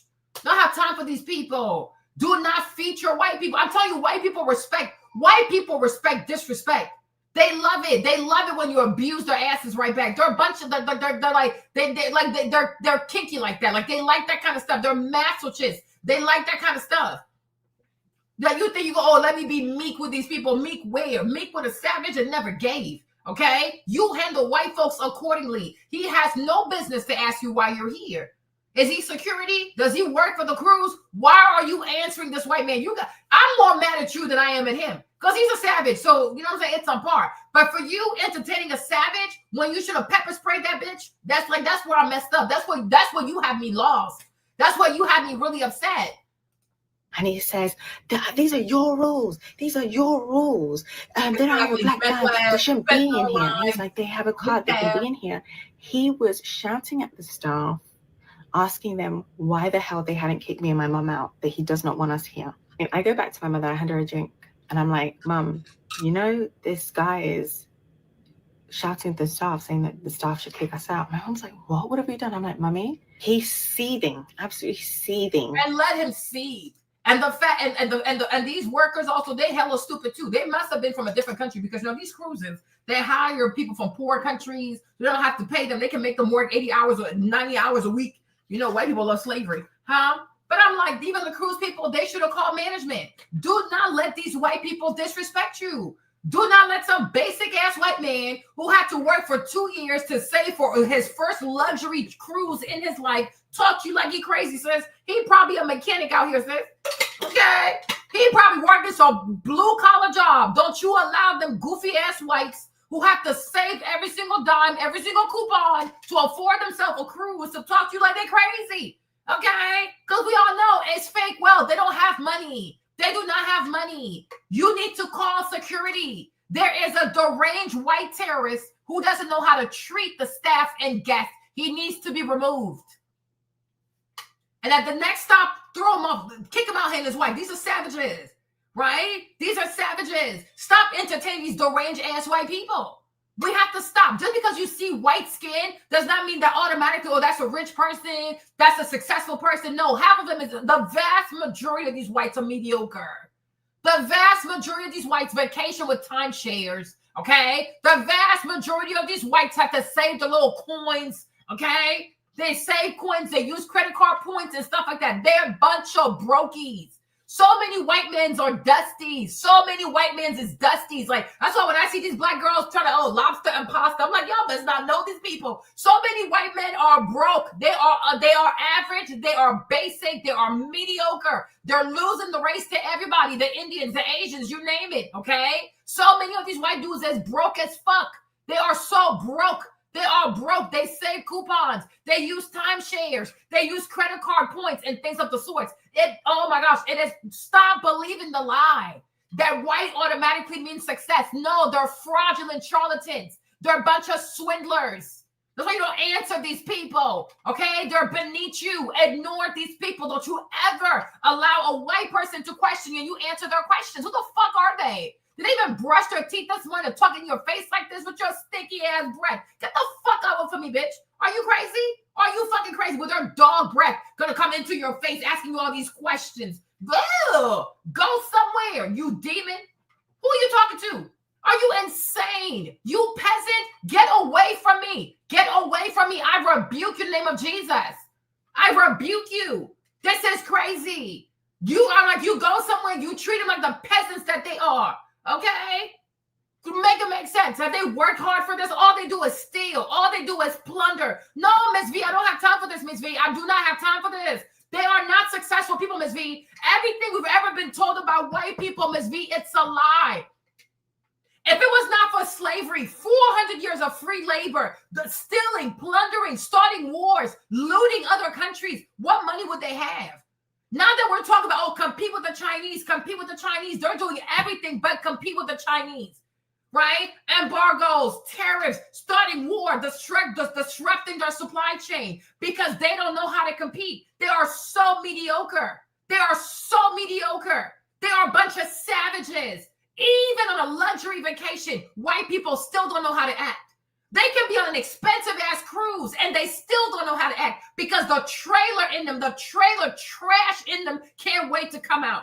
Take a white man out the trailer park, but you can never take the trailer park out the white man and the white woman because they're a bunch of trashy ass individuals. It's a bunch of trashy ass individuals because you would think the moment you get a luxury cruise ship, the moment that you are at the top of the VIP, you will think a person will know how to conduct themselves.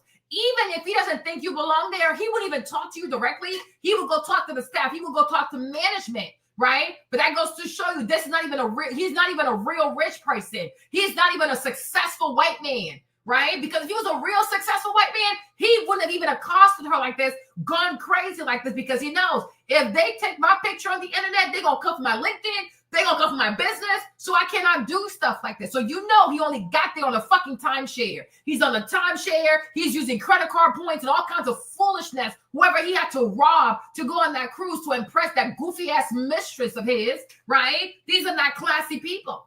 They don't even know how to act, okay? Trailer park behavior, trailer rats. They're like these big-ass rats. How you call them? Raccoons, okay? From the trailer. They're like these big possums, okay? They're swamp possums. That's what they are. They're not civilized people. They are not civilized. They're so unsophisticated. It's unbelievable. Even on a luxury cruise ship, you are still going to get trailer trash behavior out of white people. Unbelievable. Because a classy man, a successful man, even if he's not like, he's okay, like what? He would go and talk to management because he has too much to lose. He's not going to go talk to you directly because he's a real CEO. He's a real successful man, right? But these people right here, they are trans successful. They take advantage of these timeshares and they really think they have money like that. No, you don't, okay? We see them out here every single day waiting for Trump to bring the job back from China. These people are not successful. They don't have that kind of money. And when they do make money, because they defrauded other people. Exactly. The vast majority of them can't afford shit. You should see the way white women are committed to using coupons. It's actually concerning, okay? These women have to use coupons for everything. They are financially struggling. They struggle for everything. Like, child, please, they're so bad with money. I'm like, but why would you even answer this man, though? Like, why would you answer him? Get out of my face. Get out of, this is so disgusting. Like, get out of my face. And if you ask me one more question, I'm calling security. I'm not playing with you. You will be recorded and I'm calling security. You are going to get thrown out of this place. I'm not playing with you. These are savages. Do not even engage. Oh my gosh. Do not come down to their level to even engage with these people. They're beneath you. The white racist is beneath you. Do not engage with these people. I am not engaging with you. Why? Oh gosh. Oh, y'all don't understand. What? No. That we have not been kicked out. I do not know how miserable a human being has to be that pressed about something. Toni, you got my fucking nerves. You don't know how miserable a human being has to be? Toni, you're talking about white people. They have enslaved people. Being miserable is their birthright. Being pressed about the activities of black people is their ministry. Policing black people is all they have to do because they can't police their kids. That's why all their kids are doing drugs. That's why all their kids do fentanyl, right? So, I don't know how miserable white people are miserable. White people are miserable people. You are getting on my nerves. Like, you are triggering me more than this white man because you should have awareness. You should know what you're dealing with. They are indeed a miserable people. If white people were not miserable, they would not be racist. Right? If white people were comfortable in their own skin, if they truly love themselves, they would not have a hard time loving other people, being nice to other people, making friends with other people. They've been miserable. It is their birthright to be miserable. Right? Girl, make it make sense. Right? Like, she's incredibly delusional. Like, what do you think you're dealing with?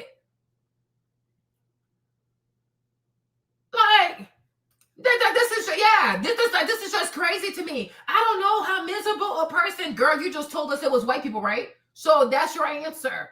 They're miserable. It's a miserable people. They are truly miserable. Do you not see how they bully everybody? They oppress everybody. They lie on everybody. They malign everybody. They steal from everybody. They are killing innocent people. They starve children. They murder children. Yeah, sounds about white. Miserable and white. Yeah. Match made in hell. Yeah, sounds about right. Okay, sounds about right. I'm like, you sound crazy. I was watching this and she had me so triggered because I'm like, girl, we are talking about white people here, huh? Right? You had this experience with white people, correct? So why are you surprised? So you thought you were going to go on a luxury cruise ship, right? And you were going to go on the VIP, like the most VIP section, right? And then these whites were going to embrace you. Why? Because you're light skinned? Because your nose is straight? Like, I don't know, like because you have a straight nose, because you're light skinned, because your eyes are slanted? Whatever gave you the idea, whatever gave you the impression that because you happen to be on a luxury cruise ship, that if you met these white people there, they were going to be nice to you, they were going to embrace you, they were going to be sophisticated, they were going to be mild-mannered, well-behaved, and sophisticated. Whatever gave you that? What are you delusional? You think you're trans white or something? Like, girl, is it like your first black experience? Like what is going on? Like, seriously, right? Like, this is insanity because she's light skinned? Like what? I don't know. We're all confused. I'm like, is it because you're in the UK, ma'am? Like, what is going on here? Right? Oh, no, because it's a luxury place. So I thought the whites were going to congratulate me. No. Because it's a luxury place and because you happen to be white, they're going to be even more upset because it doesn't fit the paradigm. It doesn't fit the narrative. You are a Black woman. They will be more happy to see you as a servant. Like if they saw you as the staff and you catered to them and you brought their champagne and you cleaned their toilets, right? They will be happy because that fits their paradigm where white people are at the top and then the Blacks are the workers, the maids, the janitors, the toilet cleaners. Then in that instance, they will be happy. But why would racist white people be happy to see that a Black person, once upon a time, her ancestors are slaves, and now this young woman can sit right next to us at the top of the cruise, enjoy the same amenities as us, and be free, when she should be a slave to us, where she should be a worker on this boat and asking me if I want more ice. Exactly. So it's like, girl. Exactly. They don't want you there because it doesn't fit the paradigm. They're racist. They are racist. Right? Like they are racist. They are truly racist. I mean, because she's not rich enough. But if it was like an Oprah Winfrey, Oprah could have paid to get rid of all these white people and have them exited at the next stop. They need to get off the fucking boat. Get off the boat. We don't want you here. Get out of here. Leave us alone. Right? But I'm like, yeah, because this does not fit the narrative. Right? You're not supposed to be here. You are not supposed to be able to afford this. You're not supposed to be living a life of leisure and stress-free with your mom as a Black person. It really makes them mad because white people believe that everything that is good should only go to them. And the rest of us, we shouldn't have shit. That's their mindset. So how can you be surprised? You cannot be surprised. They don't want us to have anything. If it was up to white people, we would still be walking around bare feet. We would still be just walking around in our underwear. We wouldn't have anything. We would not have running water. We would not have shoes. We would not have soap. We would not have electricity. We would not even be able to read. If it was up to these people, we wouldn't have apps. We wouldn't even have crap. We wouldn't have even a pop to poo and pee in. They wouldn't give us anything. White people are mean. Like, do you not get this? Like, seriously, do you not get this? They're not nice people.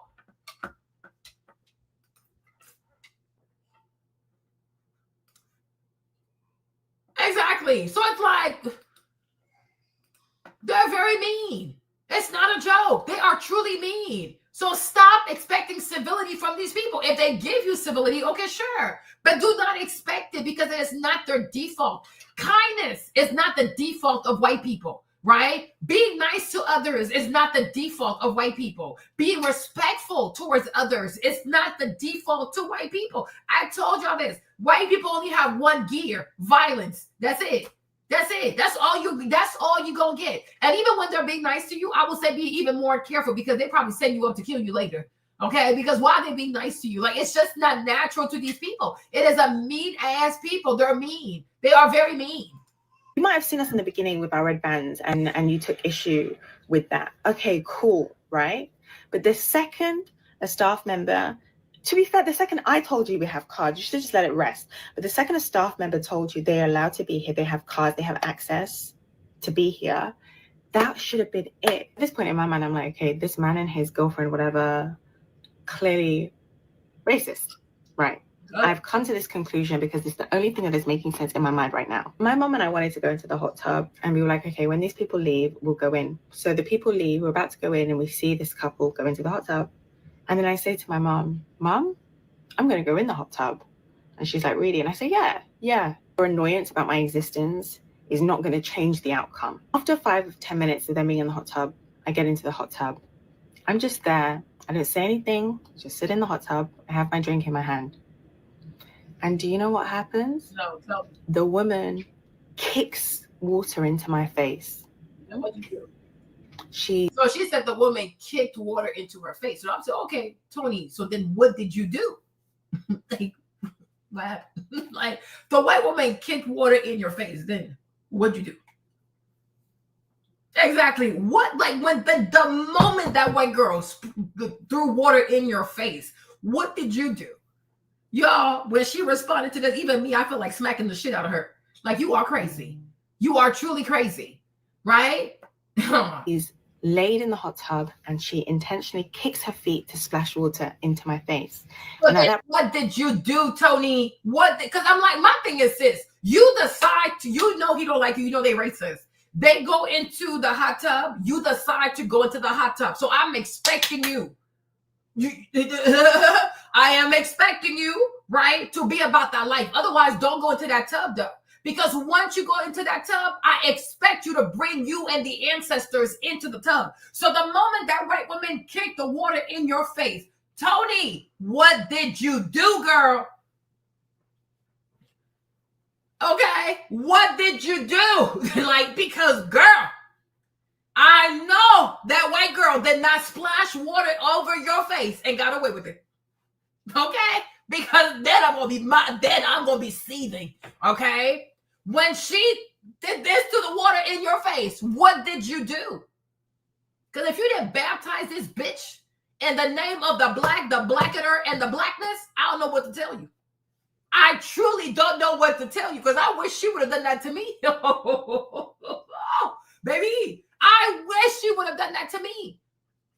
You know what I mean? I stay ready. Like when I tell you, you got to stay ready. You got to stay ready because this ain't going to end well. Okay. Like, yeah, like, exactly. Like, oh, you see, everybody's like, what? Hold up, wait a minute. I'm like, hold up. I'm like, Toni, what did you do? What did you do? When this lady did that to you, what was your response to this white woman doing that to you with the water to your face? Okay? What did you do?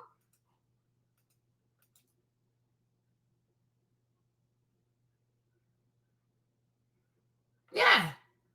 Like, don't play with me. They're a bunch of bullies. This is how we got the whole Carmelo and Austin situation here. You see, this is what they do. This is what they do. This is what they do. You say it's giving MLK Jr. You see why I sound like that, man? You see why I said Dr. King gets on my nerves? Because Dr. King was teaching black people, if a white man hits you, don't hit him back. If a white man puts his dog on you, let the dog bite you into oblivion. If a white woman wants to spit on you, let her spit on you. I said, no, that's not possible. You right? Exactly. Stay brave so you have to get ready. This is, to me, it's incomprehensible. That's why I said I look at MLK Jr. funny. Like, this is crazy. Like, what? If a white man hits me, I should just let him hit me some more?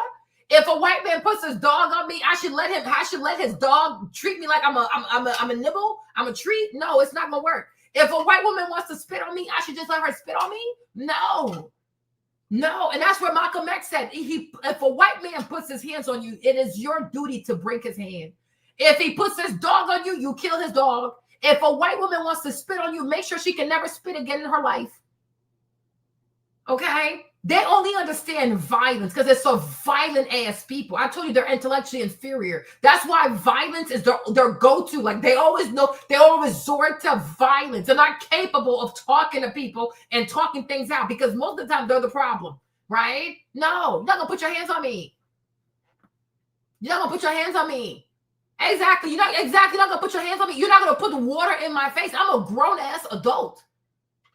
Okay, and she wouldn't even do that to her own children. If her daughter or her sons were calling her all kinds of bitches to her face, she would be in mummy mode, like frozen in time, right? They don't react when their kids completely disrespect them. But when it comes to black people, they put 20 on 10. No problem. Bunch of cowards. Their households are in disarray. Their children run the house. Okay, they have no authority in their household, but as soon as they just walk through their doors of their households, they think they can treat anybody any kind of way because they need to feel powerful. Bitch, go home, bitch, and regain control of your household, bitch. Okay, start with your children. Regain control of your kids. Black people are not your kids. You are insane. They are just like with his bail, $1 million. What happened to that?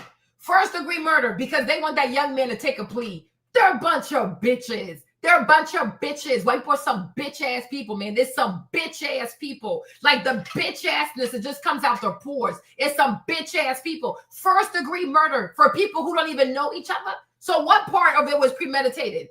I'm talking a bunch of scammers. They're a bunch of fraudsters. They are, I'm like, oh my gosh, like every day, because of my disdain for these people, I can't even, I don't even, I can't even look at luxury things. I'm like, oh, please, if it's made by white people, it's probably some cheap shit anyways. Move along, leave me alone. Like, they're just, I cannot deal with these people. Okay? Like, this is crazy. Like, this is really, really crazy. This is disgusting. At that point, I knew exactly what they were doing. They were trying to intentionally push me and antagonize me in a way that they hoped would garner a reaction from me, an outburst or a reaction that is so significant, it would then justify staff kicking me out. So she's, girl, just say you're scared, girl. Just thinking about the life. You could have sprayed that white woman right back without causing a reaction. She did this, you do it too. That's it. What's the problem? When I say you have to go grab her about the hair or something, nah. If you feel like she did that intentionally, you do it intentionally too. That's it. That's it. You don't have to put your hands on her, but you need that water needs to go back where it came from. That's it. That's it. She needs to know you're not the one, because the same way she can kick water, you can kick water too. Otherwise, do not go into that hot tub with these demons. Don't do it. But once you decide to go in that hot tub with these demons, like Ms. V said, you got to stay ready so you don't got to get ready, right? But we're not saying like you got to go pop, pop, pop. But if she's out here splashing water on you, you splash water on her back. After all, it's a pool. We're playing with water, right? That's what people do, right? I'm like, you're scared of these people. You are scared of these people. Like, you were scared of these people. It should have been me in there. It sure would have returned where it came from. Like, okay, you are crazy. You're not about to baptize me. You're not about to baptize me. I'm going to send that water wherever it came from. No, I rebuke this. What if it's a curse? What if it's a curse?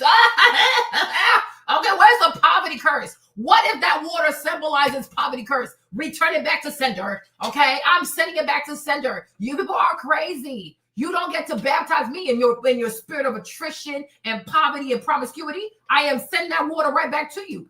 Return the water back to sender. I don't want this kind of water.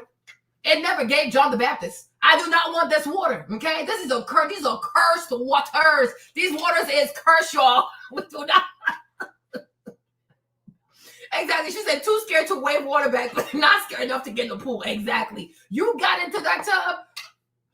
Toni, we expect you to match energy.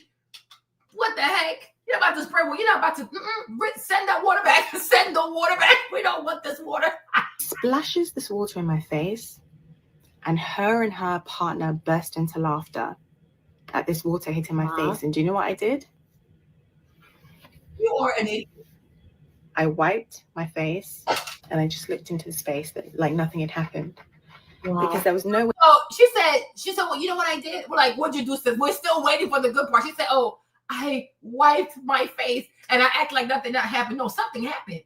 With your MLK junior, I guess the third, with your MLK the third looking ass. Are you like, return to sender? Are you insane? So you were just subjected to abuse. Somebody abuses you. You wipe your face and you just start staring into the skies. Are you dumb? Are you slow? Are you remedial? What is this? No, it should have been us, Mark. Woo, Mark, we would have been doing the backstroke, the forward stroke. Okay. And also, so exactly, somebody called Malcolm. You know what, too? The reason why they felt comfortable doing that, because it was two women. There was no man around. Okay? There was not a man around. That's why she felt comfortable doing that. But my thing is, you should have sent that water right back to her. Oh, he definitely was about that life because he knows them. And that's why he said, that's why he said that sometimes he laughs at the civil rights movement, because he said, you people have fooled yourselves. Have you ever heard Malcolm X make fun of Dr. King? He said, I don't know if these people have fooled themselves. He said, all they do is beat your ass.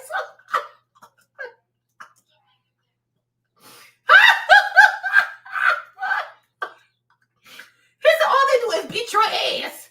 What is wrong with y'all? Let me see if I can find that video. He said, I don't know if they have fooled themselves. Let me see if I can find that video.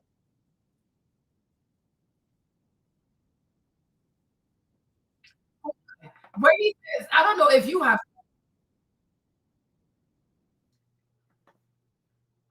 Hold on. Hold on. I don't know if they have. Hold on. How does it go again? Hold on. I need to find this video. It was too funny. He said, I don't know if they fooled themselves.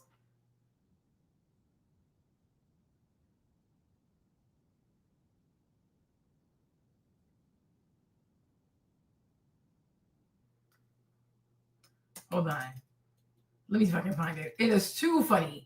It is too funny. He's like, all they do is beat your ass anyways. Because he was like, why don't you?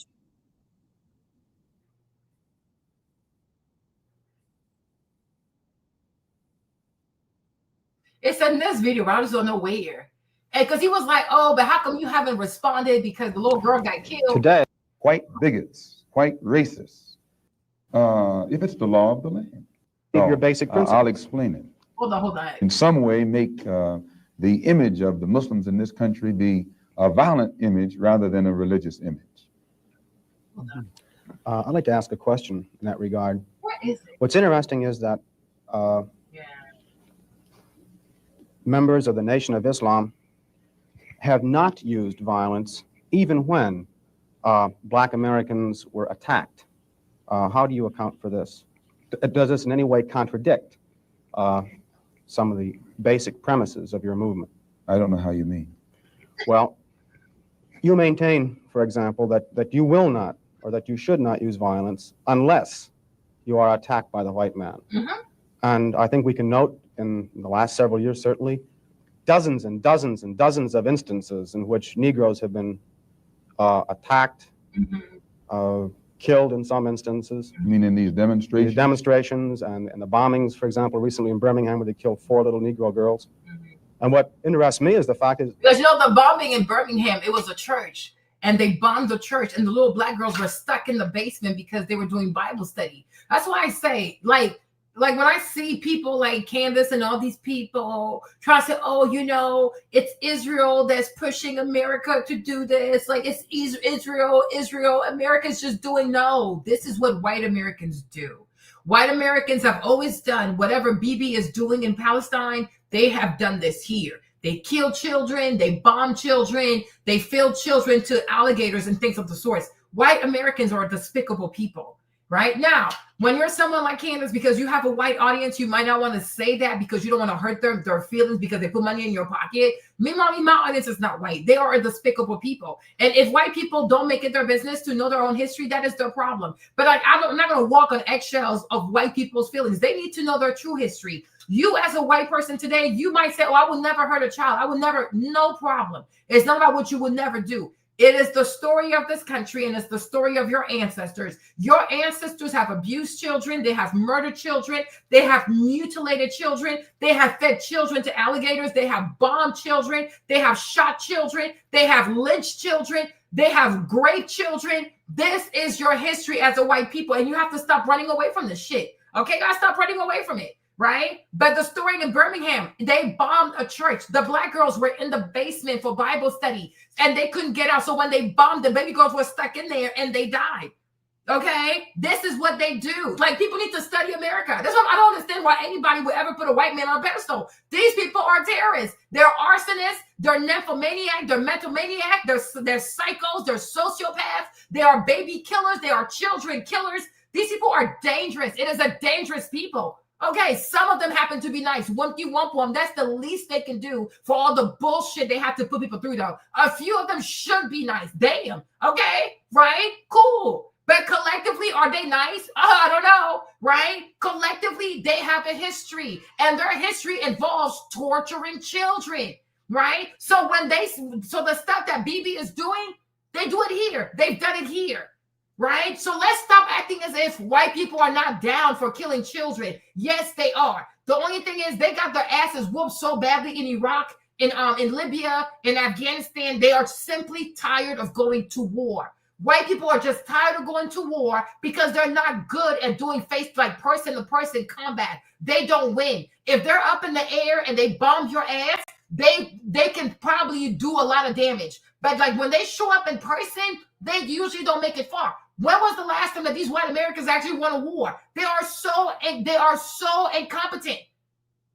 So it's not because they care about children or Palestinian children or Iranian children that they don't want to go to war with Iran, because they're tired. They also don't want their kids to go because they know their kids love TikTok and they know their kids are not about that life, and their kids will get killed or their kids are going to lose their limbs. If they had a guarantee that their children could go to Iran and murder children and never be touched, they will gladly send their kids to do killings. They take pride in killing people. Okay, they love to kill people. They just don't want to get killed. They don't want their kids to get killed. They don't want their children to come back quadriplegic with a bunch of prosthetics. That's it. But they're not against Iran because they care about humanity. No, they are afraid for their kids because they know their kids are fat, they're lazy, they love TikTok, they have a short attention span, and if they go there, then they're going to meet some real male energy. They're going to get their asses whooped. Okay? It is not a decent, moral people. Do not fool yourself. Now, some of them can be nice, no problem. To every rule, there's an exception. But collectively, right? So he's saying it. He's like, oh, as a white man, he's recognizing that the amount of violence that black people have suffered in the hands of these white people, they should have had a reaction long ago, because he knows it's provocation. He knows they're antagonizing people. He knows they're terrorists. Right? These are a bunch of terrorists. They provoke you. They antagonize you. They do everything to get you to act crazy because they want a reason to go black out on your ass. Right? There you go. Just like if China did not have a nuclear bomb, they'd be bombing China too right now. This is what they do. White Americans are bullies. It's a bully ass people. They're weak ass bullies. And just imagine if they have this level of commitment to their own families, to their own children, right? Like I saw this one comment girl. Oh, when I tell you I was lighting up these white people, this white girl gonna say, oh, that Carmelo Anthony is a reflection of his environment. I said, white woman, you are a reflection of your divorced environment, okay? Because we know your parents got divorced, right? And we know that by the time you were 12, you were already on birth control. And we know by the time you were a senior, a sophomore in high school, you slept with the entire football team. By the time you were 15, you probably knew how to get better head than your mama, okay? By the time you were 18, only God knows how many abortions you had, okay? You want to talk about somebody being a reflection of their environment? Then please tell me, why do so many white children have an opioid addiction? Right? Why do so many white girls have sex at such an early age? Why do most white girls sleep with the entire football team by the time they're only a sophomore in high school? Sophomore in high school. These girls will sleep with the entire football team. Oh my God. Oh my God. It is astounding. Okay? Children of divorced parents, they are messed up as fuck. They are so messed up. They are so messed up. Their biggest aspiration in life is to be a OnlyFans model so she can sleep with all these kinds of men on camera. And mind you, there's nothing to see. Kim Kardashian had to do her sex tape 3 times. That's how mediocre they are in bed. Okay? That's how mediocre they are in bed. Ask any white man when was the last time he got a good blowjob, okay? Because all they do is give teeth, okay? Be scratching these men and chewing their things up, right? Scoring and scratching, okay? Go sit down somewhere. A product of their environment? Like, we didn't grow up our entire life seeing y'all cuss out your parents on TV. We didn't grow up to Super Nanny, where a woman had to fly out of England to help white women raise her children, because we know white American mothers cannot raise children. All they do is raise a bunch of school shooters. You want to talk about being a product of one's environment? Oh, Lord, have the mercy. Lord, white women are known. Who has ever said white women are the example of how to be a mother? Who has ever said that white women know how to raise children? White women do nothing but raise wolves. White women do nothing but raise menaces to society. White women do nothing but raise crazy ass, deranged ass, blue pill, red pill, confused pills type of white terrorists, okay? You have to run, because you know Barbara not gonna raise her kids. You know Sally and Annie Mae ain't gonna raise her kids, right? Okay? They don't raise these children. They don't raise these children. And on top of that, all they do is give these children processed food. So, you know, they're crashing out on sugar and do all kinds of stuff. No. Oh, baby, the read was epic. She didn't respond because I'm sure she went crying. I said, with your wide back, you high caloric, no ass ever. And then sometimes you look at them from the back, you can't even tell where the back ends and where the behind starts. Like, where is your ass, sis? Okay, sometimes I look at a lot of white women from the back. I'm like, where is your ass? Like, where does your back end and where does your ass actually begin, sis? Please help me out, bitch. Because all they do is sit in that damn ass couch all day, don't do shit. But want to talk about black people, bitch, go outside, bitch.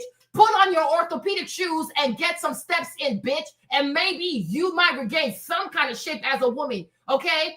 Exactly, completely built like a whole couch. They get up, it's just straight up like a rectangle. Girl, a woman meant to have some curves, bitch. Get the fuck out that damn couch. Y'all, they need to know better. They need to know better than to come for Carmelo. Don't do it. Don't do that with me. Okay, do not play with me. Do not play with me. That the Carmelo is a product. I'm like the vast majority of white people, the vast majority of white children in America are products of divorced parents. They are products of divorced parents. And all they do is pit their parents against each other so they can get away with murder, okay? They can get away with murder. Most white kids in America are the product of divorced parents, selfish-ass mothers who divorced behind some foolishness, okay? Miss me with the bullshit, okay? We all went to school here. Most white girls, by the time they're seniors in high school, they have slept with the entire football team. What are we talking about? What are we talking about? These girls get on birth control in middle school.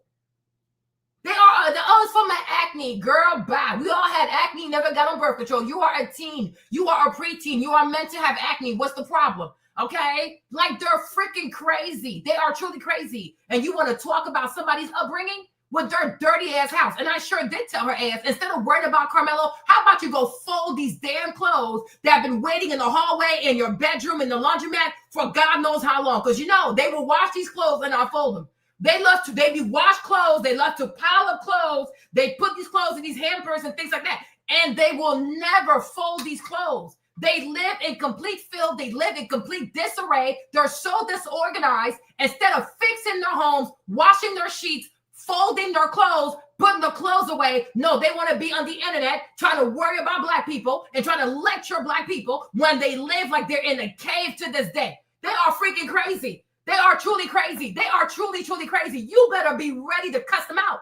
You better be ready to cuss them out. You better be ready to let white people know about their disgusting ass ways. They live like Philistines. White people live like Philistines. Are you kidding me? They live like Philistines. All right? Like we didn't grow up and see that exactly.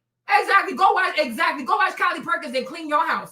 Go watch Kylie Perkins and clean your damn house. Okay, open your blinds up, bitch. Change your sheets. Go wash your house. Go wash your sheets. Clean your kitchen. Organize your pantry, right? No, she has so much to do in her filthy ass house, her filthy sink, her filthy ass dishes, her filthy ass dishwasher. Can't even be bothered to actually clean the dishwasher, clean out the filter of the dishwasher, spray some apple cider vinegar in her nasty ass dishwasher. But want to talk about Carmelo Anthony, bitch, I'll see you outside, bitch. I will see your dirty, filthy, barbarian ass outside. You are crazy. Everybody knows that white women are filthy as hell, and they live in a filthy ass mess. But they want to fix their dirty ass lips. Talk about somebody. You better go worry about your house. You better go worry about your clothes. You better go worry about your laundry. You better fold them clothes, okay? Whatever your name is, Sarah, Barbara, Beth, whatever your name is, you better go fold them damn clothes because these white children deserve better. White children deserve to grow up in a clean environment with fresh meals made every single night.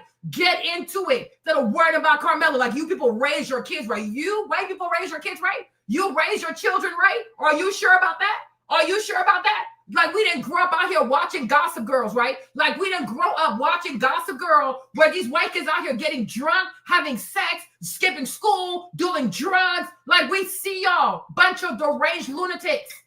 They are insane. They are truly insane. Yeah, they do not fold their clothes, y'all. White women, she'll just throw, and even when she puts, have you ever seen them do laundry? Have you ever seen white women do laundry? Right? No, it's not like, oh, she gonna put like every out, like, you know, put every garment in the dishwasher, like in the washer carefully. No, she'll just throw the whole load in there. right? And then she just grabs everything and just throws it in the dryer. Like, what are you doing? And then when the stuff is ready, just grab the stuff, throw it in the basket. She will never fold anything. They don't fold anything. Nothing is folded. This is how the kids have to get ready every single morning. And they want to sit here and talk about somebody. They were 400 years and they still don't even know how to do proper laundry. 400 years of a head start and they still can't keep a clean house. 400 years head start and they still cannot keep a house in order. Make it make sense. Make it make sense. Exactly. Yes, true. Black TikTok is teaching these white women how to wash their bodies because these loofahs is nasty and the loofahs do not remove all that, like that scum that's stuck to your skin. Okay. Yeah, they just mix everything together. They're such a mess. They are such a mess. Okay, then there was this one Latina that, oh my gosh, you guys, this one Latina got involved. I said, hermana, your entire bloodline is full of criminals, okay? Your entire bloodline is full of narcos. Your entire bloodline is full of traffickers. Your entire bloodline is full of all kinds of gang people. La raza, Latina, los inmigrantes, los migrants. Go sit down somewhere. Siéntate. Go sit your goofy ass somewhere down. I said, I know a narco not talking to me. I know a narco is not talking to me. I said, you probably Mexican. And your entire bloodline is probably in some prison somewhere in San Quentin doing 100 push-ups by 5 o'clock in the morning. Don't you dare, bitch. Pera, don't you dare. Don't you dare play with me. Don't play. I said, go play with something safe. Go play with something safe. Then that's called the border, bitch. That is called the border. See how many of your people, tu gentes, you can bring into this country before Tom Homan get a hold of you. Go play with something safe. This right here. This ain't what you want. Go play with something safe. You gonna talk about Carmelo? Your entire bloodline is in prison. Your entire bloodline is probably somewhere in San Quentin. Yeah, doing all these push-ups. 1, 2, 3, 4. You ain't never coming out, bitch. Okay, how you say la vida en prison? La vida. You're gonna stay in prison for life. You crazy people. I'm like you. And you want to talk about, oh, the blood. I said, bitch, your ancestors are Mayans. Your ancestors are Aztecs. Your people drank blood, bitch. Your people drank blood, Pera. What are we talking about? I wish a narco would say something to me. I wish a narco would say something to me. I wish a narco trafficker would say something to me. I wish the daughter, the niña of a narco would say something to me. I wish the daughter of some drug trafficking drug lord in Tijuana would say something to me. I said, girl, your bloodline is in San Quentin, bitch. Okay, how you say 1, 2, 3, 4, 5, la vida? Because they will never come out better. They gonna stay in there, bitch. You know you mad. So you want Carmelo to be in there so he can be what? He can get to know your family, bitch. It will never happen, bitch. Bitch, come on. How you say free in Spanish? Libra. Tu gente, la vida. Okay? They gonna stay in there, bitch. Girl, I cussed our entire bloodline. Girl, I don't care. I don't care, y'all. When I tell you I was out here cussing out these people, that I was there. When I tell you I was out here cussing out these people. Talk about Carmelo, see what happens. Talk about Carmelo, see what happens. You imagine a whole Mexican. I'm like your Aztecs ancestors. They drank blood, bitch. They will kill children and drink their blood. You don't think I read your history, bitch? You don't think I read your history? Pata, you don't think I read your history? Right? Your Mayans ancestors, they also drank blood, bitch. You come from cannibals, bitch. Talking about, oh, he should have had manners. I said, bitch, your whole bloodline should have had manners, bitch. Y'all some cannibals, bitch. I don't know, a whole narco trafficker. Huh? Your whole bloodline is in prison or they're dead or they're in a gang, bitch. Okay? You people start having kids at 15. It's time for y'all to get on birth control. We are sick and tired of having to take care of y'all and your niños. Uno niño, dos niños, tres niños, bastante niño. It's enough. No más niños. Drink your birth control. We are sick and tired of y'all. Are you kidding me? Are you kidding me? Oh my gosh, you guys. I was so blown. I was just so blown. I was so blown. Like, do these people have self-awareness? Do these people have self-awareness? Right? The vast majority of Latino boys they're in gangs. They're in prison. Okay? Are you kidding me? Are you really kidding me? Don't play with me. You your goofy ass Mayan looking ass. You Aztec, you blood drinking Aztec, you cannibal. Like, who is she playing with? Who is she playing with? You guys, I tell you, I lit up the whole comment section. Marlene was in that comment section by herself. You think I'm scared of you? You think I'm scared of you? You think I'm scared? Who the fuck are you, bitch? Who the fuck are you? I'm like, you swear, you white-skinned Latinos, you think these whites will like you. White Americans will never like you. These Anglo-Saxons will never like you, okay? Go eat some tamales. Go eat some queso con arroz con pollo or something like that, right? And inflate on those carbs. Like, I want you to choke on carbs, okay? All you do is eat corn all day, every day, bitch. You think you're smart? You think you're smart? You think you're smart? You think if your entire diet is compromised of eating corn, maíz, all every day, todo comida, it's always maíz. You think you're smart? You think you're smart? Get some protein in, bitch. Get some real meat, some real carne, bitch. Get some milk too. Get some magnesium, bitch. Get some vitamin D, bitch. Okay? Get some, we're going to CoQ10, bitch. Okay? Get some omegas, bitch. Eat some fish. Pesca, how you say it? I don't even care. Doesn't matter. Okay? You crazy people. You crazy people. They are really crazy, you know? They are truly crazy. So she got cussed out too. Y'all, they all got cussed out. Pretty much. Everybody got cussed out. Like, they all got cussed out. Okay?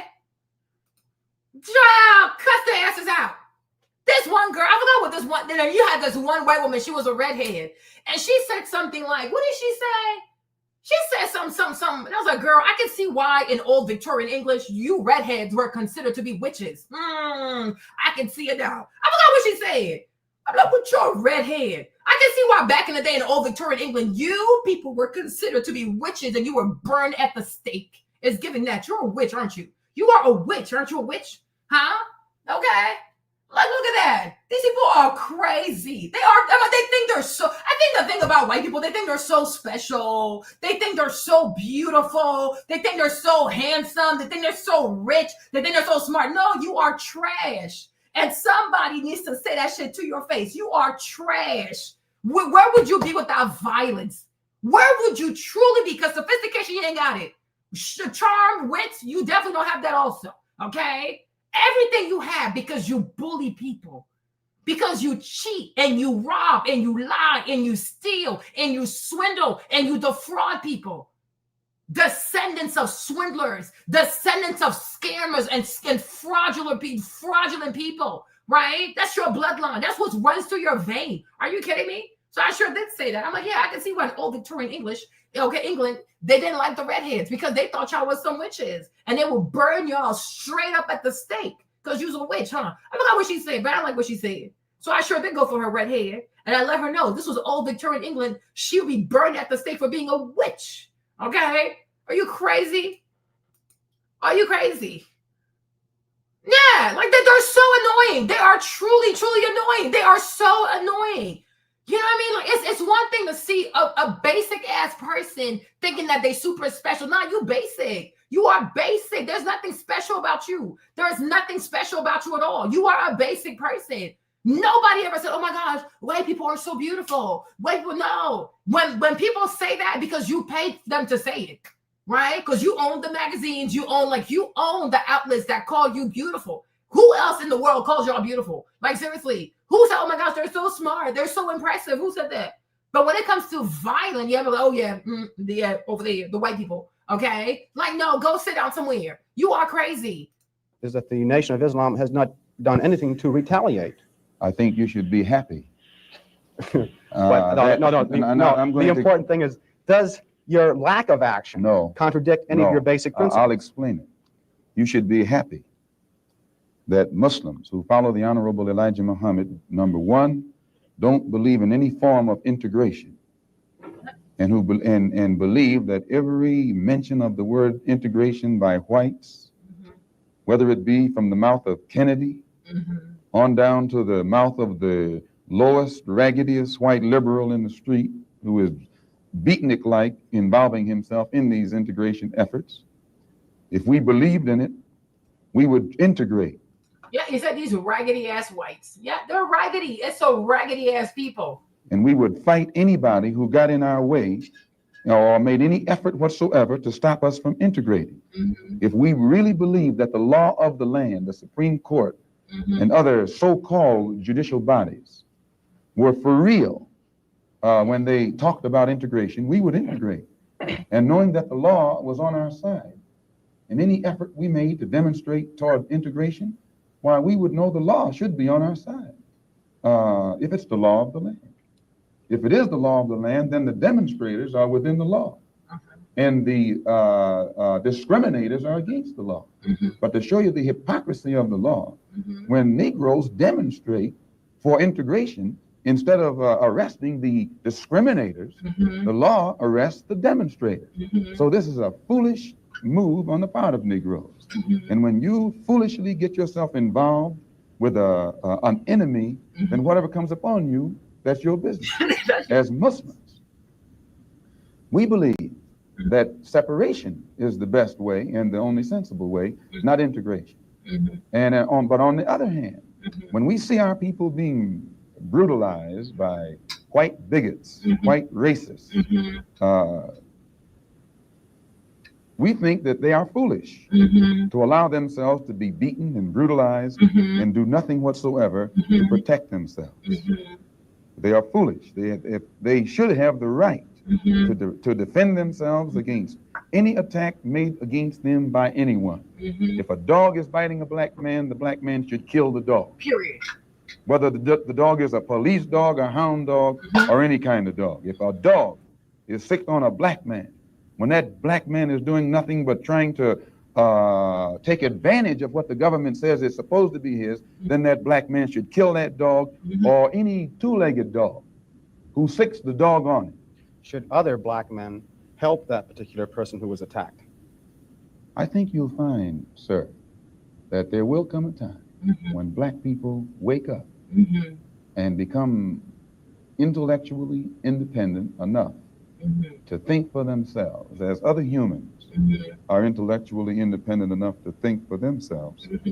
Then the black man will think like a black man, and he will feel for other black people. And this new thinking and feeling will cause black people to stick together. And then at that point, you'll have a situation where when you attack one black man, you are attacking all black men. And this type of black thinking will cause all black people to stick together. And this type of thinking also will bring an end to the brutality inflicted upon black people by white people. And it is the only thing that will bring an end to it. No federal court, state court, or city court will bring an end to it. It's something that the black man has to bring an end to himself. Minister Malcolm, let me, on the basis of your two remarks, ask a double-pronged question. One, is it then your assertion that the laws with respect to how Negroes are supposed to have equal opportunity and equal rights in this country are not meaningful or believed by whites?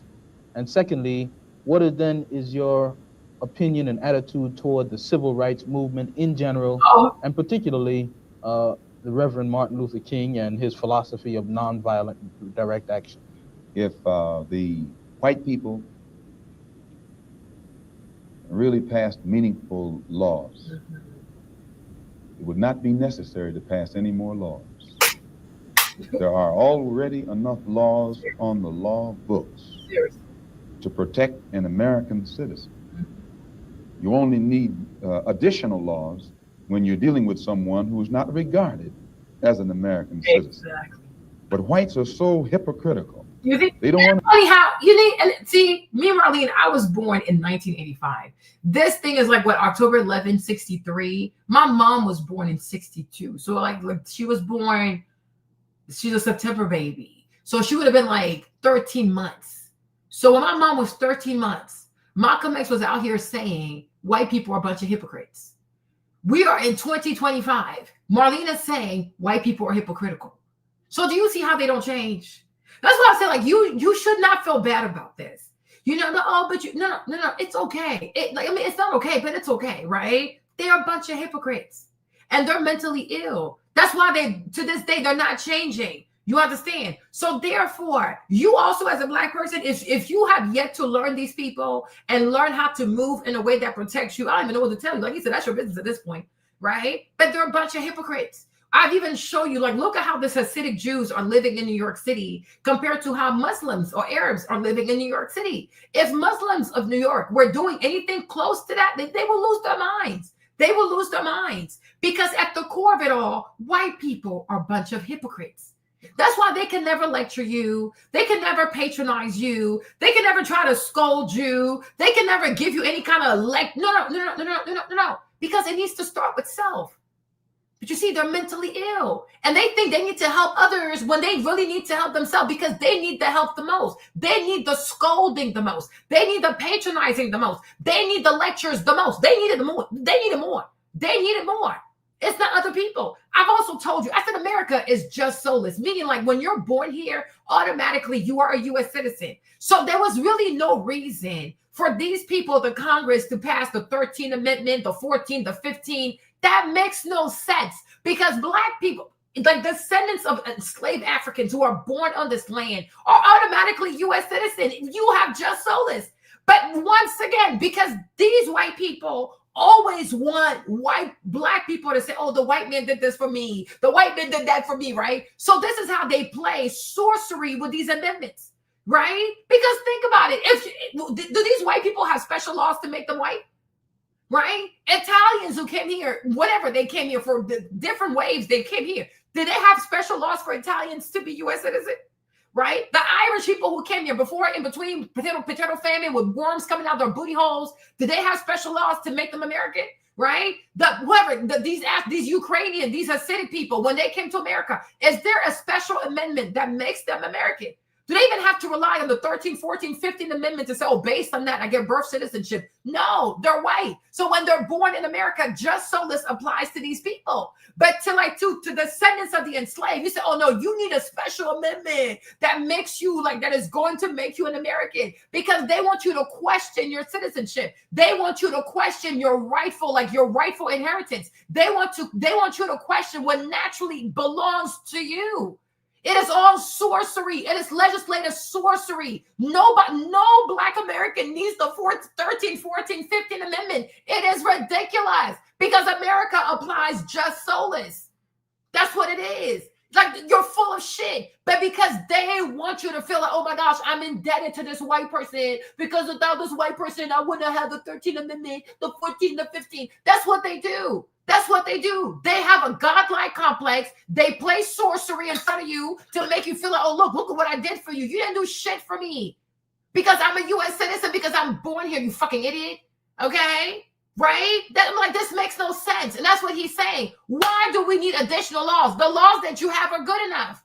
Right? If it's not that you have one class of white people who's a racist in the sense that they don't want Black Americans to enjoy these rights, and then you have another class of racist white people who are like, well, maybe if I do some sorcery, I can get loyalty out of these people, and then I can use them for votes. So either way, they're all racist, but they have different motivations and how they use their racism, right? But he's right. You don't need any more laws, right?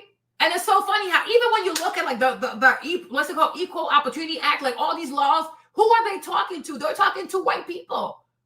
Because who has the jobs? Who has the companies? Who creates the employment? Is white people. So it goes to show you that even they know that white people are tribal. Even they know that white people are racist. If white people were not racist, why do we have these laws to tell white people not to discriminate? It's already in the First Amendment. That makes no sense. But it's like with these white folks, you have to repeat shit because they're so dense and they're so tribal. But there's no reason to have the Equal Opportunity Act. For what reason? Oh, you can discriminate somebody based on race, gender. Child, it's in the First Amendment. Why do we have to do this? Because white people are peasants. White people are intellectually inferior. White people are racist. They are racist. So you got to have laws on top of laws to repeat the same shit that is already in the Constitution. It is already in the Bill of Rights. But you see, white people themselves are not even capable to respect the Constitution.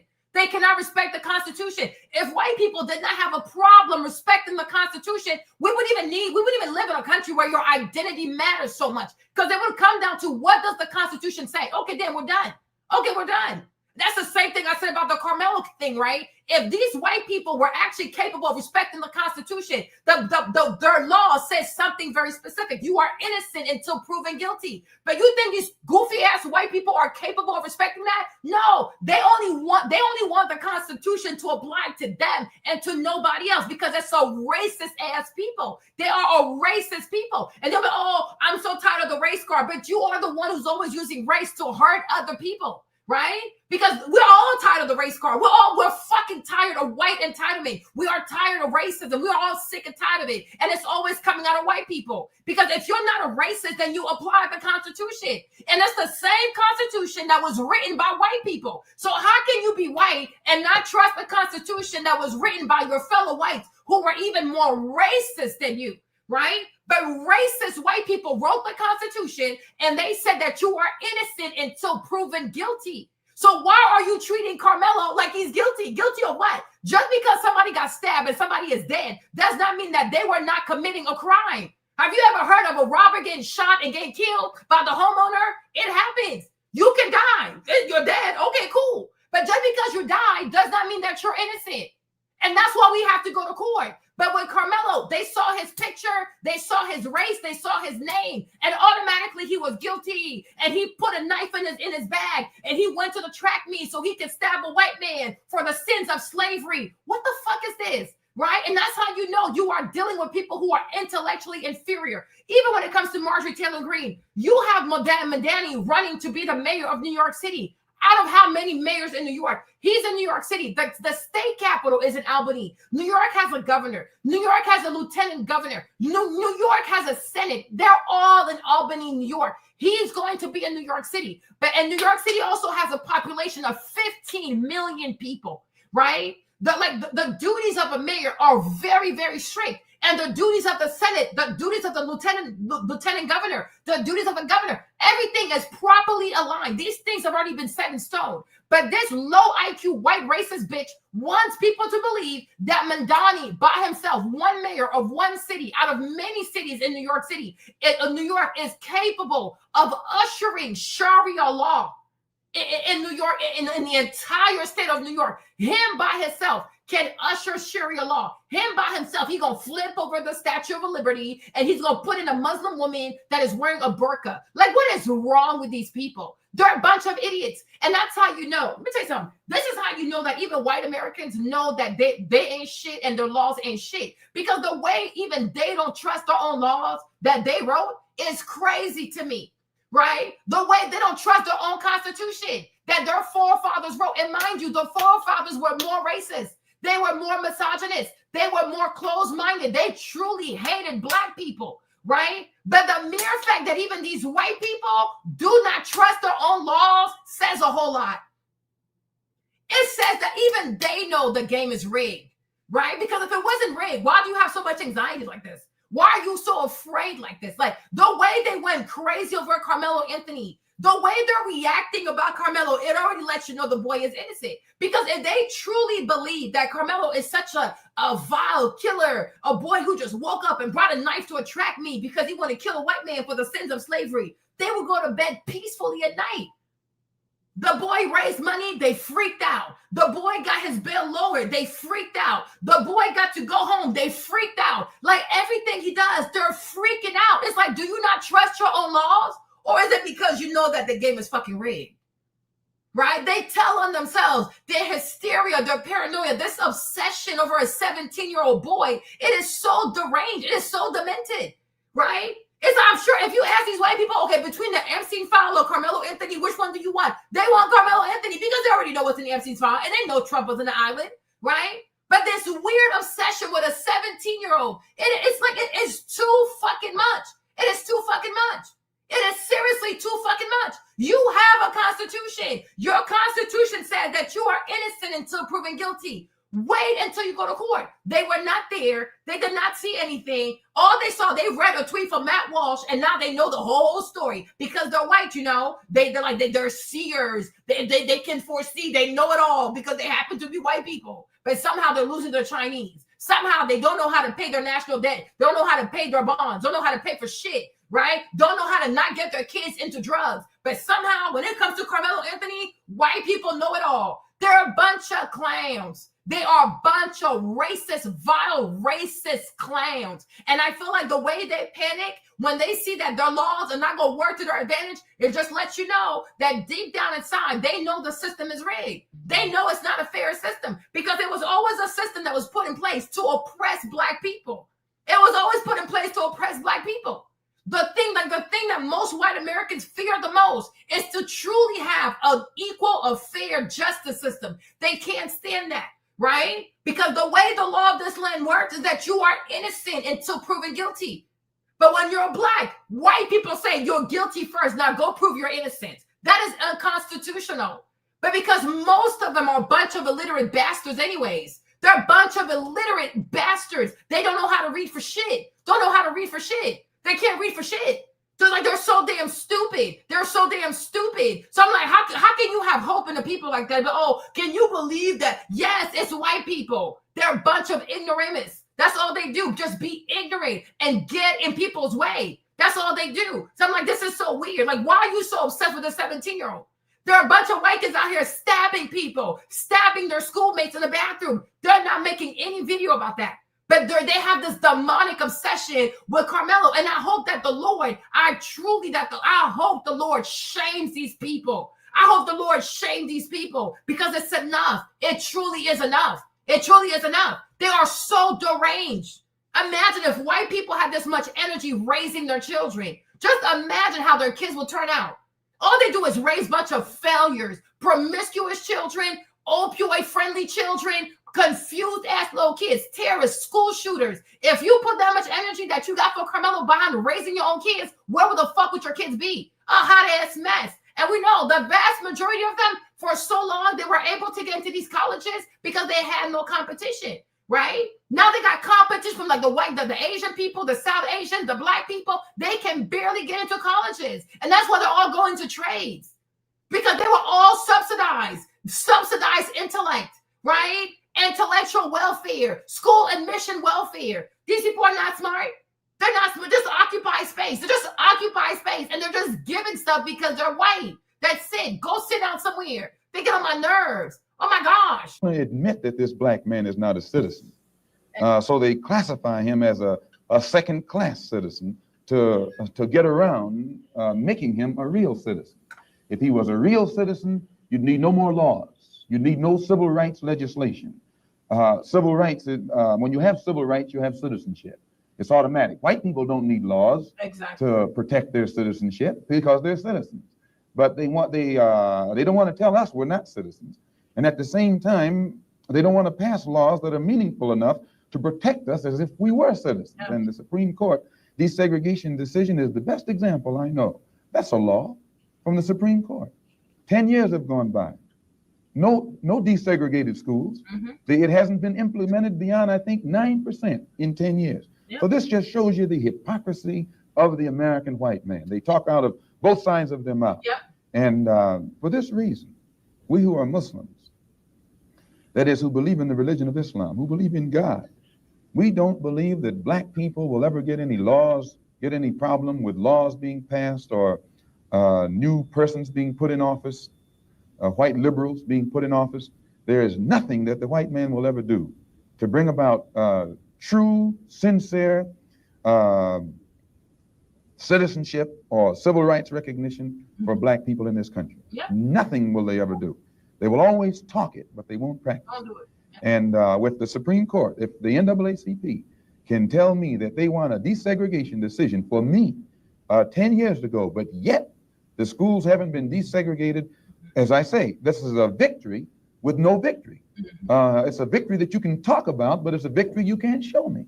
So if you represent the NAACP and you are telling me about this great victory you won for me, when I look at you, I have to conclude that either you have been duped yourself or else you are trying to dupe me.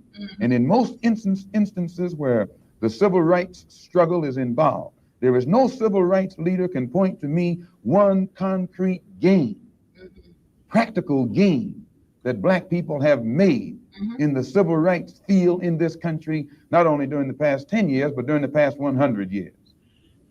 Now, the other part was with respect to Mr. King and the nonviolent direct action. Well, I will let Jimmy Baldwin and John Killens and Lou Lomax, the writers, answer that. Speaking right after this church was bombed in Birmingham, Christian church was bombed in Birmingham by Christians too, mind you. Yeah, is it? So these are so-called white Christians A white man tells you he's a Christian, run for your life. He probably has a garb. Okay, probably has a garb. Probably has a cleansman. They're not capable of knowing God. So supposedly white Christians go to a black church and they bomb a church and they kill children. And they would tell you God told them to do that. That's why I say, how are these people different than Zionists? Right? I'm telling you, like, sometimes when they talk about Gaza, close your eyes. And it sounds like Black America. You're like, but damn, this place right here is also an open concentration camp. Right? People they enslave, people they hate the most, end up making the highest prison population. That's not random. People they enslave, people they hate the most, end up going to the worst school districts in the country. Right? That's not random. Right? People they enslave, people they hated, end up being children who are raised consuming mostly violent content. Think about the number of times a Black kid hears murder throughout the day. Right? It's intentional. It's all intentional. It's all by design. And then the gaslighting is to make you believe that, well, that's you. That you got to do better. You got to do better. As if they're not investing in that being your reality. They're sick as hell. They are despicable as fuck. They are sick as hell. They are truly despicable to despicable people. Right? But I keep telling you this, they're mentally ill. Okay? Right? Right? Oh, we're going to keep telling you to do better, but we are financing your failure. We are financing your oppression. We are financing you like seeing nothing but death, murder, failure, all kinds of weird stuff like this. This is all they want you to consume all day, every day. Right? So that way you start believing in it and you start acting crazy because I'm like, it's an open air concentration camp. Like if you live in America, you wouldn't think it's a concentration camp, right? Because everything seems so open. But it truly is. Because look at the conditioning of white children and look at the conditioning of Black children. Right? Look at what's possible for Black children and look at what's possible for white children. Look at how they talk about a white child when he does something horrendous like going to school and kill all his classmates versus if a Black boy kills one person. Right? Look at they're a bunch of hypocrites. That's why I'm like, are these people actually Nephilims? I don't know. They're a bunch of hypocrites. They are not capable. And that's why I personally feel as though America will never heal. Because as long as white people are the way that they are, this country will always be held back because of racism. Because you cannot progress with people like that. They're not compatible with success. They're not compatible with advancement. Like they're not compatible with a strong economy. You cannot work with people like this. Like you cannot work with people like this. You cannot build a successful, thriving nation with people like this. Nobody can coexist with hateful people. And that's why in the Zionists, they found their kindred spirit. They have found their twin flame, right? They don't even read the Bible. They don't read the Bible. Even Charlie Kirk, have you ever heard Charlie Kirk like quote even a scripture out of the Bible? They don't read the Bible. They don't pray. They don't pray. They don't read the Bible. Don't know any scriptures. They just need to believe that God is on their side so that they don't think of themselves as monsters. Because they know the stuff that they do is the work of evil people. It's the work of monsters. But if they can convince themselves that God is on their side, like a bunch of schizophrenic who hear these voices, you know what I'm saying? Then it's all, well, it's God told me to do it. God told me to do it. Because they're schizophrenic. Okay? They have voices in their heads, right? But they don't read the Bible. Nobody ever looked at white people and said, oh, wow, look at these pious people. They love Christ so much. There's nothing about white people that give Christian. Nothing. Nothing. Look at Liz Cheney. Oh, she's pro-life. She's pro-life.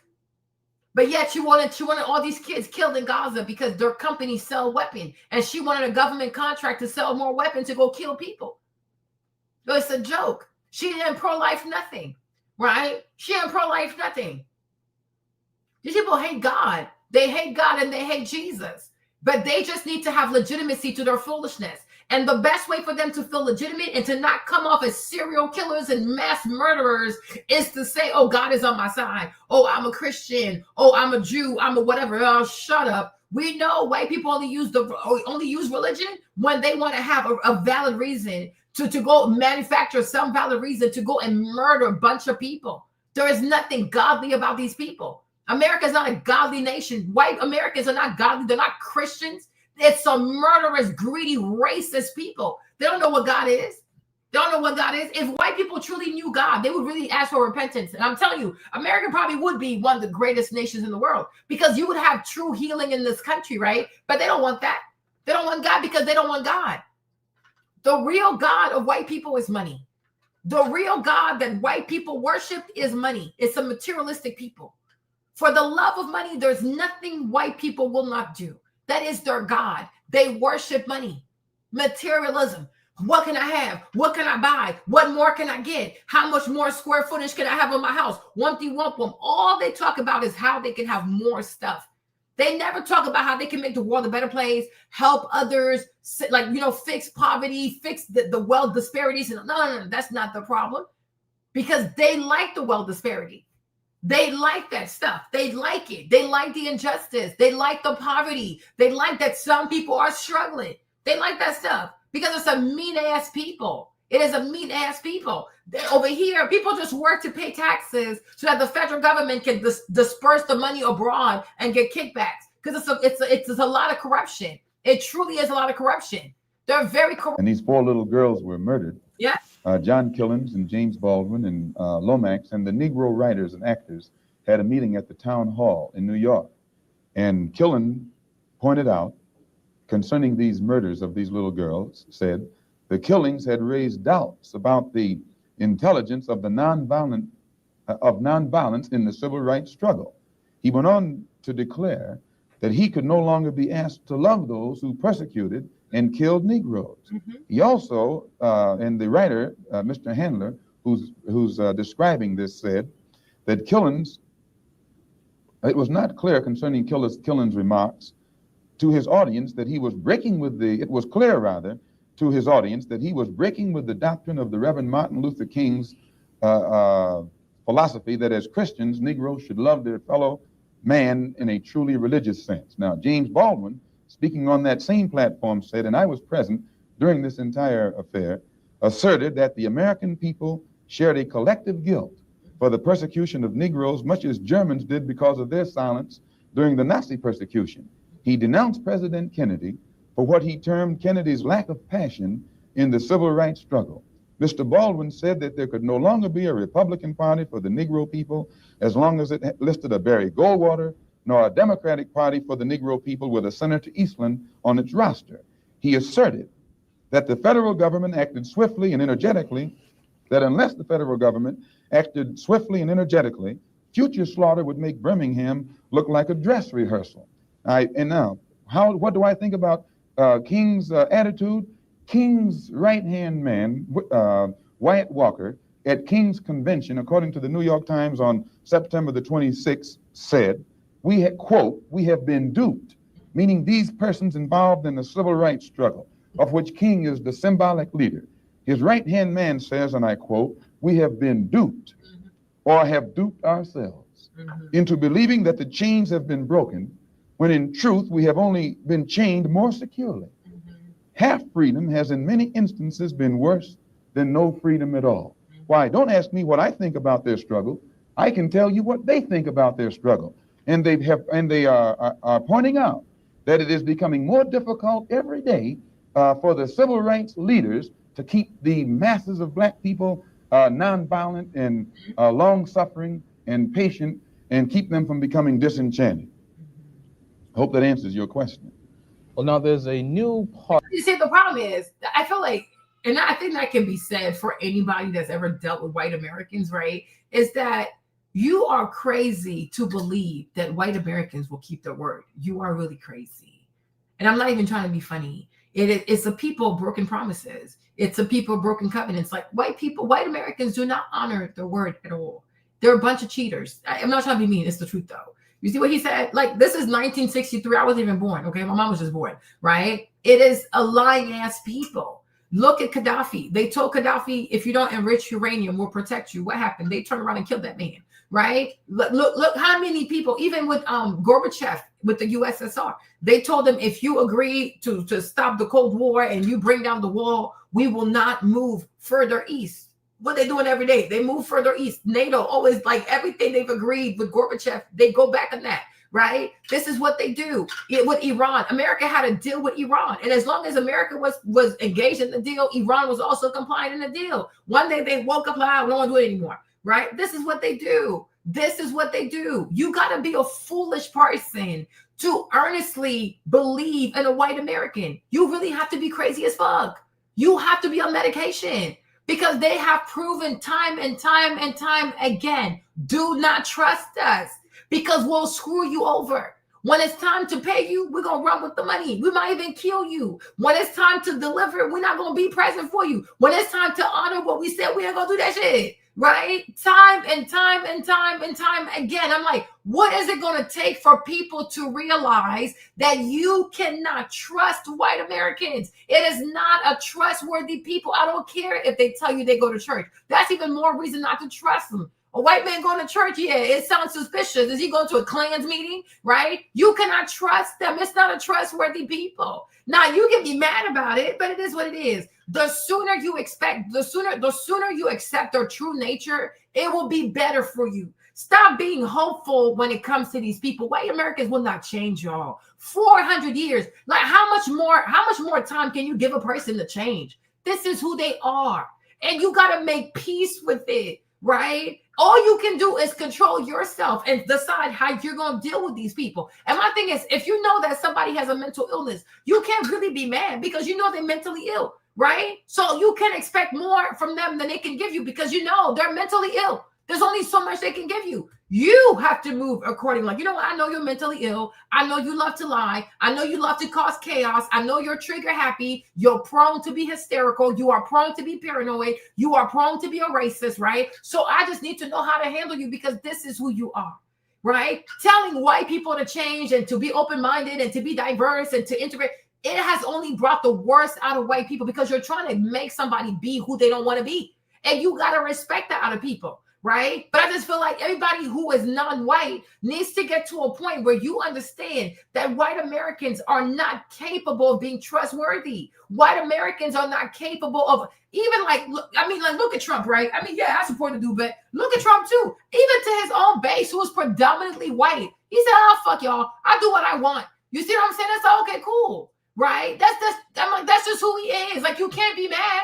Right? Trump had a wife who was very faithful to him, my dear auntie Ivana, right? And he probably cheated on her with Marla Maples. He got married to Marla Maples, probably started cheating with Melania. So I'm like, this man, if he can't even honor his vows, like he don't take marriage seriously, what makes you think he gonna honor his word to you?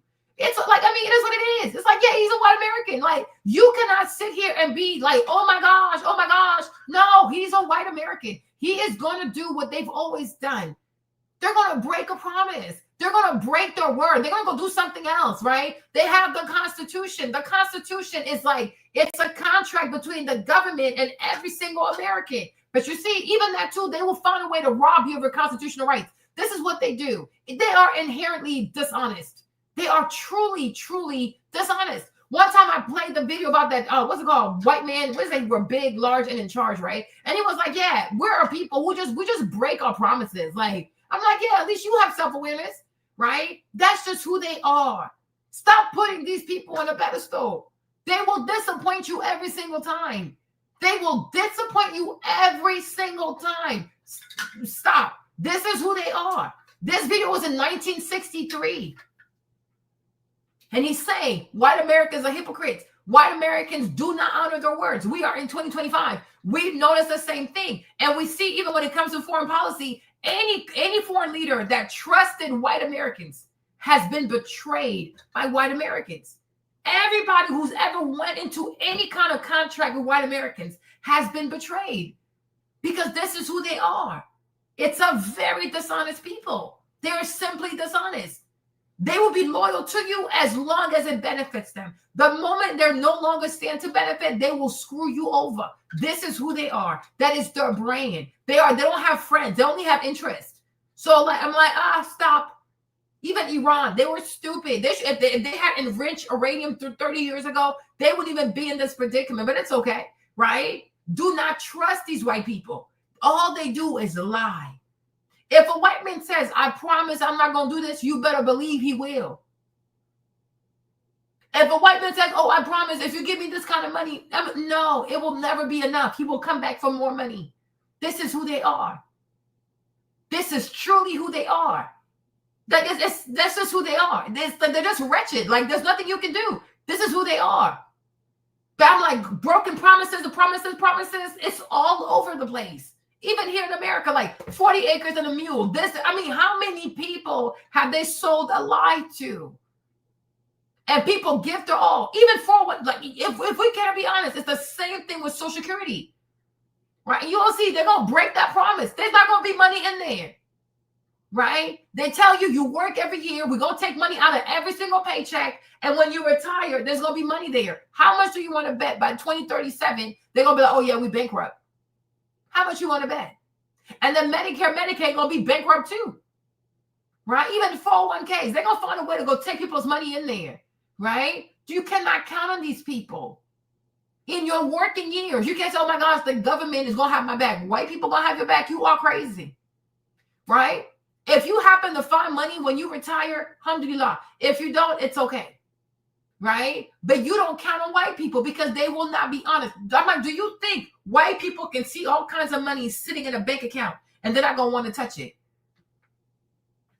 They can't help themselves. They're very greedy. And because they're so greedy, they end up becoming thieves and scammers and swindlers and crooks, because all that money is a lot of money. Oh, let me invest a little bit. Let me put some over here. Let me put some over there. And before you know it, all the money is gone because they're thieves. They're thieves. They've always been thieves and they will never stop. Because I really do believe there are certain things that are passed down through your DNA, and it is what it is, right? They've always been thieves. They will never stop stealing. And when the money's gone, they're going to find a way to disappear, or they're going to find a way to show you that there was some kind of clause that says, oh, it was never guaranteed anyways, right? That's what they do. Then you have to go start all over again because they don't care. They do not care. They lie to people. They rob people. They steal their retirement money. They steal their healthcare money. They steal their, what's it called? The unions, like they also steal from these people. They're always robbing people. They don't know how to not have an MLM or some kind of pyramid scheme, Ponzi scheme. They don't know how to not rob people because they're excessively greedy. They are excessively greedy. Okay? And I'm like, people have to make peace with that. Now let's go back to the video. Hold on. So I'm like, you get on my nerves. Knowing how I was going to let you get me to that point. And I had more than enough reason and right to be angry. They realized this isn't working. So then they decide to be very passive aggressive in the way they're communicating. They're talking about how I don't belong there. And then the husband says, I don't even think they're married. The man says, oh, honey, this is the life. And we didn't even need big fake eyelashes to be here.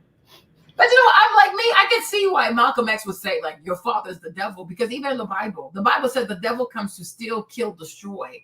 When you look at the main arcs of white people, it is stealing, killing, and destroying. So I'm like, Jesus said you will recognize them by their fruits. And I'm like, nobody ever said that the fruits of white people is love, compassion, kindness, friendship. Nobody's ever said that. You know what I'm saying? So I'm like, based on the Bible does say that the devil, he comes to steal, kill, and destroy. And these are the major arcs of white people. They steal, they kill, destroy, they lie, deflect, bamboozle people, swindle people, scam people. Like, they're not known for being an honorable people. My point is, white Americans, to me, it is not an honorable people. Because from the very inception of whatever this is, America, whatever this project is, everything was started off the wrong foundation. Stealing land, genocide of Native Americans, enslavement of African people, torture of African people. It's like the foundation of this very country is built on evil deeds. It's built on evil deeds. Like, they just came here, did all kinds of evil shit. You know what I mean? So it's like, you cannot then say, oh my gosh, I don't know. Like, no, like, this is who you are. You know what I'm saying? And you can dress it up, but then, like, it will never take away the fact that you did the shit. And they can't get away from that. And that's why they always don't. They do everything in their power for people not to talk about the past, because they don't want to admit to themselves that they got these things through illicit means. They want to believe, it was hard work. No, it was hard work doing the devil's work. That's what it was. But it was not honest work. right? Nobody ever said that white people work hard doing honest work. No, white people cheat. White people work hard doing the devil's work. And that's why they have so much money. It's not because they work hard being honest. Like, no, everything they do is based out of corruption. And everything they touch is coming from corruption. I saw this white girl talking about, oh yeah, she's worth 500 million. I'm like, girl, how? Stop lying so much, right? But they lie with so much ease. Oh, I'm worth 100 million. I'm worth 500 million. They'll go rent a private jet and a few Louis Vuitton bag and start lying to people. This is what they do. They lie. They fake the lifestyle. They fake the success. They pay to be in some kind of the Forbes magazine. Because you can pay to be inside of Forbes, right? They pay for so much. They pay to go on podcasts. They pay to take pictures with other influential people so that people can think they're successful. All they do is scam. All they do is scam. They don't want to work. White people do not want to work. They just want to be able to scam people. Right? That's all they do. They rent private jets. They rent limos. They rent security guards. They rent fancy offices. They do pictures and photo shoots in these offices. They pay to be inside of Forbes magazine. They pay to be keynote speakers at some event somewhere. They're always paying to swindle. They don't work. They do not work. Their main job is, how can I scam people? How can I fake the lifestyle? How can I fake my success? How can I fake this and fake that and fake? And sometimes they're so good at faking it that people actually start believing it. I'm like, these are a bunch of frauds. These are a bunch of fraudsters because they don't care. They don't care to commit fraud. They do not care. They just lie and they lie and they lie and they lie. Right? Just like I also do believe that it's very possible that Trump was not really a billionaire. It's very, very possible. And that's why he had to go borrow so much money. And now he's not free because he had to borrow so much money. Right? Because he built a myth around his person. Oh, I'm a billionaire. I'm a real estate mogul. But it's probably all fake. Probably all fake. So when he started getting pressed by Tisha in New York, and Letitia James in New York, like he's like, damn, like they about to find that I'm not rich like that. Because everything is fraudulent. So he had to go borrow money from people. And many of these people are rich ass Ashkenazi Jews. Because they have the money. He does not. You know, because Trump is all about the look of things, right? It's all about the look of things. But does he really have it? Does he truly have it? There are so many whites out here who don't have it. They just fake the lifestyle. And the more you fake the lifestyle, the more people that are actually rich are going to come towards you and start giving you money because they think you're rich. The whole time you're fraudulent. The whole time you're fraudulent. Yeah. The whole time you're fraudulent. So it's very possible that he's a fraud. I mean, most likely he's a fraudster, but like it's really possible that Donald Trump probably had like 100, 200, 300 million, but he's not even close to $500,000 to $500 million. Right? That's why he goes to Qatar and he's out here picking up planes for 400 million. I'm like, yeah. And Letitia James, what she was doing is like she about to call his numbers, like your numbers don't add up. Because a lot of these white people are not billionaires. They're lying. They are a bunch of liars. A lot of them are not billionaires. They're just lying. Because that's what they do best. Exactly. That's what they do best. They just lie. They lie and they scam. The Clintons, they made so much money through their foundation. Right? They take the plight of poor people to enrich themselves, and they never give the money to the poor. The poor never get the money. This is what white people do. The Red Cross, you name it. So many of these white-owned non-for-profits, they take pictures of poor people. They make videos about poor people, and they never send the money to the poor people. They keep the money, and they live in these beautiful homes, and they never help these people out. Because they're greedy. It's a greedy ass people. And that's why the devil has found useful workers out of white people because they're so damn greedy. They are so greedy. They're very, very greedy. Yeah, they're truly greedy. It's a greedy people. So I'm like, who knows? Turn to him and I say, do you have a problem with me being here? He says, yeah, I do. I do have an issue. You don't belong here. And I'm like, excuse me? And he said, we paid to be here. We didn't just get given it for free. We paid to be here. I don't want you here. Then the woman kind of like scoffs. And I'm like, just so confused, right? And then she turns to me. The woman turns to me and she's like, oh, we didn't have anyone to be here. The woman turns to me and she's like, oh, we didn't have anyone to be here. I I don't want to say the full thing because I know how social media is before, like the TikTok or wherever I post this, like locks the video down. But she basically, long story short, she implied that I swapped intimate favors for access to Richard's rooftop or access to the cruise. Like there was no way me as I assume a Black woman could be on this cruise or in that area unless I had swapped intimate favors with someone at Virgin. I just said, you know what? I'm just gonna keep quiet because this is gonna go absolutely nowhere. Like they want a reaction out of me, and in my frustration, I'm explaining things I shouldn't even have to explain. I then see from the corner of my eye a staff member walk up to my mum. I'm scared to tell my mum what happened because you know mothers, they love us, they protect us. And I said to myself, if I go and tell my mom what happened now, this is gonna be a whole different series of events, right? I'm at the hot tub and I say to my mom, Mommy, I've got something to tell you, but you need to promise me that you won't react. Please don't react. She's like, what's up? I'm like, Mom, just be cool. And she's like, what's up? And I tell her that the people in the hot tub, when I went in there, Mommy, they kicked water at me, laughed at me, and then they accused me of swapping fella, you know, for access to the cruise. And my mom was like, you're kidding me. I said, Mommy, I swear to you. I swear to you. Like, I was in so much shock. I wasn't on the verge of tears because I didn't want to give them satisfaction. But you know when you're like you're bubbling up inside out of emotional frustration because you can't whoop somebody and you know you want to react, but you can't react, right? That was the verge of like emotion I was on. And I see my mom's face. She's like, do you want me to say something? I'm like, please, no, they want a reaction, please. And then I asked my mom, like the lady that came up to you, what did she say to you? Like the staff member. My mom said, oh, they said that we should go get black bands. And I realized in that moment that the staff member who witnessed him, this man, like jump in front of my picture, who faced the brunt of this man saying, I want them out. These are your rules, get them out. They don't have the band. I want them gone. He requested these bands for us. So I go over to him. I say, thank you so much. He's like, I've worked with people like this before. I'm so sorry. And he's like, I organized for you to get back bands. I said, I know. And I want to say thank you. I want to say thank you so much. They can't say, this man and his partner can't say, I want them gone because they're Black. And I don't want Black people here. But they can say, I want them gone because they don't have Black bands.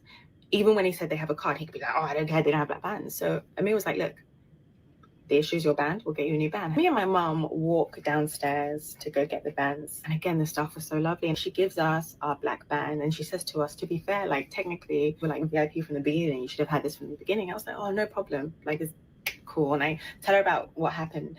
And she's really apologetic. I'm like, look, it's not your fault. Because at the end of the day, like, there's only so much vetting of a person that like a company like this can do, right? And I'm even surprised this couple came on this cruise because one thing about Virgin, they're very forward thinking, which is why I love the brand. Super embracing of people's differences, very, very diverse. And when I think about the fact that this girl, I don't know much about Toni. I know she lives in the UK, but I know that she gives dating advice. If she's that much of a pushover, people should not take dating advice from her. This is some weak ass shit. This is weak as hell. I'm like, this girl, I feel like she lacks, I feel like she lacks self-esteem. I feel like she lacks confidence. I feel like she lacks self-awareness. I don't even think like she knows who she is and she knows what she deserves, because the way she's answering and doing all this stuff is giving like, yeah, maybe you don't belong there. Because there is no way. Me, Marlene, I paid to afford this cruise and every part of this ship, and this is going to be treating me. And this black bracelet, I'm not wearing it. I am not wearing it. If you know you belong there, I'm not putting no black bracelet on. Let this white man do what he wants to do. He can end up in the ocean. That's not my problem. And plus, we're at sea anyways. If he dies, who gonna know? Like, he can end up in the ocean. Him and his girlfriend, his mistress, whatever this is, they can end up in the ocean, right? And my thing is, the ladies are, oh, we didn't have to exchange blowjobs to get here. I'm like, yeah, I know. Because you already took the lady's husband, bitch. Like, make it make sense, ho. Right? Like, this is crazy. This is really crazy. Like, oh, mommy, and then you run and you go tell your mom. First of all, you chose to go in that bathtub like a grown, like not hot tub, like a grown ass woman. So why are you telling your mom now? Your mom told you not to go. So you went in there, you couldn't handle yourself. So now why are you telling your mother? Why are you telling her? You are a grown ass woman. You are a grown-ass woman. People are throwing water at you. You don't defend yourself. People are insulting you to your face. You don't defend yourself. You are being harassed by people. And so what you do is you leave your space. You go downstairs to get the black bands so you can come back to the top so that you can make this white man comfortable. Oh, no. Oh, no. Nobody's wearing a band. Okay? Nobody is going to wear no damn black band. You wear the black band. I don't have to, and I'm not going to. And if you have a problem with that, sir, do as you please. But you get close to me, you're going to end up in that ocean. I promise you that. You're going to end up in that ocean. I hope you know how to swim, because I'm not the one. I am truly not the one. Like, this is insanity. This is true insanity. This is insanity. And the people at Virgin, they were so embracing. No, they're a bunch of slaves also, because they enabled that person to act like this. They enabled that white man to act like this. The moment he started yelling, they should have said, hey, we're calling security. Because at the end of the day, it is their ship. It is your ship. These people are just guests on the ship, and they can get a refund. Because once you start harassing and assaulting other guests, there has to be some kind of clause in their in the purchase of their ticket that says, yeah, we have the right to expel you from the boat. Okay? Because everybody's here to enjoy themselves. Nobody's here to be subject to racism. It's not going to go down like that. And I would have gone to management. I would have filed a suit. And if you don't get this man off this boat, I will sue you. That's it. That's how you have to talk to people. I will sue you. You're not going to play with me? Yeah, exactly. I am not switching my band. Like, that is crazy. I am not switching my band. So maybe they gave her this thing as a favor because she's really acting like it was a favor to her and not like she actually paid for this. Because me, Marlene, if I pay whatever this costs to have a VIP experience, I'm not doing anything. It is not my job to make this white man comfortable. He wants me out of here. He can go back to his room because I'm not going anywhere. And if you make the goofy ass orthopedic mistake to walk your your crummy ass, your raggedy ass, your bad ankle having white ass towards me, you're going to end up in that ocean. You will end up in that ocean. So maybe you hate your kids. Maybe you hate your life. Matter of fact, you might even hate this bitch. So you're trying to find a way to get off the ship early, right? I sure will help you out. Don't play with me. Do not play with me. This is really crazy. Yeah, I'm not switching bands. I'm not putting a band on. I'm not doing that. And I will never do it. My entire stay, I'm not doing it. I'm not doing it. As long as you know who I am and I belong here, I have nothing to prove to this white man. He can go back to his room. But he doesn't own the ship, right? So I'm like, either you're going to believe, if you're going to go into these spaces, it's like either you're going to believe in yourself, you're going to believe that you belong, or just don't go, right? If you go in the tub with these white folks and you already don't like you, they're going to do some passive aggressive shit. So you better be ready also. Otherwise, don't go in there because you sound like you're scared. You sound like you're very scared. You know what I'm saying? But I'm like, nah, this is ridiculous. And these people should have been told, if you keep acting this way, we will remove your access to this part of the boat. Because people don't act like this. This is not the trailers. Okay? Yeah, she's a pushover. Do not take advice from her. Yeah, I'm like, exactly. I'm like, no, that's crazy. Who are you talking to? No. I'm like, that man is going to end up in the ocean. What? No. Team and staff.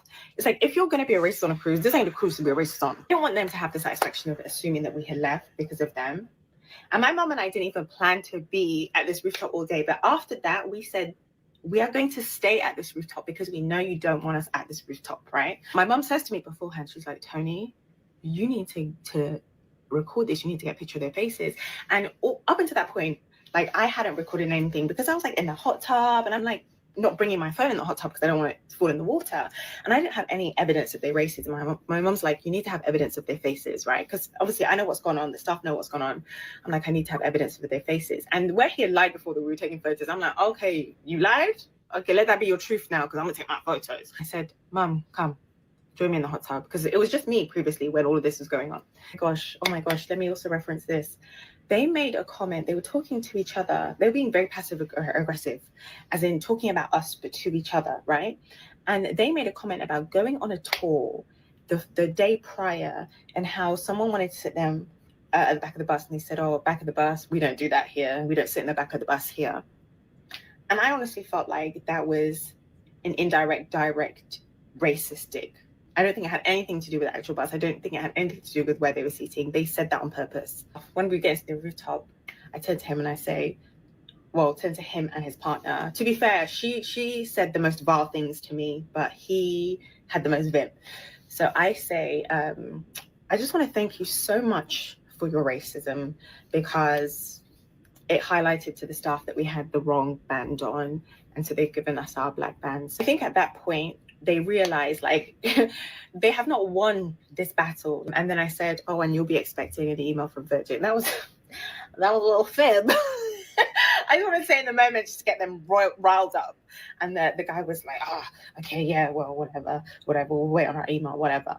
I think the man was like, oh, crap, like, we've obviously messed up. Like, these people, not only are they meant to be here, but they're obviously here for a reason. And so he starts to try and make small talk, like, oh, did you go out to the... Bear in mind, all this stuff has happened. You've complained about me. You've shouted stuff about me when I was just like sitting down, reading a book, drinking a drink. Your partner splashed water in my face. You laughed at me. You said I was doing egregious things. Anyway, so he tries to make small talk. My mom's right next to me. I say to him, respectfully, do not talk to me. And I'm thinking, how dare you? After everything, you want to pretend like none of this happened? How freaking dare you? Anyway, another lady came into the hot tub. They're like making small talk with her, and I'm overhearing them and just making mental notes, right? And they say to the lady that their names are Chuck and Stephanie. Hey, what are all your names? Stephanie. The guy's Chuck, the woman's Stephanie, and they're living in Alberta. They're from Alberta. The lady, Stephanie, said that they were between like Alberta and Houston. I don't know if any of that is true, right? But I do know that I recorded what I could record. Anyway, in the end, they ended up leaving the hot tub, and as they leave, the man, Chuck, says, oh, good evening, ladies. And my mom and I just ignored him. I think at that point he was worried. He was trying to like rectify the situation in some way or save the situation in some way, but it was already way too late. You just kept going and going, and our sheer existence was enough for you to try and trigger me to that extent. Anyway, I say all this to say, one more time, shout out to Virgin staff, because the way they dealt with that situation was great. Like, they did not back down. Immediately someone complained about me and they knew it was unwarranted. They like essentially warned me about it. And it came to like even making sure we had our bands and just like really taking care of my mum and I. They were absolutely impeccable. Like, I already loved Virgin as a brand. I love Virgin even more now for how they had our back. Like, the staff were absolutely amazing, but these two people, some of the most vile and immature human beings. Oh, these are not two men. That's a man and a woman. Yo, that looks like a man. That's the woman right there in the blue.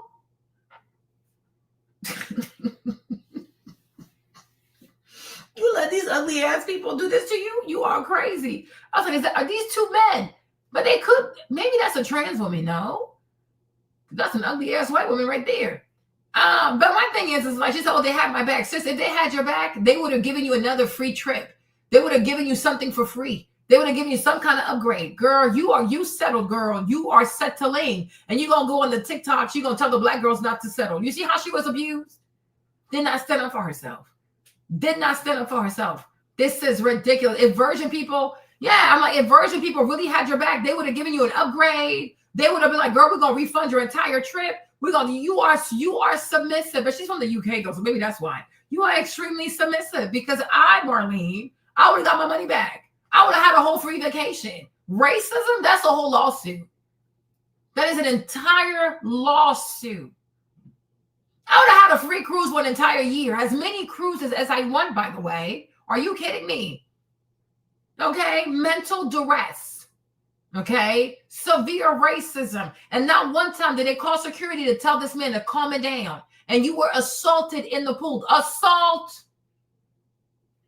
You know, one time, let me tell you something. One time we had to return this U-Haul. When we came from New Orleans, we had to go return the U-Haul. And they were complaining that we were supposed to return the U-Haul somewhere else. And because somebody else had scheduled the U-Haul somewhere else. And therefore we had to do something. And I'm like, coercion. Coercion is giving coercion. Am I being coerced? Are you coercing me This is called coercion. Well, I told you that white boy got so scared, like, man, it's fine. Just leave it here. I'm like, there you go. There you go. Okay, because this is coercion. You will not coerce me. It's not my job to make sure that people have a U-Haul truck over here. Y'all can come over here and pick it up and bring it there. I don't work for y'all. You are crazy. You are truly crazy, right? You have to learn to stand up for yourself. In this world, you're going to have to learn to stand up for yourself. Well, if you're Black, you're going to have to learn to stand up for yourself. You cannot allow white people to spit on you, throw water at you, and all you do is wipe your face and just stare into the ether. Are you dumb? The person who threw water is right in front of you. They're not over there somewhere to return that water back. Send the water back to, like, just give them that water back, okay? Do not throw water at me. And you keep engaging these people. You keep talking to these people. You keep answering their questions because deep down inside, you think you are inferior to white people. And you got to work on that, sis. You got to work on that. You truly, truly have to work on that. You are deranged. Like, you are truly deranged. I'm not answering anybody. And I'm like, even in your aura, too. I feel like with your aura, she felt like she could do that, too. I mean, she built like a man. Looked like a damn pit bull. If you ask me, she built like a man. Is that a trans woman? Right? She's like, oh, we didn't have to exchange sexual favors to get here. I'm like, yeah, I can see why. Okay? I ain't even going to say it. But I sure would have said, yeah, but I'm sure you would have touched children to get in here. Pedophile. Okay. Girl, it would have gone all the way left. Okay, look, we know they have an appetite for children. They like to sleep with children. Okay? But I'm sure you would have touched a few kids to get here. So did you, bitch? Okay, built like a damn man. Who's the man in here? Chuck, Stephanie? Is you Stephanie or Stefan, bitch? Is this giving a man? What is this? That's mom. Is that a woman? Girl, we would have shamed this bitch of her bad ankles. Why you look like a man, sis? You're built like a man. Okay? You're built like a man. You're built like a truck, bitch. Okay? Ain't nothing feminine about your ass. And I'm like, this is crazy. I'm like, yeah. Like, why is she built like this? Look at this, y'all. I thought it was a man. I'm like, no, this is Stephanie. So this is Chuck and this is Stephanie. But I'm like, they look alike. That's a woman? Oh, that's an ugly ass white woman right there, Chad. That's an ugly person. I have ever had the dishonor of coming across in my life. Well, you're not going to scare me into leaving a place, nor are you going to scare me into silence either. Like, Chuck, Stephanie, if those are their real names, like, do better. Just sad that people in this world behave like this. That's just crazy. Let me know what you think about the story down in the comment section. But as always, keep it respectful. Okay, yeah, on this channel we're allowed to disagree, but we'll do it in a very respectful way. And yeah, we're just here to have conversation. Let me know if you had to be. Lonnie said, yeah, that man definitely wanted her, and that trans Karen was activated. Yeah, wide as F. Look at how big she is. You know, all she does is eat processed food in the Alberta. Okay, all she does is eat processed food. Look how big she is. That lady built like a damn pit bull. She looked like a pit bull. Ooh, that's one ugly ass white woman. You is ugly, sis. You are hideous. I would have told her that, bitch. You ugly, bitch. You is ugly, bitch. Like, so do you wear a strap? Cause you as big as him. Do you bend him over, bitch? Is he a little bitch? Do you have anal with your husband? Do you penetrate him in the buttocks? Okay, you need to be hella disrespectful with these fools. They love it. I'm telling you, they love to be abused. They really love it. They love it. They really do love it. That thing is built like a damn pit bull. That's a hideous creature. Fiona looking bitch. Okay, got my girl. I met Shrek and Fiona. Oh my lord! And it was on Enchanted Forest, girl. It was on a cruise, bitch. They getting out these forests, boo-boo. Okay, I met two ogres. Shrek and Fiona in real time. I'm like, this bitch look like Fiona. Okay, this ugly ass thing, right? I'm like, she looks like, but this woman looks like Fiona. Ain't no way that's a woman. You're not going to scare me into leaving a place, nor are you going to scare me into silence either. Like, had. I'm like, y'all, and this, I'm like, ain't no way, y'all. This is Fiona. This is Shrek and Fiona, the mean version, because they out the forest now. Okay. Like, this is, I mean, like, she is huge. Like, and she built like a whole white fridge also. Yeah. I'm like, this is Shrek and Fiona. Girl.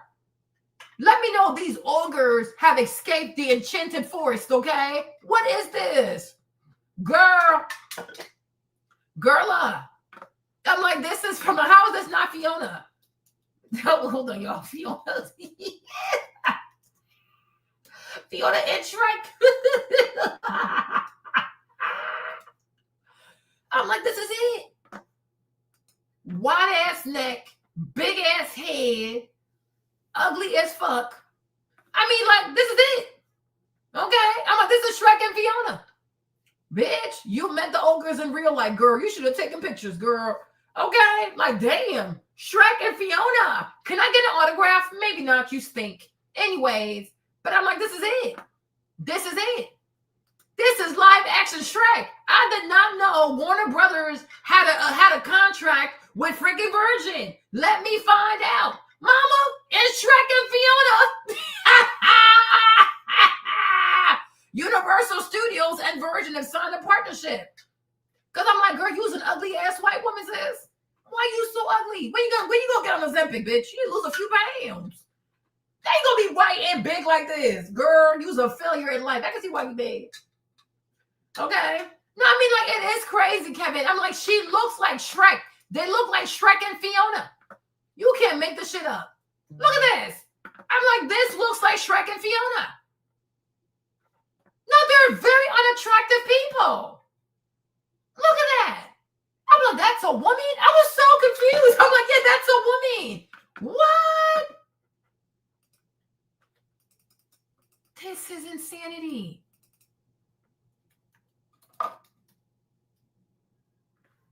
This is insanity.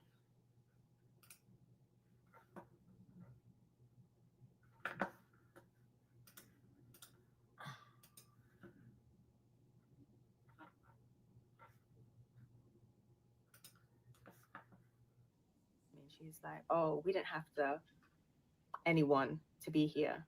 I don't want to say the full thing because I know how social media is before, like the TikTok or wherever I post this, like locks this video down. But she basically, long story short, she implied that I swapped intimate favors for access to Richard's rooftop. Or This person is right. Yeah. You see, she said, while I'm grateful the staff defended you and you were polite to you, they should have made Chuck and Stephanie, Fiona and Shrek leave the club area and revoke the access. Actions have consequences. Until these folks are shown that, they will continue their vile behavior. You are incredible, and self-restraint you displayed is admirable. It's not admirable, it's pathetic. But yeah, sure, whatever. Okay? But I'm like, girl, you are crazy. Access to the cruise.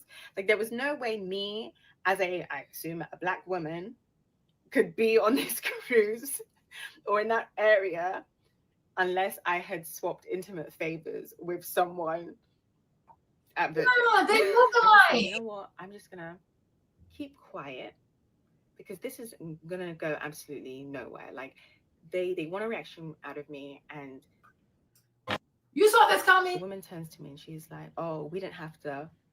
You see what this girl said? She said, I'm indigenous, but I can't go a few months without a racist experience in Canada. You see, once again, the Zionists, like, this is not even their land. Okay. A month ago, a white guy tried to spit on me while he was jogging, and I had my newborn baby with me. Not all white people, but somehow always a white person. Girl, you should have called your husband. You should have called your husband. You should have called your husband, your brother, you should have called the bloodline. You should have called your patriarchy because he's jogging, right? So they can catch up with his ass, beat his ass down, beat that white man's ass. Oh my gosh. Beat that white man's ass. Call your family. You know what I'm saying? Look, I told you, I'm like, these people will kill children. So you see a woman who's all by herself jogging with a newborn. You see their behavior? I told you they will kill children. Did I tell you this? They don't care about kids. White people do not care about kids. White people are capable of hurting a child. They do not care. Matter of fact, they're not going to hurt you, but they're going to hurt your baby to traumatize you. That's who they are. But I'm like, you should have called the patriarchy. It's your land. These people are a bunch of invaders. You are indigenous. These people are a bunch of invaders. Call your father, call your cousins, call your husband. They need to drop your location. They're going to come into this trail and beat this white man, leave him for dead in the forest if they have to. Who gives a fuck? Who gives a fuck? Who gives a fuck? Right? Do not let these people get away with their vile, disgusting, barbaric behavior from England. Okay? These Anglo-Saxon brutes, they're a bunch of savages. I tell her this all the time. That they're so crazy. Yeah. They're so crazy. They are truly, truly crazy. They don't care. They will terrorize anybody. They will terrorize anybody. They're evil. They are evil. They are truly evil. Anglo-Saxons are very much related to these Germans, okay? They are related. I asked AI that question one time. Okay? Hold on. Is English... Let me show you. Yeah. I asked AI. Let me see if I can pull up this picture. Hold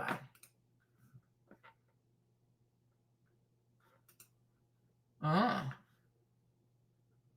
You see this? Okay, look at this, right? You see? They are related. So, Proto-Germanic, okay? West Germanic. So, Anglo-Frisian, from which you have English and Frisian. And then Nordlandic German, which give you Nordlandic and German. But you see, they're all cousins. English, Frisian, Nordlandic, German, Icelandic, Forigi, Norwegian, Danish, Swedish. You see? They're all cousins. They're all related. That's why they behave the same. These people are all cousins. Okay. They're like, well, I'm like, what is this? English, Frisian, Nordlandic, German, Icelandic, Faroese, I guess, Norwegian, Danish, Swedish. All right. They're all related. They're all related. You see? Yes, English is considered a Germanic language, specifically West Germanic language. While it has a significant number of words borrowed from Latin and French, its core grammar and basic vocabulary are rooted in Germanic languages brought to Britain by Anglo-Saxon migrants. Okay? Core vocabulary and grammar. English basic vocabulary, pronouns, preposition, and many common verbs is Germanic in origin. The structure of the language, including its grammar and sentence construction, also reflect Germanic roots, okay? English evolved from the West Germanic dialects spoken by Anglo-Saxon settlers who arrived in Britain in the 5th century AD. While English has borrowed heavily from Latin and French, especially in its vocabulary, these influences are considered secondary to its Germanic foundation, all right? These people are cousins, okay? They are cousins. Linguists, okay, classify languages based on their shared ancestry. English shares common ancestors with other Germanic languages like German, Dutch, Swedish, which is why it is categorized as Germanic. They are cousins. That's why I say it's another day of white people playing Family Feud. Oh, the Germans, Hitler, as if they don't share the same vein, like it's the same blood, okay? They are cousins. And you see why they have so much empathy for the Zionists, because they're cousins. Many of these people are Germans. They are Anglo-Saxons, just like they're Anglo-Saxons, right? Makes sense, huh? Right? Nothing they do is random. Nothing they do is random because they hold on tight to their lineage and they hold on tight to their tribalism, okay? But they're all related. But I'm like, English is a Germanic language. Good morning, guten Tag, okay? Right? It is their language, kindergarten, okay? Like, yeah. Go sit down somewhere, okay? Go sit down somewhere. Like, they're all related. They are all related, and so they act the same. Maybe. Okay? They are all related. These people are all related. Do not let these people in their Family Feud bamboozle you. Oh, they hate each other. No, they do. They like Hitler. Okay? They like the Nazi stuff. They probably supported that boy until the boy got too ambitious. Okay? They like Bibi because Bibi also most likely is Anglo-Saxon. Okay? He's also German, wherever he's from. He's probably German too. Right? This is why they support these people so hard. It's not a thing, oh, Israel and they're making them do nothing. They want to support these people because they share a common lineage.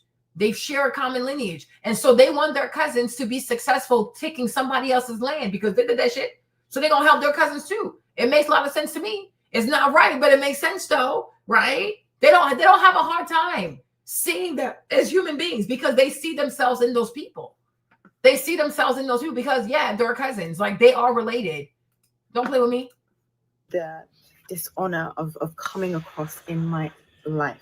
You're not going to scare me into leaving a place, nor are you going to scare me into silence either. Like Chuck, Stephanie, if those are their real names. Yeah, they are. Like, do better. Just sad that people in this world. It's all in their blood. Behave like this. That's just crazy. Let me know what you think about the story down in the comment section. But as always, keep it respectful. Okay, yeah, on this channel, we're allowed to disagree, but we'll do it in a very respectful way.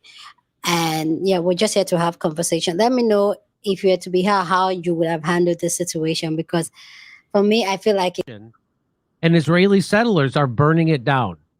Cars, lands, and home all attacked in a series of violent pogroms aimed at uprooting Palestinian communities. So these are brown people who are Christians. Yeah. So that's what this is. So just so you know, this isn't a religious war. This is a mob war. And the Zionists just did a hit on another very powerful family. And it's the Christian family. Yeah, there's no the Christians or the Jews. I hope people have picked that up at this point. Right. Okay, so like, oh yeah, we're all together till I don't like one specific thing you think, then we're going to be separate. So every time somebody lumps them all together, they're wrong. But I'm surprised at Christians here that do lump all the Christians together that have no idea about this, and I don't think they'd like to know. Right. So here's some of it. Here's just a little bit of video. That's the kind of stuff they're doing. That's a car burning. That's the houses and land. And I don't know if I'm pronouncing it correctly. Tebeh is what it looks like. Tebeh is a Palestinian village in the West Bank, 15 kilometers northeast of Jerusalem and 12 kilometers northeast of Ramallah, in the Ramallah and Al-Bira Governorate of Palestine. According to the Palestinian Central Bureau of Statistics, Tebeh had a population of 1,340 people in 2017. Tebeh is one of about a dozen majority Christian villages in the West Bank. So these aren't Muslims. This isn't Hamas. These are 3 Palestinians were killed in the West Bank clash with Israel settlers and troops. They call it a clash. Sounds like just a spontaneous fight broke out. A clash. So what I say is find someone who loves you as much as the Western media loves using the passive voice when describing Israelis killing Palestinians, because that's what that. So the headline should be, Israel kills Palestinians in the West Bank. That should be. They're truly sick. They're so truly sick people. Let's watch this one. An epic battle. New York Mayor Eric Adams formally announcing tonight that he's going to go head-to-head with the Democrats' new rising star, Zohran Mamdani, as an independent candidate in the mayor's race in the biggest city in America. Now, we're going to speak to Mamdani live in just a moment. But first, take a listen to Mayor Adams' attacks right out of the gate today. This election is a choice between a candidate with a blue collar and one with a silver spoon. A choice between dirty fingernails and manicured nails. This is not a city where you use idealism to state you're giving everything to everyone for free. There's no dignity in someone giving you everything for free. There's dignity in giving you a job. So you... Eric, shut up. You're going to really sit here, because Kevin asked me, because Kevin was like, Marty, you need to explain your position on this Zoe. But the thing about Zoe, I will say this. I support him because he triggers the white racist. So I do. Now, he is a socialist. I'm not a fan of socialism. But at the same time, I will say this, though. We sat here for the past 4 years, and we saw the city of New York, the state of New York. I don't know how they did it, y'all, but they sure did went and find the money. They found the money to take care of illegal immigrants. So I'm like, okay, if Zoe wants to give free buses, okay, sure, why not? Because obviously it seems like y'all got money. But it's like you want to spend the money on everybody but the people of New York City. So I don't know. I'm like, okay, give them a free bus ride. And maybe that way more people will get a job. Okay? But I'm kind of sick and tired sometimes for people in America, especially these politicians in America, to make it so, oh my gosh, we can't give this for free. We can't give that for free. We are giving all kinds of money to Ukraine and Palestine and Ukraine and Israel. America has a lot of money, you guys. It's not even a joke. Like, do we want to make a practice out of giving people stuff for free? No. But at the same time, it's like, but America is giving a particular classes of people a lot of stuff for free. So I feel like, okay, New Yorkers, they pay all these taxes. Like, they can get the free bus ride once in a while. Matter of fact, they get a free bus ride for 4 years. Whatever. Because for 4 years, they spent over $8 billion taking care of illegal migrants who never worked. So I'm like, if you give free bus rides to people to go to work and go to school, they're being productive. When you are taking care of these illegals because you are a refuge, what's it called? A sanctuary city. How was the city getting back the money? How was the city getting back the money? You see what I'm trying to say? Yeah, exactly. So like Mayor Eric, this is my thing. We have a love and, I don't say love and hate, but we have a love and dislike relationship. I am happy that he didn't get convicted of the charges because it was bullshit. Even if he got an upgrade, okay. Somebody go get Hunter Biden for everything he got, right? But I'm like, I didn't want him to go to jail. I did not want him to go to jail. So I was really happy that his charges were dropped. I'm really happy that he's not going to jail. But I'm like, Mayor Eric Adams, it's enough, okay? I prayed for you. You didn't get locked up. I did my part. Okay, I'm tired. I can't keep carrying your ass, okay? But you need to move out the way because you are deeply in bed with the Democrats. You are deeply in bed with taking care of these illegals when the people of New York ain't had no food, okay? We saw these people throw food in the trash. We saw these illegal migrants throw food in the trash. I'm like, as America, we eat peanut butter and jelly sandwiches over here. How can you throw food away? You come into a country illegally with nothing, and we give you food, and you throw the food in the trash? Ooh, you disrespectful. You are so disrespectful. So I'm like, yeah, Mandani, I will show you guys because he wants to do like free bus rides. He wants free bus rides. He wants to freeze rent. Now that's, I'm like, it depends because freezing rent, I'm a bit torn on that one. He wants to do subsidized childcare. What else? He wants to re-enfranchise former felons. I'm down for that too, because I don't think that you should lose your right to vote forever. You can lose your right to vote while you're incarcerated. You can lose your right to vote while you're incarcerated and maybe like another 5 years to see if you are well behaved for the next 5 years. And then after that, you should have your right to vote. Now, if you are locked in the prison, like if you're serving life in prison, then obviously you don't deserve a right to vote. Okay. But if it's a drug charge and you're coming out, I think you should, I really do believe that you should be re-enfranchised. Why would you lose your right to vote? And I even feel like that was also put into place to punish Black Americans even further, that they couldn't have the right to vote for doing some goofy ass drug crime when we know y'all chose to criminalize every kind of drugs. Like, it's your fault.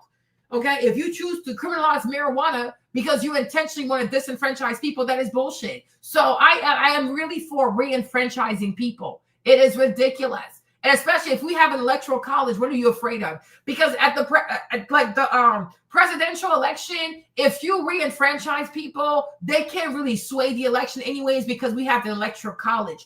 Now, if a person that went to prison is released from prison and maybe even an extra 5 years before they get the right to vote again, they should have the right to vote in their local election because they live there. And also, if they've been in prison too, they have a different perspective that I think they should be able to vote on their experience, their lived experience in prison, because who can be a better advocate for prisoners than somebody who was once an inmate? But I do feel like if you live in New York City and that's your state, that's your city, you should be able to vote for your mayor. You should be able to vote for a judge, because maybe when you were going through the process, you realized that certain things were not fair. So that perspective is valuable, and I think that can make you even better, more informed voter. But in like re-enfranchising felons is not going to sway a presidential election, because we know in America we don't have a democracy, we have a constitutional republic.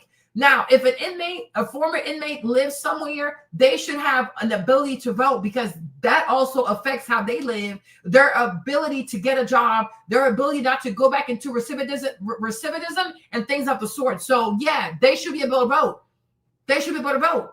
Anybody who comes out of prison should have the right to vote reinstated. Now, people who are in prison serving life, double life, triple life, you're going. Like, you checked out.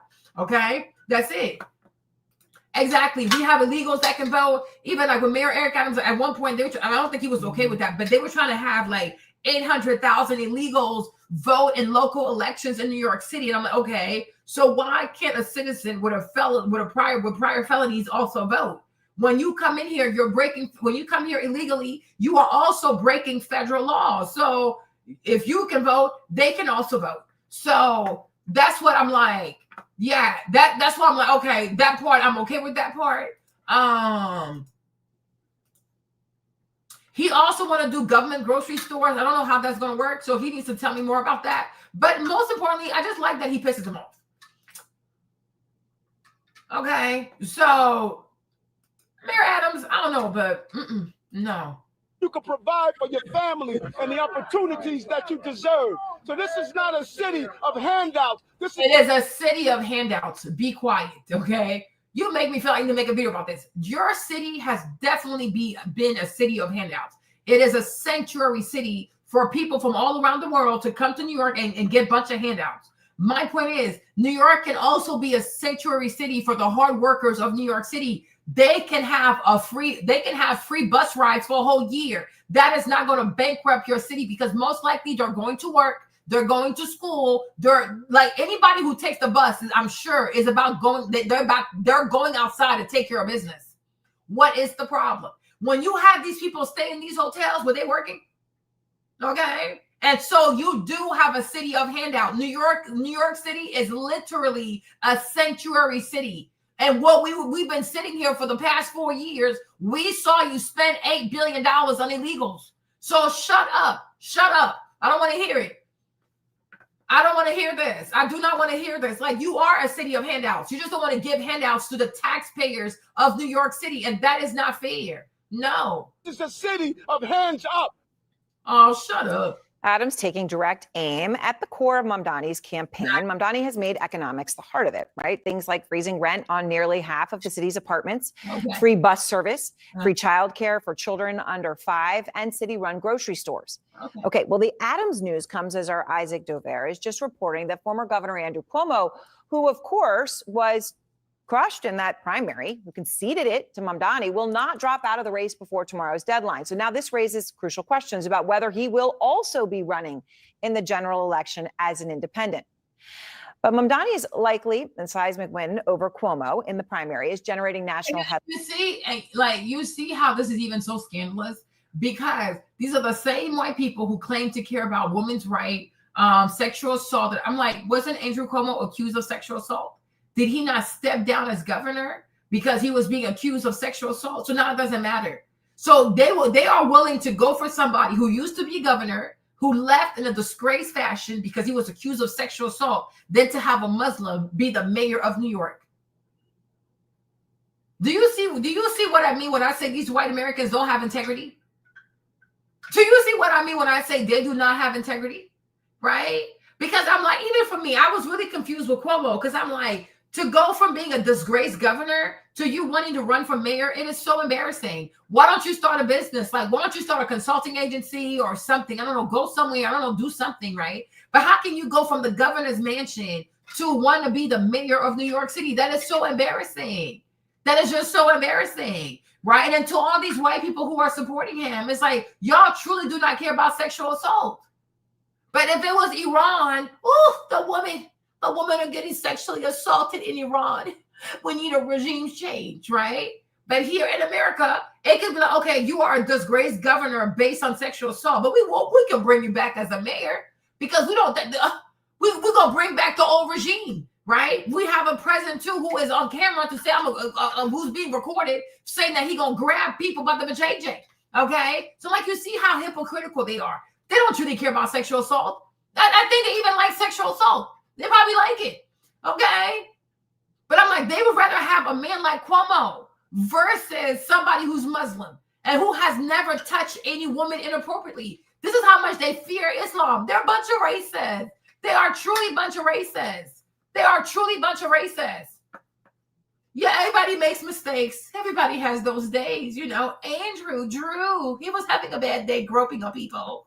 Like, shut up. You're so fake. Headlines about him being a new political star, creating a movement. And from the left-leaning Nation magazine, they write the Democratic Party establishment should follow Zoran Mamdani's example. Out front now, New York State Assemblyman and presumptive Democratic nominee for mayor of New York, Zoran Mamdani. And so much appreciate your time. a whirlwind week for you. I think to put it lightly. Okay, so everyone else is putting their view on this, of what this means. Okay, your victory. What do you think it means? I think it means that we are ready in the most expensive city in the United States to have 5 boroughs that New Yorkers can actually afford. And this entire race was about the question of affordability. And ultimately, I have run a campaign that speaks about the tools that city government actually has to deliver that affordability in the wealthiest city in the wealthiest country in the world. And it's time that we have a mayoral administration that follows through and actually delivers that. All right, so I want to talk about some of that, but first the breaking news. Isaac DeVere is reporting that Andrew Cuomo is not dropping out of the general election race, right? And it's kind of a willy-wonny, but the deadline's tomorrow. Is this a surprise to you? Ultimately, Andrew's decision or my decision matters less than the decision that voters already took on Tuesday night, where we won from Bay Ridge to Dyker Heights to Harlem to Washington Heights. Yeah. We saw a mandate delivered for a new generation of leadership. Yeah, and I am so proud and excited to continue to build on that mandate with an ever-expanding coalition, one that has now included the endorsements of Congressman Jerry Nadler, of State Senator Brad Hoylman-Siegel, and Manhattan Borough President, soon-to-be Controller, Mark Levine.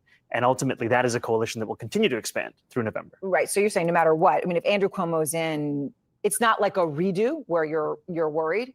No, not at all. I mean, we did it once, and it turned out pretty well. All right. So now, can we talk about the policy? The policy is what stood out to a lot of people. But right, I said the freezing rents on half of the apartments, free bus service, the free childcare, and the city-run grocery stores. How do you pay for that? Let's go through it. So for the first thing, freezing the rent, that's not something that requires any fiscal output from the city. It's something that's determined by the Rent Guidelines Board, composed of 9 members. The mayor picks each of those members. They determine each year whether rents rise or whether they stay the same. The previous mayoral administration froze the rent 3 times. So this has clear historical precedent. When it comes to city-run grocery... Even Adams. You're saying Adams. No, this is prior. Okay, Adams. He's the current one who has raised it 9% on those same New Yorkers, pushing them out of their homes. City-run grocery stores, I proposed a pilot program of 1 store in each borough. These are 5 stores in total. The total cost of this is $60 million.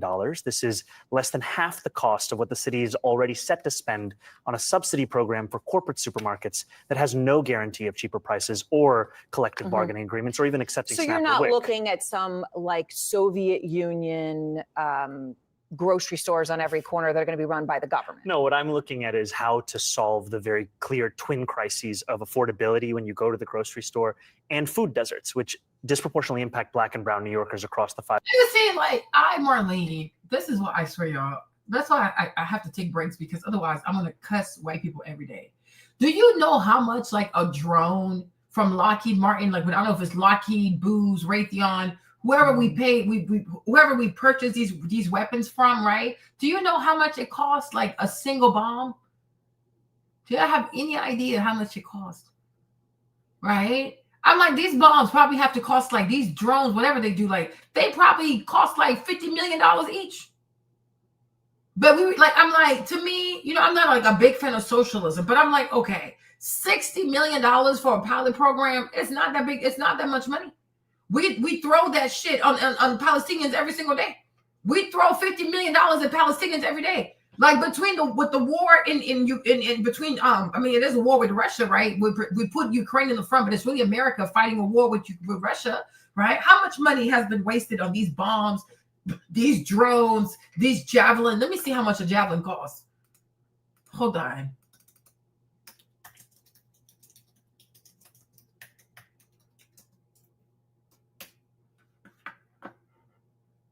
Okay, so they're saying a single javelin missile can go from 178 to 240.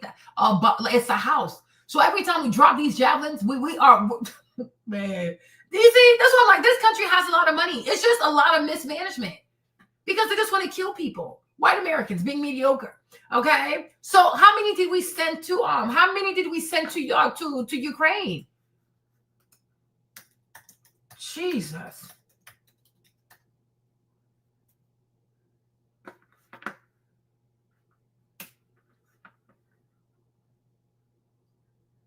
So it seems like we sent 10,000. Jesus, I can't do the math on that. So 240,000, right? Times Yo, how much is this? Yo, it's too much. 3. Y'all do the math. So that's like what, 2.4 billion? Is that what this is? Yo, I can do this. What is this? Yo, I'm slow. Hold on.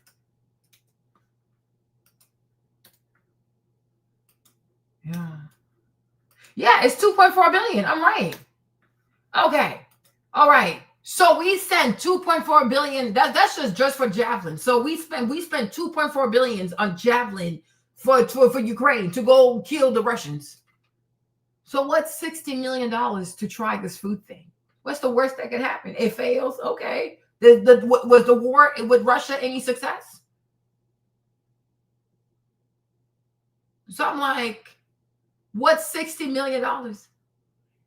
Yeah, spend it, try it. What's the worst thing that can happen? It actually works. But these are people who call themselves innovators. Oh, America, the land of the free, the land of innovation, the land of this and that. Okay, then do it. Be the land of innovation. Try it. What if it works? What's the worst thing that can happen? If it doesn't work, it doesn't work. So then we'll know for next time. But I'm like, let's not act like $60 million is what's going to put New York City in the hole. They burn 60 million every day like it's running out of style. Like, go sit down somewhere. Okay? So, yeah. So they have money. They truly have money. They truly have money. They do not want people to have any kind of reprieve. They don't want people to have any kind of reprieve. But they have money. They truly have money. So I'm like, no. Everything should not be free, but certain things should be free because we have the money. America has the money. They can afford this. Stop wasting money on war. Stop wasting money on javelins. Stop wasting money on killing Russians, killing Arabs, and illegal immigration. And then you can take better care of the people of New York City. Absolutely. But I'm like, try it. What's the worst thing that could happen? What if it actually works? So I'm like, yeah, try it. 60 million is not a lot of money. Boroughs where I've heard directly from New Yorkers who say, why is it that I can find 6 fast food restaurants in a 5-block radius, but I can't find a place to buy groceries? But five boroughs, 5 grocery stores. But that can't be the goal. Well, I mean, the idea is the goal you want them on every. But in New York, things do go. There's a nail salon every corner. There's a grocery store on almost every other corner. I think ultimately I'm guided by outcomes. If this pilot succeeds in guaranteeing cheaper groceries, as I think it will be, then yes, it should scale up. If it doesn't succeed, then no, it shouldn't, because what New Yorkers want are results. And then it comes to making buses free and universal childcare. Right. These are things that cost around $700 million and let's say about $5 or $6 billion.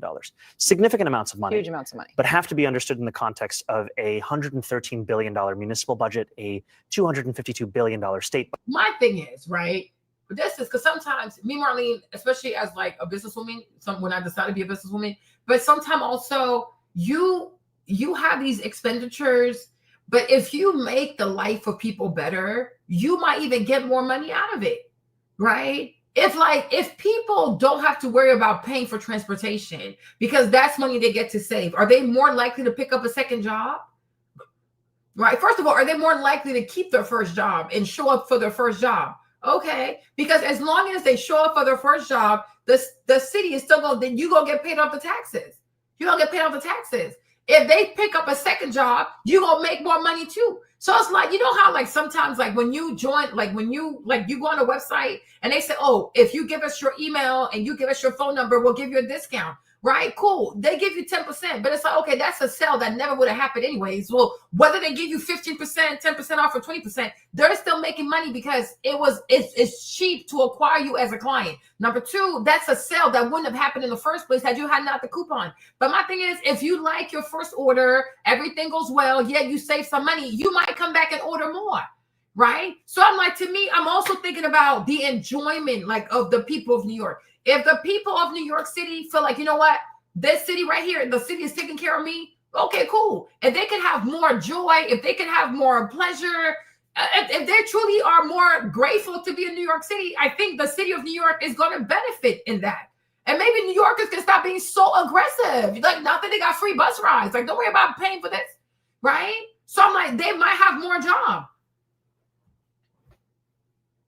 Exactly. I'm like, I don't see what the big deal is. Because I'm like, yeah, it's $700 million for a free bus ride for the whole year. But then how much are y'all going to make in tax revenue? And this is what these racist white people don't want to talk about. It's like, talk about it. Because if people don't have to worry about their buses, they might start picking up a second job, a third job, whatever, because now it's more like they don't have to worry about paying for it. And they will technically pay it back through taxation.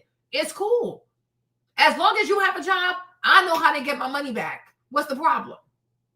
Right? But it's all about making it seem as though, oh, you don't deserve anything. You should have nothing for free. You should have this. It's not even technically for free because all this money is taxpayers' money anyways.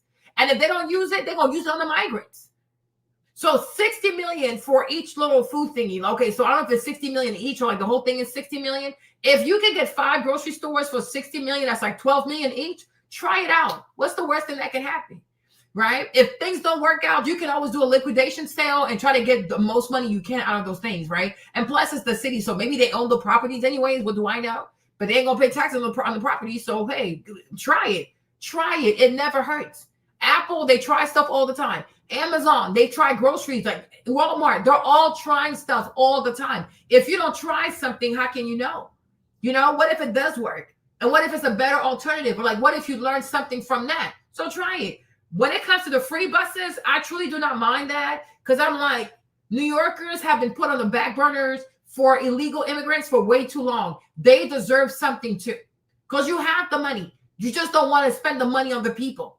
But it's just a free bus ride. It's not like, you know what I'm saying? Like, that's crazy. Now, childcare too. Like, if y'all can find a way to, you know, subsidize childcare, maybe a lot of moms can go back to work. So once again, taxation, because if she has an income, she's going to pay taxes. So it's not technically giving anything for free. It's like you front the inconvenience. Like, okay, we're going to pay for this up front, and then you pay in the back end through your taxes. It's really not free, you know? No.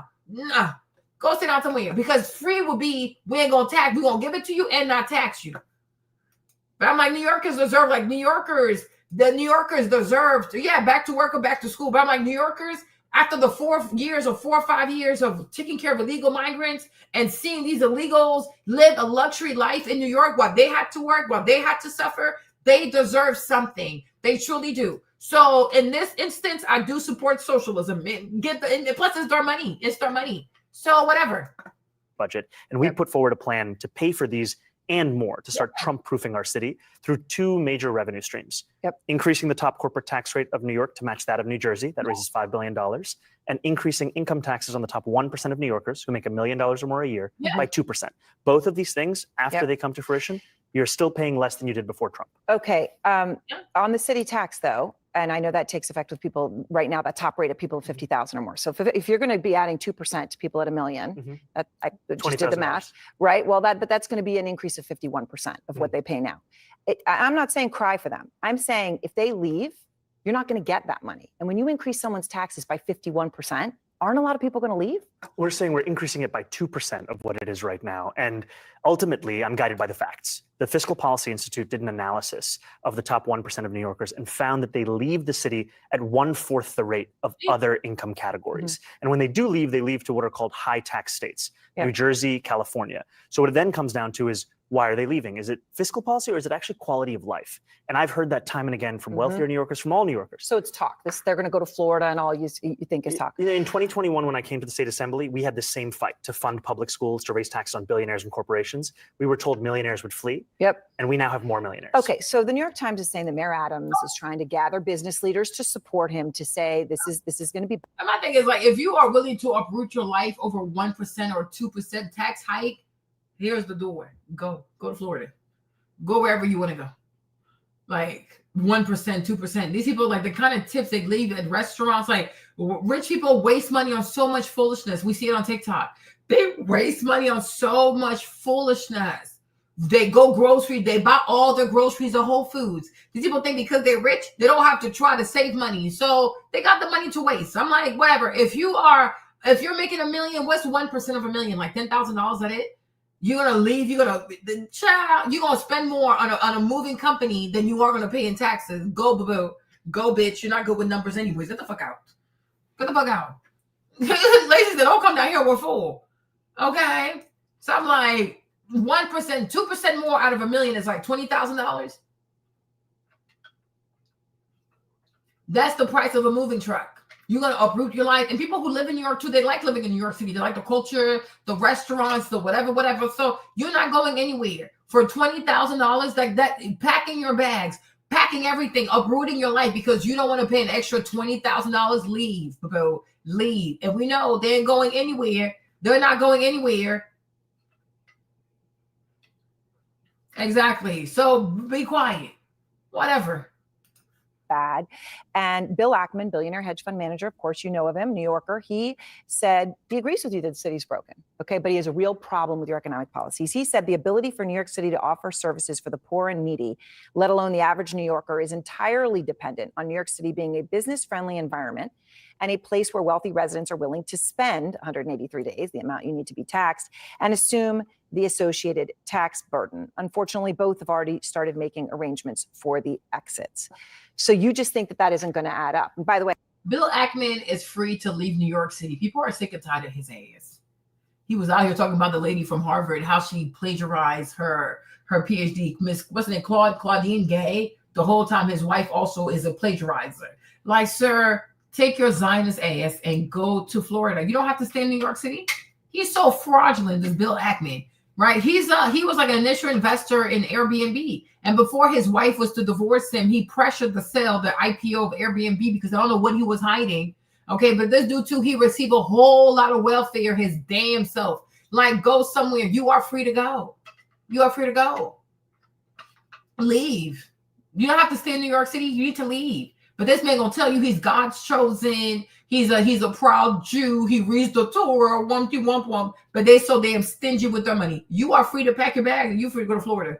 Go to Texas, go to Florida, go to Wyoming, sure, go to Aspen, pack your bags and leave. Go. New York City is tired of you people. Go. People are tired of y'all. And my thing is, like, I feel like if the people of New York City want to live in a socialist city, it's their choice because they live there. I don't live there. That's the whole point of voting. It's like you vote so that your city is a city that makes you comfortable, right? I don't live there, so I can't say, oh my gosh, these people are crazy. If this is what they think will work best for them, go ahead and do it. If you don't like it, you can always come back and vote for capitalists. It's not that hard. Yeah. It is not that hard. Like, so you're like, just leave. Go. Yeah, people are tired of that. Like, just go. Like, just really, really go. Just be gone. Pack your bags and go. He's always whining about something. Bitch ass dude. Wait, that corporate tax rate that you're talking about, that's a big increase. That's matching 7.25% going to 11.5%.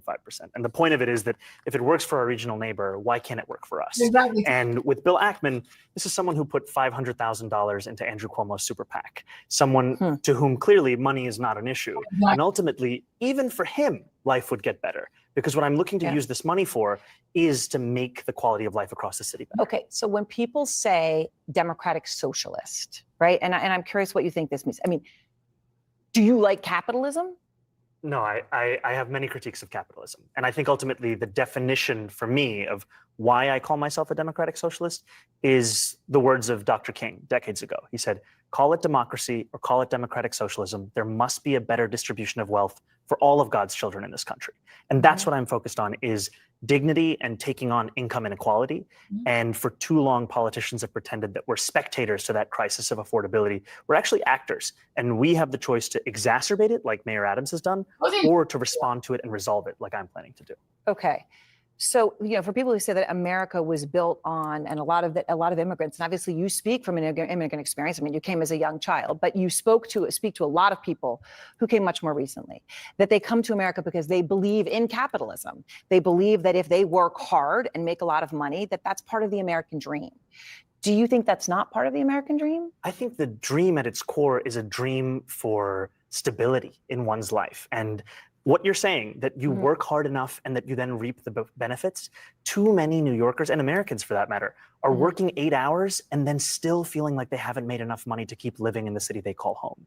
And ultimately, what I'm focused on is making the city affordable for everyone, not to win an ideological argument, but to deliver on the mandate of So when Mayor Adams, you just heard him come out and he said, soup, silver spoon. He talked about manicured nails to refer to you, right? I was looking at him. You can show him to everybody. What do you say to him? I understand what he's doing. He's trying to distract from his own record. His is a record where he raised rents on more than 2 million New Yorkers by 9%. And he's considering another 8% increase. His is a record of raising the water bill to the highest it's been in 13 years, supporting Con Edison when they... My issue also is like with New York City, if the working class of New York City can no longer afford to work in New York, who's going to come into these offices? Who's going to clean the floors of these offices? Who's going to do security at these buildings? Who is going to, I mean, like, you got to make sure that people can still work there, like these billionaires. Like, they need to learn to look down too. Because if your doorman can no longer afford to live in New York City, who's going to open your door? All these conveniences that they enjoy being rich, which is why they want to keep as many people poor as possible. But the day people can no longer afford to live in New York City, they're going to leave. They're going to leave. So you being rich, you're going to have to open your own door. And that's not what you want, is it? Right? But we have to make sure that the working class can still afford to live in New York City.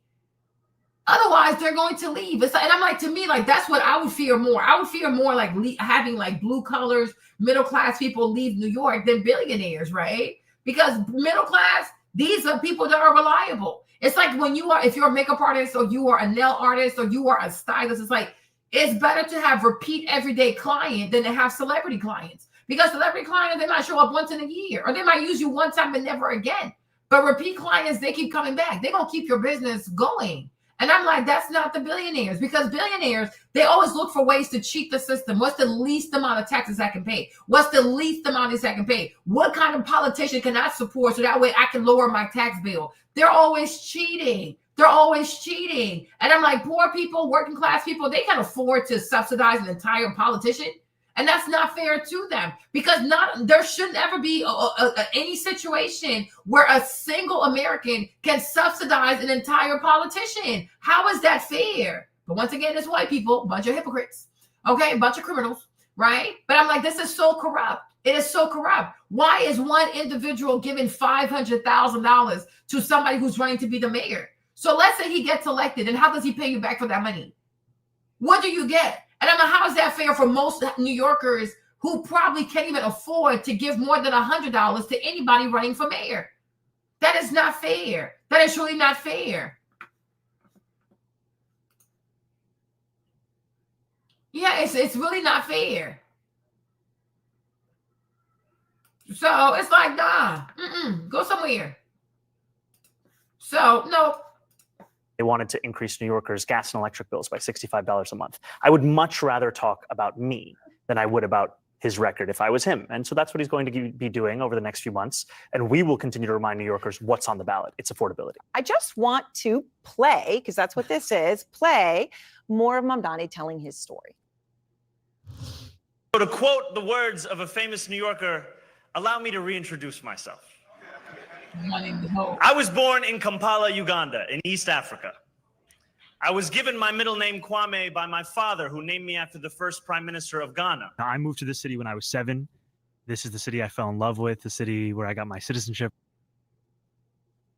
He's been in the New York Assembly for 4 years. And before that, he was an aspiring rapper under the name Mr. Cardamom. Listen.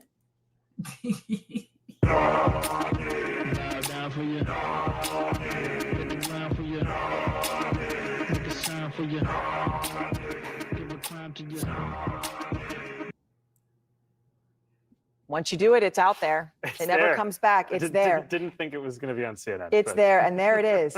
So what do you say to people who look at your background and they wonder? They say, I am so grateful he didn't have a gun in that video. The way they would have called that man a terrorist.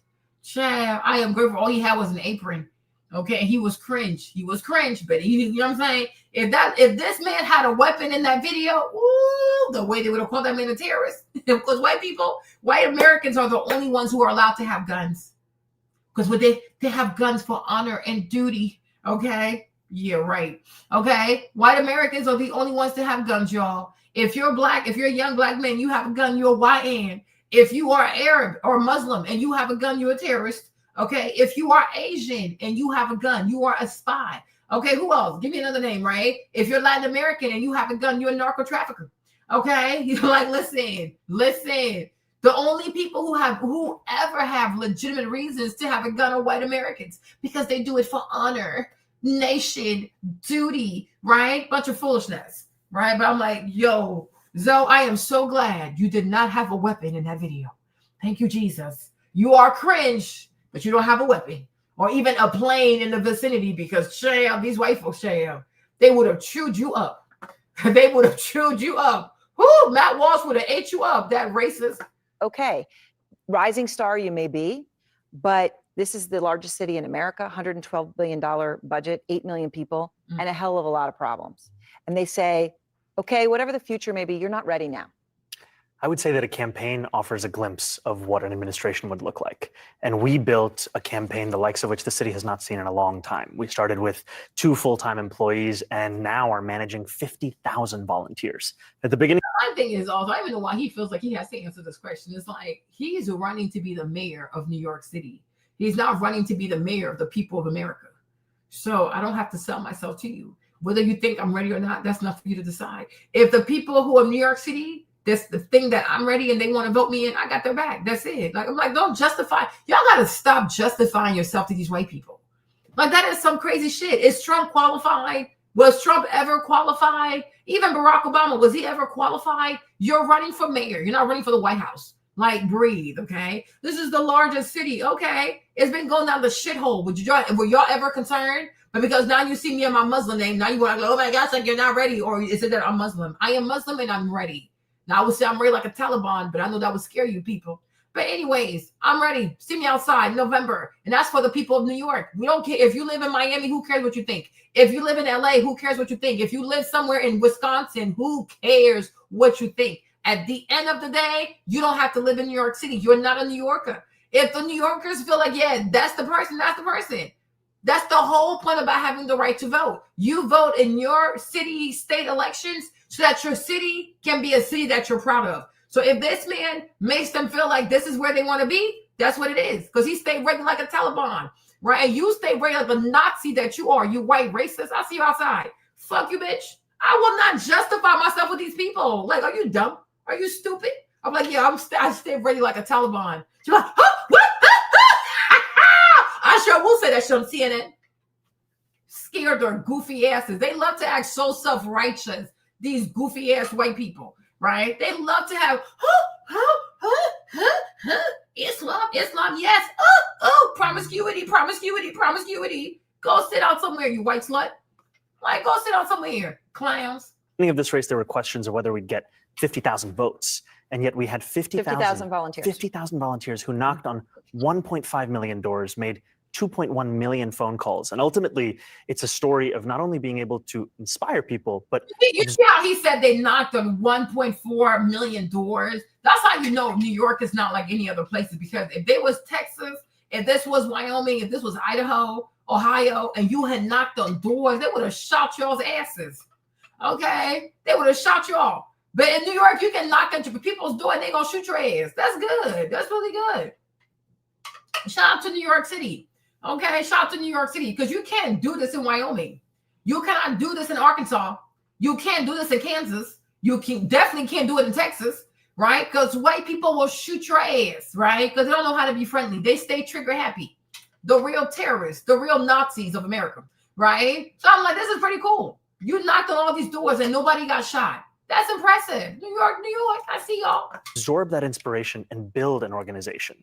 And I think that's also the story of what it means to run a city, that you are ultimately responsible, but you're also determined by hiring the best and the brightest. And that's what I will be doing in City Hall. I'll be hiring those that have a clear track record of excellence, of results that come from a wide variety of mayoral administrations, and finally bring public excellence back into the public sector. All right, so you caught a lot of attention for confronting Tom Homan, Trump's border czar, about the deportation policies, which have a lot of impact here in New York.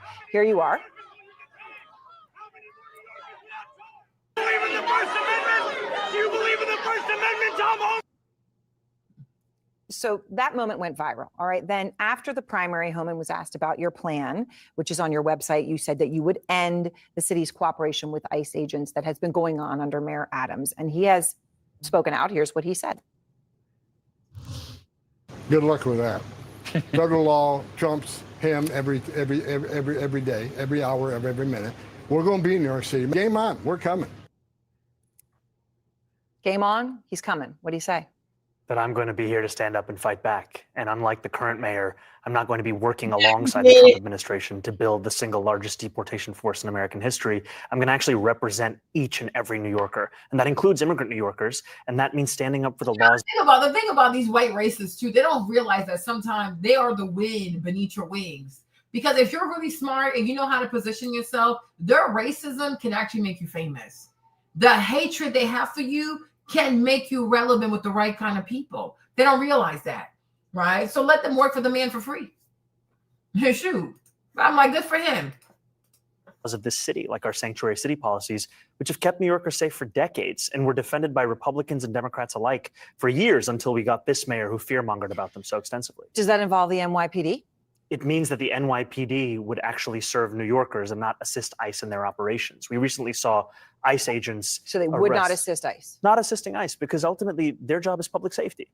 And I know officers who are signing up to take on serious crimes, not to be a part of the force that is arresting a pastor who's peacefully observing the arrest of a migrant at Federal Plaza. All right. So a moment ago, you talked about how you didn't know if you'd get 50,000 votes and you ended up with 50,000 volunteers. They knocked on doors. There are many in the country who might look at that and say, okay, that makes me think of somebody else who took on I'm trying to think of the right word to use, but somebody who expected to win and therefore didn't campaign that hard and lost. And the person who did that was Alexandria Ocasio-Cortez, right? Famously also here in New York. She endorsed you early. She helped you. She just spoke to Manu Raju, a few moments ago. She said the Democratic Party needs to pay attention to your success right now. Here's what she just told him. We have a choice to listen to that message that people are sending us or not. This isn't just about Mr. Mandani as an individual. This is about the message that the people of New York City are trying to send to our party. So there's now talk, that your victory puts her in a whole new light, right? It puts her and Bernie Sanders, not that they were seen as fringe, but they were seen as a wing of the party. And that instead of being a wing, that becomes more of the center and that you are part of that. Do you see it that way? And do you see those who say, look, your victory propels her to a presidential run in 2028? She's been an inspiration, and it's been an honor to be represented by her as an assembly member in Astoria for many years. And I think about a senior who works at a child care center that I met in Sunnyside, Queens, who told me that I'm not a progressive, but I realized when I looked at Alexandria Ocasio-Cortez and Bernie Sanders, they were the only ones who were willing to fight for me. Yeah. And that's what so many New Yorkers and Americans understand, is that these are the two individuals who have been willing to take on this oligarchy and actually stand up for dignity for Americans. Before you go, one last thing. Bill Ackman, I just mentioned him as right, he's the billionaire hedge fund manager, but he's not alone. There are a lot like him, whether it's Ken Griffin or CEOs of big banks. Would you meet with them? I'll meet with anyone. I will meet with them and I'll explain why I believe in the necessity of raising the top corporate tax rate. And I'd also tell Bill Ackman that I firmly disagree with his attempt to dismantle diversity, equity, and inclusion across the country, because it's not only against the morals of so many, it's also against the actual bottom line for so many businesses. And as a businessman, he should understand that. All right. Well, Assemblyman, thank you very much. We appreciate your time. I feel like that's why even in New York City, they're going to vote for him. We can't play his interview with the Breakfast Club because he was on there. But I'm like, he has the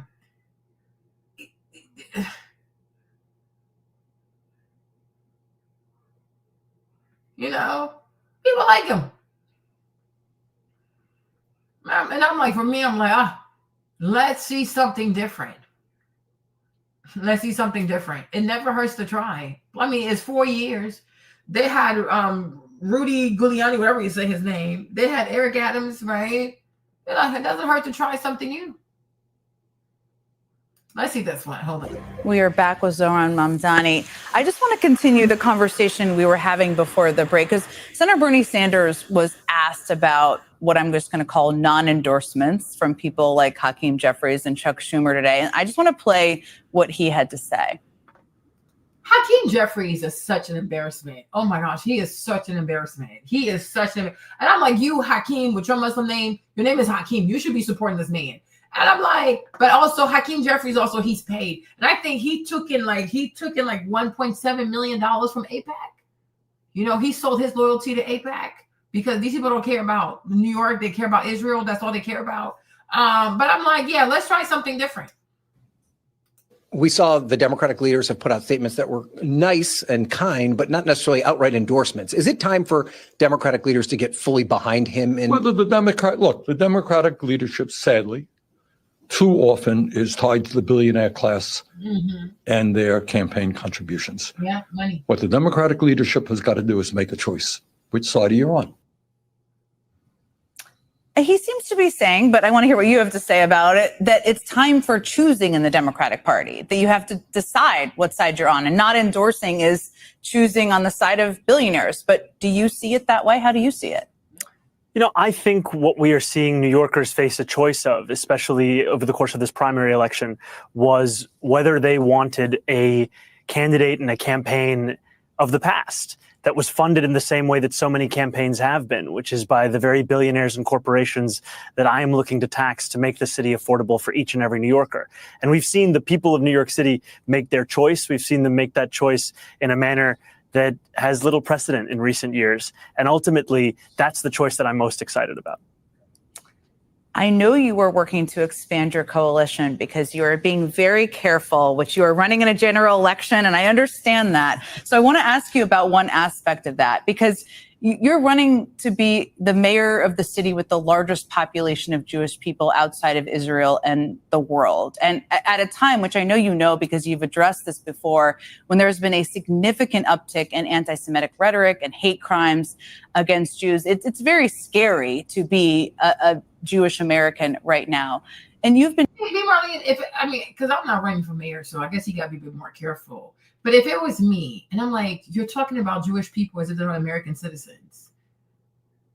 The Jewish people, are they like, they're not American citizens? Like, if I'm like, what? I'm so confused. Like, are they special? Do they get a special treatment? They're not like everybody else?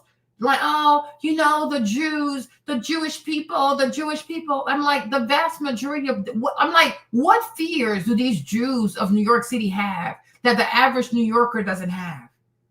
If they fear anti-Semitism, okay. There are a bunch of women who get off the subway at like midnight. They're afraid of being sexually assaulted, right? There are a bunch of people who wake up early in the morning too. They're afraid of being sexually assaulted. People want better housing. People want to be treated humanly. People want to be treated well. What is it that Jewish people of New York City need that the average New Yorker doesn't need?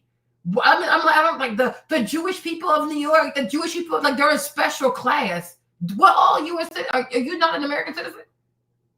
Like, what? Like, what is this? I'm like, it's so crazy. And I'm like, and you see New York, and it comes to show that New York City is really a place where Jews are treated like a special class. They have more rights than other people. They have more protection than other people. They have their own 911 call center. They have their own ambulance. They have their own schools. They have their own this, their own. And I'm like, for people who are so insulated, what is there to fear? And he said, oh, and anti-Semitism. Palestinians are also Semites. People from Europe are not Semites. Like, what? But I guess he has to do this. I don't have to do it. But I'd be like, okay, are these Jewish people not U.S. citizens? Are they refugees or something? Like, I'm so confused. Like, what? No. Go somewhere. Bunch of weirdos. Been criticized by a number of Jewish leaders, as well as the U.S. Holocaust Museum, for your defense of the phrase globalize the Intifada. Last night in your speech, you alluded, so I know this is on your mind, you alluded to concerns from the Jewish community, even vowing to reach further to understand the perspectives of those whom you disagree. So for Jewish New Yorkers, I mean, this is sort of the first step. And then you have to go to them to make sure you understand. Do they ever reach out to people to see what people also need? Like, who are these people? You have to make sure that you reach out to them. I'm the mayor. They can come down to City Hall. Like, what the heck? The level of white supremacy behind these white Jews, like this Jewish, whatever it's called, whatever this is, it's like, to me, it reeks of white supremacy. It reeks of white supremacy. Like, why are these people being treated like they are a different class of people than the everyday New Yorker? Are they New Yorkers or they're not New Yorkers? They U.S. citizens or not? If you're able to vote in that election, I'm assuming you're a U.S. citizen. So what's good for U.S. citizens in New York will be good for you, right? That's it. Otherwise, just stay in your community. Don't come outside. But I'm like, anti-Semitic. When you attack Palestinians, you're also an anti-Semite.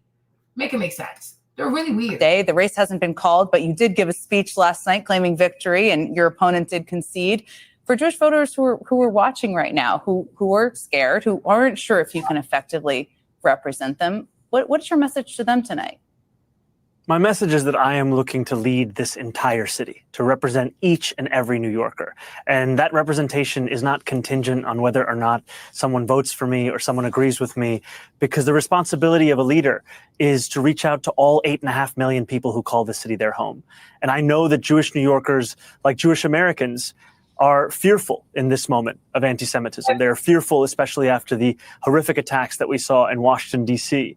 and in Boulder, Colorado. And they're fearful also in conversations that I have heard myself about life in this city. I spoke to a Jewish man in Williamsburg not too many weeks ago who told me about the fact that he now locks the door that he used to close, that he used to keep open for years because of a fear of who may come in. I spoke to a friend of mine after October 7th who told me about going to his synagogue for Shabbat services and hearing the door open behind him and turning around with a tremor going up his back, not knowing who was walking in and what they wished for them.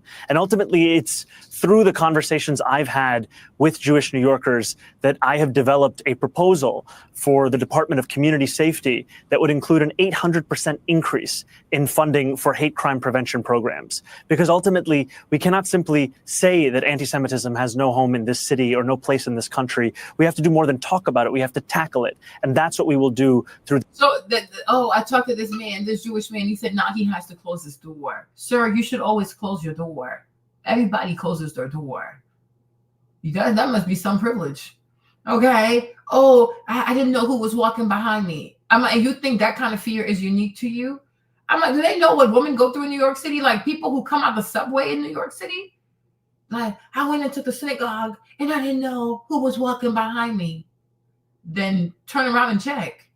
Like, what the fuck? Like, what the heck? Like, what is wrong with these people?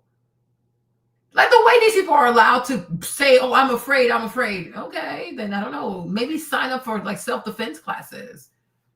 Like, are Jewish people banned from doing, like, taekwondo or jiu-jitsu? Like, in their religion, they can't have a gun. In their religion, they can't have mace. I am so confused. You're scared. Then sign up for self-defense classes. Right? But I don't know. I don't know. Like, I mean, I'm confused. Like, what? I'm like, what are you going through that is so unique to you, though? New York has a lot of people. Even if you put anti-Semitism to the side, I'm like, they're not even Semites or Europeans. But my point is like, New York City has a lot of people. Like, there's mentally ill people, there's drug addict people, there's all kinds of stuff. So it's like, when you are in a major city like New York, there's crime, and you gotta keep yourself safe. But I'm like, October 7th, it didn't happen here. It happened in Israel. So do we wake up every day where somebody Jewish is getting killed by someone? That does not happen here in America. So we have to stop. Like, we truly have to stop. What happened in Israel happened in Israel. Okay. And I'm like, October 7th. Okay, that was in Israel. And if the people there had done a better job, they could have kept the people safer. So obviously, maybe they didn't want to keep them safer. Because how exactly do you have the Mossad, and we're being told the Mossad is better than the CIA, the Mossad is better than MI6, and somehow the people from the Hamas were able to come get 1,000 people and walk them people in a single file line and put them into tunnels? Nobody believes that crap. And people have to stop. Oh, the horrendous acts of October 7th. Did you see it with your own eyes? I'm so confused. Like, October 7th, do you denounce October 7th? I don't denounce shit. I wasn't there. I didn't see what happened. These people have the Mossad. They said the Mossad is like, their secret service is like better than our secret service over here. So how exactly did October 7th happen? So why don't they denounce October 7th by doing a proper hearing on what happened October 7th? How did it happen? To this day, Israel has yet to host a hearing on exactly how October 7th happened. Or did you do it to yourself? Did you hurt your own people? Right? So I'm like, people have to say, oh, I denounced the horrific exodus of October 7th. I wasn't there. I didn't see anything. So what exactly am I denouncing? But if y'all were so hurt and you were so ravaged by it, they would have had an open, like they would have, like the way, like here with the Congress, the people from the Mossad, people like generals, colonels, they would have been like, they would have had a convocation. They would have had an open hearing. Like, what happened? How did this happen? How long did it take y'all to respond to this? So obviously, I don't know what to believe. So I'm like, no, I'm not denouncing anything. I didn't see it. I wasn't there. But I'm truly confused though, because a lot of people who've been to Israel, they're like, yeah, that place is like it's like a fortress, like it's barricaded, like there's so much protection, like there's so much security, there are so many soldiers in Israel. So I'm like, and it's not that they say also it's not that big. It's not a big city. So it's not even a big country. So I'm like, then how was any of this possible? And because it's coming out the mouths of white people, I cannot believe these people. They're a bunch of liars. Yeah. Extortion. Exactly. It's extortion. They require Kyrie had to give away $500,000 to these people. For what reason? It's extortion. It is extortion. I don't even know why he paid it. I don't even know why he paid it. But once again, being submissive because you are afraid of these white people. You think, oh, they'll take something from me and I'll never play basketball again. And okay. At least you can leave this place with your testicles, like leave with your balls, like you're a whole man. I'm not paying this money. What did I do? And we're going to go to court. We will go to court. I'm not going to be submissive. I will never be submissive to these people. You're rich, Kyrie. I'm like, Kyrie, you act like you're broke. You are a wealthy millionaire. Take their asses to court. You don't have to pay this money. It's extortion. It's blackmail. This is extortion. That's actually a RICO. This is crazy. I'm like, anybody, if you live in a big city like New York City, why would you not lock your doors at night? Are you slow? Are you truly slow? How reckless can you be? Lock your damn doors. It's a big ass city with all kinds of people, a city that never sleeps, and you don't lock your doors at night? Are you insane? Are you truly insane? You think that you are truly taking that God's chosen shit a little too far. Better close your damn doors. Like even me, I know God loves me, but I lock my doors and I have a dog. Okay?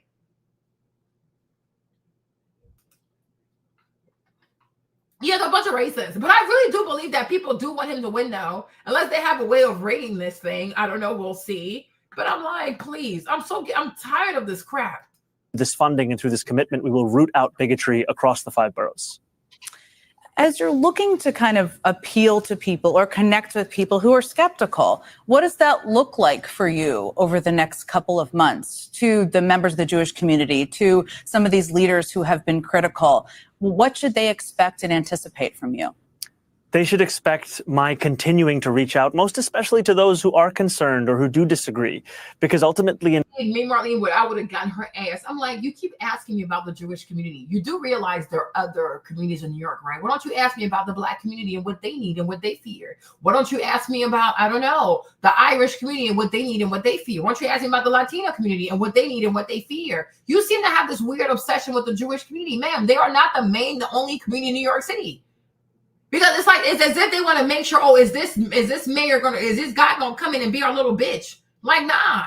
I'm like, me, I would have answered her. Like, so the only thing you care about is the Jewish community? Do you care about the Black community of New York? Do you know that Black people make most of the inmates in New York City? Do you know that Black people are the most to be frisked and searched in New York City? Do you know that Black people are most to be arrested in New York City? Why don't you ask about the needs of the New Yorkers? Do you know that Black people also went through slavery in America, not in Israel? Like, girl, are you okay? Like, hey, man, we're here. We're in America, man. Right? This is crazy. Like, this is really, really crazy. Yeah. But the Jews are concerned. So are Black Americans. So are Muslim Americans. So are Latino Americans. So are many other, what's it called? The Greek Americans too. Who else is out there? Who else live in New York? Okay, this is a very diverse city, but it seems like your main infatuation is with the comfort and the sensibilities of the Jewish people with my Muslim name. Ma'am, I am Muslim. I can't help it.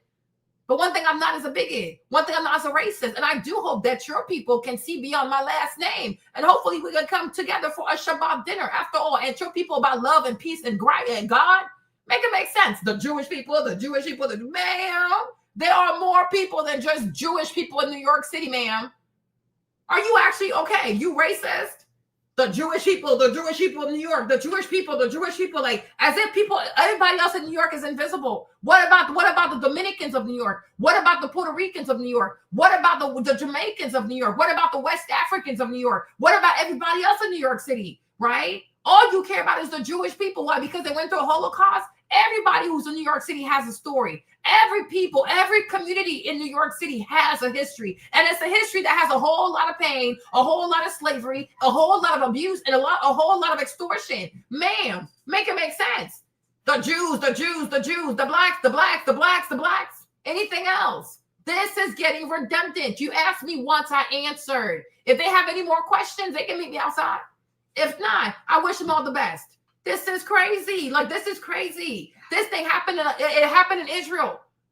Did you physically get assaulted here in America? No. So, okay, if you want to internalize every conflict that happens to Jewish people around the world, I'm not responsible for your lack of sleep. If you want better sleep, you can take magnesium, or you can invest in a therapeutic bed. I don't know, right? Go to sleep. Take your meds. Go to sleep. You're going to wake up just fine and just safe.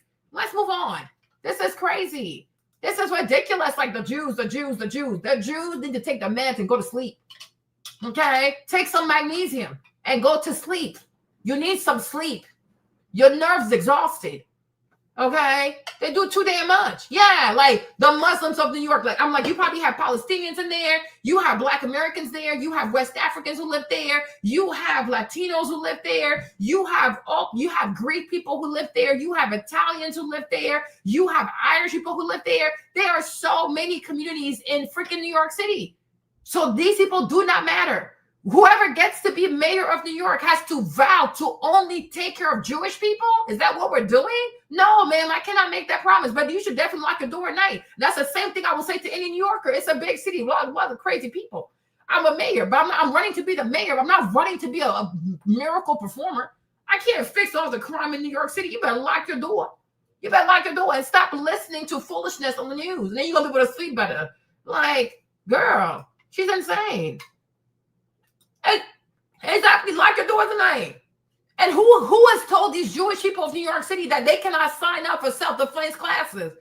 With all the business and all the money, I know you can afford a self-defense class. Sign up for jiu-jitsu, okay? Sign up for taekwondo, okay? Sign up for some martial arts stuff. Or better yet, get you a little pepper spray. And you better know how to kick somebody in the balls if they're coming for you, okay? That's it. Like, what is the problem? Matter of fact, some of y'all got 12 kids in one household. So what you scared of? You got 12 children. You got 12 brothers. If you got 11 brothers, 10 brothers, I know y'all ain't scared. That's the whole basketball team. From the starting players to the bench warmers. Y'all gonna be all right? Okay, like, what the heck? They are so crazy. They are truly crazy. It's because they do all kinds of skimmery business in New York City, taking advantage of people. And they want to hide behind anti-Semitism to make sure that their crooked-ass businesses don't get exposed. Go somewhere. Go somewhere. In politics, too often you surround yourself only with those that are quickest to say yes or quickest to already be in the same place as you, when in fact we have to be able to navigate that disagreement and that tension. And I often think about the words of a previous mayor, Mayor Koch, who said that if you agree with me on 9 out of 12 issues, vote for me. 12 out of 12, see a psychiatrist. And I think of an elder Jewish woman who came up to me at B'nai Jeshurun, a synagogue on the Upper West Side many months ago after a Democratic club forum, who whispered in my ear, I disagree with you on one issue. I'm pretty sure you know which one it is, but I agree with you on the others, and I'm going to be ranking you. And I think that ability to understand that even in disagreement, it's still rooted in a shared sense of humanity. That is something that makes this city great, and that is something that I will deliver as the next mayor of this city. You're going to be dealing with tremendous attacks from MAGA Republicans. We've already seen that over the last 24 hours, including from Stephen Miller, Elise Stefanik, the NRCC. They're already trying to run an Islamophobic campaign against you, which I will just note, and you've lived this, but for people who are just tuning in, is a continuation of some of the tactics that we saw during the primary, but it's going to come tenfold. I know you know that, but how are you going to handle that personally? No, it's sad in that in one sense it's unsurprising, and in another it is still deeply disappointing to see what politics has become in this moment. To have to deal with regular death threats where I'm told that someone is going to blow up my car and is going to kill me and my family and the people that I love. And I've spoken to many Muslims across the city who have shared that their fear of having to be essentially branded a terrorist just by living in public life is one that keeps them preferring life in the shadows, life outside of that specter. And this is not the way that we can have our city be. It's not the way that we can have our country be. This has to be a place where we understand the mutual belonging of each and every person here. And I'm lucky to have friends and family that keep me moving through this. I'm lucky that I'm able, through my campaign, to have security and also to have the assistance of the NYPD in both investigating these threats and ensuring that I have the same public safety that each and every New Yorker deserves. New York, as you well know better than anyone, you've probably had food from every single culture in New York. So there's that. But it is a very diverse city. There's a huge Muslim American population in New York City as well. You would be, if you're elected, and you've got a ways to go here, but the first Muslim American mayor of New York City. What does that mean to you? It means. Do you see me, Marlene, when she would have said, "Oh, you're going to be the first Muslim mayor of what's it called? Of New York City." I'm like, it's kind of sad that the first thing that stands out about me is my faith, being a Muslim. I am a father. I'm a U.S. citizen. I'm a professor. I am a friend. Like, there's more to me. Why do you have to highlight the fact that I'm Muslim? Am I going to turn the city hall into a mosque? My faith is not relevant, man. Let's not talk about that. That's it. I would have told her that. Like, see, he's smiling too much. Meanwhile, I'm not talking this. Oh, you're going to be the first Muslim. Did you mention it to the first Christian mayor of New York City? Did you mention it to the first Italian Catholic mayor of New York City? Why are you bringing up the fact that I'm Muslim? How does that, I'm like, what does that do with anything? When you become the mayor, there's already like a guide. Like, there's like a playbook that the laws are there, your responsibilities are there. This has nothing to do with how I practice my faith. I could be Christian, I could be Muslim, I could be an atheist. It doesn't matter. I'm here to make the life of New Yorkers better. We're not in a mosque. What are we talking about my faith for? Are you okay? But because see, and that's the problem, like trying to be polite with these goofy ass white people. Yeah, like we're not talking about that. I'm Muslim. Oh, girl, what? Did I tell you I was Muslim? How do you know I'm Muslim? Like, seriously, man, what? You know, oh, you're gonna be the first Muslim. No, I'm going to be the first Zoran Mandani to be mayor. That's it. That's that. Did I ever tell you I was a Muslim? Why are we even talking about that? Right? What is your faith? Let's talk about your faith. What do you believe in? Does that matter? Did you have to talk about your faith to get this job at CNN? Then why are we talking about my faith? Like, what are we doing?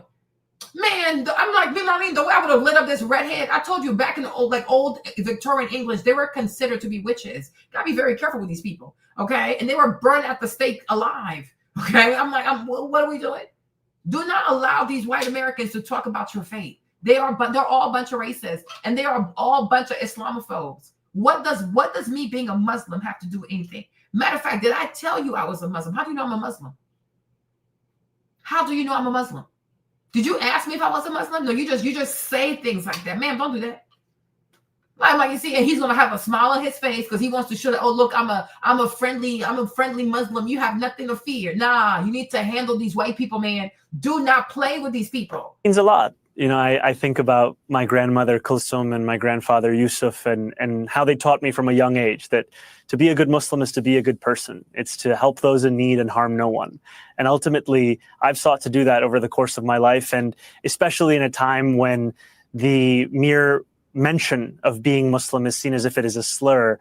It is also an opportunity for me to introduce the fact that being Muslim is like being a member of any other faith. It is believing and belonging in a notion of equality and in solidarity. And I know that it is so meaningful for the million Muslims that call New York City their home to see the fact that representation can be something that exists not just across the 5 boroughs, but also in City Hall.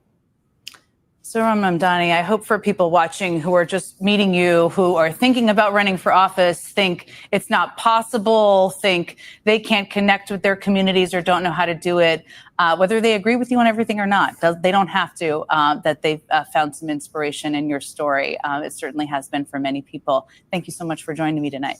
Thank you so much for having me. It's always. Oh, she's so fake. All she did was try to get into his head and sow seeds of doubt, like, oh, you're not ready. Oh, you're a Muslim. Oh, the Jews are afraid of you. Oh, this. I'm like, they're all a bunch of racists. They're a bunch of racists. Okay? They are truly, truly a bunch of racists. Like, you need to not answer any questions about your Muslim faith. It has nothing to do with you doing your job. Is Trump a Christian? Do they talk about his Christianity? No, they don't. Okay. Who is that? No. After the primary. In so doing, you said something profound today about the soul and character of this town. And as Mayor Dinkins said then, I say to you now, Not answer the questions. a deep well of gratitude and thanks, and an understanding that while we are a city in crisis, what unites us is the knowledge, the hope, the belief that we can be more than that crisis. That the answer isn't to turn the page back. It isn't to wish of nostalgia. It is to move forward. Move forward. Every day we move forward, and we move forward to make those dreams a reality. For we know there are some days where hope is hard to come by, and those are the days that we must understand that hope is a discipline. It is something that we work to create. And so many of you in this room have created that hope. At a time when we were told it was not possible, you have delivered it to the extent that it feels inevitable. And I want to ask Reverend Sharpton, if you could join me here for one moment, to thank this incredible man, leader, someone who gave me that time, who gave me that hope, who gave me that belief. So much weight. And now stands here alongside me as we start to walk for every New Yorker to make it a reality in each and every one of their lives.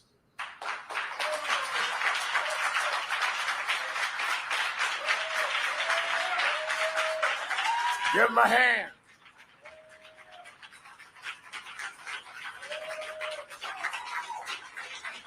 Well, think about your famous father right here.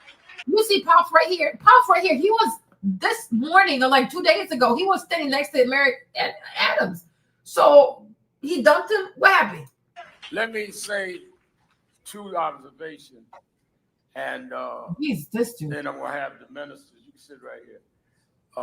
Meet with him privately after we conclude in about 10 minutes. There was a story in the New York Times 2 days after the primary about black votes. And it said that Zoran was the first one to win the nomination, because that's what it's going to be, without the majority of the black vote. Any other kind of politician would have played against the black community. He decided to come to the black community this morning.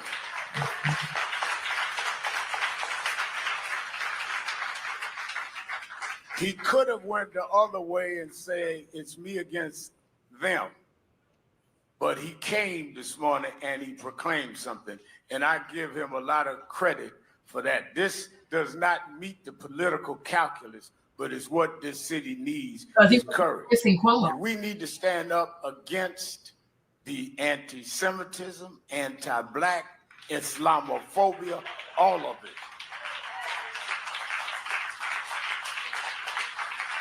Let me also say that in 1989, we were involved in the fight against the racist attack of Yusef Hawkins. I preached Yusef's funeral. I marched, I led marches in Bensonhurst. On one of those marches, I was stabbed in the chest, people calling us the N-word and throwing bananas at us. And Dave Dinkins won that primary that year. Gaspard remembers in '93 how he lost was they divided the city. They put secession from Staten Island on the ballot. And they lied about David Dinkins was anti-Semitic because of the Crown Heights riots. They claimed he was anti-Semitic, which was a lie. No one worked more with the Jewish community than Dave Dinkins. They claimed I helped get Yanko Rosenberg killed. I was living in New Jersey. I didn't even know a riot was going on till a family called me the next day. Don't let them divide Jews and blacks and Muslims to try to win an election. Let us work, all of us together.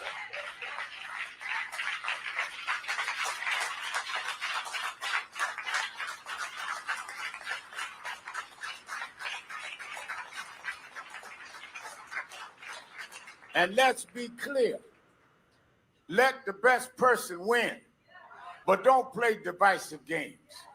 I hope Muslim leaders meet with everybody. I hope Jewish leaders meet with everybody. Black leaders meet with everybody. Our problem is in this city that too many people are suffering, which he addressed, and that too many people are worried about their kids. 200,000 blacks have migrated back down south. Released the data this week. This is no joke. And with all that we suffer, I can quote one urban prophet that said, and the rent is too damn high.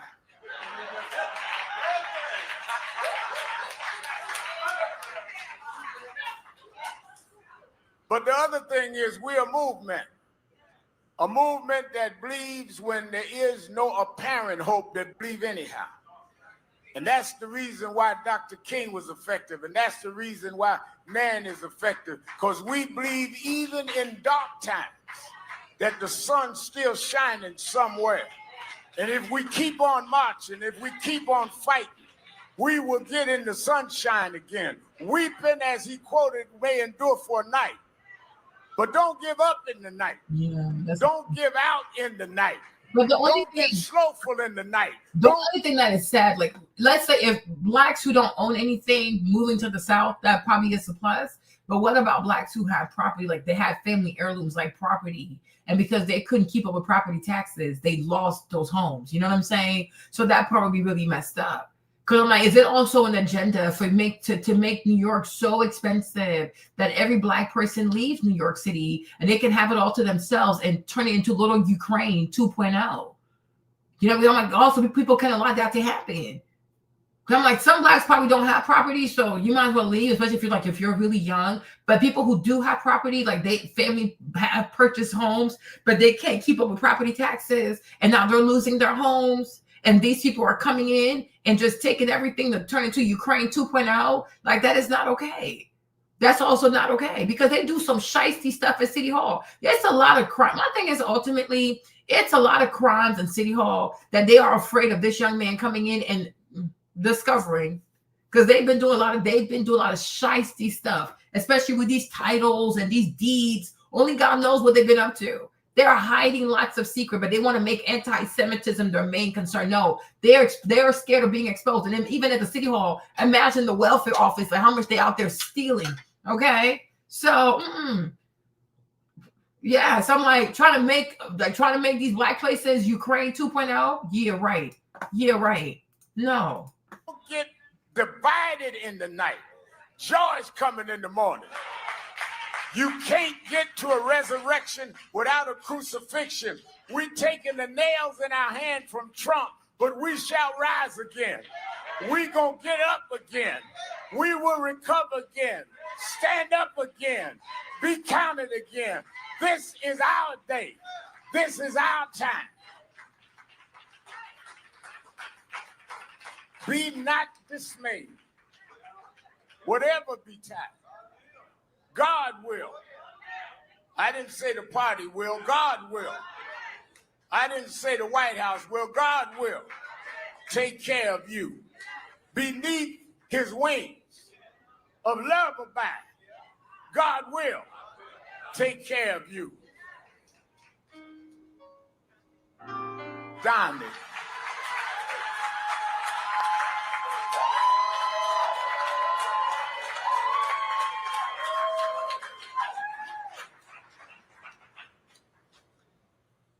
Thank you very much, Reverend Sharpton. Good morning, everyone. Good morning, everyone. It is a pleasure to be here. And it is a joy to return here, because I see in this crowd and on this stage many familiar faces who have inspired so many of us across this city in the fight for justice, and many who believed in the possibility of me standing here before you today long before it was easy to believe. Because those same newspapers that many are reading across this city, it is easy to feel as if the news is inevitable, as if it was always going to be this way. But there are those on this stage, there are those in this crowd who spoke to me when my name recognition and polling was at 1% in this race. And that is to be charitable to myself. There are those who spoke to me when the prevailing consensus in this city was that this campaign was an interesting idea at best. And I thank them, because what they did, what you do, what New Yorkers have done is to create hope. It is to give people the permission to believe. And it is especially in our darkest times in this city and in this country when people need that belief, and yet when it is hardest to find it. And so they look to leaders who have found that belief in even darker times. They look to them to know, should they open their hearts? And these are the leaders, these are the people that allowed me to get to this place today. And I think about Psalm 35, which tells us, weeping may endure for a night, but joy comes in the morning. And it has been night for far too long in this city. It has been night for the 1 in 4 New Yorkers who live in poverty. It has been night for the 500,000 children who go to sleep hungry every single day. It has been night for the woman I met on the BX33 who told me, I used to love New York. Now it's just where I live. It has been night for the people who made this city what it is. And in that night, we have seen the working people of this city weep. Weep at the cost of housing. Weep at the cost of childcare, at the cost of groceries. Weep even for the $2.90 for that Metro card. Though it may not seem like much, 1 in 5 New Yorkers cannot even afford that. And as New Yorkers have struggled in that night to afford the city that they have built, struggled in that night to feel safe in the city that they make so special, there has been many a question as to whether this city will simply become a museum of a place that once was, a museum of where working people could thrive. But what we have seen in the last 2 weeks is a hunger from New Yorkers to move beyond the days of museums and relics and make this city a living, breathing testament to what is possible. New Yorkers from every borough traveled to their polling places. They made their voices heard. And what our victory showed on election night was less a victory between one man and another, but a victory for a city that New Yorkers can afford. It was a victory for a politics that moved beyond the past and the present and into the future. A politics that every single New Yorker could see themselves and their struggles in. And as we now wait for the final results, although as Reverend Sharpton said, we already know what they will be, we have to ask ourselves a question. What does morning look like in this city? And that must be a morning for every single New Yorker. It must be a morning where the worker comes first. A morning where every New Yorker does more than just struggle. A morning where they know if they live in that rent-stabilized apartment, they will pay the same rent next year as well. A morning where they know that childcare will be universal. A morning where they know no longer will they struggle through food deserts to find groceries they can afford. A morning where they can get on every single bus across this city and it not only will be free, but it will be fast. Yeah, excuse me. A morning when they can look at this city and its reflection in the water around us and see themselves. A morning where they have a leader who looks to remake this city, not in his own image, but in the image of the New Yorker that is struggling. It is A mourning that must bring the New Yorkers who are on the margins of our city into the mainstream of our politics. That is the mourning that we will bring. And it is a mourning that I think of where our leaders, we must listen more than we lecture.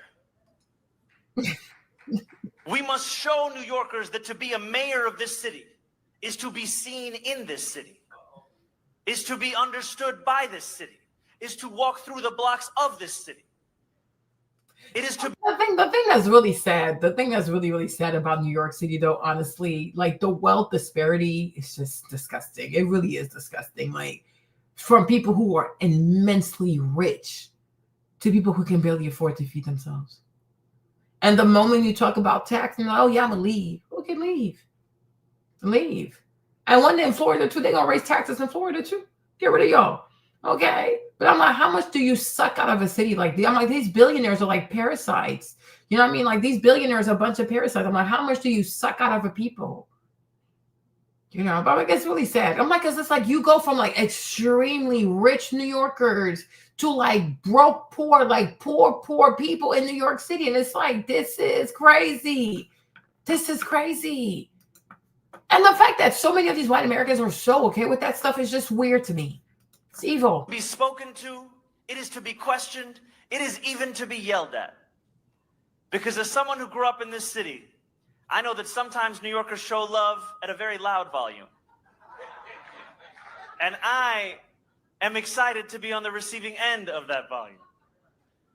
Because for far too long, politics has become separated from the people it seeks to represent. Yeah, we cannot see our leaders. We do not. It's all about donors. Like it's the donor class. They pay for these politicians. They pay for them to get elected, and then these politicians become their envoy. And all they do is for these the small class of rich people. That is so disgusting. Know where they are.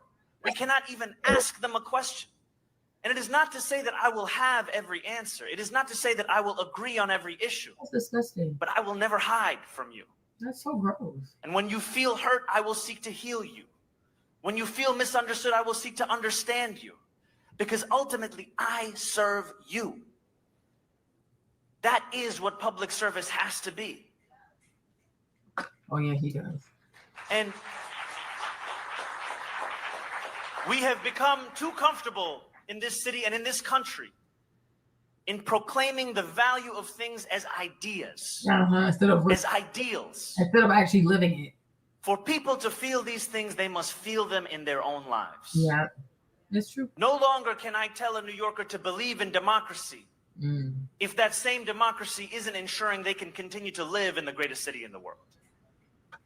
It is time to make our politics. This is why I said these young people, they're going to become more and more socialists because when they look at capitalism, she's not that girl. Like, she's just not that girl. Like, nah, you take advantage of people. More and more young people are going to start embracing socialism because it's too much. Like, the wealth disparity is just too much. It's too real in working people's lives. It's too much. It is time to understand that democracy is not just under attack from an authoritarian administration in Washington, D.C.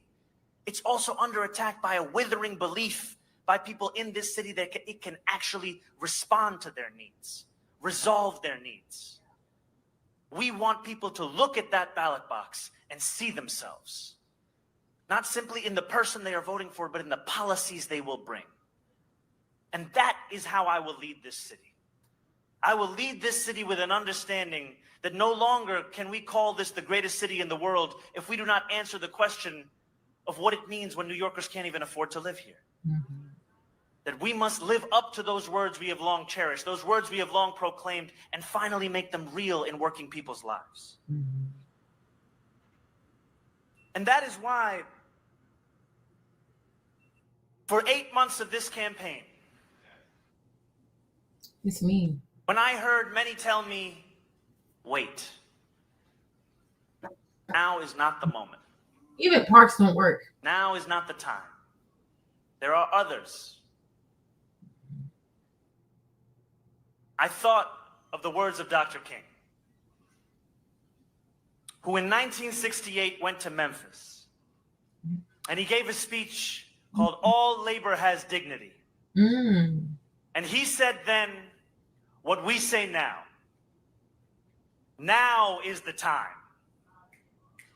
Get the word across to everybody in power, in this time, in this town, that now is the time to make real the promises of democracy. Now is the time to make an adequate income a reality for all of God's children.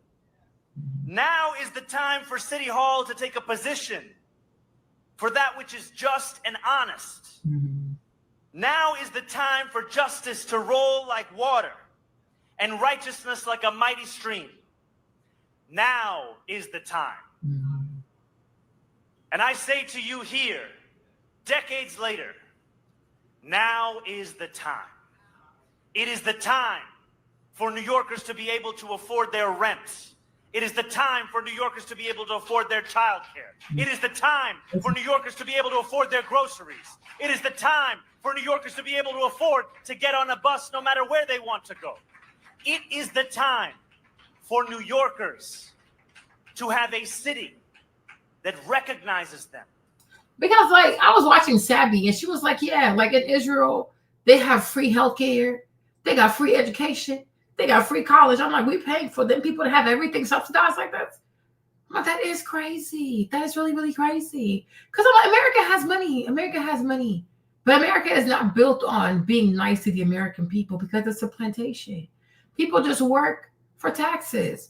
They will outwork you, overwork you, so you can pay taxes. And then they can decide to send money over here, money over here, money over there. And you have no say-so where your money is going.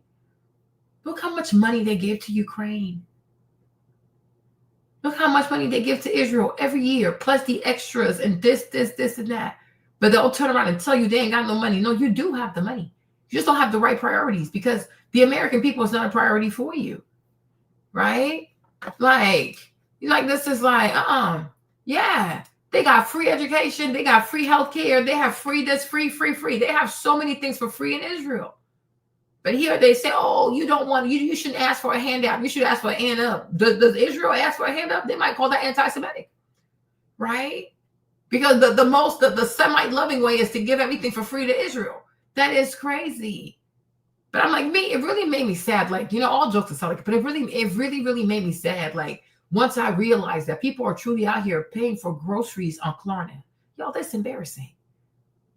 This is not the Ivory Coast. This is America. You know what I mean? Like, there are certain places you expect ratchet ass behavior like this. But I'm like, to have people pay for groceries. And I'm like, and my thing is, how long are your groceries even going to last you for you to split your groceries into 4? Because by the time you go back to the grocery store, you are still paying from the other time's groceries. But why do people need to split their groceries into 4 payments? That is crazy. That is really crazy. Like, it's just sad. Yeah, because they don't pay for anything. They don't pay for anything, But I'm like, it's really sad. All jokes aside, I'm like, it's really, really sad that people have to people have to put their groceries on Klarna. Otherwise, they're not going to eat. And like, it's all over. So it can't be that, these politicians haven't heard about it. It's all over. It's all over social media. It's all over the news. Americans are heavily reliant on buy now, pay later. And these politicians, you think they'll change their priorities with how they spend the money and how they spend the tax dollars? They don't care because nobody's whooping their asses. Nobody's whooping. They're too comfortable because nobody's whooping their asses. But I'm like, this is so disgusting. Exactly, like makeup, clothes, like foolishness, like not actual groceries. People need Klarna to pay for groceries. Like even like during COVID and coming out of COVID, the number of Americans who had to rely on food banks to feed themselves. But I'm like, but we're giving $2.4 billion worth of javelin to Ukraine to go kill people. When people here in America don't even have food to eat. But somehow they need to be a regime change in Iran, but we shouldn't change our regime here in DC. This duopoly, like this gotta go. Right? That's really sad. It's really sad. All jokes aside, like all jokes, like, you know, my pettiness aside too, right? But it doesn't matter who you are. But anybody who lives in America that truly needs to put their groceries on Klarna, because I'm like, when are you gonna be done paying for this? Because let's say you do your groceries like once a month, but you're not going to be done paying the 4 installments by the time you got to go back to the grocery store. So now you're going to pay interest on your groceries. By that time, you already ate the food, you pooped the food out, and you're still paying interest on food. And they're not doing anything to fix it. But somehow wars are a priority. Killing people are a priority. Killing Muslims is a priority. Investing in regime change in the Middle East so that Israeli can sleep better at night. They can just go back to Europe. Maybe they'll have a better sleep if they go back to where they came from. Go back to where you came from. But all of this is at the expense of American people and their quality of life and even their stress level. Like, we might even get to a point where you're going to start seeing a lot of American people just start dying of early age, stress, anxiety, being overworked. Because the American people are not a priority. It's the foreigners it's the priority, and their fears and their PTSD and their Stockholm syndrome and the neighbors they don't like. I don't know. Get to know your neighbors. What do you want me to tell you? Invite them over for dinner. Okay? But it's too expensive. Hatred is truly expensive. And it produces nothing, if not more problems. That like, because once you hate people and then you hurt people, you always have to look, you know, like look behind you, like, oh, who am I trying to get me? You know, I'm like, it's expensive. It's truly, truly expensive, right? But I'm like, we might start seeing this. Like, we're going to start seeing, maybe people are going to start dying at the age of 60 because it's so much stress. And stress does shave years off of your life because it's too much. The anxiety, the stress, the stress of the bills, the stress of the interest payment, the stress of like damaging your credit is too much. I'm like, inflammation. I'm sure most Americans are inflamed. You know, it's excessive. I'm like, American people are not a priority in this country. Like, I'm like, these politicians are so corrupt. They are truly corrupt. But it's really sad. I'm like, to me, it makes me really sad. All jokes aside, it makes me really sad that somebody needs to use Klarna to pay for groceries. That is crazy. I don't think it was ever that bad. And there's all these other countries who have all kinds of produce. If we have better foreign policy, they could bring their produce here, and that could really bring down the cost of that could truly bring down the cost of groceries, right? I saw a video about the guy we saw earlier, the Jewish boy from earlier. He went to Iran, and they were selling they were selling eggplants for like, I want to say like maybe like 7 cents. And I'm like, what? Why don't we buy all their eggplants and put them on the American market and just bring the prices down? There are a lot of countries who make better produce than we do, and they have excess produce. Just bring their stuff in here. Why do we have to fight people, put embargoes on people when they have all the eggplants we need? Like, that makes no sense to me. Yeah, it's really sad. You know, and so many of our young people today are obese. They don't go outside. They have anxiety. They have panic attacks. They're socially awkward. All they do is stay in the house. They're afraid to go outside. It's like, what is this? What is this? Like, it's really sad. I just think it's really sad. It's dystopia. Like, it's great. It's gross. That respects them, that protects them, that uplifts them. It is the time for our city to be reborn. That is how we get to a politics of the morning. Because we have emerged through this darkness with a clearer vision of who our politics has left behind and for how long. And now we join together to ensure that this city, a new city with a new politics, is a city that brings everyone alongside with it.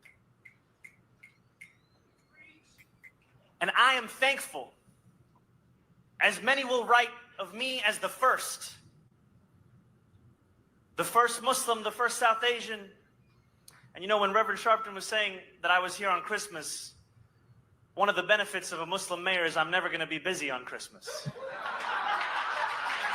I'll be here. You can count on me. But as tempting as it is to say the first, I am but one in a long line. Those, they may not look like me. They may not sound like me. They may not come from where I come from, but they fight in the way that I do. They have won in the way that I aspire to. And there are many of those who are right here on this stage. And so as tempting as it is to use that language of the first, I want to honor those that came before me to make this even possible. And I think finally of the words of one of those mayors, Mayor Dinkins, who in September of 1989, after he won his election, he told New Yorkers something that has lived within me throughout this race. I want to thank the people of New York, he said. You gave me your votes, and even more in a tough time, you gave me your trust. And you gave our city something special. You voted for your hopes and not your fears. In so doing, you said something profound today about the soul and character of this town. And as Mayor Dinkins said then, I say to you now, a deep well of gratitude and thanks, and an understanding that while we... Here he is, for those of us who've never seen his face.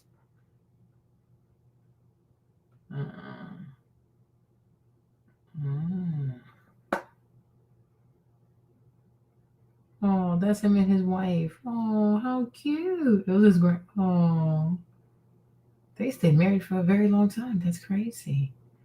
Okay, so here, that's him. Okay, beautiful. Are a city in crisis. What unites us is the knowledge, the hope, the belief that we can be more than that crisis. That the answer isn't to turn the page back. It isn't to wish of nostalgia. It is to move forward. Move forward. Every day we move forward, and we move forward to make those dreams a reality. For we know there are some days where hope is hard to come by, and those are the days that we must understand that hope is a discipline. It is something that we work to create. And so many of you in this room have created that hope. At a time when we were told it was not possible, you have delivered it to the extent that it feels inevitable. And I want to ask Reverend Sharpton, if you could join me here for one moment,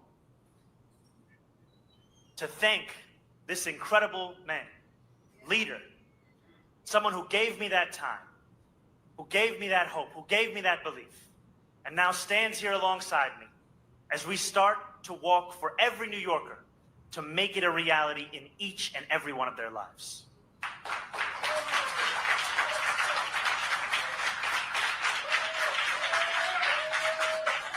Give him a hand. I really watched this part already. I really hope he wins. I really hope he wins. The way he has these people triggered. Child, look at Mayor Eric Adams being a hater. New York Mayor Eric Adams officially launching his re-election campaign earlier today, now running as an independent, directly attacking likely Democratic nominee Zohran Mamdani, saying the election here is simple. Vote for the candidate with a blue collar or the one with a silver spoon. This is not a city where you use idealism to stake your... That's him, right? That's the pop in the other video, right? I told you. I'm like, so did he turn his back on Eric? Because why is he here? Giving everything to everyone for free. There's no dignity in someone giving you everything for free. A self-described Democratic socialist, Mamdani defeated former Governor Andrew Cuomo in the Democratic mayoral primary. His progressive views a bit controversial, including being a vocal critic of Israel's military response to the Hamas attacks on October 7th. Just hours ago tonight, Mamdani addressing how he plans to help New Yorkers while also calling out Adams. And for too long, politicians have pretended that we're spectators to that crisis of affordability. We're actually actors, and we have the choice to exacerbate it, like Mayor Adams has done, or to respond to it and resolve it, like I'm planning to do. Now, Mamdani will officially become the Democratic nominee following a ranked choice vote next week. And CNN reports, despite conceding, Cuomo is staying on the ballot. And he can tell about it. One thing about Cuomo, he's not afraid of being embarrassed. So he can stay on the ballot. No one cares. Stay on the ballot. Trump, you need to go sit down somewhere. You can stay on the ballot.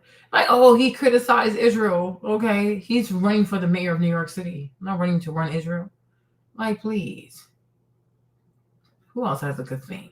I'm like, Cuomo has no shame.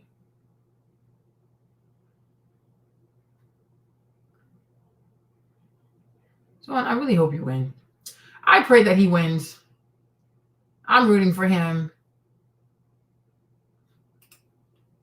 These are the 5 leading candidates in the primary as we speak, but all eyes are really on those top 2 contenders, former Governor Andrew Cuomo and progressive state lawmaker Zohran Mamdani. Cuomo is looking to make a comeback after resigning in 2021 because of sexual harassment accusations. And Mandani has gained momentum in recent weeks, closing in on double-digit polling deficits against Cuomo. His campaign has focused on making the city more affordable and standing up to the Trump administration.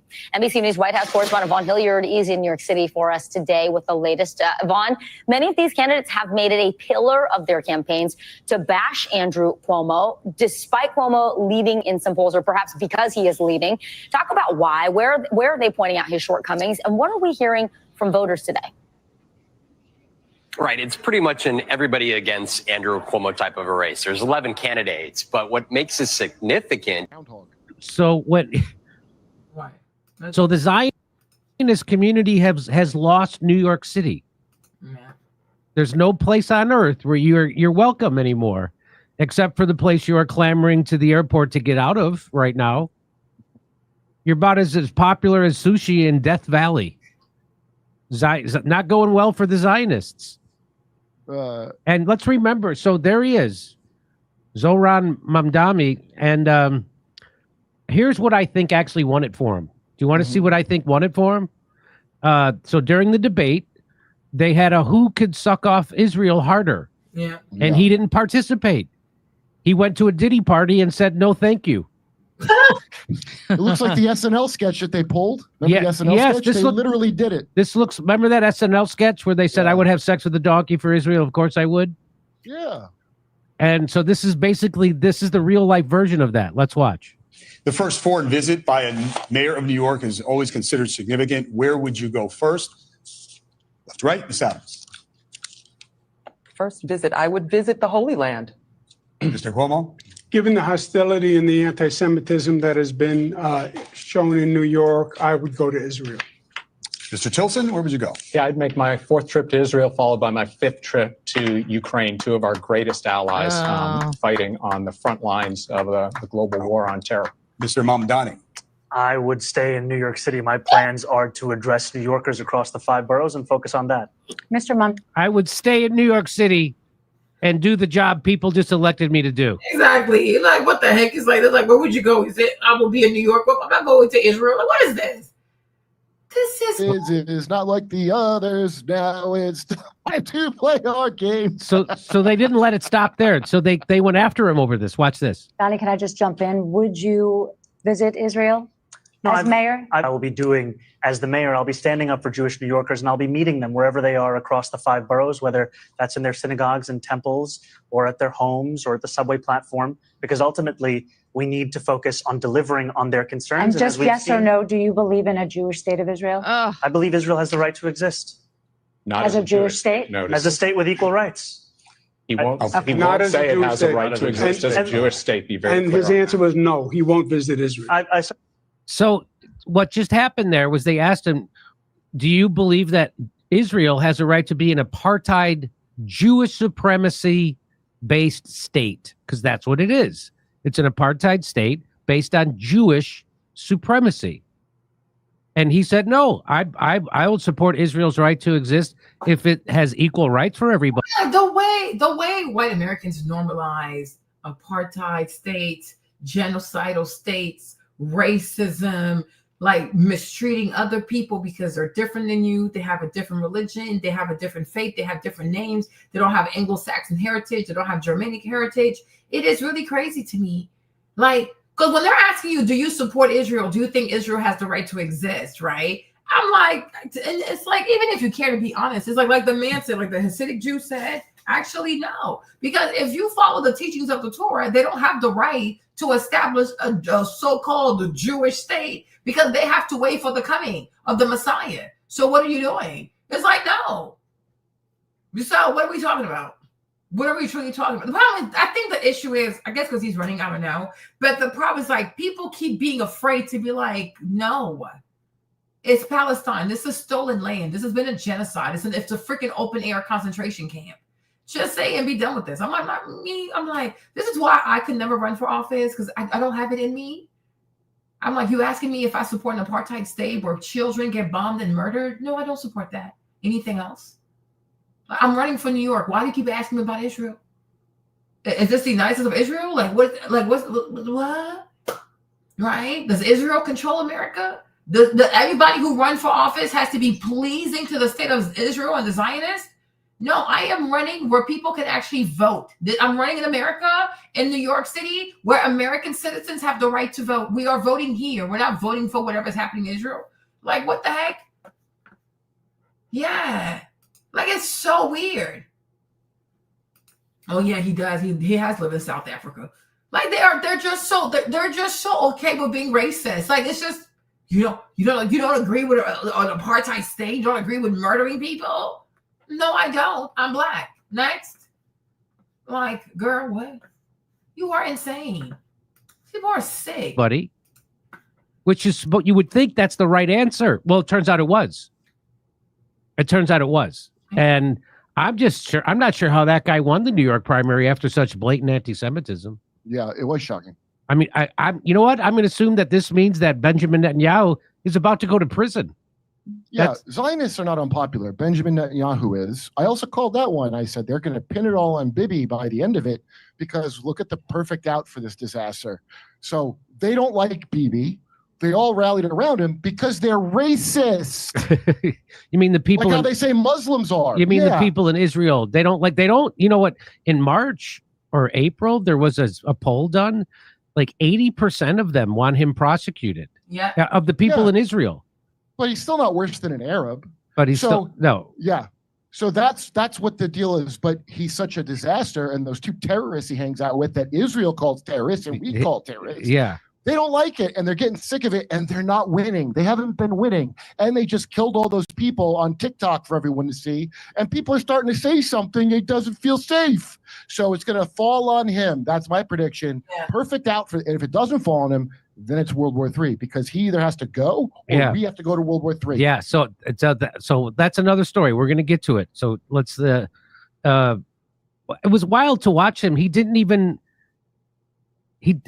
Do you denounce Hamas? Do you denounce Hamas? He won't even denounce hummus. Yeah. I mean, this guy's a hardliner. Zionists. So now the Zionists are gonna. So this isn't over.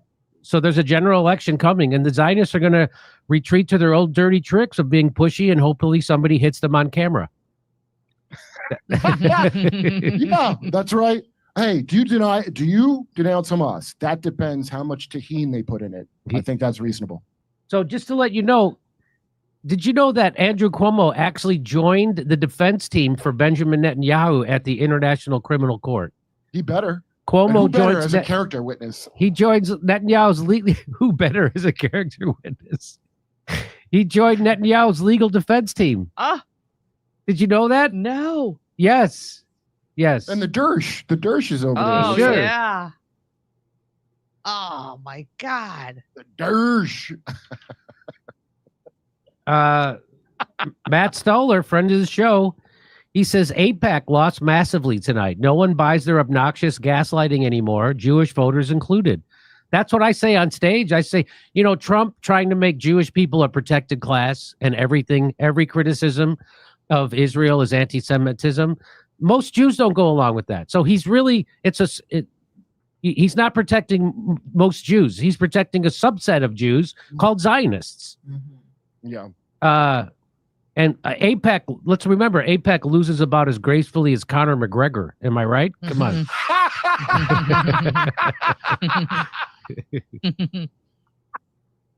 So Max Blumenthal, word of caution, and again, I'm not getting excited about this guy's mayoral term. I'm not. Mm-hmm. Jenna said it. AOC, just right there. AOC. Yeah, vibe. he's an AOC guy. So the pressure will come down on him, and he will fall in line. I bet, be a regular Democrat. After AOC, this is Max Blumenthal talking. After AOC, I view every candidate cultivated and endorsed by DSA. So let's remember, the Democratic Socialists of America are just Democrats. Those are the people who ask you to stop whispering at a meeting, and those are those people. And those are the people who wouldn't get on board with force the vote, which was their own idea in their own handbook, and they turned against me. They made me the bad guy because they decided to defend a politician who was turning their back on their own handbook. Are they compromised? I don't know. So the DSA is fully infiltrated and compromised by the CIA and the FBI. I'm not saying there aren't good people on the local level that work for DSA, and there aren't people who have their heart in the right place. But just know that just like the Democratic Party, the DSA is also fully compromised and controlled. You know how you can tell? By all of their actions. It's just like AOC. AOC, just like Bernie Sanders had half the Democratic Party ask them to do nothing. AOC has something like 12, 13 million Twitter followers alone. She has never asked them to do a thing.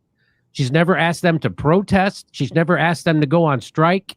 She's never asked them to do anything. Yeah. So Max Blumenthal then says, he has a caveat, but I can still offer a hopeful take on the New York City primary. And here it is. Cuomo made the race a referendum on Israel. He even volunteered for Netanyahu's legal team, and Israel lost.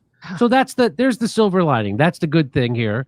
I'm not going to try and get worked up and excited about this guy. Right. So there's a good chance that Cuomo might even still win. It's a good chance a Republican will take the mayor's race this year, I bet.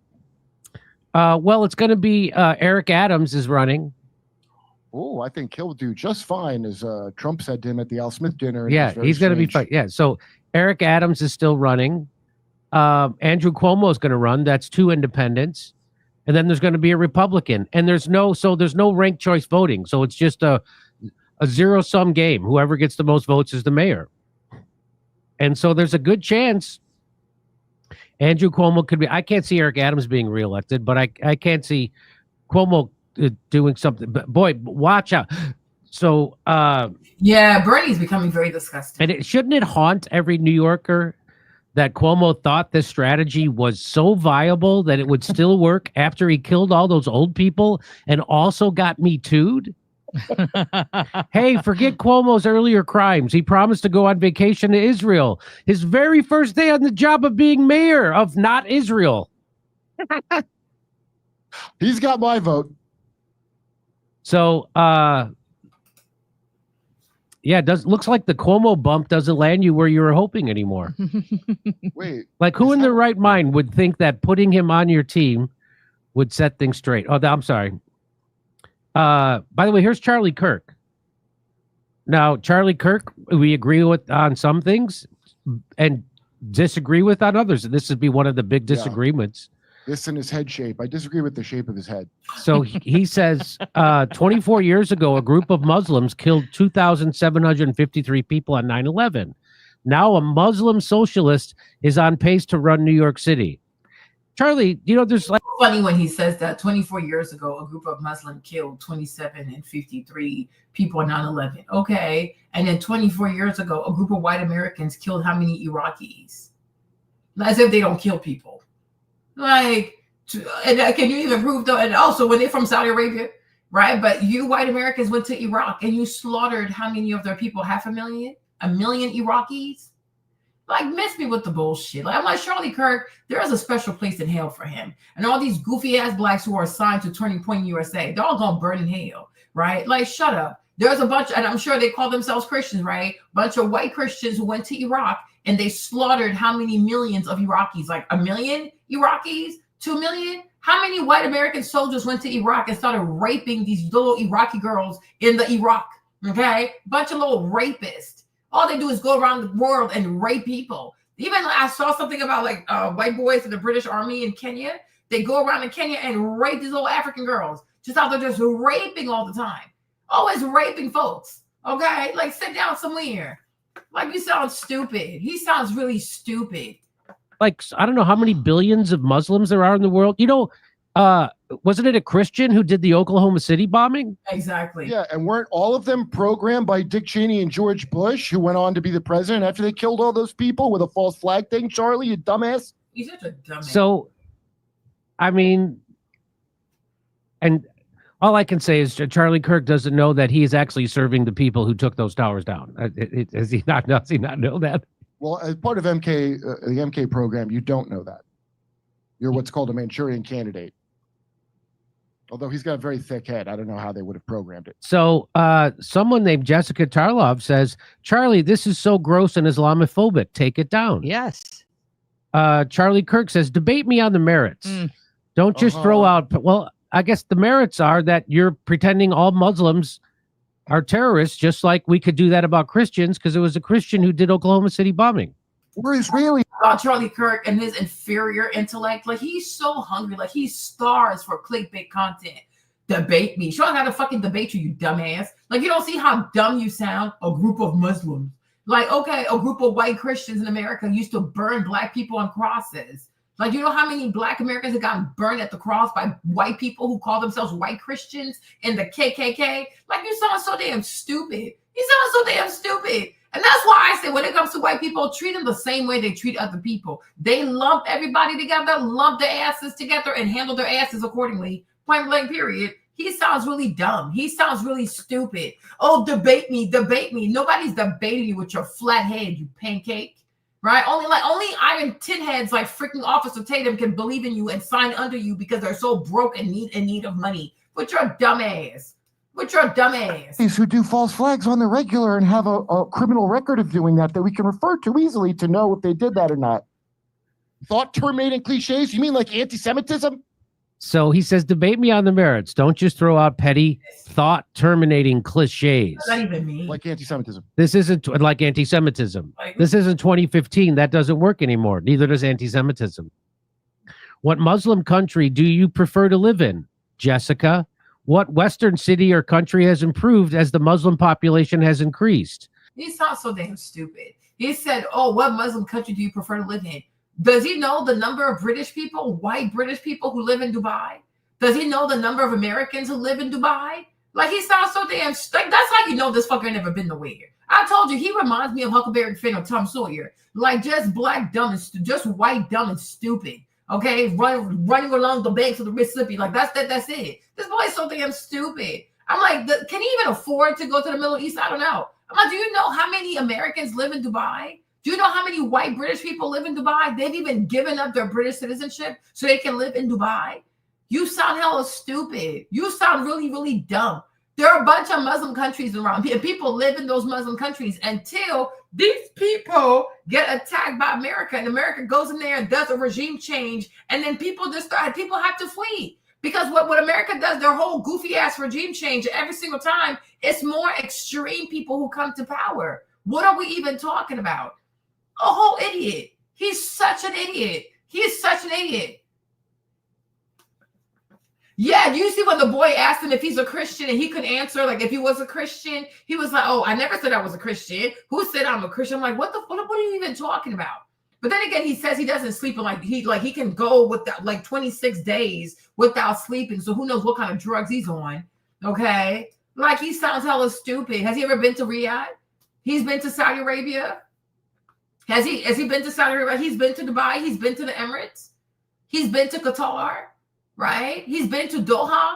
Like, they're so dumb. I'm like, these people are so dumb. They grew up in trailers. They were able to make their clickbait content on YouTube and come into some money. And now they think that they're like these sophisticated white people. You're white trash, Charlie Kirk. Shut up, Huckleberry Finn. Just shut the hell up. Like, this boy's so damn stupid. America's largest city was attacked by radical Islam 24 years ago, And now a similar form. And then he talked with the people who did it. Like he had an interview. He had a post-attack interview with these people. He's a typical white American. They're so damn stupid.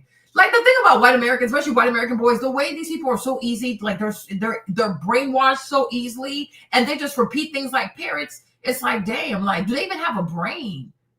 Or they have beans in their skull? Like, how does it even work? Like, what are dumb people? Oh, then we were attacked by radical Islamists. So you had a post-attack interview? You sat down with every single one of these people to know what their views were on Islam? What a fucking idiot. Of that pernicious force is poised to capture City Hall.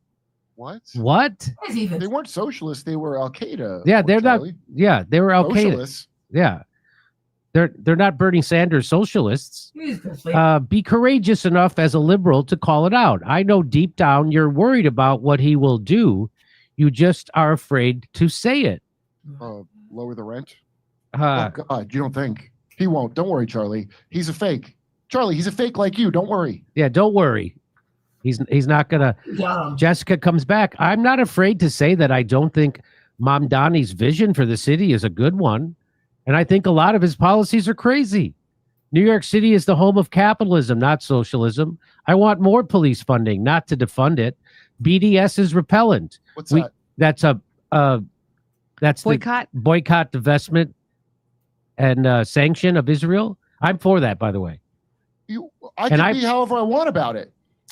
We can't freeze rent, making everything free, but none of that has to do with him being Muslim. She's correct about that. None of that has to do. You could totally oppose those policies of his, which I oppose some of them. So the guy about to be New York City's next mayor wants to boycott and sanction Israel. First, every major candidate to say so. First ever major candidate to say so, but that has totally nothing at all to do with him being Muslim. Charlie, I'm Irish, and I'm totally for BDS. And the thing about this Charlie Kirk is this the guy who was like championing for Trump to get reelected, and these people who say, "Oh, make America great," or people, "Oh, America first." So even you, Charlie, like, should you not be against like not sending all this money to Israel? I am so confused. That's how you know all these fuckers. They're not even people of convictions. They're just goofy ass, dumb ass white boys who understand that, hey, white people are hateful. And if I put myself out there and I embody the hatred, I say the things they want to say out loud, they're going to give me some money. Because if he truly had any convictions behind any of the work he did, even he himself, Charlie, be like, yeah, why we send all this money to Israel? Right? And he like part of the people who run like MAGA and like make America great and America first. So why do you want money to go to Israel? Why should every single mayor of New York City, their first trip has to be to Israel? Like, what is going on? Yeah, he's very dumb. I'm telling you, he reminds me of Huckleberry Finn.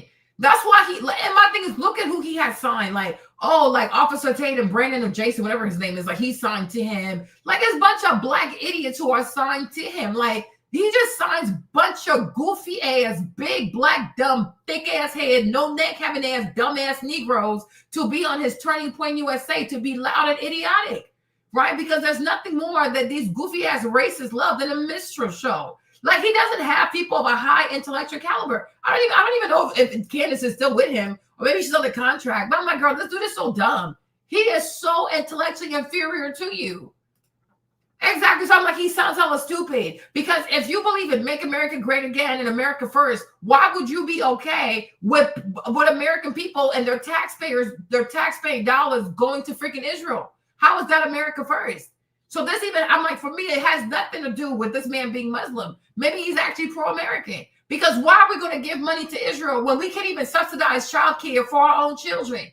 When most New Yorkers can't even afford to pay for their buses. And this goofy ass Jessica bitch up there, oh yeah, New York is a city of capitalism. How is it a city of capitalism if all you guys do is tax people to send the money to freaking Israel? No, it's not. It's a welfare city for Israel. It is a work plantation for Israel. People work in New York City to get taxed so that their money can go to Israel. That's what it is.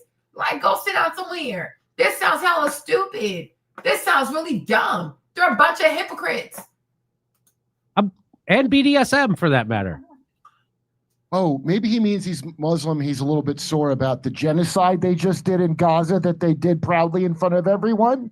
Maybe that's what he means by a Muslim having a little extra hey about things. So he's saying that the only reason this guy has anything to say about Israel is because he's Muslim.